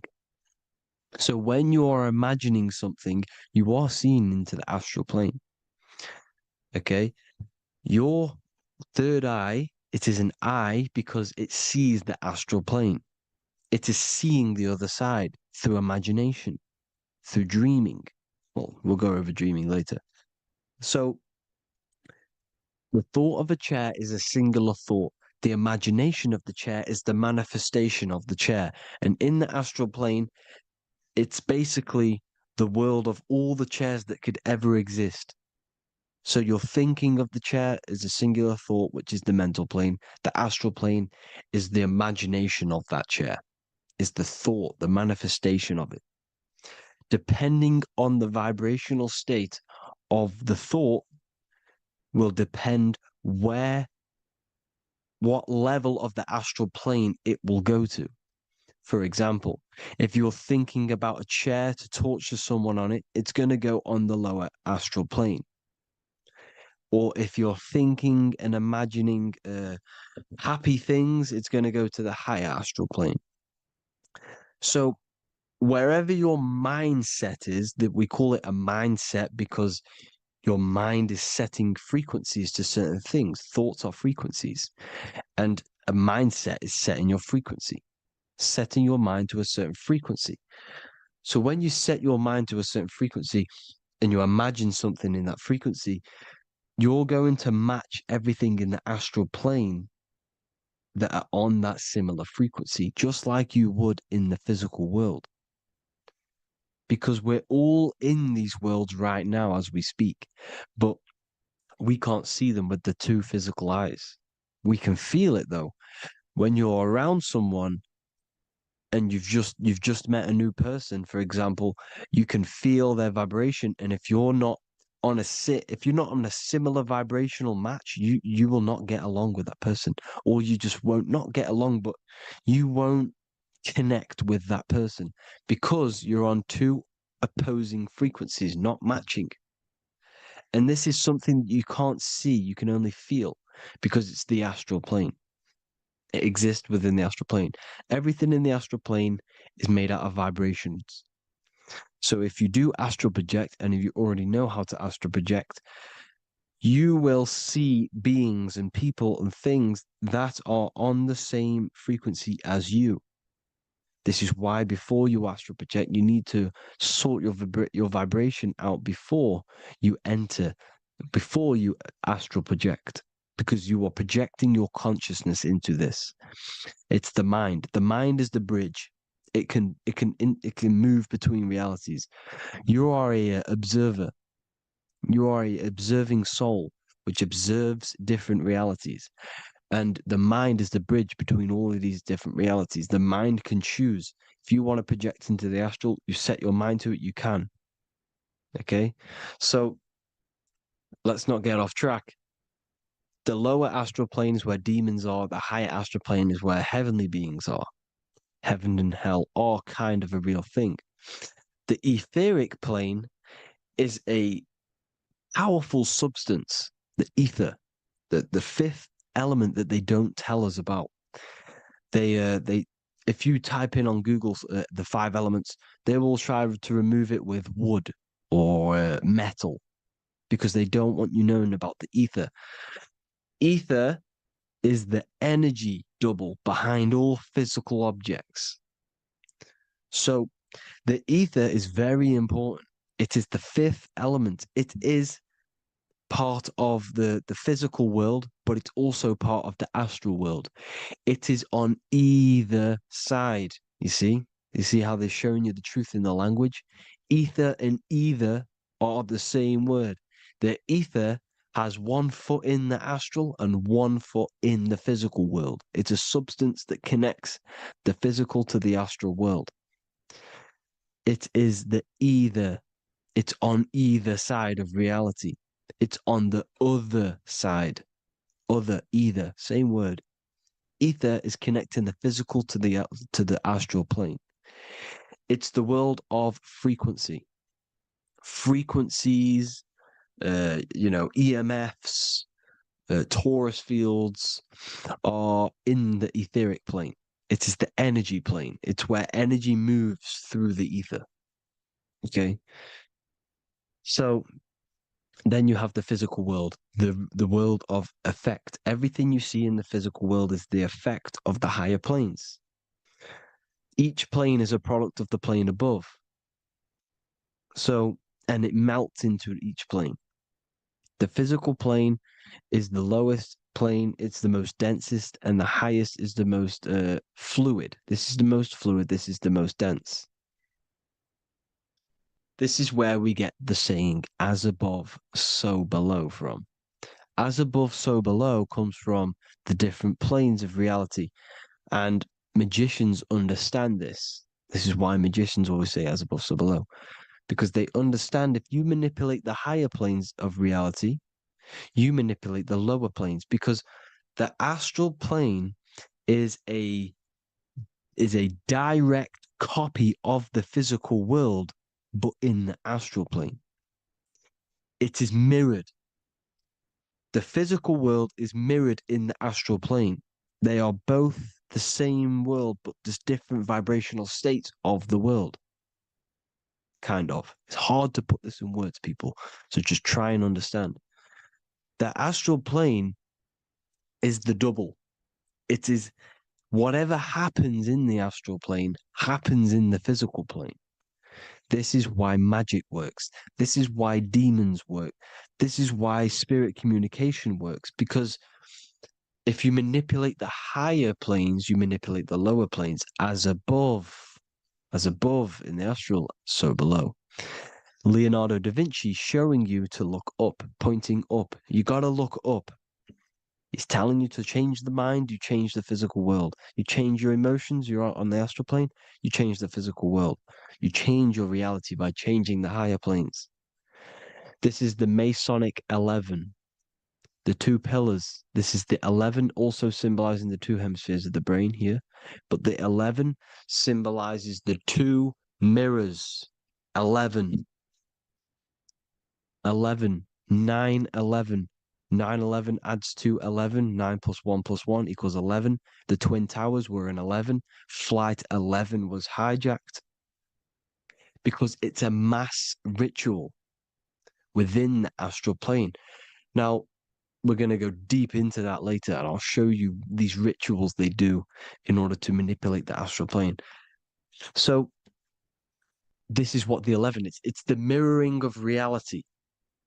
If you contact spirits and conjure spirits, or sorry, you can either summon or attract demons and spirits.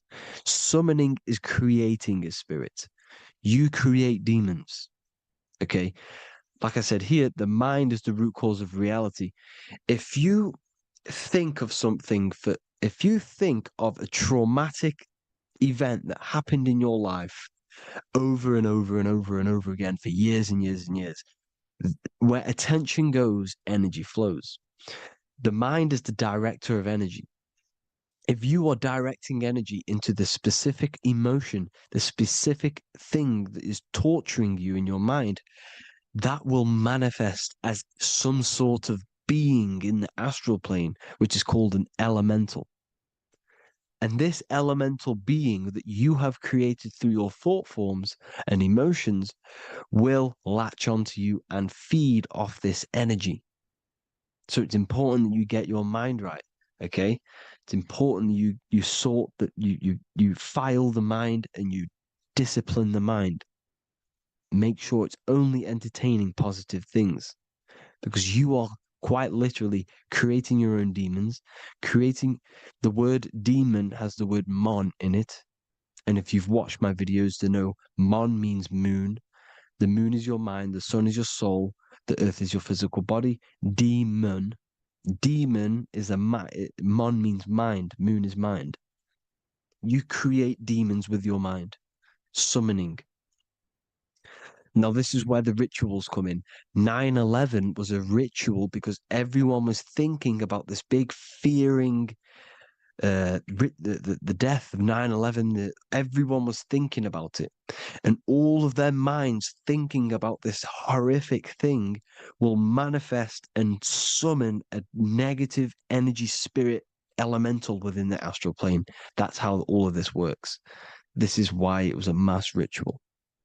Okay. Chris Brown, new album name 11/11. Release date on the 11/11. This will be my 11th album and contain 11 songs. All of these people know the occult. This is Hermes Trismegistus with the star of Saturn, the six-pointed star, as above, so below. The mirroring of reality, physical and astral, the two Masonic pillars. So as above, so below. What's above us? The stars. The stars are connected to the astral plane. This is why we call them stargates. When we dream, we are experiencing these different realities.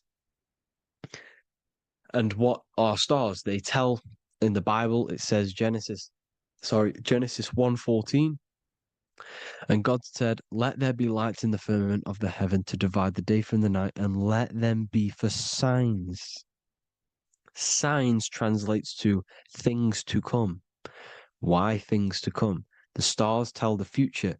Why? And why do we say as above, so below? As above us is the astral plane and the etheric plane. As above, so below. Whatever happens in the stars happens on Earth. The stars are connected to the astral plane. Above us is the astral plane. We are a star in a physical body. This is why we say Mr., sister, stir equals star. The E and the A are interchangeable. We are stars, and the stars are the start of our incarnation. We start in the stars, same root word, and we descend through the seven energies, which are our seven chakras.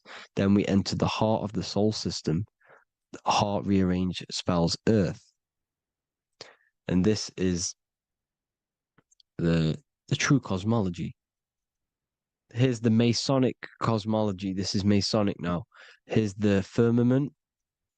Let there be a firmament in the midst of the waters to divide the waters from above, from the waters that below. Genesis 1:6. The firmament, firmament comes from the word firma, Latin, I'm pretty sure,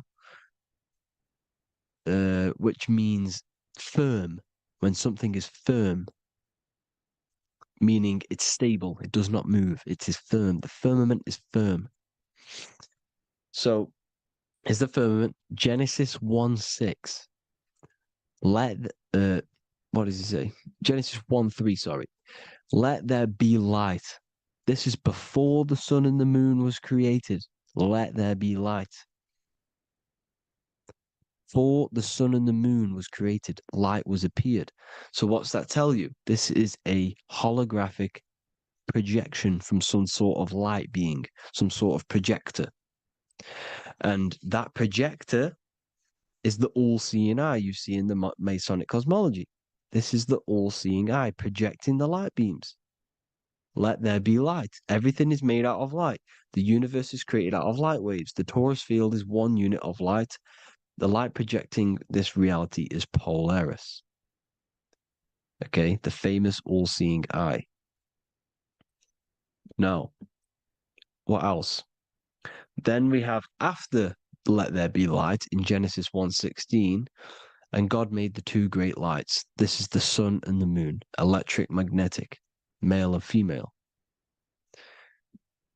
Then we have the Masonic checkered board, the black and white symbolizing dualities within the dualistic reality we're in, spirit and matter, light and matter, rest and motion, positive and negative, good and evil. Everything's dualistic here. Okay? And it's a dance. The universe is a dance between flickering of white and black light, which is the torus field. We're not going to go over that, but this is all connected to the astral plane. This is the true cosmology. The astral plane cannot work on a spinning monkey ball in the middle of space. Does not work. Cannot work. It's impossible. Okay? Impossible. So, even in the Quran, it says, Allah has made the earth for you as a carpet, flat. Quran 15:19. And the earth we have spread out like a carpet, set there on mountains, firm and immovable. It is immovable. In the Quran, it also says 65:12, it is Allah who has created the seven heavens of the earth. The seven heavens meaning the seven layers of heaven, the seven planets. And Psalms 104:5, he set the earth on its foundations and it can never be moved. Never.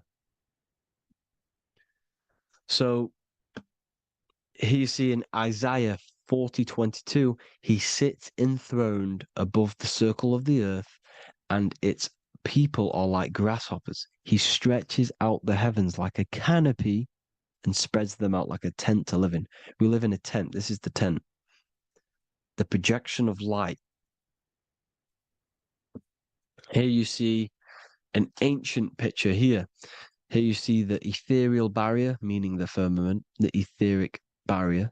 And here you see his head popping out. Why is his head popping out? Because your head is heaven. Your heel is hell. Your head has access to the astral plane. This is why your head is heaven.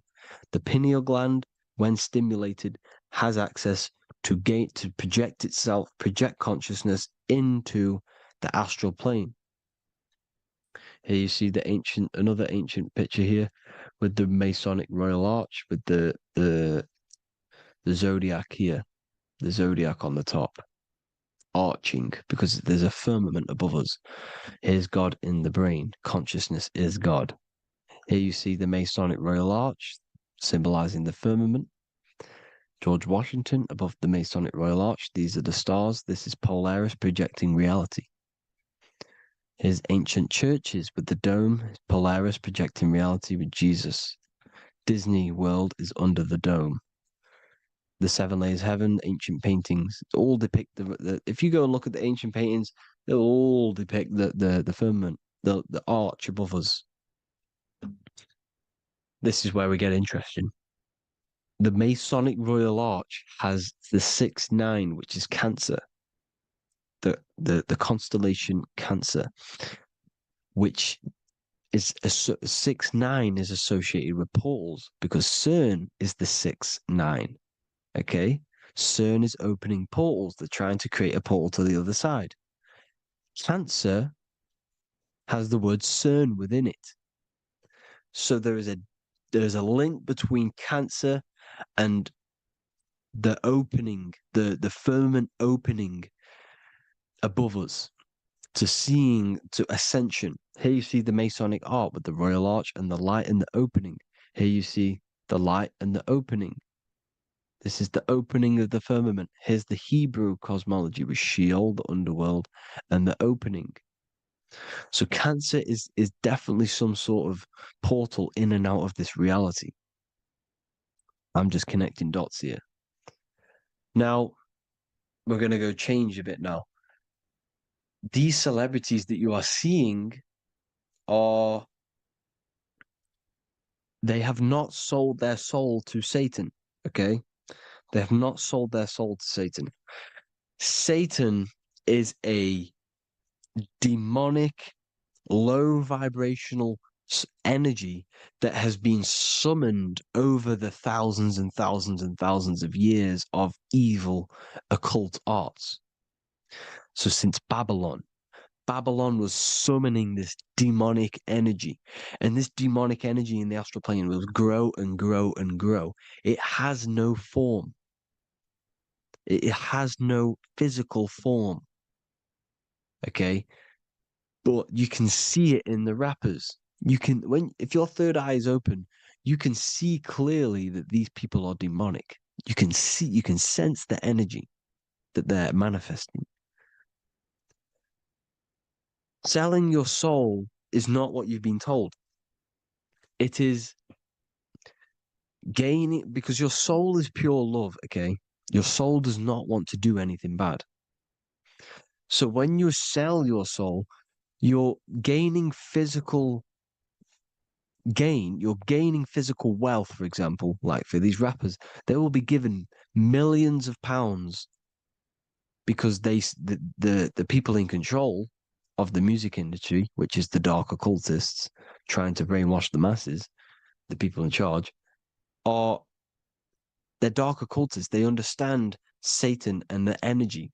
They are satanic energy, which has been summoned in the astral plane. They see that they have influence over the masses, so they will go to them and say, "I will give you this amount of money forever if you manifest this satanic, demonic energy through the music and through social media to blind the masses, to brainwash the masses into this demonic energy."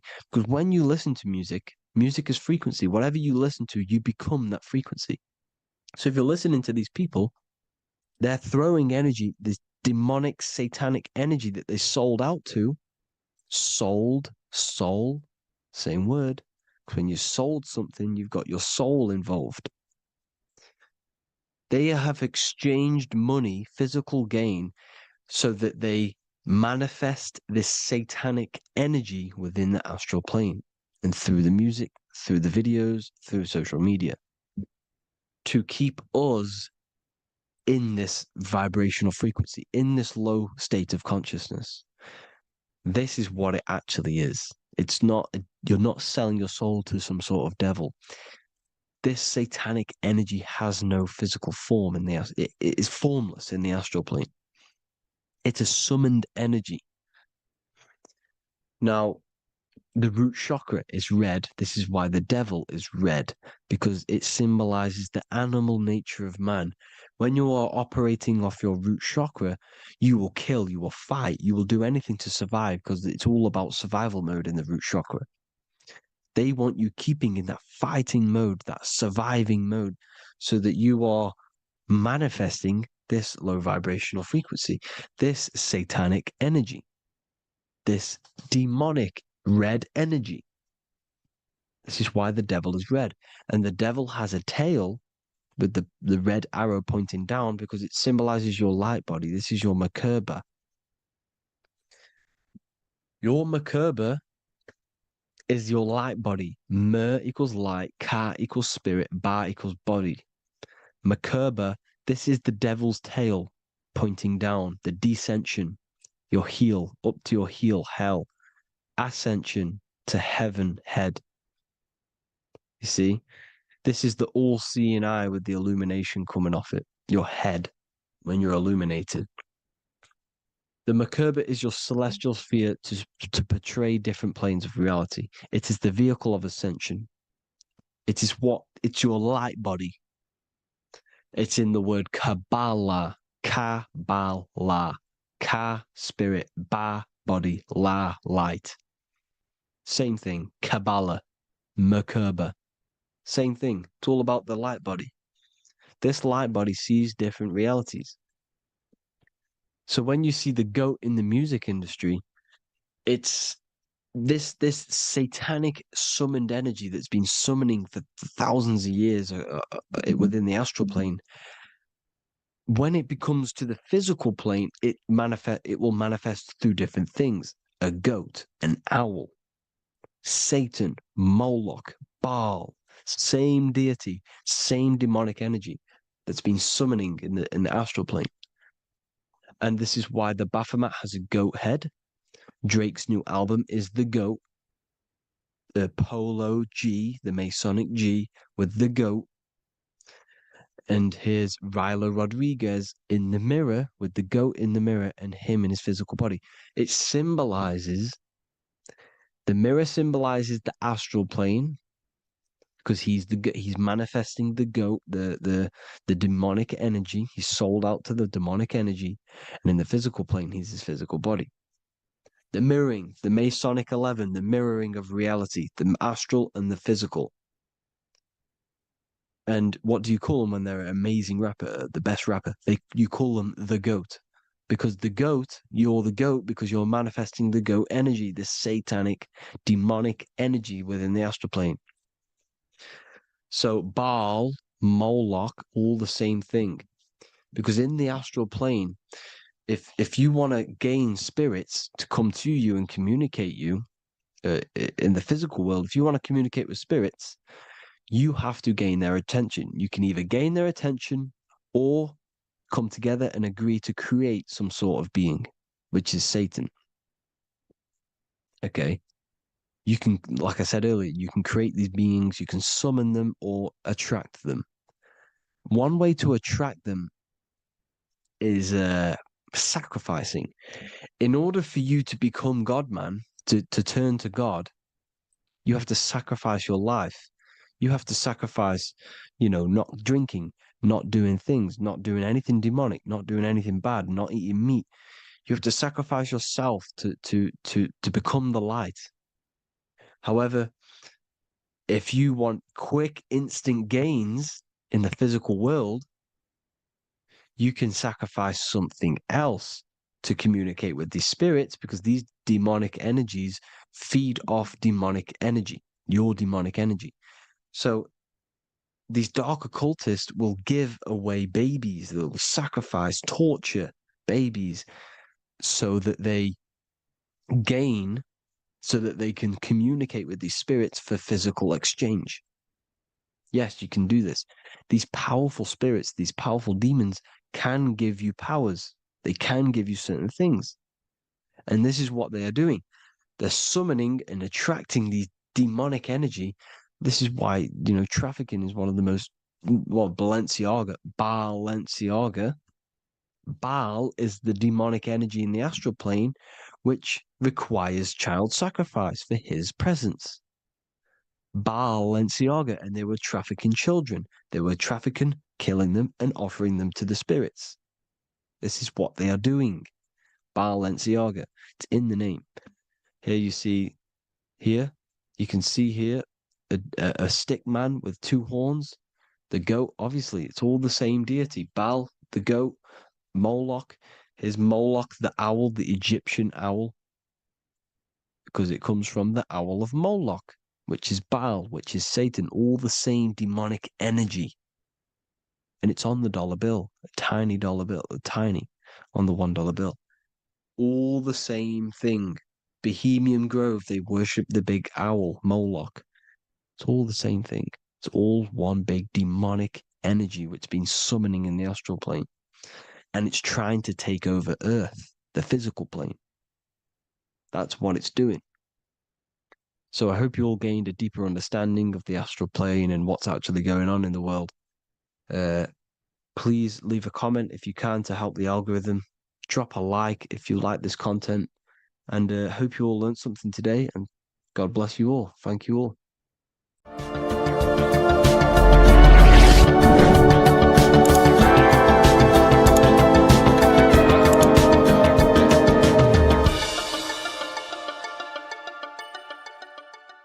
Welcome to Revival of Wisdom. Welcome people. We're back with another video. Please make sure to hit that like button, subscribe, and turn on notifications to never miss a video. The Earth is a giant torus field consisting of a positive and a negative pole. The Sun being the cathode with a positive charge and the Moon being the anode with a negative charge. This is why the Sun rules over the day, giving you lots of energy, and the Moon taking your energy from you, making you go to sleep. Now, the plane that we live on is called the plane of inertia, and at the center of this plane of inertia is the North Pole. This is where the two electromagnetical energies meet. Now, this is where the most electromagnetic energy is stored. This is why all compasses will point north, because it's the most magnetic place in this reality. So the Sun and the Moon is spinning around this center point, which is stirring the ether of this reality and making everything move in circles, meaning this is a cycle. Everything's recycling itself. It's an organic simulation. The ancients also knew about this sacred land at the center of this reality, known as the North Pole. As you can see on this map from the 1500s of the North Pole, you can see 4 islands around this center black rock. Ancient civilizations like the Mayans, the Buddhists, and ancient Chinese also depict these 4 islands. The endless symbology of these sacred lands at the center has been going on for thousands of years. These sort of secrets are now kept by the elites, but as always they have to show the truth in plain sight, and this is what they are doing with the Windows symbol and also the Wizard of Oz. Now in the Wizard of Oz, as you can see, there's something called Munchkin Land. Munchkins are these unusually short people. Then on the ancient 1500s map it says Pygmy, and then the Pygmy people in mythology are also these unusually short people. Just like Santa and his elves, they come from the North Pole, and elves are these unusually short people. These stories that we are told about Santa and Munchkins are putting truth in plain sight about this sacred land. This sacred land at the center of the earth is where the aurora borealis comes from and is being emitted from this black hole in the center, also known as the black sun. The aurora borealis is the earth's aura, hence why it has the word aura inside of it. It is the life-giving essence to all life within this realm. As this dualistic reality we live in consists of both physical and spiritual, the black sun is like our sun for the spirit. It's our spiritual umbilical cord, connecting us to the spirit realm. And the rising sun is the opposite. It's our sun for our physical 666 carbon suits, known as our human body, our physical aspect. As it states in the 40,000-year-old emerald tablets, deep in Earth's heart lies the flower, the source of the spirit. The flower of life is as thine own place of spirit, and streams through the earth as thine flows through thy form, giving off life to the earth and its children. So the North Pole is the core of this spiritual reality, and the closer you get to it, the more spiritual and lucid it becomes. So the elites have covered this up in order for us to forget the true nature of this reality. And they did this cover up by introducing the globe model. Nicholas Copernicus was around in the 1400s, and he introduced the globe model. As you can see, he is a Freemason. He depicts himself with a globe and a Masonic compass in all of his paintings and portraits. Galileo was also a Freemason, as you could see in all of his portraits with a globe and a Masonic compass. He was also a massive part of introducing the globe model after Nicholas Copernicus. So yes, the globe model was a spiritual and political move to gain more control over the masses.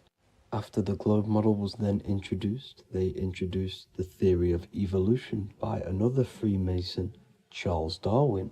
See how these two theories go hand in hand? They both degrade humanity and they make you confused of where we actually came from. By hiding the true form of this divine creation and hiding the true power of each and every one of us, they maintain control over the masses.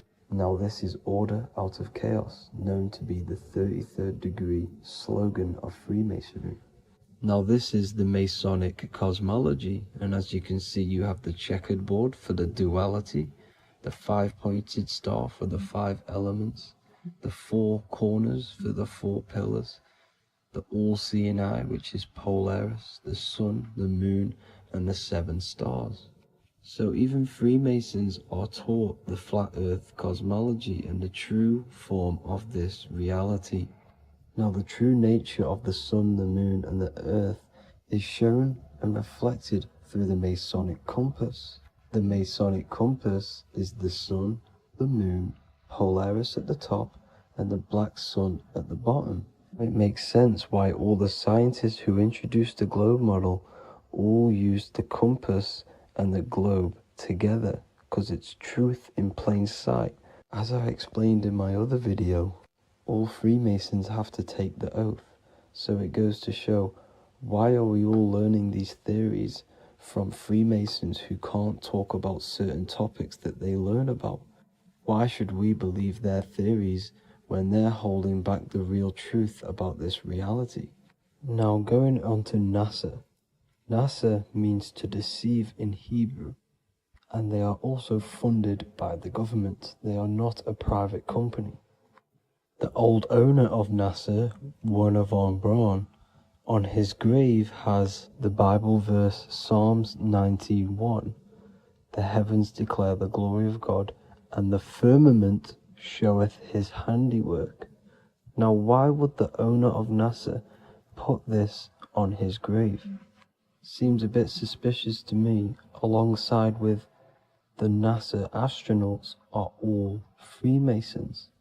And not to mention the countless mistakes they've made on their live videos in space stations, the moon landing, and the CGI footage of the Earth, which is obviously photoshopped.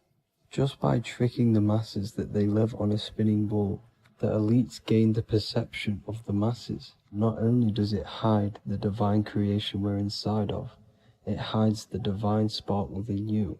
It hides the creator, the source. And by believing in space and we live on a spinning ball, it makes people come to the interpretation of that we are a coincidence and we do not have any purpose. And of course this is false. When you come to realization that we are all a divine creation and we can create our own divine life in this reality, life becomes more sacred and you start to enjoy little things. The elites want you to believe everything exists only in the 5 senses. They want you constantly looking outside of yourself because they know that will keep you on lower states of consciousness. Now this brings me to our next point. By tricking the masses into the heliocentric model, the elites started to advertise aliens in the movies, in cartoons and magazines in the late 1940s. Now this is subconsciously programming us about aliens and extraterrestrial threats, which then they can use to their advantage. And this is something called Project Bluebeam. They are more than likely going to fake an alien invasion to push this 2040 agenda, which is for one government and one ruling currency. That's it for this video, guys and girls. Hope you all enjoyed. Please make sure to leave a like and a comment. God bless you all. Geometry. This is the study of nature, of the codes, the mathematical codes behind physical reality. So today we're going to be going deep into geometry and the true esoteric internal geometry, the geometry that no one really talks about, and how geometry relates to human consciousness. So essentially, what we must understand when it comes to geometry, the basics of geometry is everything is vibration.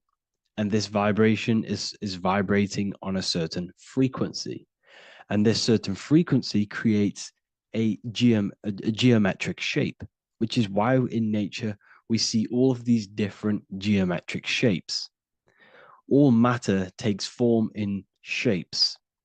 So if we put sand on a plate and we vibrate the plate on a specific frequency, we see that the sand goes into specific geometric shapes and patterns. So essentially, matter is energy condensed. It's energy vibrating on a low frequency, vibrating at a certain frequency. So matter is condensed energy. And each geometric shape is manifesting and showing a specific energy. Some shapes carry more energies than others. For example, the cube is what traps energy. A square is what traps energy. So geometry and the flowers are basically how energy manifests itself into physical matter. We are in a world made out of energy or light. Light is energy. So everything is vibration, everything is frequency, and everything is energy. Even the words, each atom in our body, everything. So everything in nature has these mathematical energetic codes. So geometry is basically the study of nature and the shapes that are in nature and their energetic principles. Because like I said, matter is energy. So this is what we call cymatics, when we place water in a petri dish and we shine light on top and we vibrate the water. And we can capture, this creates certain patterns. Each frequency, like you see here, has its own pattern.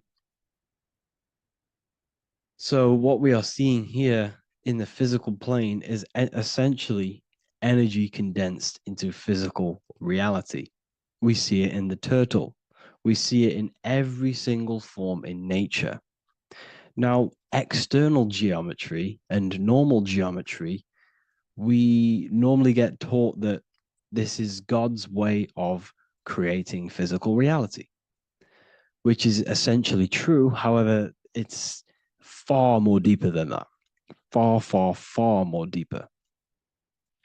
Okay, so what geometry truly is, it's not God's codes to reality. What we must understand is what the brain truly is. And what we must understand is that we are not in the world. We are not in the universe. The universe is us ourselves. And the world is produced by our brain itself. Okay?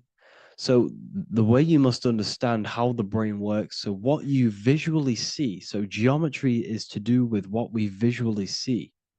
And what we visually see is heavily connected with our eyes, which are an extension of the brain. The eyes are the brain. And essentially how we see is energy enters the eyes, and each eye goes to the optic nerve. And this energy is transferred into electricity, which travels to the back of the brain, to the visual cortex of our brain. And this is where the image is produced, what we see. Therefore, the world outside of us is truly inside of us. It's a projection from within the brain. The brain is an energy condenser, a decelerator, an energy decelerator. Everything outside of us is basically formless energy. It is formless energy vibrating at a certain frequency. So what the brain is, it's sucking in this energy, this light, and turning that frequency, that code, that light code, into a physical reality. It's condensing the energy and turning it into a visual image inside of the brain. Therefore, everything outside of you is not what it looks like. Everything outside of you is basically energy, infinite energy. And our brain is condensing this into a physical reality and projecting it outwardly, which you experience your visual field. Okay? And the ancients knew this. So this is basically called the sigil of Lucifer. Lucifer is known as the light bringer. Lucifer in Latin means to bring the light. This is the sigil of Lucifer, which shows the visual field and the brain. We also see this in the Google Play symbol. It's a powerful symbol showing you the visual field, which is basically a symbol that tells you that reality is inside of the brain. The brain is what produces reality, but consciousness is not produced in the brain. The brain is essentially a consciousness downloader. It's a computer, and it's a reality simulator. The body is a simulation of physical reality. You are inside of the body experiencing the body simulation. The body produces this reality. It's a piece of technology. So Lucifer is to bring the light. Lucifer is the light being produced in our brains. Okay? So this is why they say Lucifer can tempt you. Lucifer can be the devil because it represents physicality. It represents the false light. Lucifer can trick you because it represents the physical world can trick who you truly are. So now that you understand how the brain is basically an energy decelerator and it creates and simulates a reality to your consciousness, you are no longer a person in a universe. You are the universe itself experiencing itself. Therefore, geometry is heavily linked in with the brain. Geometry is essentially how your brain and how your eyes decode energy. So what you are seeing is the mathematical codes of your brain creating reality. So what they teach you is the external is that geometry is God's way of creating this world, and these are the mathematical codes God's created. But now I'm telling you the internal. This is the truth. Geometry is how your brain mathematically condenses energy and light into a physical reality. So therefore, your brain is a computer program. So now geometry is nothing outside of you. Geometry is not something created by something else. It's created by your brain. Your brain produces these patterns through mathematical codes by breaking down energy into physical reality. And this is why you see geometry in everything around you. This completely changes your view on geometry. It's in your ear, it's in your face, it's in everything. Geometry is everything. Okay? So now that you understand this, now, as we were talking about the visual field earlier, the ancients knew about this. The ancient Egyptians knew about this. We can see this symbolism inside of the casket, the Egyptian casket. See, this crossover represents the visual field. This represents the back of the brain. This is the left hemisphere, the right hemisphere. And now some of the most simplest teachings in geometry is that straight lines are masculine and curved lines are feminine. And we even see this in the human body. The feminine human body is curvy and the masculine human body is liney. And even with the genital reproductive area, we have a line and a curve, 0 and 1, the binary code of all creation, 0 and 1, because that's basically all that exists. Nothingness and one, nothingness and God, nothingness and consciousness. That's all that exists. Now that I've told you that, the basics of geometry and the line and the curve and the feminine and the masculine, what do we have here? You see this stick here? This is a curve. And what's the right hemisphere? The right hemisphere is the feminine, the feminine energy, the feminine aspect of our brain. Then we have a straight line. This is straight lines. Now this represents the left brain. So the Egyptians are showing you the left masculine brain and the right feminine brain because of the curve and the straight line. And this is the visual field, the crossover. So there's a crossover in the brain. The left eye is connected to the right brain. The right eye is connected to the left brain. Okay, so the left eye is connected to the right brain. The right eye is connected to the left brain. The solar and the lunar. So, like I said, everything outside of you is basically energy. Your body is basically a holographic avatar, condensed energy produced by your brain. There's nothing actually outside of you. Your five senses are electrical threads of light. And when you touch something, this is basically electrical signals in your nervous system, which are reporting back to the brain. Therefore, what you touch is actually, you're not touching. The feeling that you feel when you touch something is not the true feeling. That's your nervous system you're feeling. You're feeling your nervous system in the brain. It's electrical signals to your brain. So the five senses do not decode, well, what you're experiencing as the five senses is not outside of you. This is your brain interpreting electrical signals. You don't experience the world, you experience your nervous system and your brain. The nervous system is an extension of the brain. So this is the truth. This is not woo-woo spirituality. This is true consciousness science that I'm teaching you here. Okay? So nothing is truly outside of you. It is a universe. You yourself are the universe, the fabric of the universe itself. The only thing that exists outside of you is essentially energy. That is it. And your body and your brain condenses this energy into reality. So when we look into architecture, why is architecture, the ancient architecture, so important?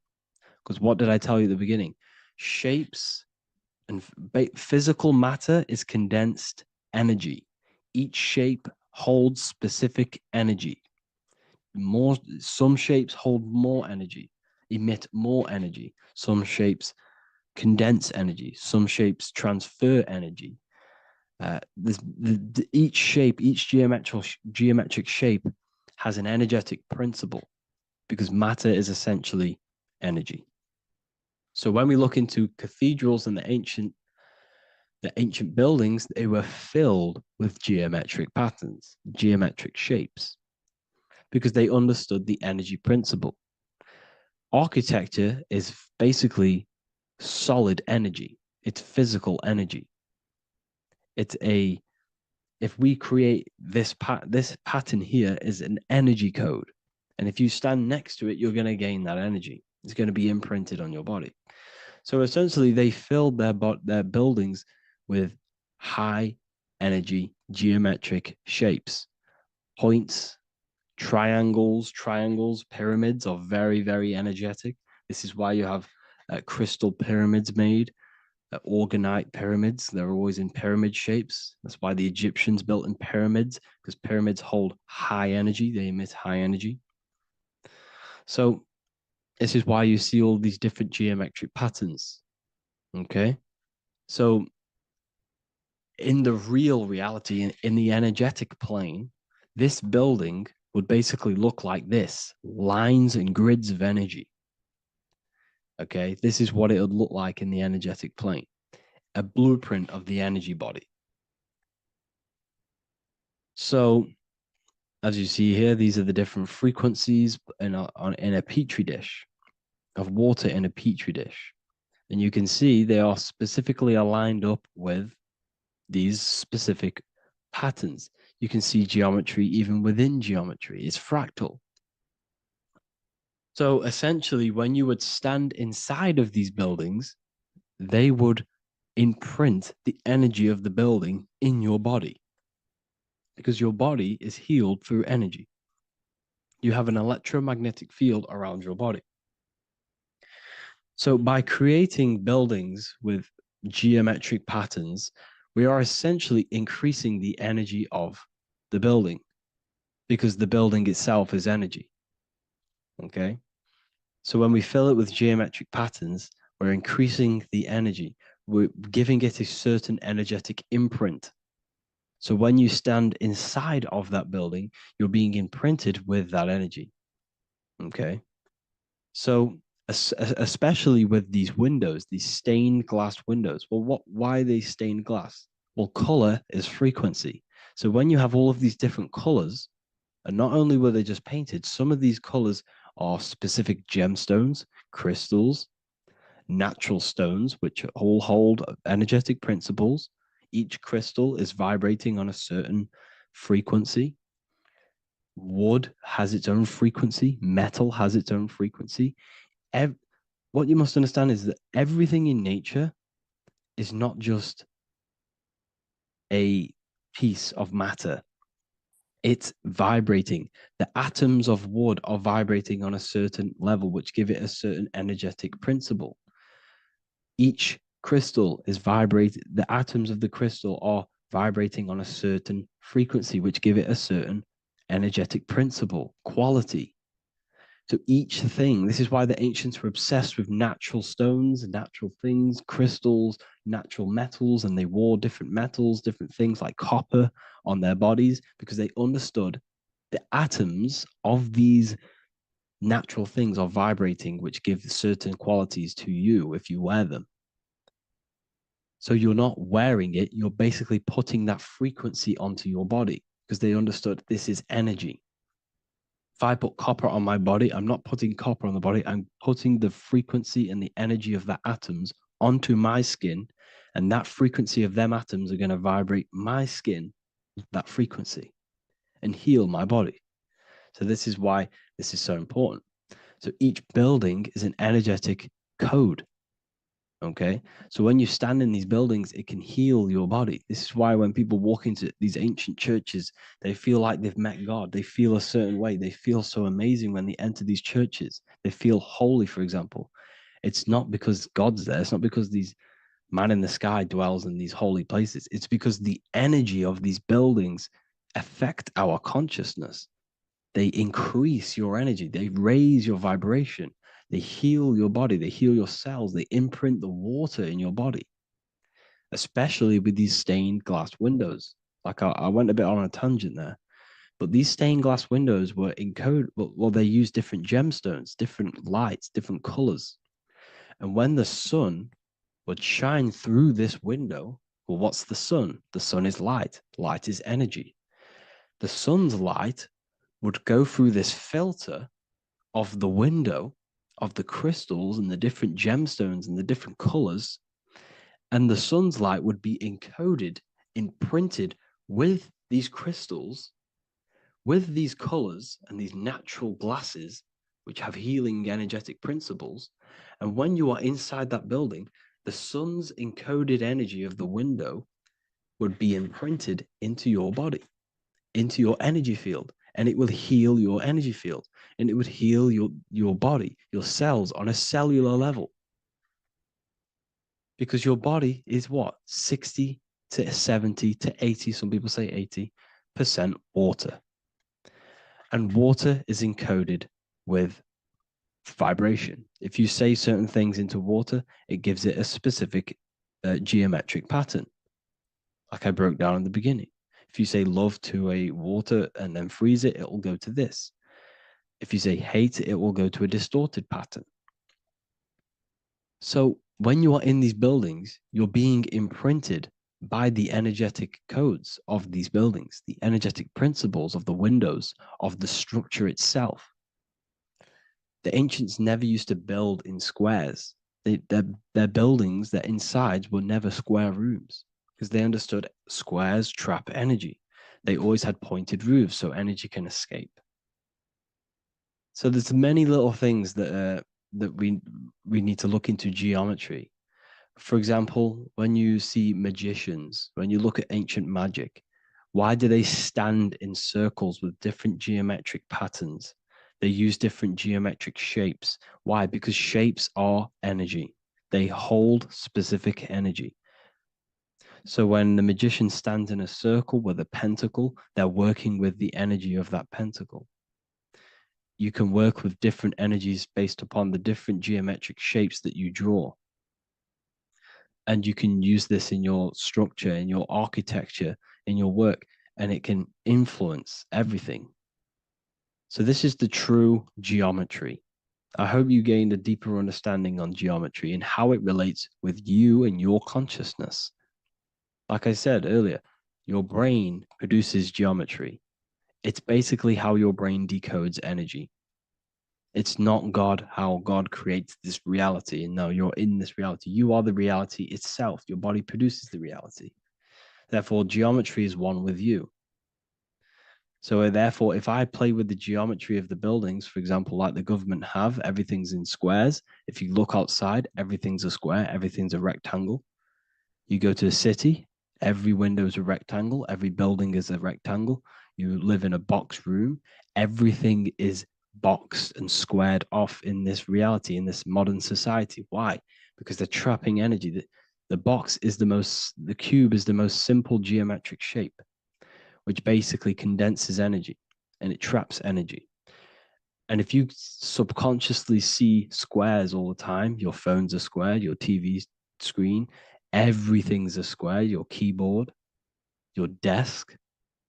Go and look at the ancients. They never used to build in squares and cubes. And if you go into nature, you'll never see squares and cubes. Nature doesn't create squares and cubes. Everything in the modern society is squares and cubes to simple your consciousness down, to dumb your brain down. So the ancients built very, very complex structures. Why? Because they understood what we see affects our brains, because our brains decodes reality and creates reality. If you see a sophisticated building, this is going to give you a sophisticated mind and raise your IQ levels over time, subconsciously. I'm not saying if you look at this building, you're going to become smart. I'm saying if every single building in your environment, ment is mind, mental, every single building in your environment was this complex and complicated, it would increase your IQ on a subconscious level. It'd make you more complex, make you more intelligent. So they've dumbed everything down. They've dulled everything down. Look at everything. Everything is being dulled down. So anyways, I hope you all gained a better understanding on this. If you want to gain more occult knowledge and esoteric knowledge, make sure to read the Book of Wisdom, Volume 2. If you're inside the university, you can get this book for free. Go to the general chat area and follow the instructions and you can order yours for free. Truly life-changing stuff. Because the issue is with the world is that no one really understands who they are, what they are, and why we are here. That is the issue for people's depression, for people's wrongdoings. They don't understand who they are, what their emotions are, what their mind is, what their body is, what reality is. This book gives you that. This book gives you the sense of understanding, the sense of well-being that will give you a better life because you understand life and what life is. And if you truly want to take your studies to the next level, we have the Ethereal University. This is the place for truth seekers where you can connect with like-minded people so you don't have to feel insane, because not many people think this way. I've been there when you wake up and not many people around you are thinking the same way and you start to feel a bit insane and you can't really talk to people about these things. That's why I created this, so you can connect with people and learn at the same time and become the best version of yourself by understanding truth and knowledge. If you join, you'll gain access to free live calls every single week, every single Saturday morning. We do live calls. You can ask me questions and all sorts. So make sure to leave a like and a comment. And thank you all for tapping in.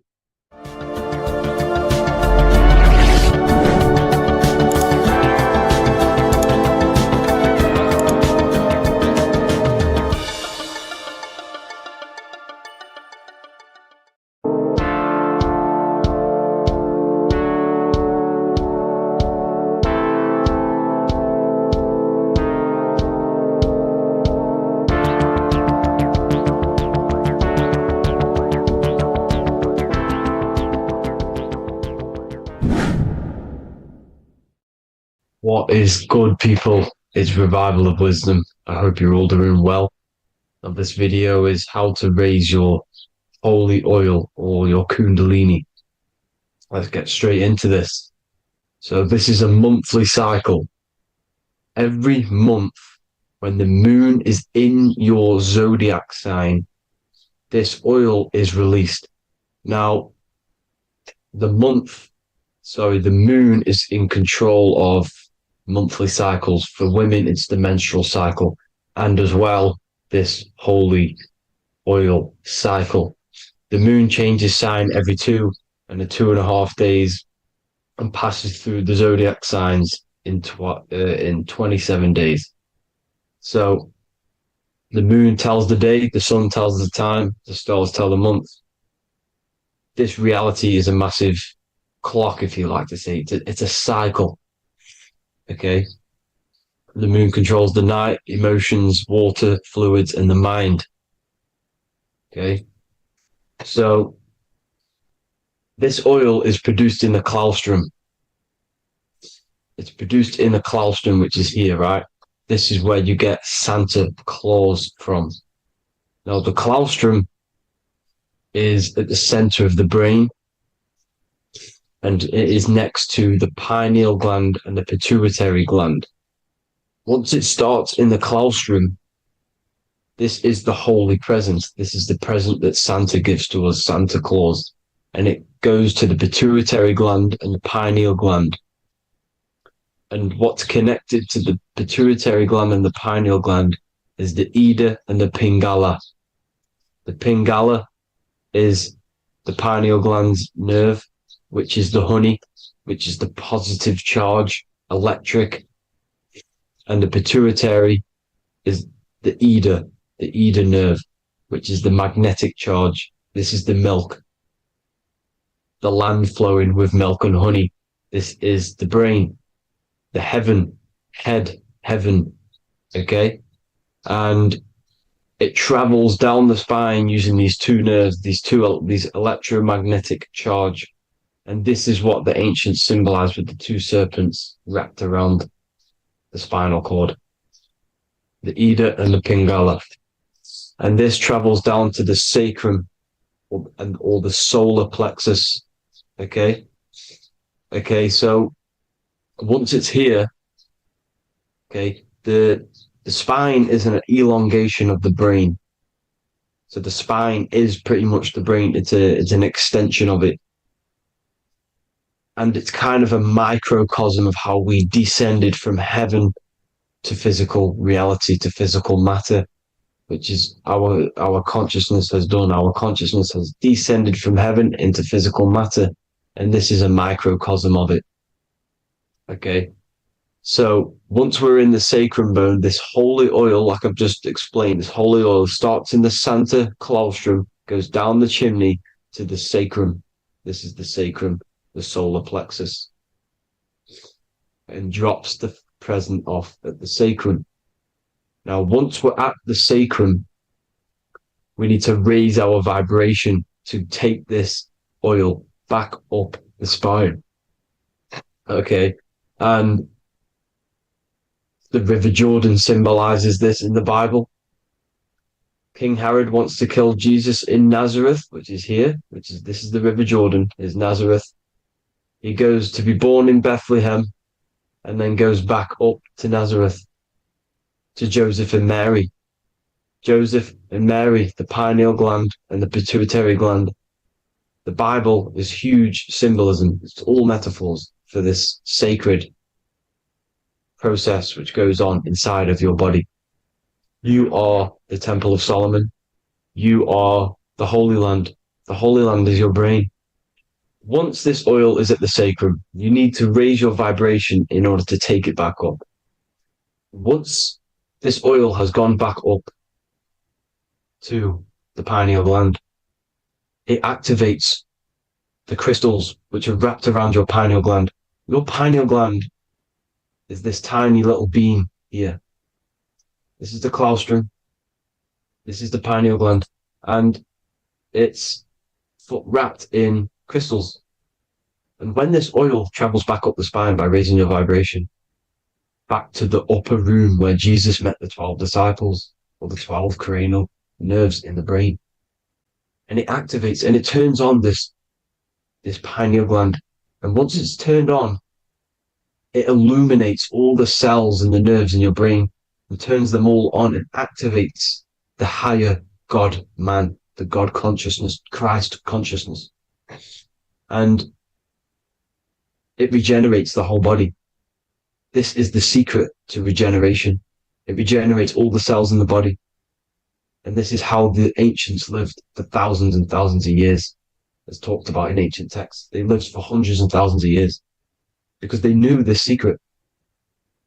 And this fluid, this brain fluid, the secretion, or the Christos in Greek, which means gold, because this is the alchemical process from turning lead to gold. Your body is the alchemical furnace. Now, the ancients knew about this center of the brain because they symboled it. This is the Eye of Ra, and it's the brain, and this is what's wrapped around our consciousness. Our consciousness isn't wrapped around the brain.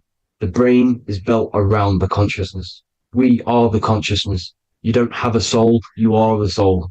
Okay? Now, the head, heaven, hell, heel at the bottom of your foot, that's hell. Head is heaven and hell. Simple. Now, the pineal gland produces DMT, which is dimethyltryptamine, which is known as the spirit molecule. So, let's move on. Now, when this oil travels up, back, the spine, the chimney, it crucifies at the top, which is called the vagus nerve. So when it reaches here, the optic thalamus, it crosses and crucifies once it's raised back up. And this is why Jesus dies at 33. He was crucified at 33. Because you have 33 vertebrae on the back of the spine. And then it's crucified by the cross of the vagus nerve. When this oil crosses the vagus nerve, this is the crucifixion at 33. And it symbolizes the death of the physical consciousness. You then become spirit. You then become God consciousness, activating the Kundalini, regenerating the body and the mind. Okay. The Garden of Eden. You are the Garden of Eden. The land of milk and honey is upstairs. The pituitary, which is the milk, the pineal gland, which is the honey, which is DMT. It even says this in the Bible. As he brought us into the place, and he has given us this land, a land flowing with milk and honey, which is also symbolized as the sun and the moon. The Bible also says, the light of the body is the eye, not the eyes, the eye. If therefore thine eye be single, thy whole body shall be full of light. This is the activation of the pineal gland by raising this oil back up to the pineal gland, to the center of the brain. Neither shall they say, see that here, or see there, for behold, the kingdom of God is within you. So he's saying, don't look out there. Nothing is out there. It's all inside of you. Everything's inside of you. You're the universe. Now, how to raise this oil back up to the pineal gland? Every month, like I said, the moon controls the cycle. The moon controls monthly cycles. When the moon is going into your zodiac sign every month, this oil goes down the spine and you must raise your frequency to get it back up. You must retain your seed. This is the most important. Your fluid, your secret, your holy fluid, your life force. You can't let that go. That life force is the reason you're alive. This holy oil is the reason you're alive because it feeds all of the systems in your body. It feeds all the systems in your body. You have to retain your seed, alkaline diet, positive thinking and meditation. Okay? When you retain your seed, you will live longer. The moment you release it, you're killing yourself. You're killing a piece of yourself every time you release your seed. Every single time. You're killing a part of yourself. Okay? Now, this could be why this could be the illumination, the single eye on the Illuminati's symbol, the Freemasonic symbol, the illuminated eye, the triangle, which could symbolize the body, mind, and spirit, but the eye illuminated. Now, in the Bible, it talks about the two trees, the tree of knowledge and the tree of life. The tree of knowledge is the tree of good and evil, which is the most important system in your body, which is the nervous system. The nervous system, the most important. The tree of good and evil, and the tree of life, which is the cardiovascular system. Now, this oil, when it's released every month, feeds these two systems, and these two systems feed everything. Now, it's important you understand that. Okay? The ancients knew all of this knowledge. The Bible's telling you this knowledge. But it's in a metaphorical way. You have to understand the context behind it so you can read it properly. Now, eating of the tree of life, which is when it talks about in the Bible, eating from the tree of life is actually symbolizing a bad diet, ejaculation, because you're eating from these two systems. You're killing yourself with a bad diet. You're killing yourself with an ejaculation. Okay? So, that's important to understand. Now, this is Jacob's ladder in the Freemasons. Jacob's ladder, which is the spinal cord, it's the stairway to heaven. And this is Jack and the Beanstalk when he goes up the beanstalk and finds the golden egg in the grey clouds. The grey clouds symbolize the grey matter in your brain. Now, the Garden of Eden talks about the 4 different rivers in Garden of Eden. As we see here, the North Pole map, the ancient North Pole map, because the center of the earth is the center of the torus field. Everything's the torus field. Atoms are torus fields. Everything's torus fields. You are the universe. Everything is within you. The North Pole is your spinal cord. This is why they say Santa Claustrum comes from the North Pole. This is the North Pole. And the Santa Claustrum is the center of your brain. Now, there's 4 rivers which come from the Garden of Eden. There's the blood, the Christ oil, which is the oil we're talking about, urine, and saliva. These are the 4 sacred oil, 4 sacred fluids in your body. And these are constantly abused in today's society. Also, these secret societies are targeting these fluids. Okay? This is why porn is free. They sexualize society through Disney. Go and look at some of the Disney movies. There's so many subliminal messages which sexualize these children because they want you sexualized. So you release your seed, which is one of the holy fluids in your body, especially your semen, your sexual energy. So important you retain this. So important because it's your life force. It keeps you alive. Okay. Now, let's recap on this. If you want to raise your oil every month, you can't just retain your seed for the month. You have to retain your seed forever. Don't just do it for a couple of days. You have to do it. It's a lifestyle. You want to become God consciousness, you got to do what it takes. It's hard in this society because this society is made around, it's designed to kill you pretty much. It's designed to keep you in these lower states of consciousness with all the bad food, the chemicals in the food, the chemicals in the water, the sexualized TV programs, sexualized adverts, sexualized TikTok and apps, videos, subliminally stimulating you because that is your weakness, sex.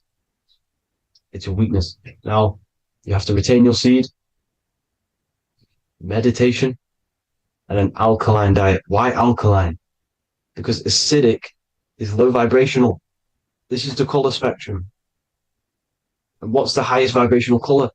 Violet. It's the lowest, red. You have to have an alkaline body in order to raise this oil. When you drink, when you have a bad diet, when you drink alcohol, when you smoke, this destroys the oil. It destroys the oil in your sacrum and it can't be raised again, can't be raised up.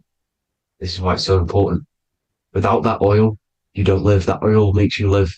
It feeds everything in your body. It's crazy how we're not taught this. It's insane. But that is how you raise the oil, people. I hope you all gain some knowledge out of this video. And I hope this assists you on your journey, your spiritual journey. Please like and share this video. We need this knowledge out to the public to wake up humanity. Thank you all, people. God bless.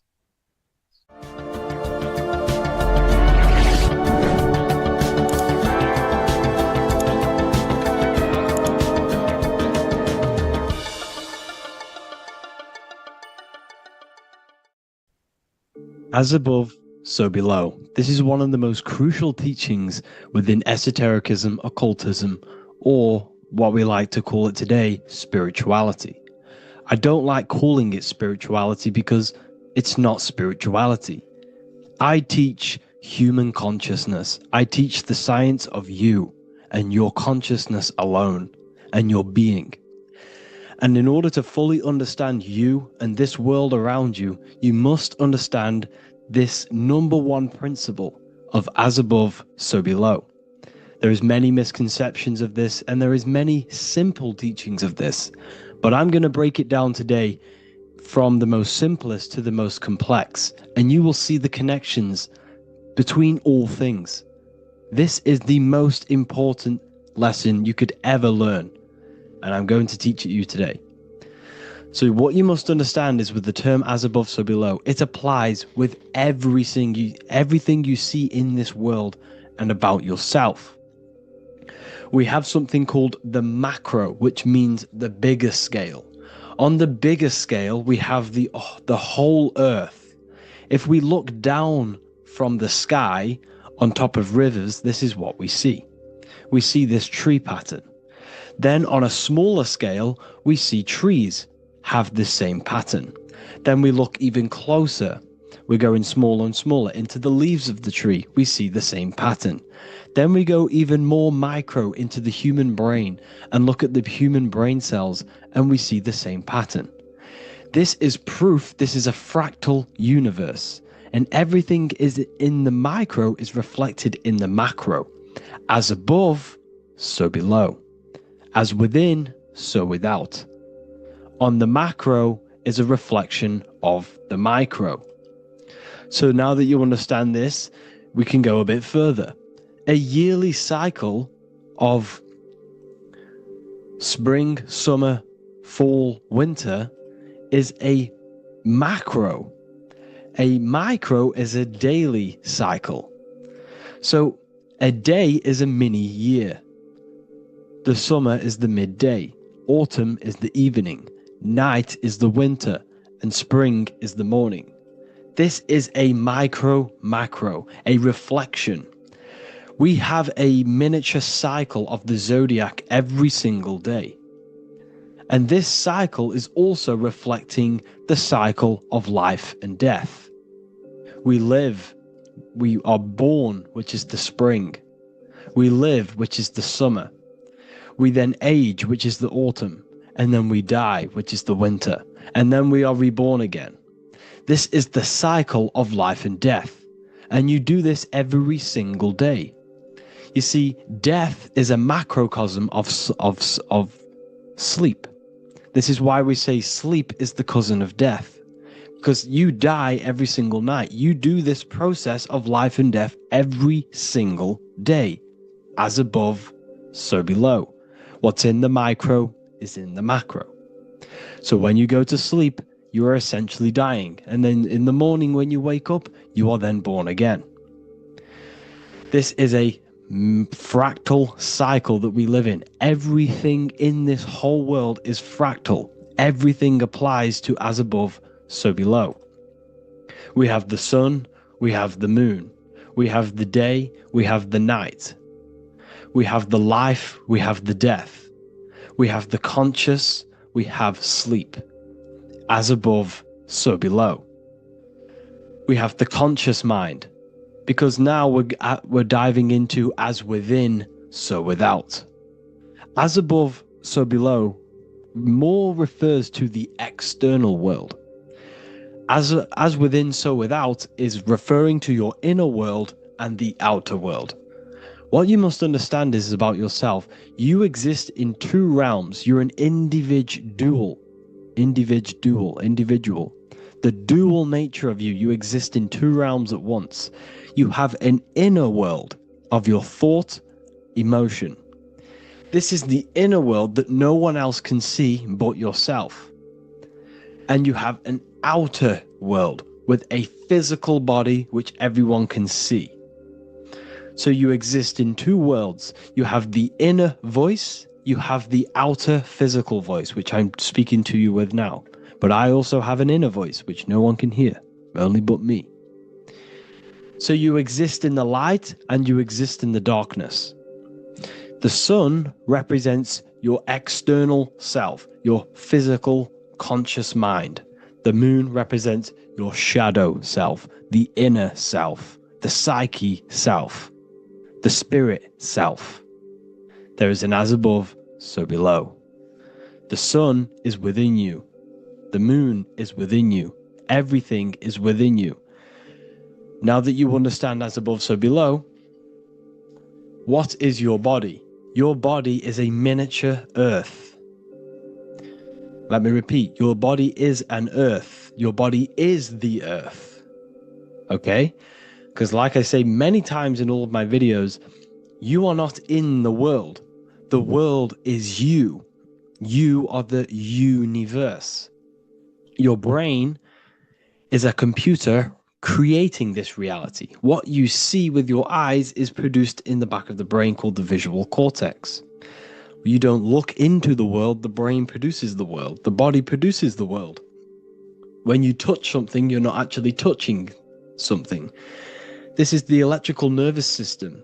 When you touch something, what you feel is actually electrical signals on your nervous system reporting back to your brain. Therefore, when this body dies, you leave the earth because this body is the earth. Okay? As above, so below. You have the mental plane, the astral plane, the etheric plane, and the physical plane. This is essential for understanding reality and the teaching of as above, so below. Everything in this material plane began in the thinking mind. For example, the microphone I'm speaking into, the phone you're watching this video off, or the laptop or iPad. Where did this begin? It didn't begin in the factory. The first ever place this item begun was in the mind of an individual. The invisible realms of mind is where all physical things and physical items begun. Essentially, this physical plane is the effect of the thinking mind. This world is the world of effect. It's the world of outcomes. When you see something, it is already manifest. It is already being manifested. It is an effect. And in the effect of the cause, which is the thinking mind.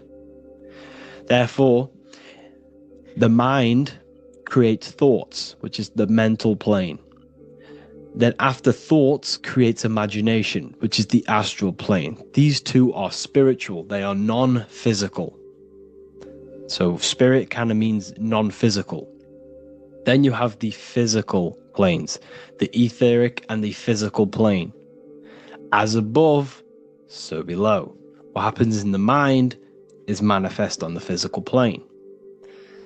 Like I said, the phone that you are holding, it was a thought, and then it brought down into a physical reality. As above, so below. You change the mind, you change your reality. Your environment, the word environment has ment in it because your environment is mental.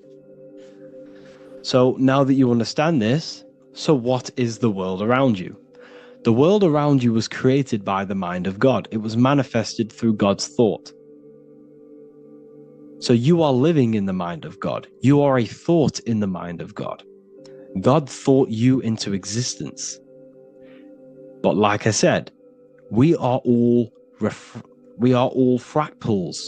Everything is fractal. If God exists, this means that you are God, as above, so below.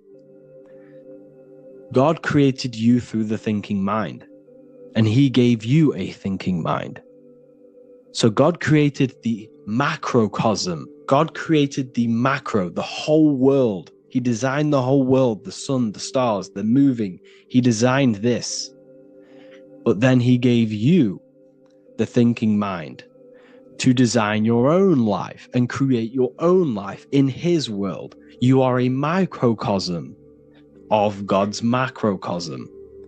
Just like God thought you into existence and the whole world into existence, you are a microcosm thinking your world, your reality into existence. You see this now? Everything is a reflection, everything is a mirror, everything is fractal. So in order for you to change your reality, you must change these higher planes. Your thought and imagination are the two key aspects of creating physical reality. Every object you see around you was begun in these higher planes of the non-physical, and they were brought out of spirit into physical matter through the thinking mind and physical action. So now we're going to get a bit deeper. The brain is not the mind. Now that you understand, we have spirit and matter. As above, so below. You have a non-physical side of reality and a physical side of reality. The mind is the spiritual brain.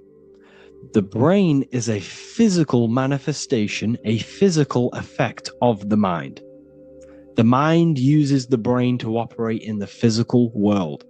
And it's the same with the heart. The soul manifests itself physically through the heart. The heart is a physical manifestation of the soul, of the emotion, thought and emotion, the mind and the soul, the brain and the heart, heaven and earth.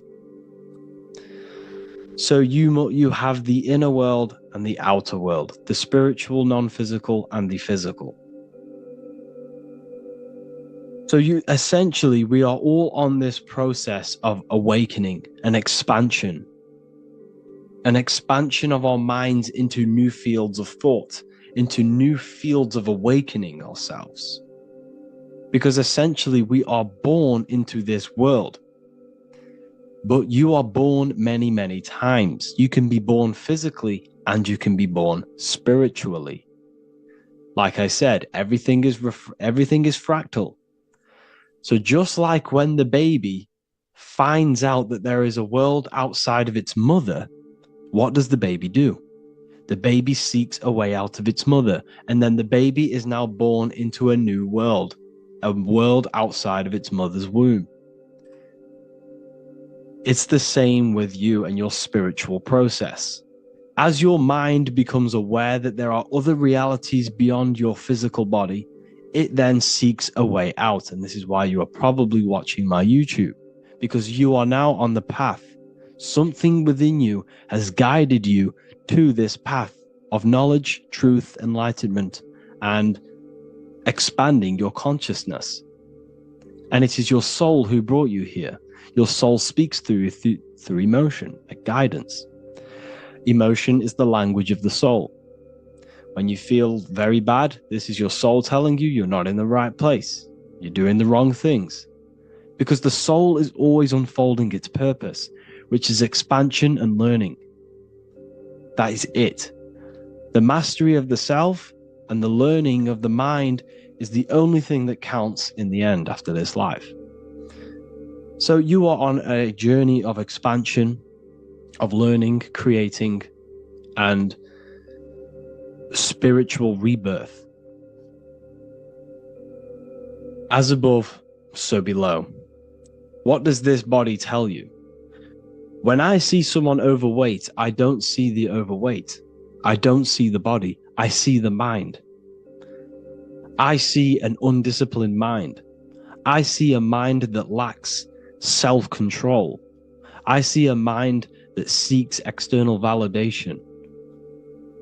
That's what I see when I see an overweight person. I don't see his body. I see the result of his mind. Because what does the Bible tell you? You shall know them by their fruits. It's the same saying as above, so below.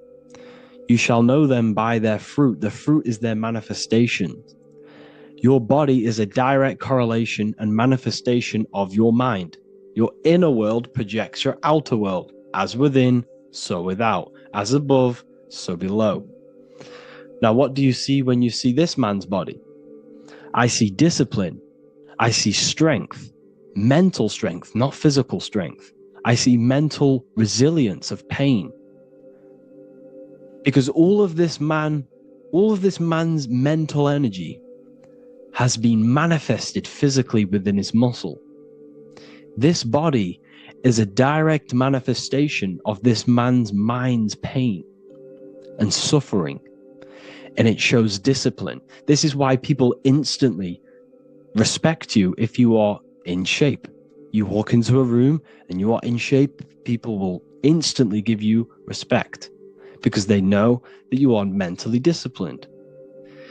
The body is a reflection of your inner world, and it's the same with your friends, your family, your connections with people. If you think about yourself very negatively all the time, and you don't have a good connection with yourself, you don't have a connection with your true self, this will manifest into every single relationship you have in your life.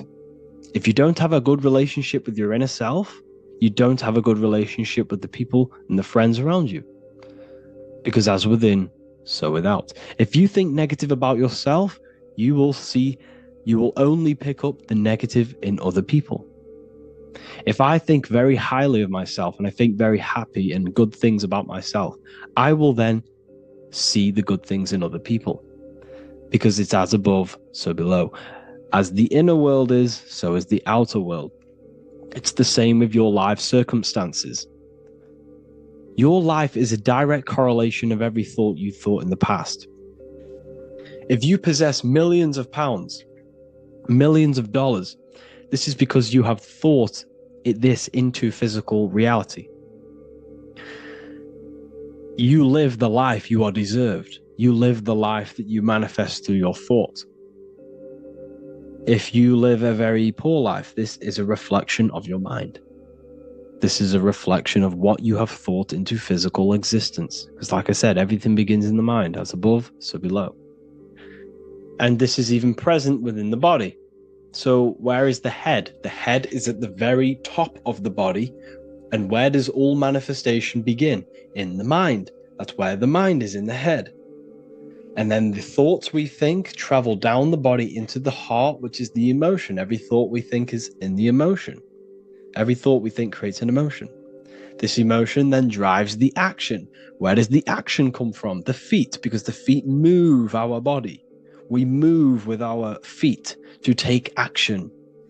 Our hands. You see, so the body is even a micro reflection. I can't even say it. Reflection of the order of manifestation. This blew my mind when I figured this out. You see, the head, the thoughts begin here. This is the beginning of all manifestation. Then it comes down to the heart. This is the emotion. Then you take the action. The thought and emotion then sparks the action, which is taken with the hands and the feet. And where's the lowest point on the body? The feet, and that's touching the physical earth. So the head is where the thought is, the non-physical, and the lowest point on the body, which is touching the physical earth. So the head represents spirit, the feet represent matter, spirit and matter. Your room, if I walk into your room and I see a messy room, I don't see the room, I see a messy mind. The room is a reflection of the mind. If you have a messy room, this is your mind. It's an externalization of your unsorted mind, undisciplined mind. So like I said, we are all God, and we must find the God self within us. And I teach all of this inside the Book of Wisdom, Volume 2. This is not just a book, this is a revolution. This is the beginning of a new age with this book. If you have read it, I congratulate you. You should feel very proud of yourself if you have an open mind. You should feel proud of yourself for watching these videos, because not many people have an open mind. Remember this, people. You are special if you're watching these videos. You have the mind. You have the ability to see through the illusion. And I take my hat off to you. You want to take this to the next step? Read the book. Or if you want to take it to the serious levels, join the university. The university, you gain access to every piece of my material that I've ever done, all of my books, all of my lectures that are hidden from YouTube, that are hidden from everywhere else, the lectures that give you real power. And if you feel alone on this journey, we have a conscious community where you can connect with like-minded individuals, because I've been there. I've been there when you feel lonely, because you feel like no one else is thinking the way you are feeling. You can't talk to people about these things because people just think you're crazy. That's why I put together this, so we can connect, so we can unite, so you can connect with people, so you don't feel crazy about thinking about this stuff, learning about this stuff. And if you truly want to level up your life, people, and take your studies serious, this is for you. We do live calls, we do lectures. There's a whole library filled with books you can read. It's the perfect place for the truth seeker. I thank you all for joining. Please leave a like, a comment, a subscribe. Let me know any future videos you want me to make in the comments. Thank you all. Have an amazing day.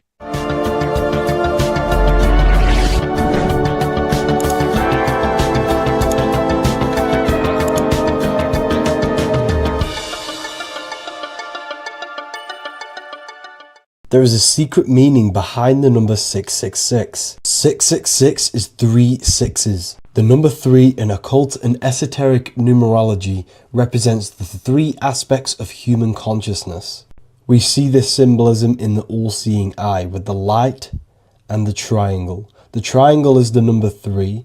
The eye represents consciousness, observation, and the light represents the light of consciousness, because consciousness is pure light. The 3 aspects of our consciousness is thoughts, emotions, and actions. Every thought creates a feeling, and the feeling creates the action.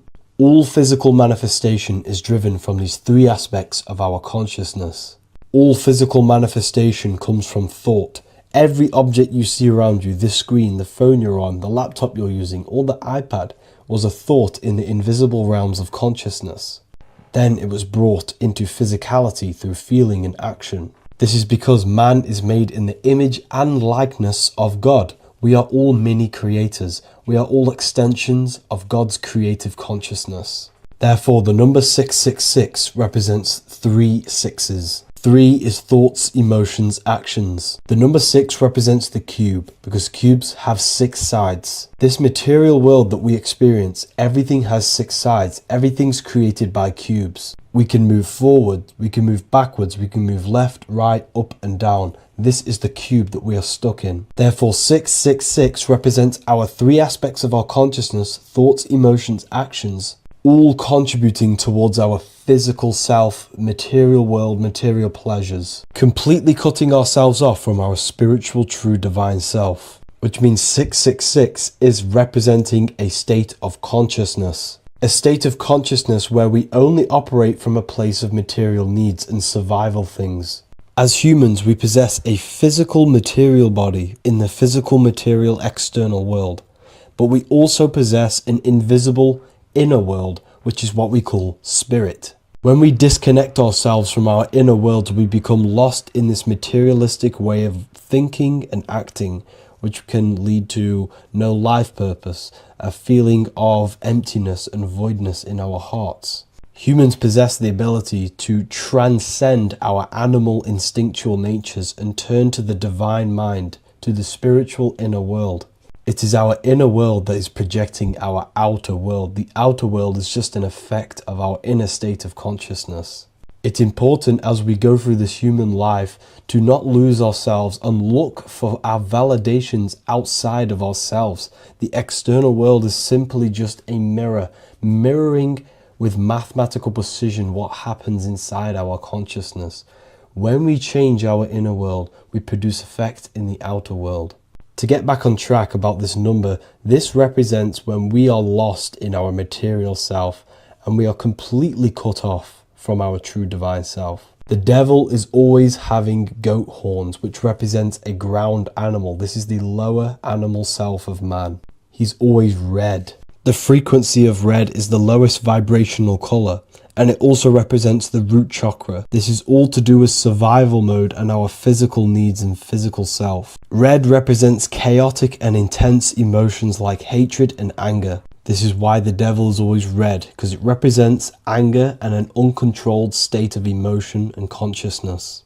You see, we've been taught in the church and all through religion indoctrinations that the devil is an external deity which influences humans. And in fact, this is nothing but a metaphorical story. The devil is a character which represents an aspect of the human mind, the lower aspect of the human mind, a facet of our own consciousness and psyche. The voice that we have in our head that tells us to do these negative things is not an external deity pushing us to do something bad. This is an aspect of our own mind. Jesus and Satan are just two characters which represent the two voices that we have in our own consciousness. In fact, the word devil was never present in the early Gospels. Instead, what was mentioned was a spirit of evil. A term spirit of evil was not meant to denote a specific deity or being, but rather any force of negativity, whether it manifests as a destructive thought, emotion, or action.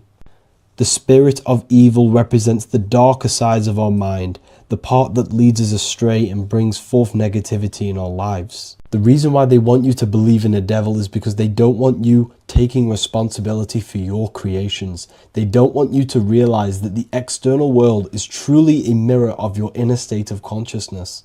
Instead, when something bad happens in your life, you blame it on some external devil or Satan who tempted you.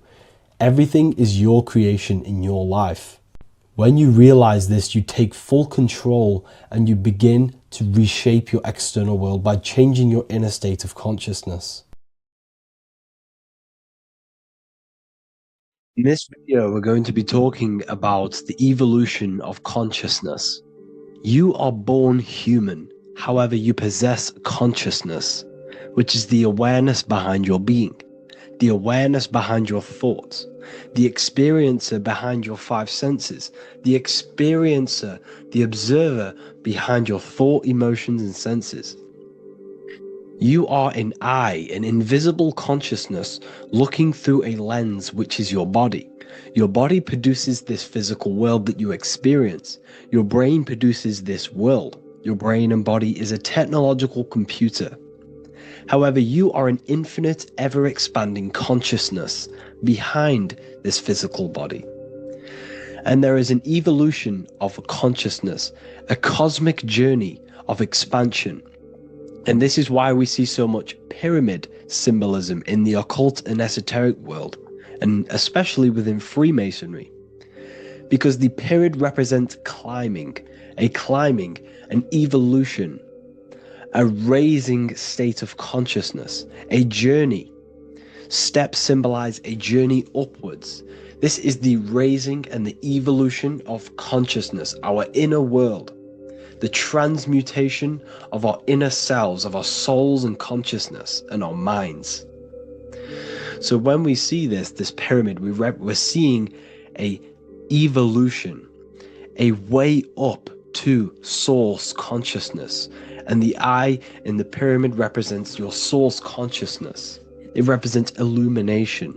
It represents divine guidance through this evolution of consciousness. This is why we see the ladder. Consciousness is ever expanding on an infinite journey of evolution. Each individual is a part of this cosmic process, contributing towards the ongoing expansion of both mind and awareness.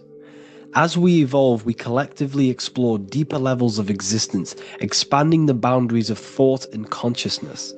The mind has the ability to expand infinitely into new realms of thought, into new dimensions of mind. The mind cannot be filled up. It is not a physical substance. The body can be filled up because it is a physical thing, but you cannot fill the mind. Therefore, the mind is constantly expanding, ever expanding into new fields of thought. So what we see in Freemasonry, the ladder, is again a journey, an elevation of consciousness.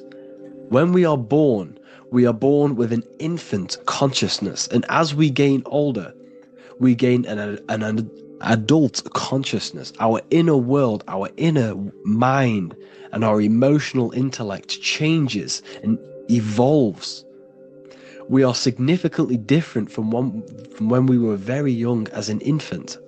It's because our consciousness evolutes, it changes, it alters like water. So, just like this evolution of your own consciousness as growing up, there is consciousness of beings existing in cycles beyond our own. And their consciousness is unimaginably different from ours. They operate on a higher level of understanding and knowing, experiencing reality in ways that transcend our current comprehension. Our minds right now cannot comprehend the highest states of consciousness. There are entities, there are beings beyond our own, existing in higher dimensions of consciousness that we cannot comprehend because they have expanded. They are on a further way up the ladder of consciousness. However, we are all on the same journey. None of us can take the same journey. There is one ultimate goal, reaching source consciousness. However, this is always ever expanding. However, we are all on a different journey. There is one truth, one source, one goal. However, there are billions in different ways of reaching it, and we are all on these different paths to source consciousness, to this ladder, this evolution of universal evolution. Okay? Their awareness is attuned to new dimensions of existence, reflecting a more advanced stage in the cosmic journey of consciousness evolution. So when you take DMT, you are shot into these higher realms of consciousness where you meet these beings who look similar to these images. They are not speaking to you physically. They don't speak to you three-dimensionally through vibration and words. They speak to you mentally. If you have done DMT, then you know this. And if you have met these beings, then you know this. You might have even met some of these types of beings on mushrooms or any psychedelic drugs. Because ultimately, when you take these mind-altering substances, it's altering your consciousness. It's merging your consciousness with the spirit of that substance. And you are essentially attuning your mind to higher dimensions of consciousness. That's why we say we're getting high when we take these substances. Therefore, when you meet these beings on DMT, you are essentially meeting beings who are attuned to higher dimensions of consciousness, and they speak to you mentally. They speak to you telepathically through thought, because the universe is mental. Everything exists within the mind. The way you are now, your physical existence, is a state of mind. Mind, thought creates matter. Spirit and matter are two opposing ways of thinking. If we have a very spiritual mind, we have an expanded mind, we are a spiritual person through the mind. However, if we have a very low state of consciousness where we think about food, sex, lust, and all physical things, then we have a physical consciousness. Matter and spirit are two opposing forces, two ways of thinking. The mind attunes itself to different levels of understanding in different dimensions. So, essentially, this is what we're looking at. The body is a vessel for the fluidic, formless consciousness, a temple that houses the essence of our awareness. While the five senses are limited to perceiving only the physical plane, the mind transcends these limitations, capable of perceiving the full scope of reality. It is through the mind that we access deeper truths beyond the material, tapping into boundless nature of existence. Physical existence is a thin band, a thin layer of reality. It's like 0.001% of reality. And your five senses are only tuned into this layer of reality. But the five senses are, by design, only allowed to perceive physicality. But the mind has the power to expand beyond this physical five sense state. The mind has the power to expand and evolute. It is a conscious decision whether you want to take this path or not. You can stay in a three-dimensional way of thinking, or you can expand your consciousness from within. It's not an external journey. There is no God going to save you. You must save yourself. Therefore, behind every single one of these eyes is the same source consciousness. However, we are all different cells in a different journey. The organs in your body, the cells in your body are all alive. They all possess same consciousness, universal consciousness. However, we are all on a different journey of evolution. As above, so below. As the baby is in the mother's womb, when the baby becomes conscious, there is a world outside of its mother. What does it do? It presses and seeks a way out to be born in the other world outside of its mother. It is the same with your consciousness, your mind. When your mind becomes aware that there is realities beyond the immediate surroundings, it seeks a way out. And this is exactly what I'm doing to you now. I am now expanding your mind and telling you there is other ways of reality. There is other dimensions of consciousness which you can access through inner transmutation, through different ways of thinking, spiritualism, and meditating and connecting with yourself and detaching from external things. We can upgrade our consciousness. Your body is a womb. Why Jesus says you must be born again to see the kingdom of God, because you are born physically and then you must be born again spiritually, awakening your inner consciousness. So like I said, as the baby is in the womb, it's the same principle. As above, so below. You were a baby, you were in your mother's womb, and you figured out there is a world outside of your mother, so you seek to weigh out your mother to be born in another world. It's the same now. You must do this now. This is your spiritual evolution. This is the evolution of consciousness. It's ever expanding. When you die, this is a transition. You must learn to not fear death. This is another part of your spiritual journey. You must master death. Therefore, like I said before, the mind has limitless capacity to expand into new realms of thought, continuously exploring uncharted ideas and concepts without boundaries. The mind can ever expand. It can never be filled. It can never ever know everything. There is infinite fields of knowledge, infinite fields of thought. Your current state is just one stage on an infinite pathway. You won't remain human forever. The human experience is a crucial phase where we learn to balance polarities, master the fundamental laws of the cosmos. It is a period of growth and transformation, preparing us for the next stages in our cosmic evolution.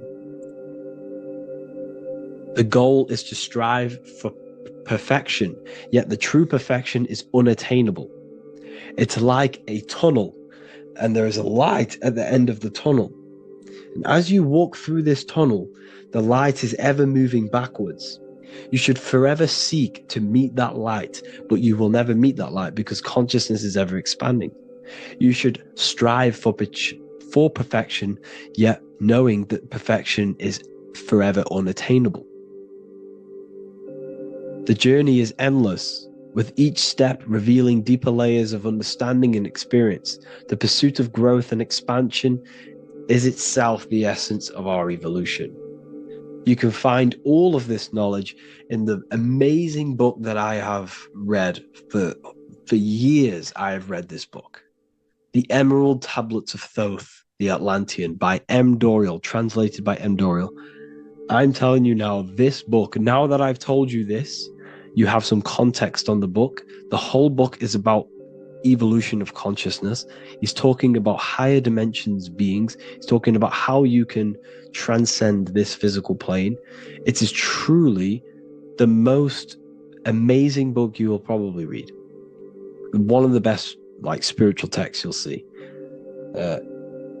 It's hard to understand, so you must read it over and over again.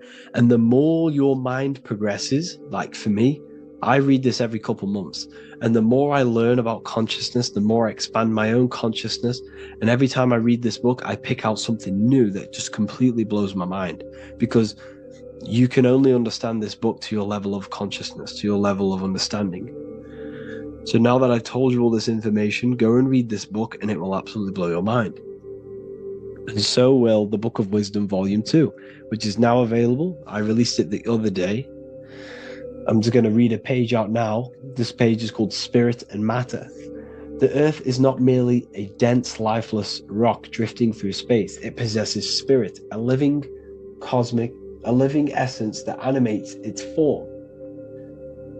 But what do we mean by spirit? Spirit in esoteric terms refers to the energy, the life force, animating the principles infused in matter. So essentially, what this page is talking about is how everything has spirit, consciousness within it. You are the middle, you are spirit and matter. You have the ability to expand your mind to the God self and raise above our animal instinct, our material self, and know the divine and expand. Animals cannot do this. Animals are not self-aware. Humans possess self-awareness. We can observe our consciousness. We can say, why do I exist? We can look in the mirror and know that we need growth. And this is what Anunnaki means. Anu means above. Anu was the supreme god of the sky, which is a metaphor. He represents spirit above, heaven. Anu came down to earth and married Ki, the goddess of the earth, which represents matter. It's a myth, it's an allegory. Anu married Ki and gave birth to the Anunnaki. Spirit came down and infused with matter and gave birth to the human, which is you. You are spirit infused in matter, Anu and Ki, Anunnaki. You are the Anunnaki. And this is just one of the teachings in my book. Honestly, this book is absolutely amazing. If you truly, truly want to expand your consciousness, give this book a read. And obviously, if you're inside the university, I give you this book for free. A paperback version. If you join the university, follow the steps inside of the general chat, you'll be able to download this book, or sorry, not download it, order a paperback for free. All you have to do is pay for the shipping. You'll also gain amazing knowledge inside of my library, where your mind will just be overblown with the amount of esoteric books. There's over 45 rare occult books, plus you get a PDF of the Volume 1 and Human Health Guide. You get reoccurring updates where I expand on symbolism, occultism, where you will just feel absolutely amazing once you understand esotericism in yourself. You'll also learn how to create the dream reality that you want with the Manifestation Mastery course, where I teach you how your consciousness creates reality. You'll have a real lectures where I post lectures on symbolism, occultism, esotericism. There's a conscious community and live calls and Q&A where you can ask me questions and I'll answer your questions. I just want to say thank you to everyone who has joined the university. Thank you for even liking and watching this video. Any support I just appreciate every single one of you. Please, if you can, leave a comment and a like on this video and let me know any videos you want me to make in the future. And I will start uploading a lot more to the YouTube. So yeah, thank you all for tuning in today. Have an amazing day. Welcome to Revival of Wisdom. Today, we're going to be talking about portal symbolism, what portals are, okay, and how they show them to us, because they have to tell you the truth, guys. This is the thing with the universal law. They have to tell you the truth, and they tell you through symbols, they tell you through movies, and different things like that. But let's jump straight into this. So first, I want to talk about the Freemasonry symbols. Okay, so first we got, obviously this is some Freemasonry art, but notice how you've got the ladder with a key. Okay, so this is ladder symbolism with a key. So maybe this is talking about ascending. Okay, because look, because this is ascending into the heavens, because it's a ladder with humans going up it with a key. In order to ascend, you must have the key. Okay, so what else do we have with a key? Well, the Netflix show Lock and Key, which is all about portals and keys. Because what the keys do, they open doors, gateways. Okay. So what's interesting about this is that they've got this key here, which represents the Kundalini energy rising up the spine. Okay, but we'll come back to this. But it's that same portal key symbolism. We've also got the Vatican. The Vatican is in the shape of a key. Okay, so you can see the start of it here and the end. So this is key symbolisms. Keys open doors. And notice how it's got the 8-pointed star.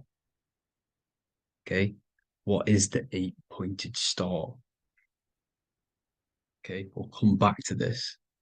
This all ties in, guys. I'll break it all down for you. But then you've also got the god Janus. Janus, okay, is known as the god of the doorways. He's an ancient god of Rome, and they worshipped him. However, he's not a god, he's more like a high-level ranked demon. Because he is the god of the doorways.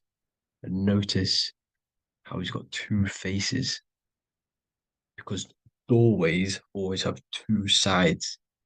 You're going into somewhere, there's always two sides of a door.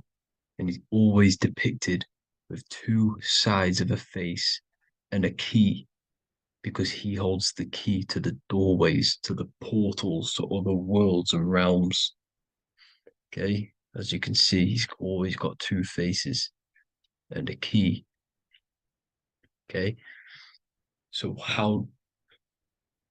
now we have the Sumerians, the Anunnaki, and they are always depicted with the two faces. Why do they have the two faces? Because they're symbolizing doorways, and the Anunnaki come to Earth through doorways and portals. So these are what these gods are symbolizing in their artwork. But they always have the 8-pointed star. Okay, what is the 8-pointed star? You see how they always have, look, let me try to find another one. It's the 8-pointed star.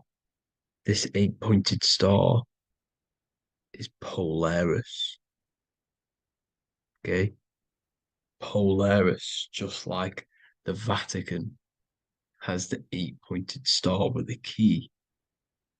Polaris is the center star. Polaris is a fixed star, it doesn't move. Okay, so the Anunnaki's symbol is also the 8-pointed star. So this is symbolizing the portals and doorways that they come through in order to get to the Earth. But Polaris is that center star which does not move. It's always symbolized with the 8-pointed star, just like a compass. Why is a compass the 8-pointed star? Because at the center of our realm is where the most electromagnetic energy is stored. As you can see, we have an aura field, an electromagnetic aura field. So does the Earth. And in the center, so like our heart, for example, is where the most energy is stored. And like the center of the Earth, this is why all compasses point to the center, because this is where the most electromagnetic energy is stored. It's at the center of our realm. Okay. So like I was saying with the lock and key series, see this here? The Kundalini energy rising up the spine, just like your Kundalini energy rising up the spine. Let me try. I can't zoom in. But you know what I'm trying to say here. Let's go back to Polaris. Because at the center is where pole. Can you see the pole of electromagnetic energy? Polaris, the North Pole. It's symbolized. The truth is in the words. It's like a pole of electromagnetic energy. And this is where the aurora borealis comes from. Notice how it's got the word aura in it, because it's the Earth's aura, electromagnetic field, just like you have an aura, also known as the northern lights, because it's coming out of this center hole in the center of our realm, where the black sun is. And this is where the electromagnetic energy is coming up from. And this is what the aurora borealis is, or the northern lights. It's just electromagnetic energy. And it's symbolized through our symbols, the original O, okay? Because it's like a pole through the middle, Polaris. So this Polaris is the sky vault. It's the portal into this realm, because this is what the Anunnaki are always talking about, always symbolize it with the 8-pointed star. And just like a compass, it's the 8-pointed star pointed to the center, to Polaris. Okay. See here on the Sumerian tablets with the 8-pointed star again. And how we know it's talking about portals with this 8-pointed star is because CERN 666 are opening up portals to the underworld, letting in demonic entities into this realm. How do we know it's a portal? Because their Hydro Collider has 8 points, just like the 8-pointed star. So they are creating synthetic portals to the underworld to let these demonic entities into our realm. But what is the key?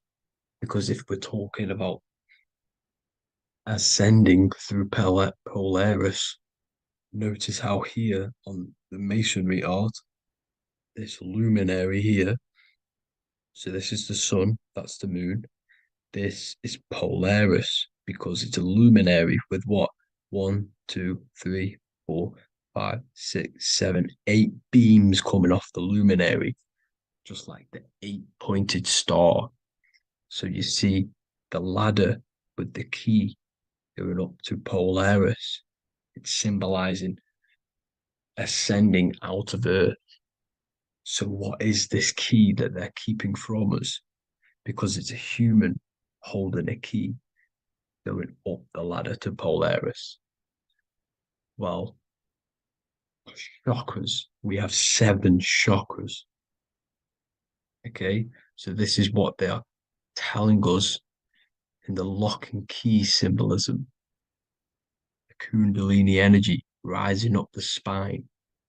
Okay, just like they have 33 vertebrae on the back of your spine.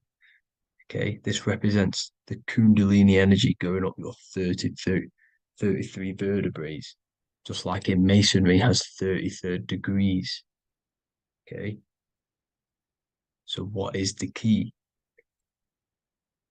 Your chakras. Your chakras have to be unlocked. Okay, you have to unlock your chakras, and you can't unlock this one without going through this one. You have to go through them all. It's like a ladder, just like Jacob's ladder. You can't go from the bottom to the top. You have to unlock each one. Okay, just like you have 7 chakras, you have 7 layers of your aura. Okay, you have to unlock your chakras to the highest point in order to reach Christ consciousness. And this is the key that they're talking about. They're symbolizing the organic portal within each and every one of us to ascend out of this realm. Okay, so this is the key that they're talking about, and they're holding back this knowledge to keep us trapped in this 3D realm. Okay, so like I was saying with the 33 vertebrae and the Kundalini energy coming up the spine, 33 vertebrae, you can see this sort of symbolism going up to the light, because it's the light. You see here, your crown chakra turns on and becomes enlightened, just like the Illuminati symbol. Can you see it? But also, Jesus also died at 33. So this is symbolizing, okay? They're symbolizing the death of the ego, the body. So once you open up your chakras and reach Christ consciousness, which is your 33rd vertebrae, once your Kundalini energy goes up your 33rd vertebrae, your body technically, not physically, but spiritually dies, because you then become formless. You reach Christ consciousness. So then you can travel other worlds. Okay. This is what they're talking about with Vatican, 8-pointed star, and the key. Janus with the key. The Sumerians with the 8-pointed star. Anunnaki, the 8-pointed star. Polaris, 8-pointed star. So Polaris is the way out of this realm, which is at the center. Pole, North Pole. Okay. So the key is that they're hiding from us is the knowledge to unlock our chakras. Okay. And without this knowledge that they keep from us, is trapping our souls in this reality to keep reincarnating. Okay. Well, thank you all for tuning in. I'm going to leave you all there. Make sure to leave a like and a comment in the comment section. Let me know some topics to talk about so I can break it down for you. God bless you all.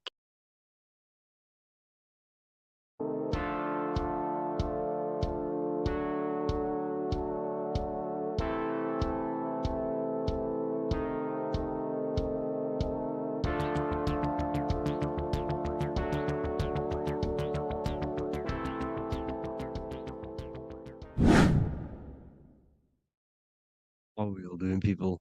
Survival wisdom. Today we're going to be breaking down the Bible and its real, true metaphysical meaning.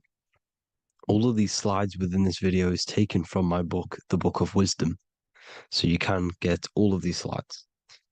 So the Temple of Solomon, you are body, mind, and soul, which is the Holy Trinity.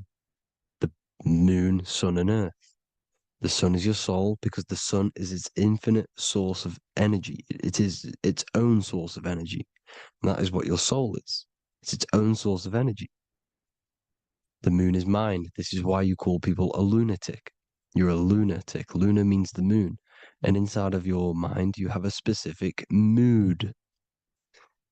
Mood is moon. And mind in German is Mond.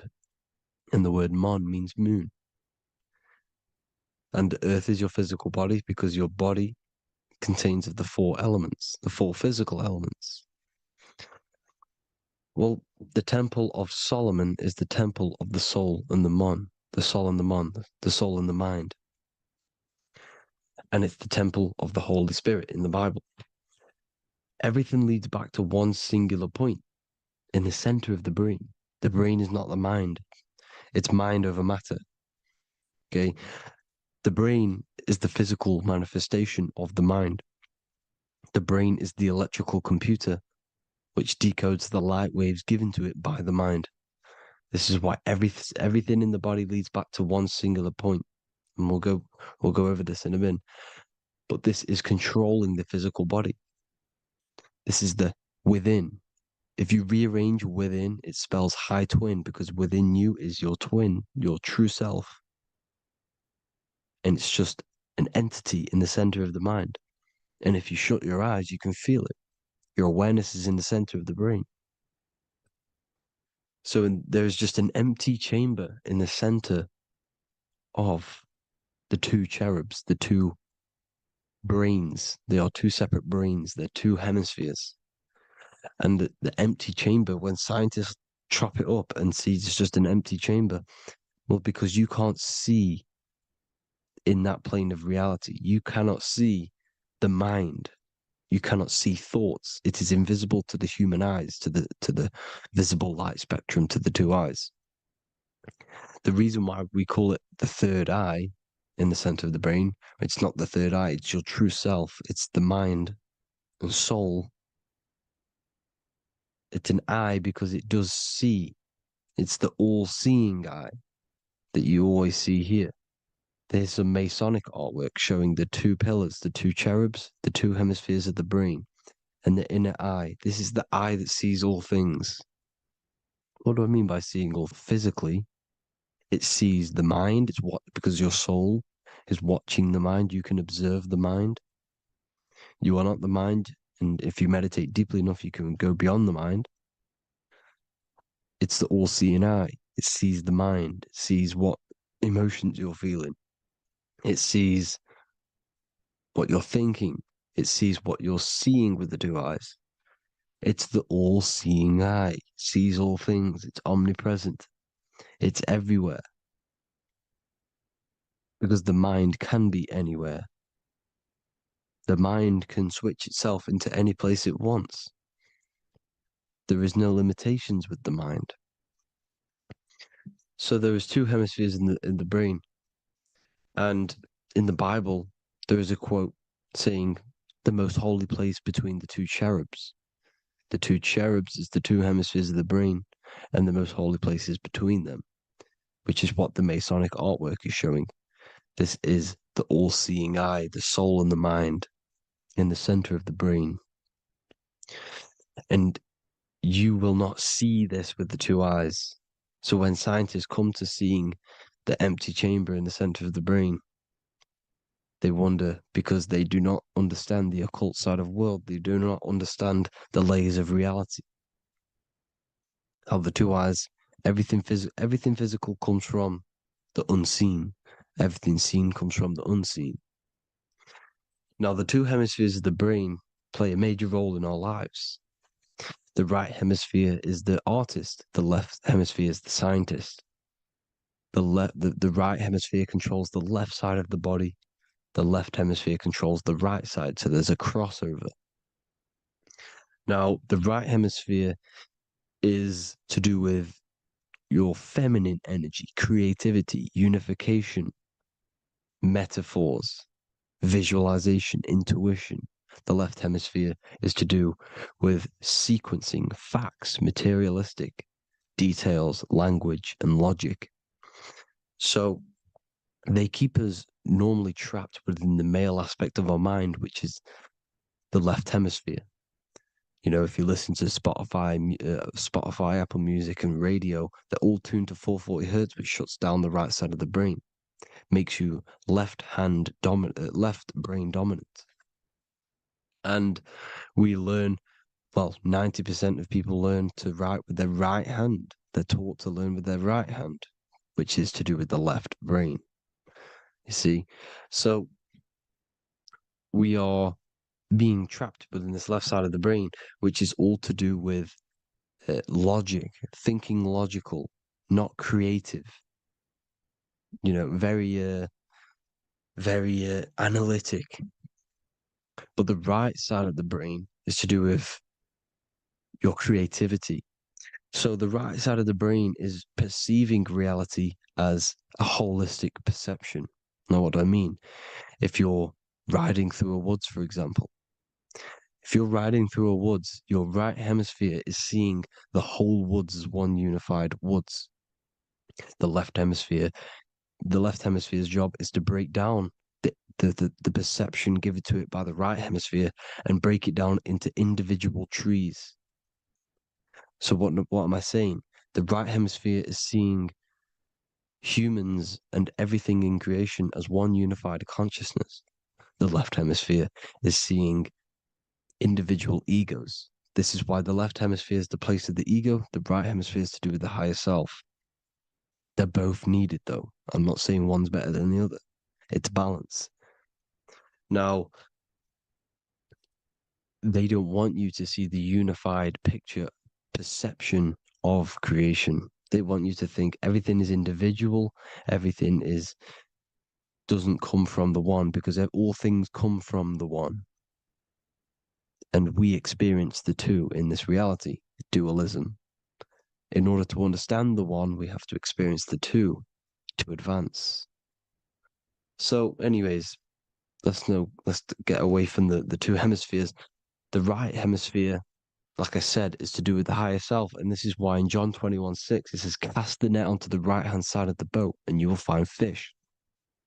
Meaning, cast your energy, cast your perception into the right hemisphere of the brain, and you will find God, unification, and higher self. You will see things from a unified perspective. How we are all one, because we are all the same consciousness. The same spark that is in me is in you. This is why I am you and you are me. We are all the all-seeing eyes of God, just split up into individual bodies. We are all made up of the same essence, consciousness. And that consciousness, that mind and soul, is in the center of the brain. You are just in different avatars. And until we see this, we'll forever be divided and conquered. Until we figure this out as a collective consciousness, we will forever be divided and conquered and ruled over. This is why the Bible says, ye are gods. You are the sons of the Most High, because we are. We are the Word made flesh. We are God made flesh. Mark 16:19. So then after the Lord had spoken unto them, he was received up into heaven. Head is heaven, H-E-A, and sat on the right hand of God. God is the consciousness in the center of the brain. Heaven is the head, and the right hand of God is the right hemisphere of the brain, meaning he sees things in unification, creativity, intuition, the higher mind, the higher brain. When Moses crosses the Red Sea is the corpus callosum, moving from the left to the right hemisphere of the brain to see unified perception of reality. Head, H-E-A, heaven, same root word. This is why the ancients always depict God in the center of the brain. Here you see ancient Christian artwork showing God in the center of the brain, the light. Here you see it here. Here you see Ganesh, an Indian god, which is the brain. Here you see the Father, the Son, and the Holy Spirit in the dome, the brain. This is the brain, because you are God made flesh. That's what consciousness is. The upper room where Jesus meets the 12 disciples. It's the upper brain on the upper room. The upper room is the chamber, the empty chamber in the center of the brain. That's the room. And the 12 disciples are the 12 cranial nerves in the brain, which pretty much rule the body, all the cranial nerves. The tree of life, the cardiovascular system. This is why in Genesis it says the tree of life was in the midst of the garden. Midst meaning middle, because the middle of the body is the cardiovascular system, which is controlling all of the systems in the body. The tree of knowledge of good and evil is the nervous system. It's the spine and brain. This is what's detecting good and evil. The brain is the electrical computer with the left and the right hemisphere, decoding the dualistic world, decoding the light waves given to it by the external world. It is an electromagnetic computer. It is artificial intelligence. It is very intelligent, the brain and the nervous system, the human body as a whole. But the tree of knowledge of good and evil is the nervous system, because it is the tree that detects good and evil, makes you learn good and evil in this dualistic reality. Here you see Adam and Eve around the tree of knowledge of good and evil. Adam and Eve, male and female energies, but the serpent in the tree and the tree of knowledge of good and evil. Well, this is the spine, the brain, and the serpent is the kundalini of the spine. The serpent is the S. That's why S, serpent, S, the letter S is the serpent. Sex and serpents make an S noise. You know, the Bible cursed the serpent. So we don't figure out the true religion. The true religion is raising the kundalini and becoming God-man and reaching our higher states, our true God self. Because once the kundalini is saved and hits the pineal gland, it activates 100% of the brain when we're only using around 20 to 10% as of right now without the kundalini awakening. So when you use it, you're activating 100% of the brain. You're activating all the dormant brain cells. You're regenerating the body. And this is the serpent in the tree of knowledge of good and evil. This is the spine, brain. This is Adam, Eve, the male and female energies. The light of the body is the eye. Therefore, if thine eye be single, thy whole body should be full of light. Matthew 6:22. This is the single eye in the center of the brain. It is not the pineal gland. It is what's inside the pineal gland. You have to go beyond the physical world, and there are no words to describe things that are not physical, metaphysics. And the whole body should be full of light. Well, this light is the same pyramid that you see. You are the pyramid with the all-seeing eye on top. This is why the ancients built the pyramids with the stairs in the middle symbolizing the spine, because once you open all the chakras and balance them and raise the kundalini, you activate all of the brain, which gives enlightenment. The word enlight in ment. Ment means mind, light in the mind. Enlighten the mind. And this is enlightenment. We are the temple. And Jacob called the name of the place Peniel, for I have seen God face to face. Within spells high twin. Within you is the God self, which you need to manifest into the external world. And he's seen God in Peniel, the consciousness. He's seen his true self, consciousness, in the pineal gland. Genesis 28:10, Jacob's ladder. Jacob, he took a rock there and laid his head on it to sleep. Jacob had a dream. He dreamed there was a ladder that was on the ground and reached up into heaven. Head is heaven. The rock he fell asleep on is the sacrum bone, because he's symbolizing the oil that comes down the spine, hits the sacrum bone and rests there, falls asleep, and it looks up and it sees the ladder to heaven. Because when you raise this oil, you become God-man. You become God in heaven. You can leave the body at will. Do you not know that your body is the temple, that your body is the temple of the Holy Spirit? Corinthians 16:19-20. Or do you not know that your body is the temple of the Holy Spirit within you? Your body is the temple of the Holy Spirit, the soul and the mind within the center of the brain, the temple of Solomon, temple of the soul and the mind. Romans 8:10. Christ is in you. It's not external. When you give where attention goes, energy flows. When you give your energy to external things, your attention, your worship to external things, you're giving energy, meaning it's draining you, and you're feeding something within the astral plane, a mental thought within the astral plane. So with you realizing that the Christ is in you, that you don't have to worship anything outside of you, this means that you're internalizing your energy. You're not giving your energy, because where attention goes, energy flows, which means you become more present. You become healthier because you're not giving off all of your special electromagnetic energy that's charging you. This is why the religions run by the Vatican is all external. They're exoteric. Exoteric means external teachings.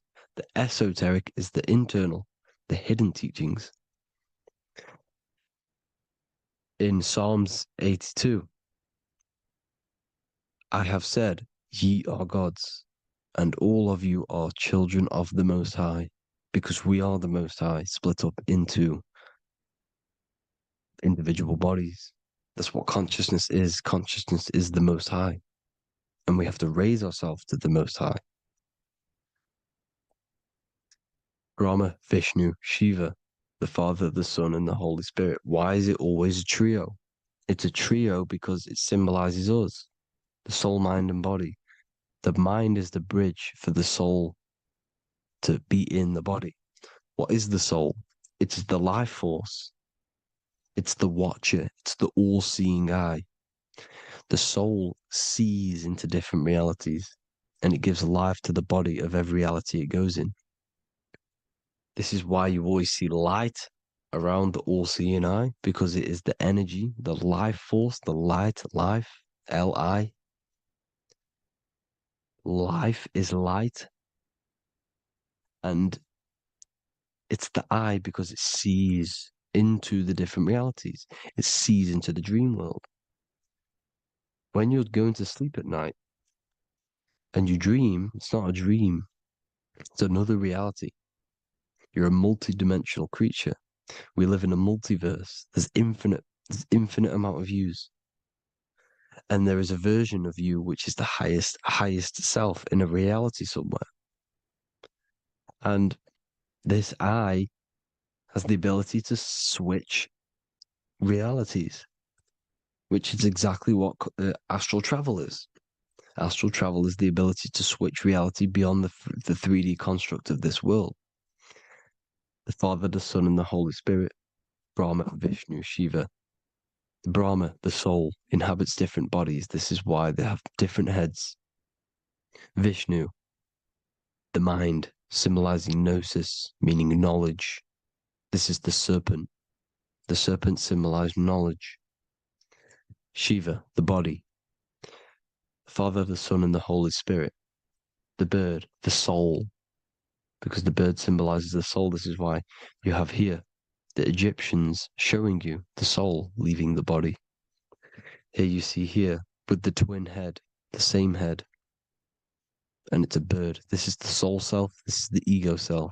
The Egyptians knew this. They knew all of this. Of course they did. Now, the whole story of Jesus is all metaphorical for the process which goes on within your body. Your neck and head is the holy grail which the sun and the moon creates. Sorry, the sun and the moon creates the fluid within the holy grail, the brain, the skull. And the moon creates the milk. Sorry, the moon makes the milk. The sun makes the honey, the land flowing with milk and honey in the Bible. The land flowing with milk and honey is the center of the brain in the Holy Grail. Here you see the Masonic artwork showing you the sun and the moon creating the fluid in the spine. Here's the serpent. Serpent symbolizing the two Kundalini channels, the Ida Pingala up the spine. Here's the furnace raising the Kundalini, raising the oil, heating it up, and rising it to the crown. You see? So here you see more Masonic art, seeing the sun and the moon creating the holy fluid in the brain, in the cup, filling the cup. This is why it's a cup, because it's the Holy Grail. This is the holy oil in the center of the brain that gets released down the spine, which is Jesus coming down from heaven. It comes down the spine, down the River Jordan in the Bible. This is when Jesus goes from Nazareth to Jerusalem. He comes down the River Jordan, and Joseph and Mary are in Nazareth, waiting for Jesus' return. Joseph and Mary symbolize the pineal and pituitary gland, which produce the two oils created by the sun and the moon. And when he returns, he gets crucified at 33 because there's 33 vertebrae at the back of the spine, and it crosses the vagus nerve. The crucifixion of the oil past 33 vertebrae creates God-man, and it creates your higher self, and it activates 100% of the brain. And you turn into spirit, you turn to your spirit self. This is why Jesus dies. He didn't physically die, it metaphorically dies and becomes his higher self. The ego self is left behind. It's the same with the whole story of Jesus. Jesus comes down from heaven, which is the oil.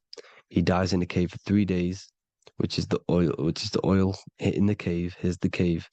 And resurrects after 3 days. If you resurrect the oil, comes up and gets crucified at 33 in Golgotha.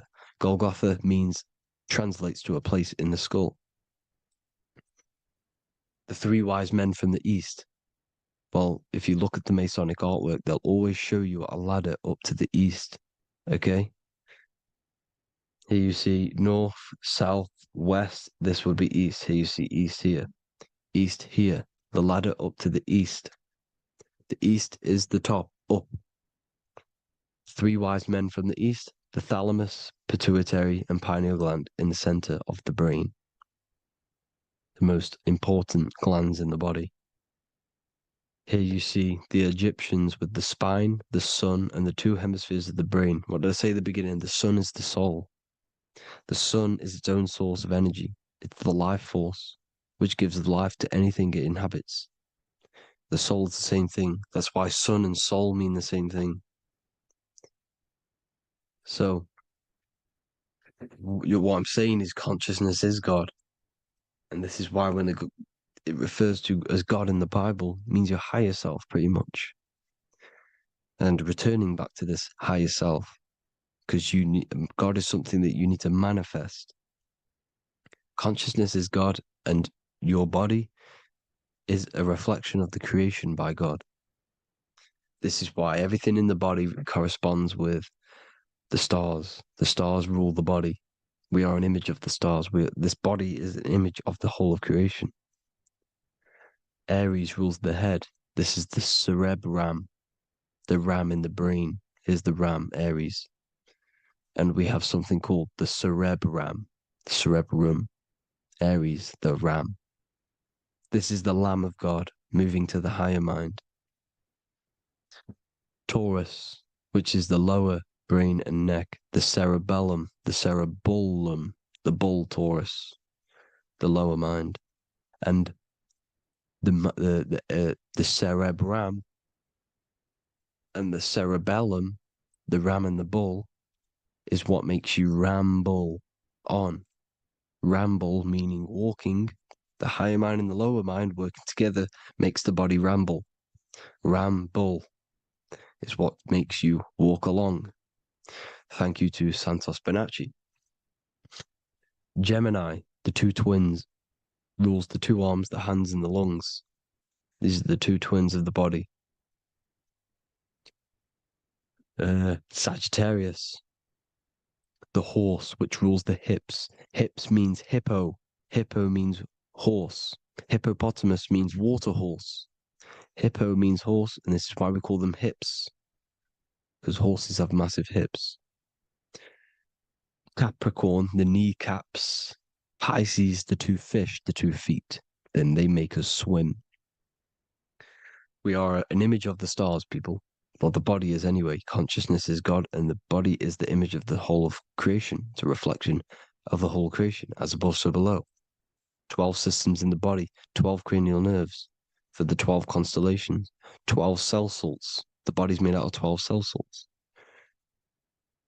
So, this is where it gets kind of deep. This is where we get deep. And he said Jesus was known as the fisher of man. And fisher of man, meaning man does not mean man as in the male. Man means mind. He's the fisher of minds. So the Bible is not patriarchal. It's not patriarchal. Man just means mind, pretty much. So the fisher of mind, man, because he was fishing minds out of this reality into the higher realities. He was teaching people how to leave the body when he walks on water. Walking on water is the physical, etheric, astral, and mental. These are the different planes of reality. The ether is the either, because the ether is the substance that's on either side, astral and physical. It's the fifth element, is ether. And the fifth element is the water. The same water at the beginning of the Bible when it says, let the firmament divide from the waters above from below. The water symbolizes the ether. It's the base of all physical matter. And the ether is known as the water. So when you're walking on water, you're walking on the ether, meaning you're leaving the physical body. So when Jesus walks on water and he's teaching Paul to walk on water, Paul becomes scared and falls back into the water. Well, when you astral travel and you become scared when you're projecting, you'll fall back into your body. So he's pretty much saying walking on water is leaving the body, and walking on the ether, because the ether is the veil between the astral, and that's what devil means. Devil has the word veil in it, because the devil is trapping you between one veil, which is this world. They're trapping you in this world, this thin layer of reality. Your dreams are different veils. The ether, the astral, the mental are different veils. Devil is deveil. Deveil. You need to escape being stuck in one reality and live in between realities. And this is when you truly become a multi-dimensional being, because your soul is just the eye. That's what you are. You're just an eye, and you see into different worlds.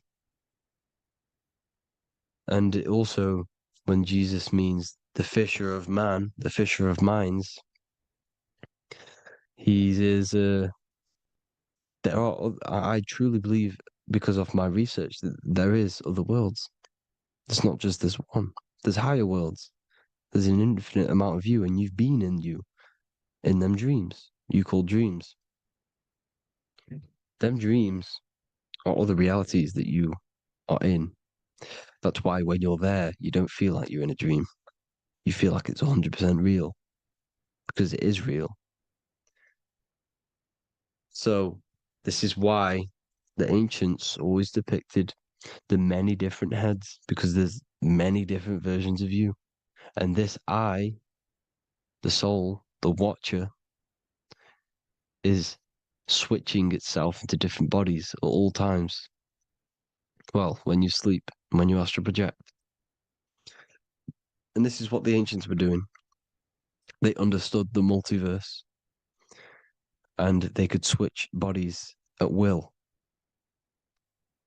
And this is what the 7 seals are in the Bible, also known as the 7 chakras. These are literally portals within us to these different worlds. We're in the heart at the moment. Earth, rearranged, spells heart, meaning middle. This is where good and evil exist. It's the middle point, the midpoint of realities. So, I hope you all enjoyed the video. All of this knowledge that I've give you in this video is inside of my book, the Book of Wisdom. The Book of Wisdom gets updated every single month with new pages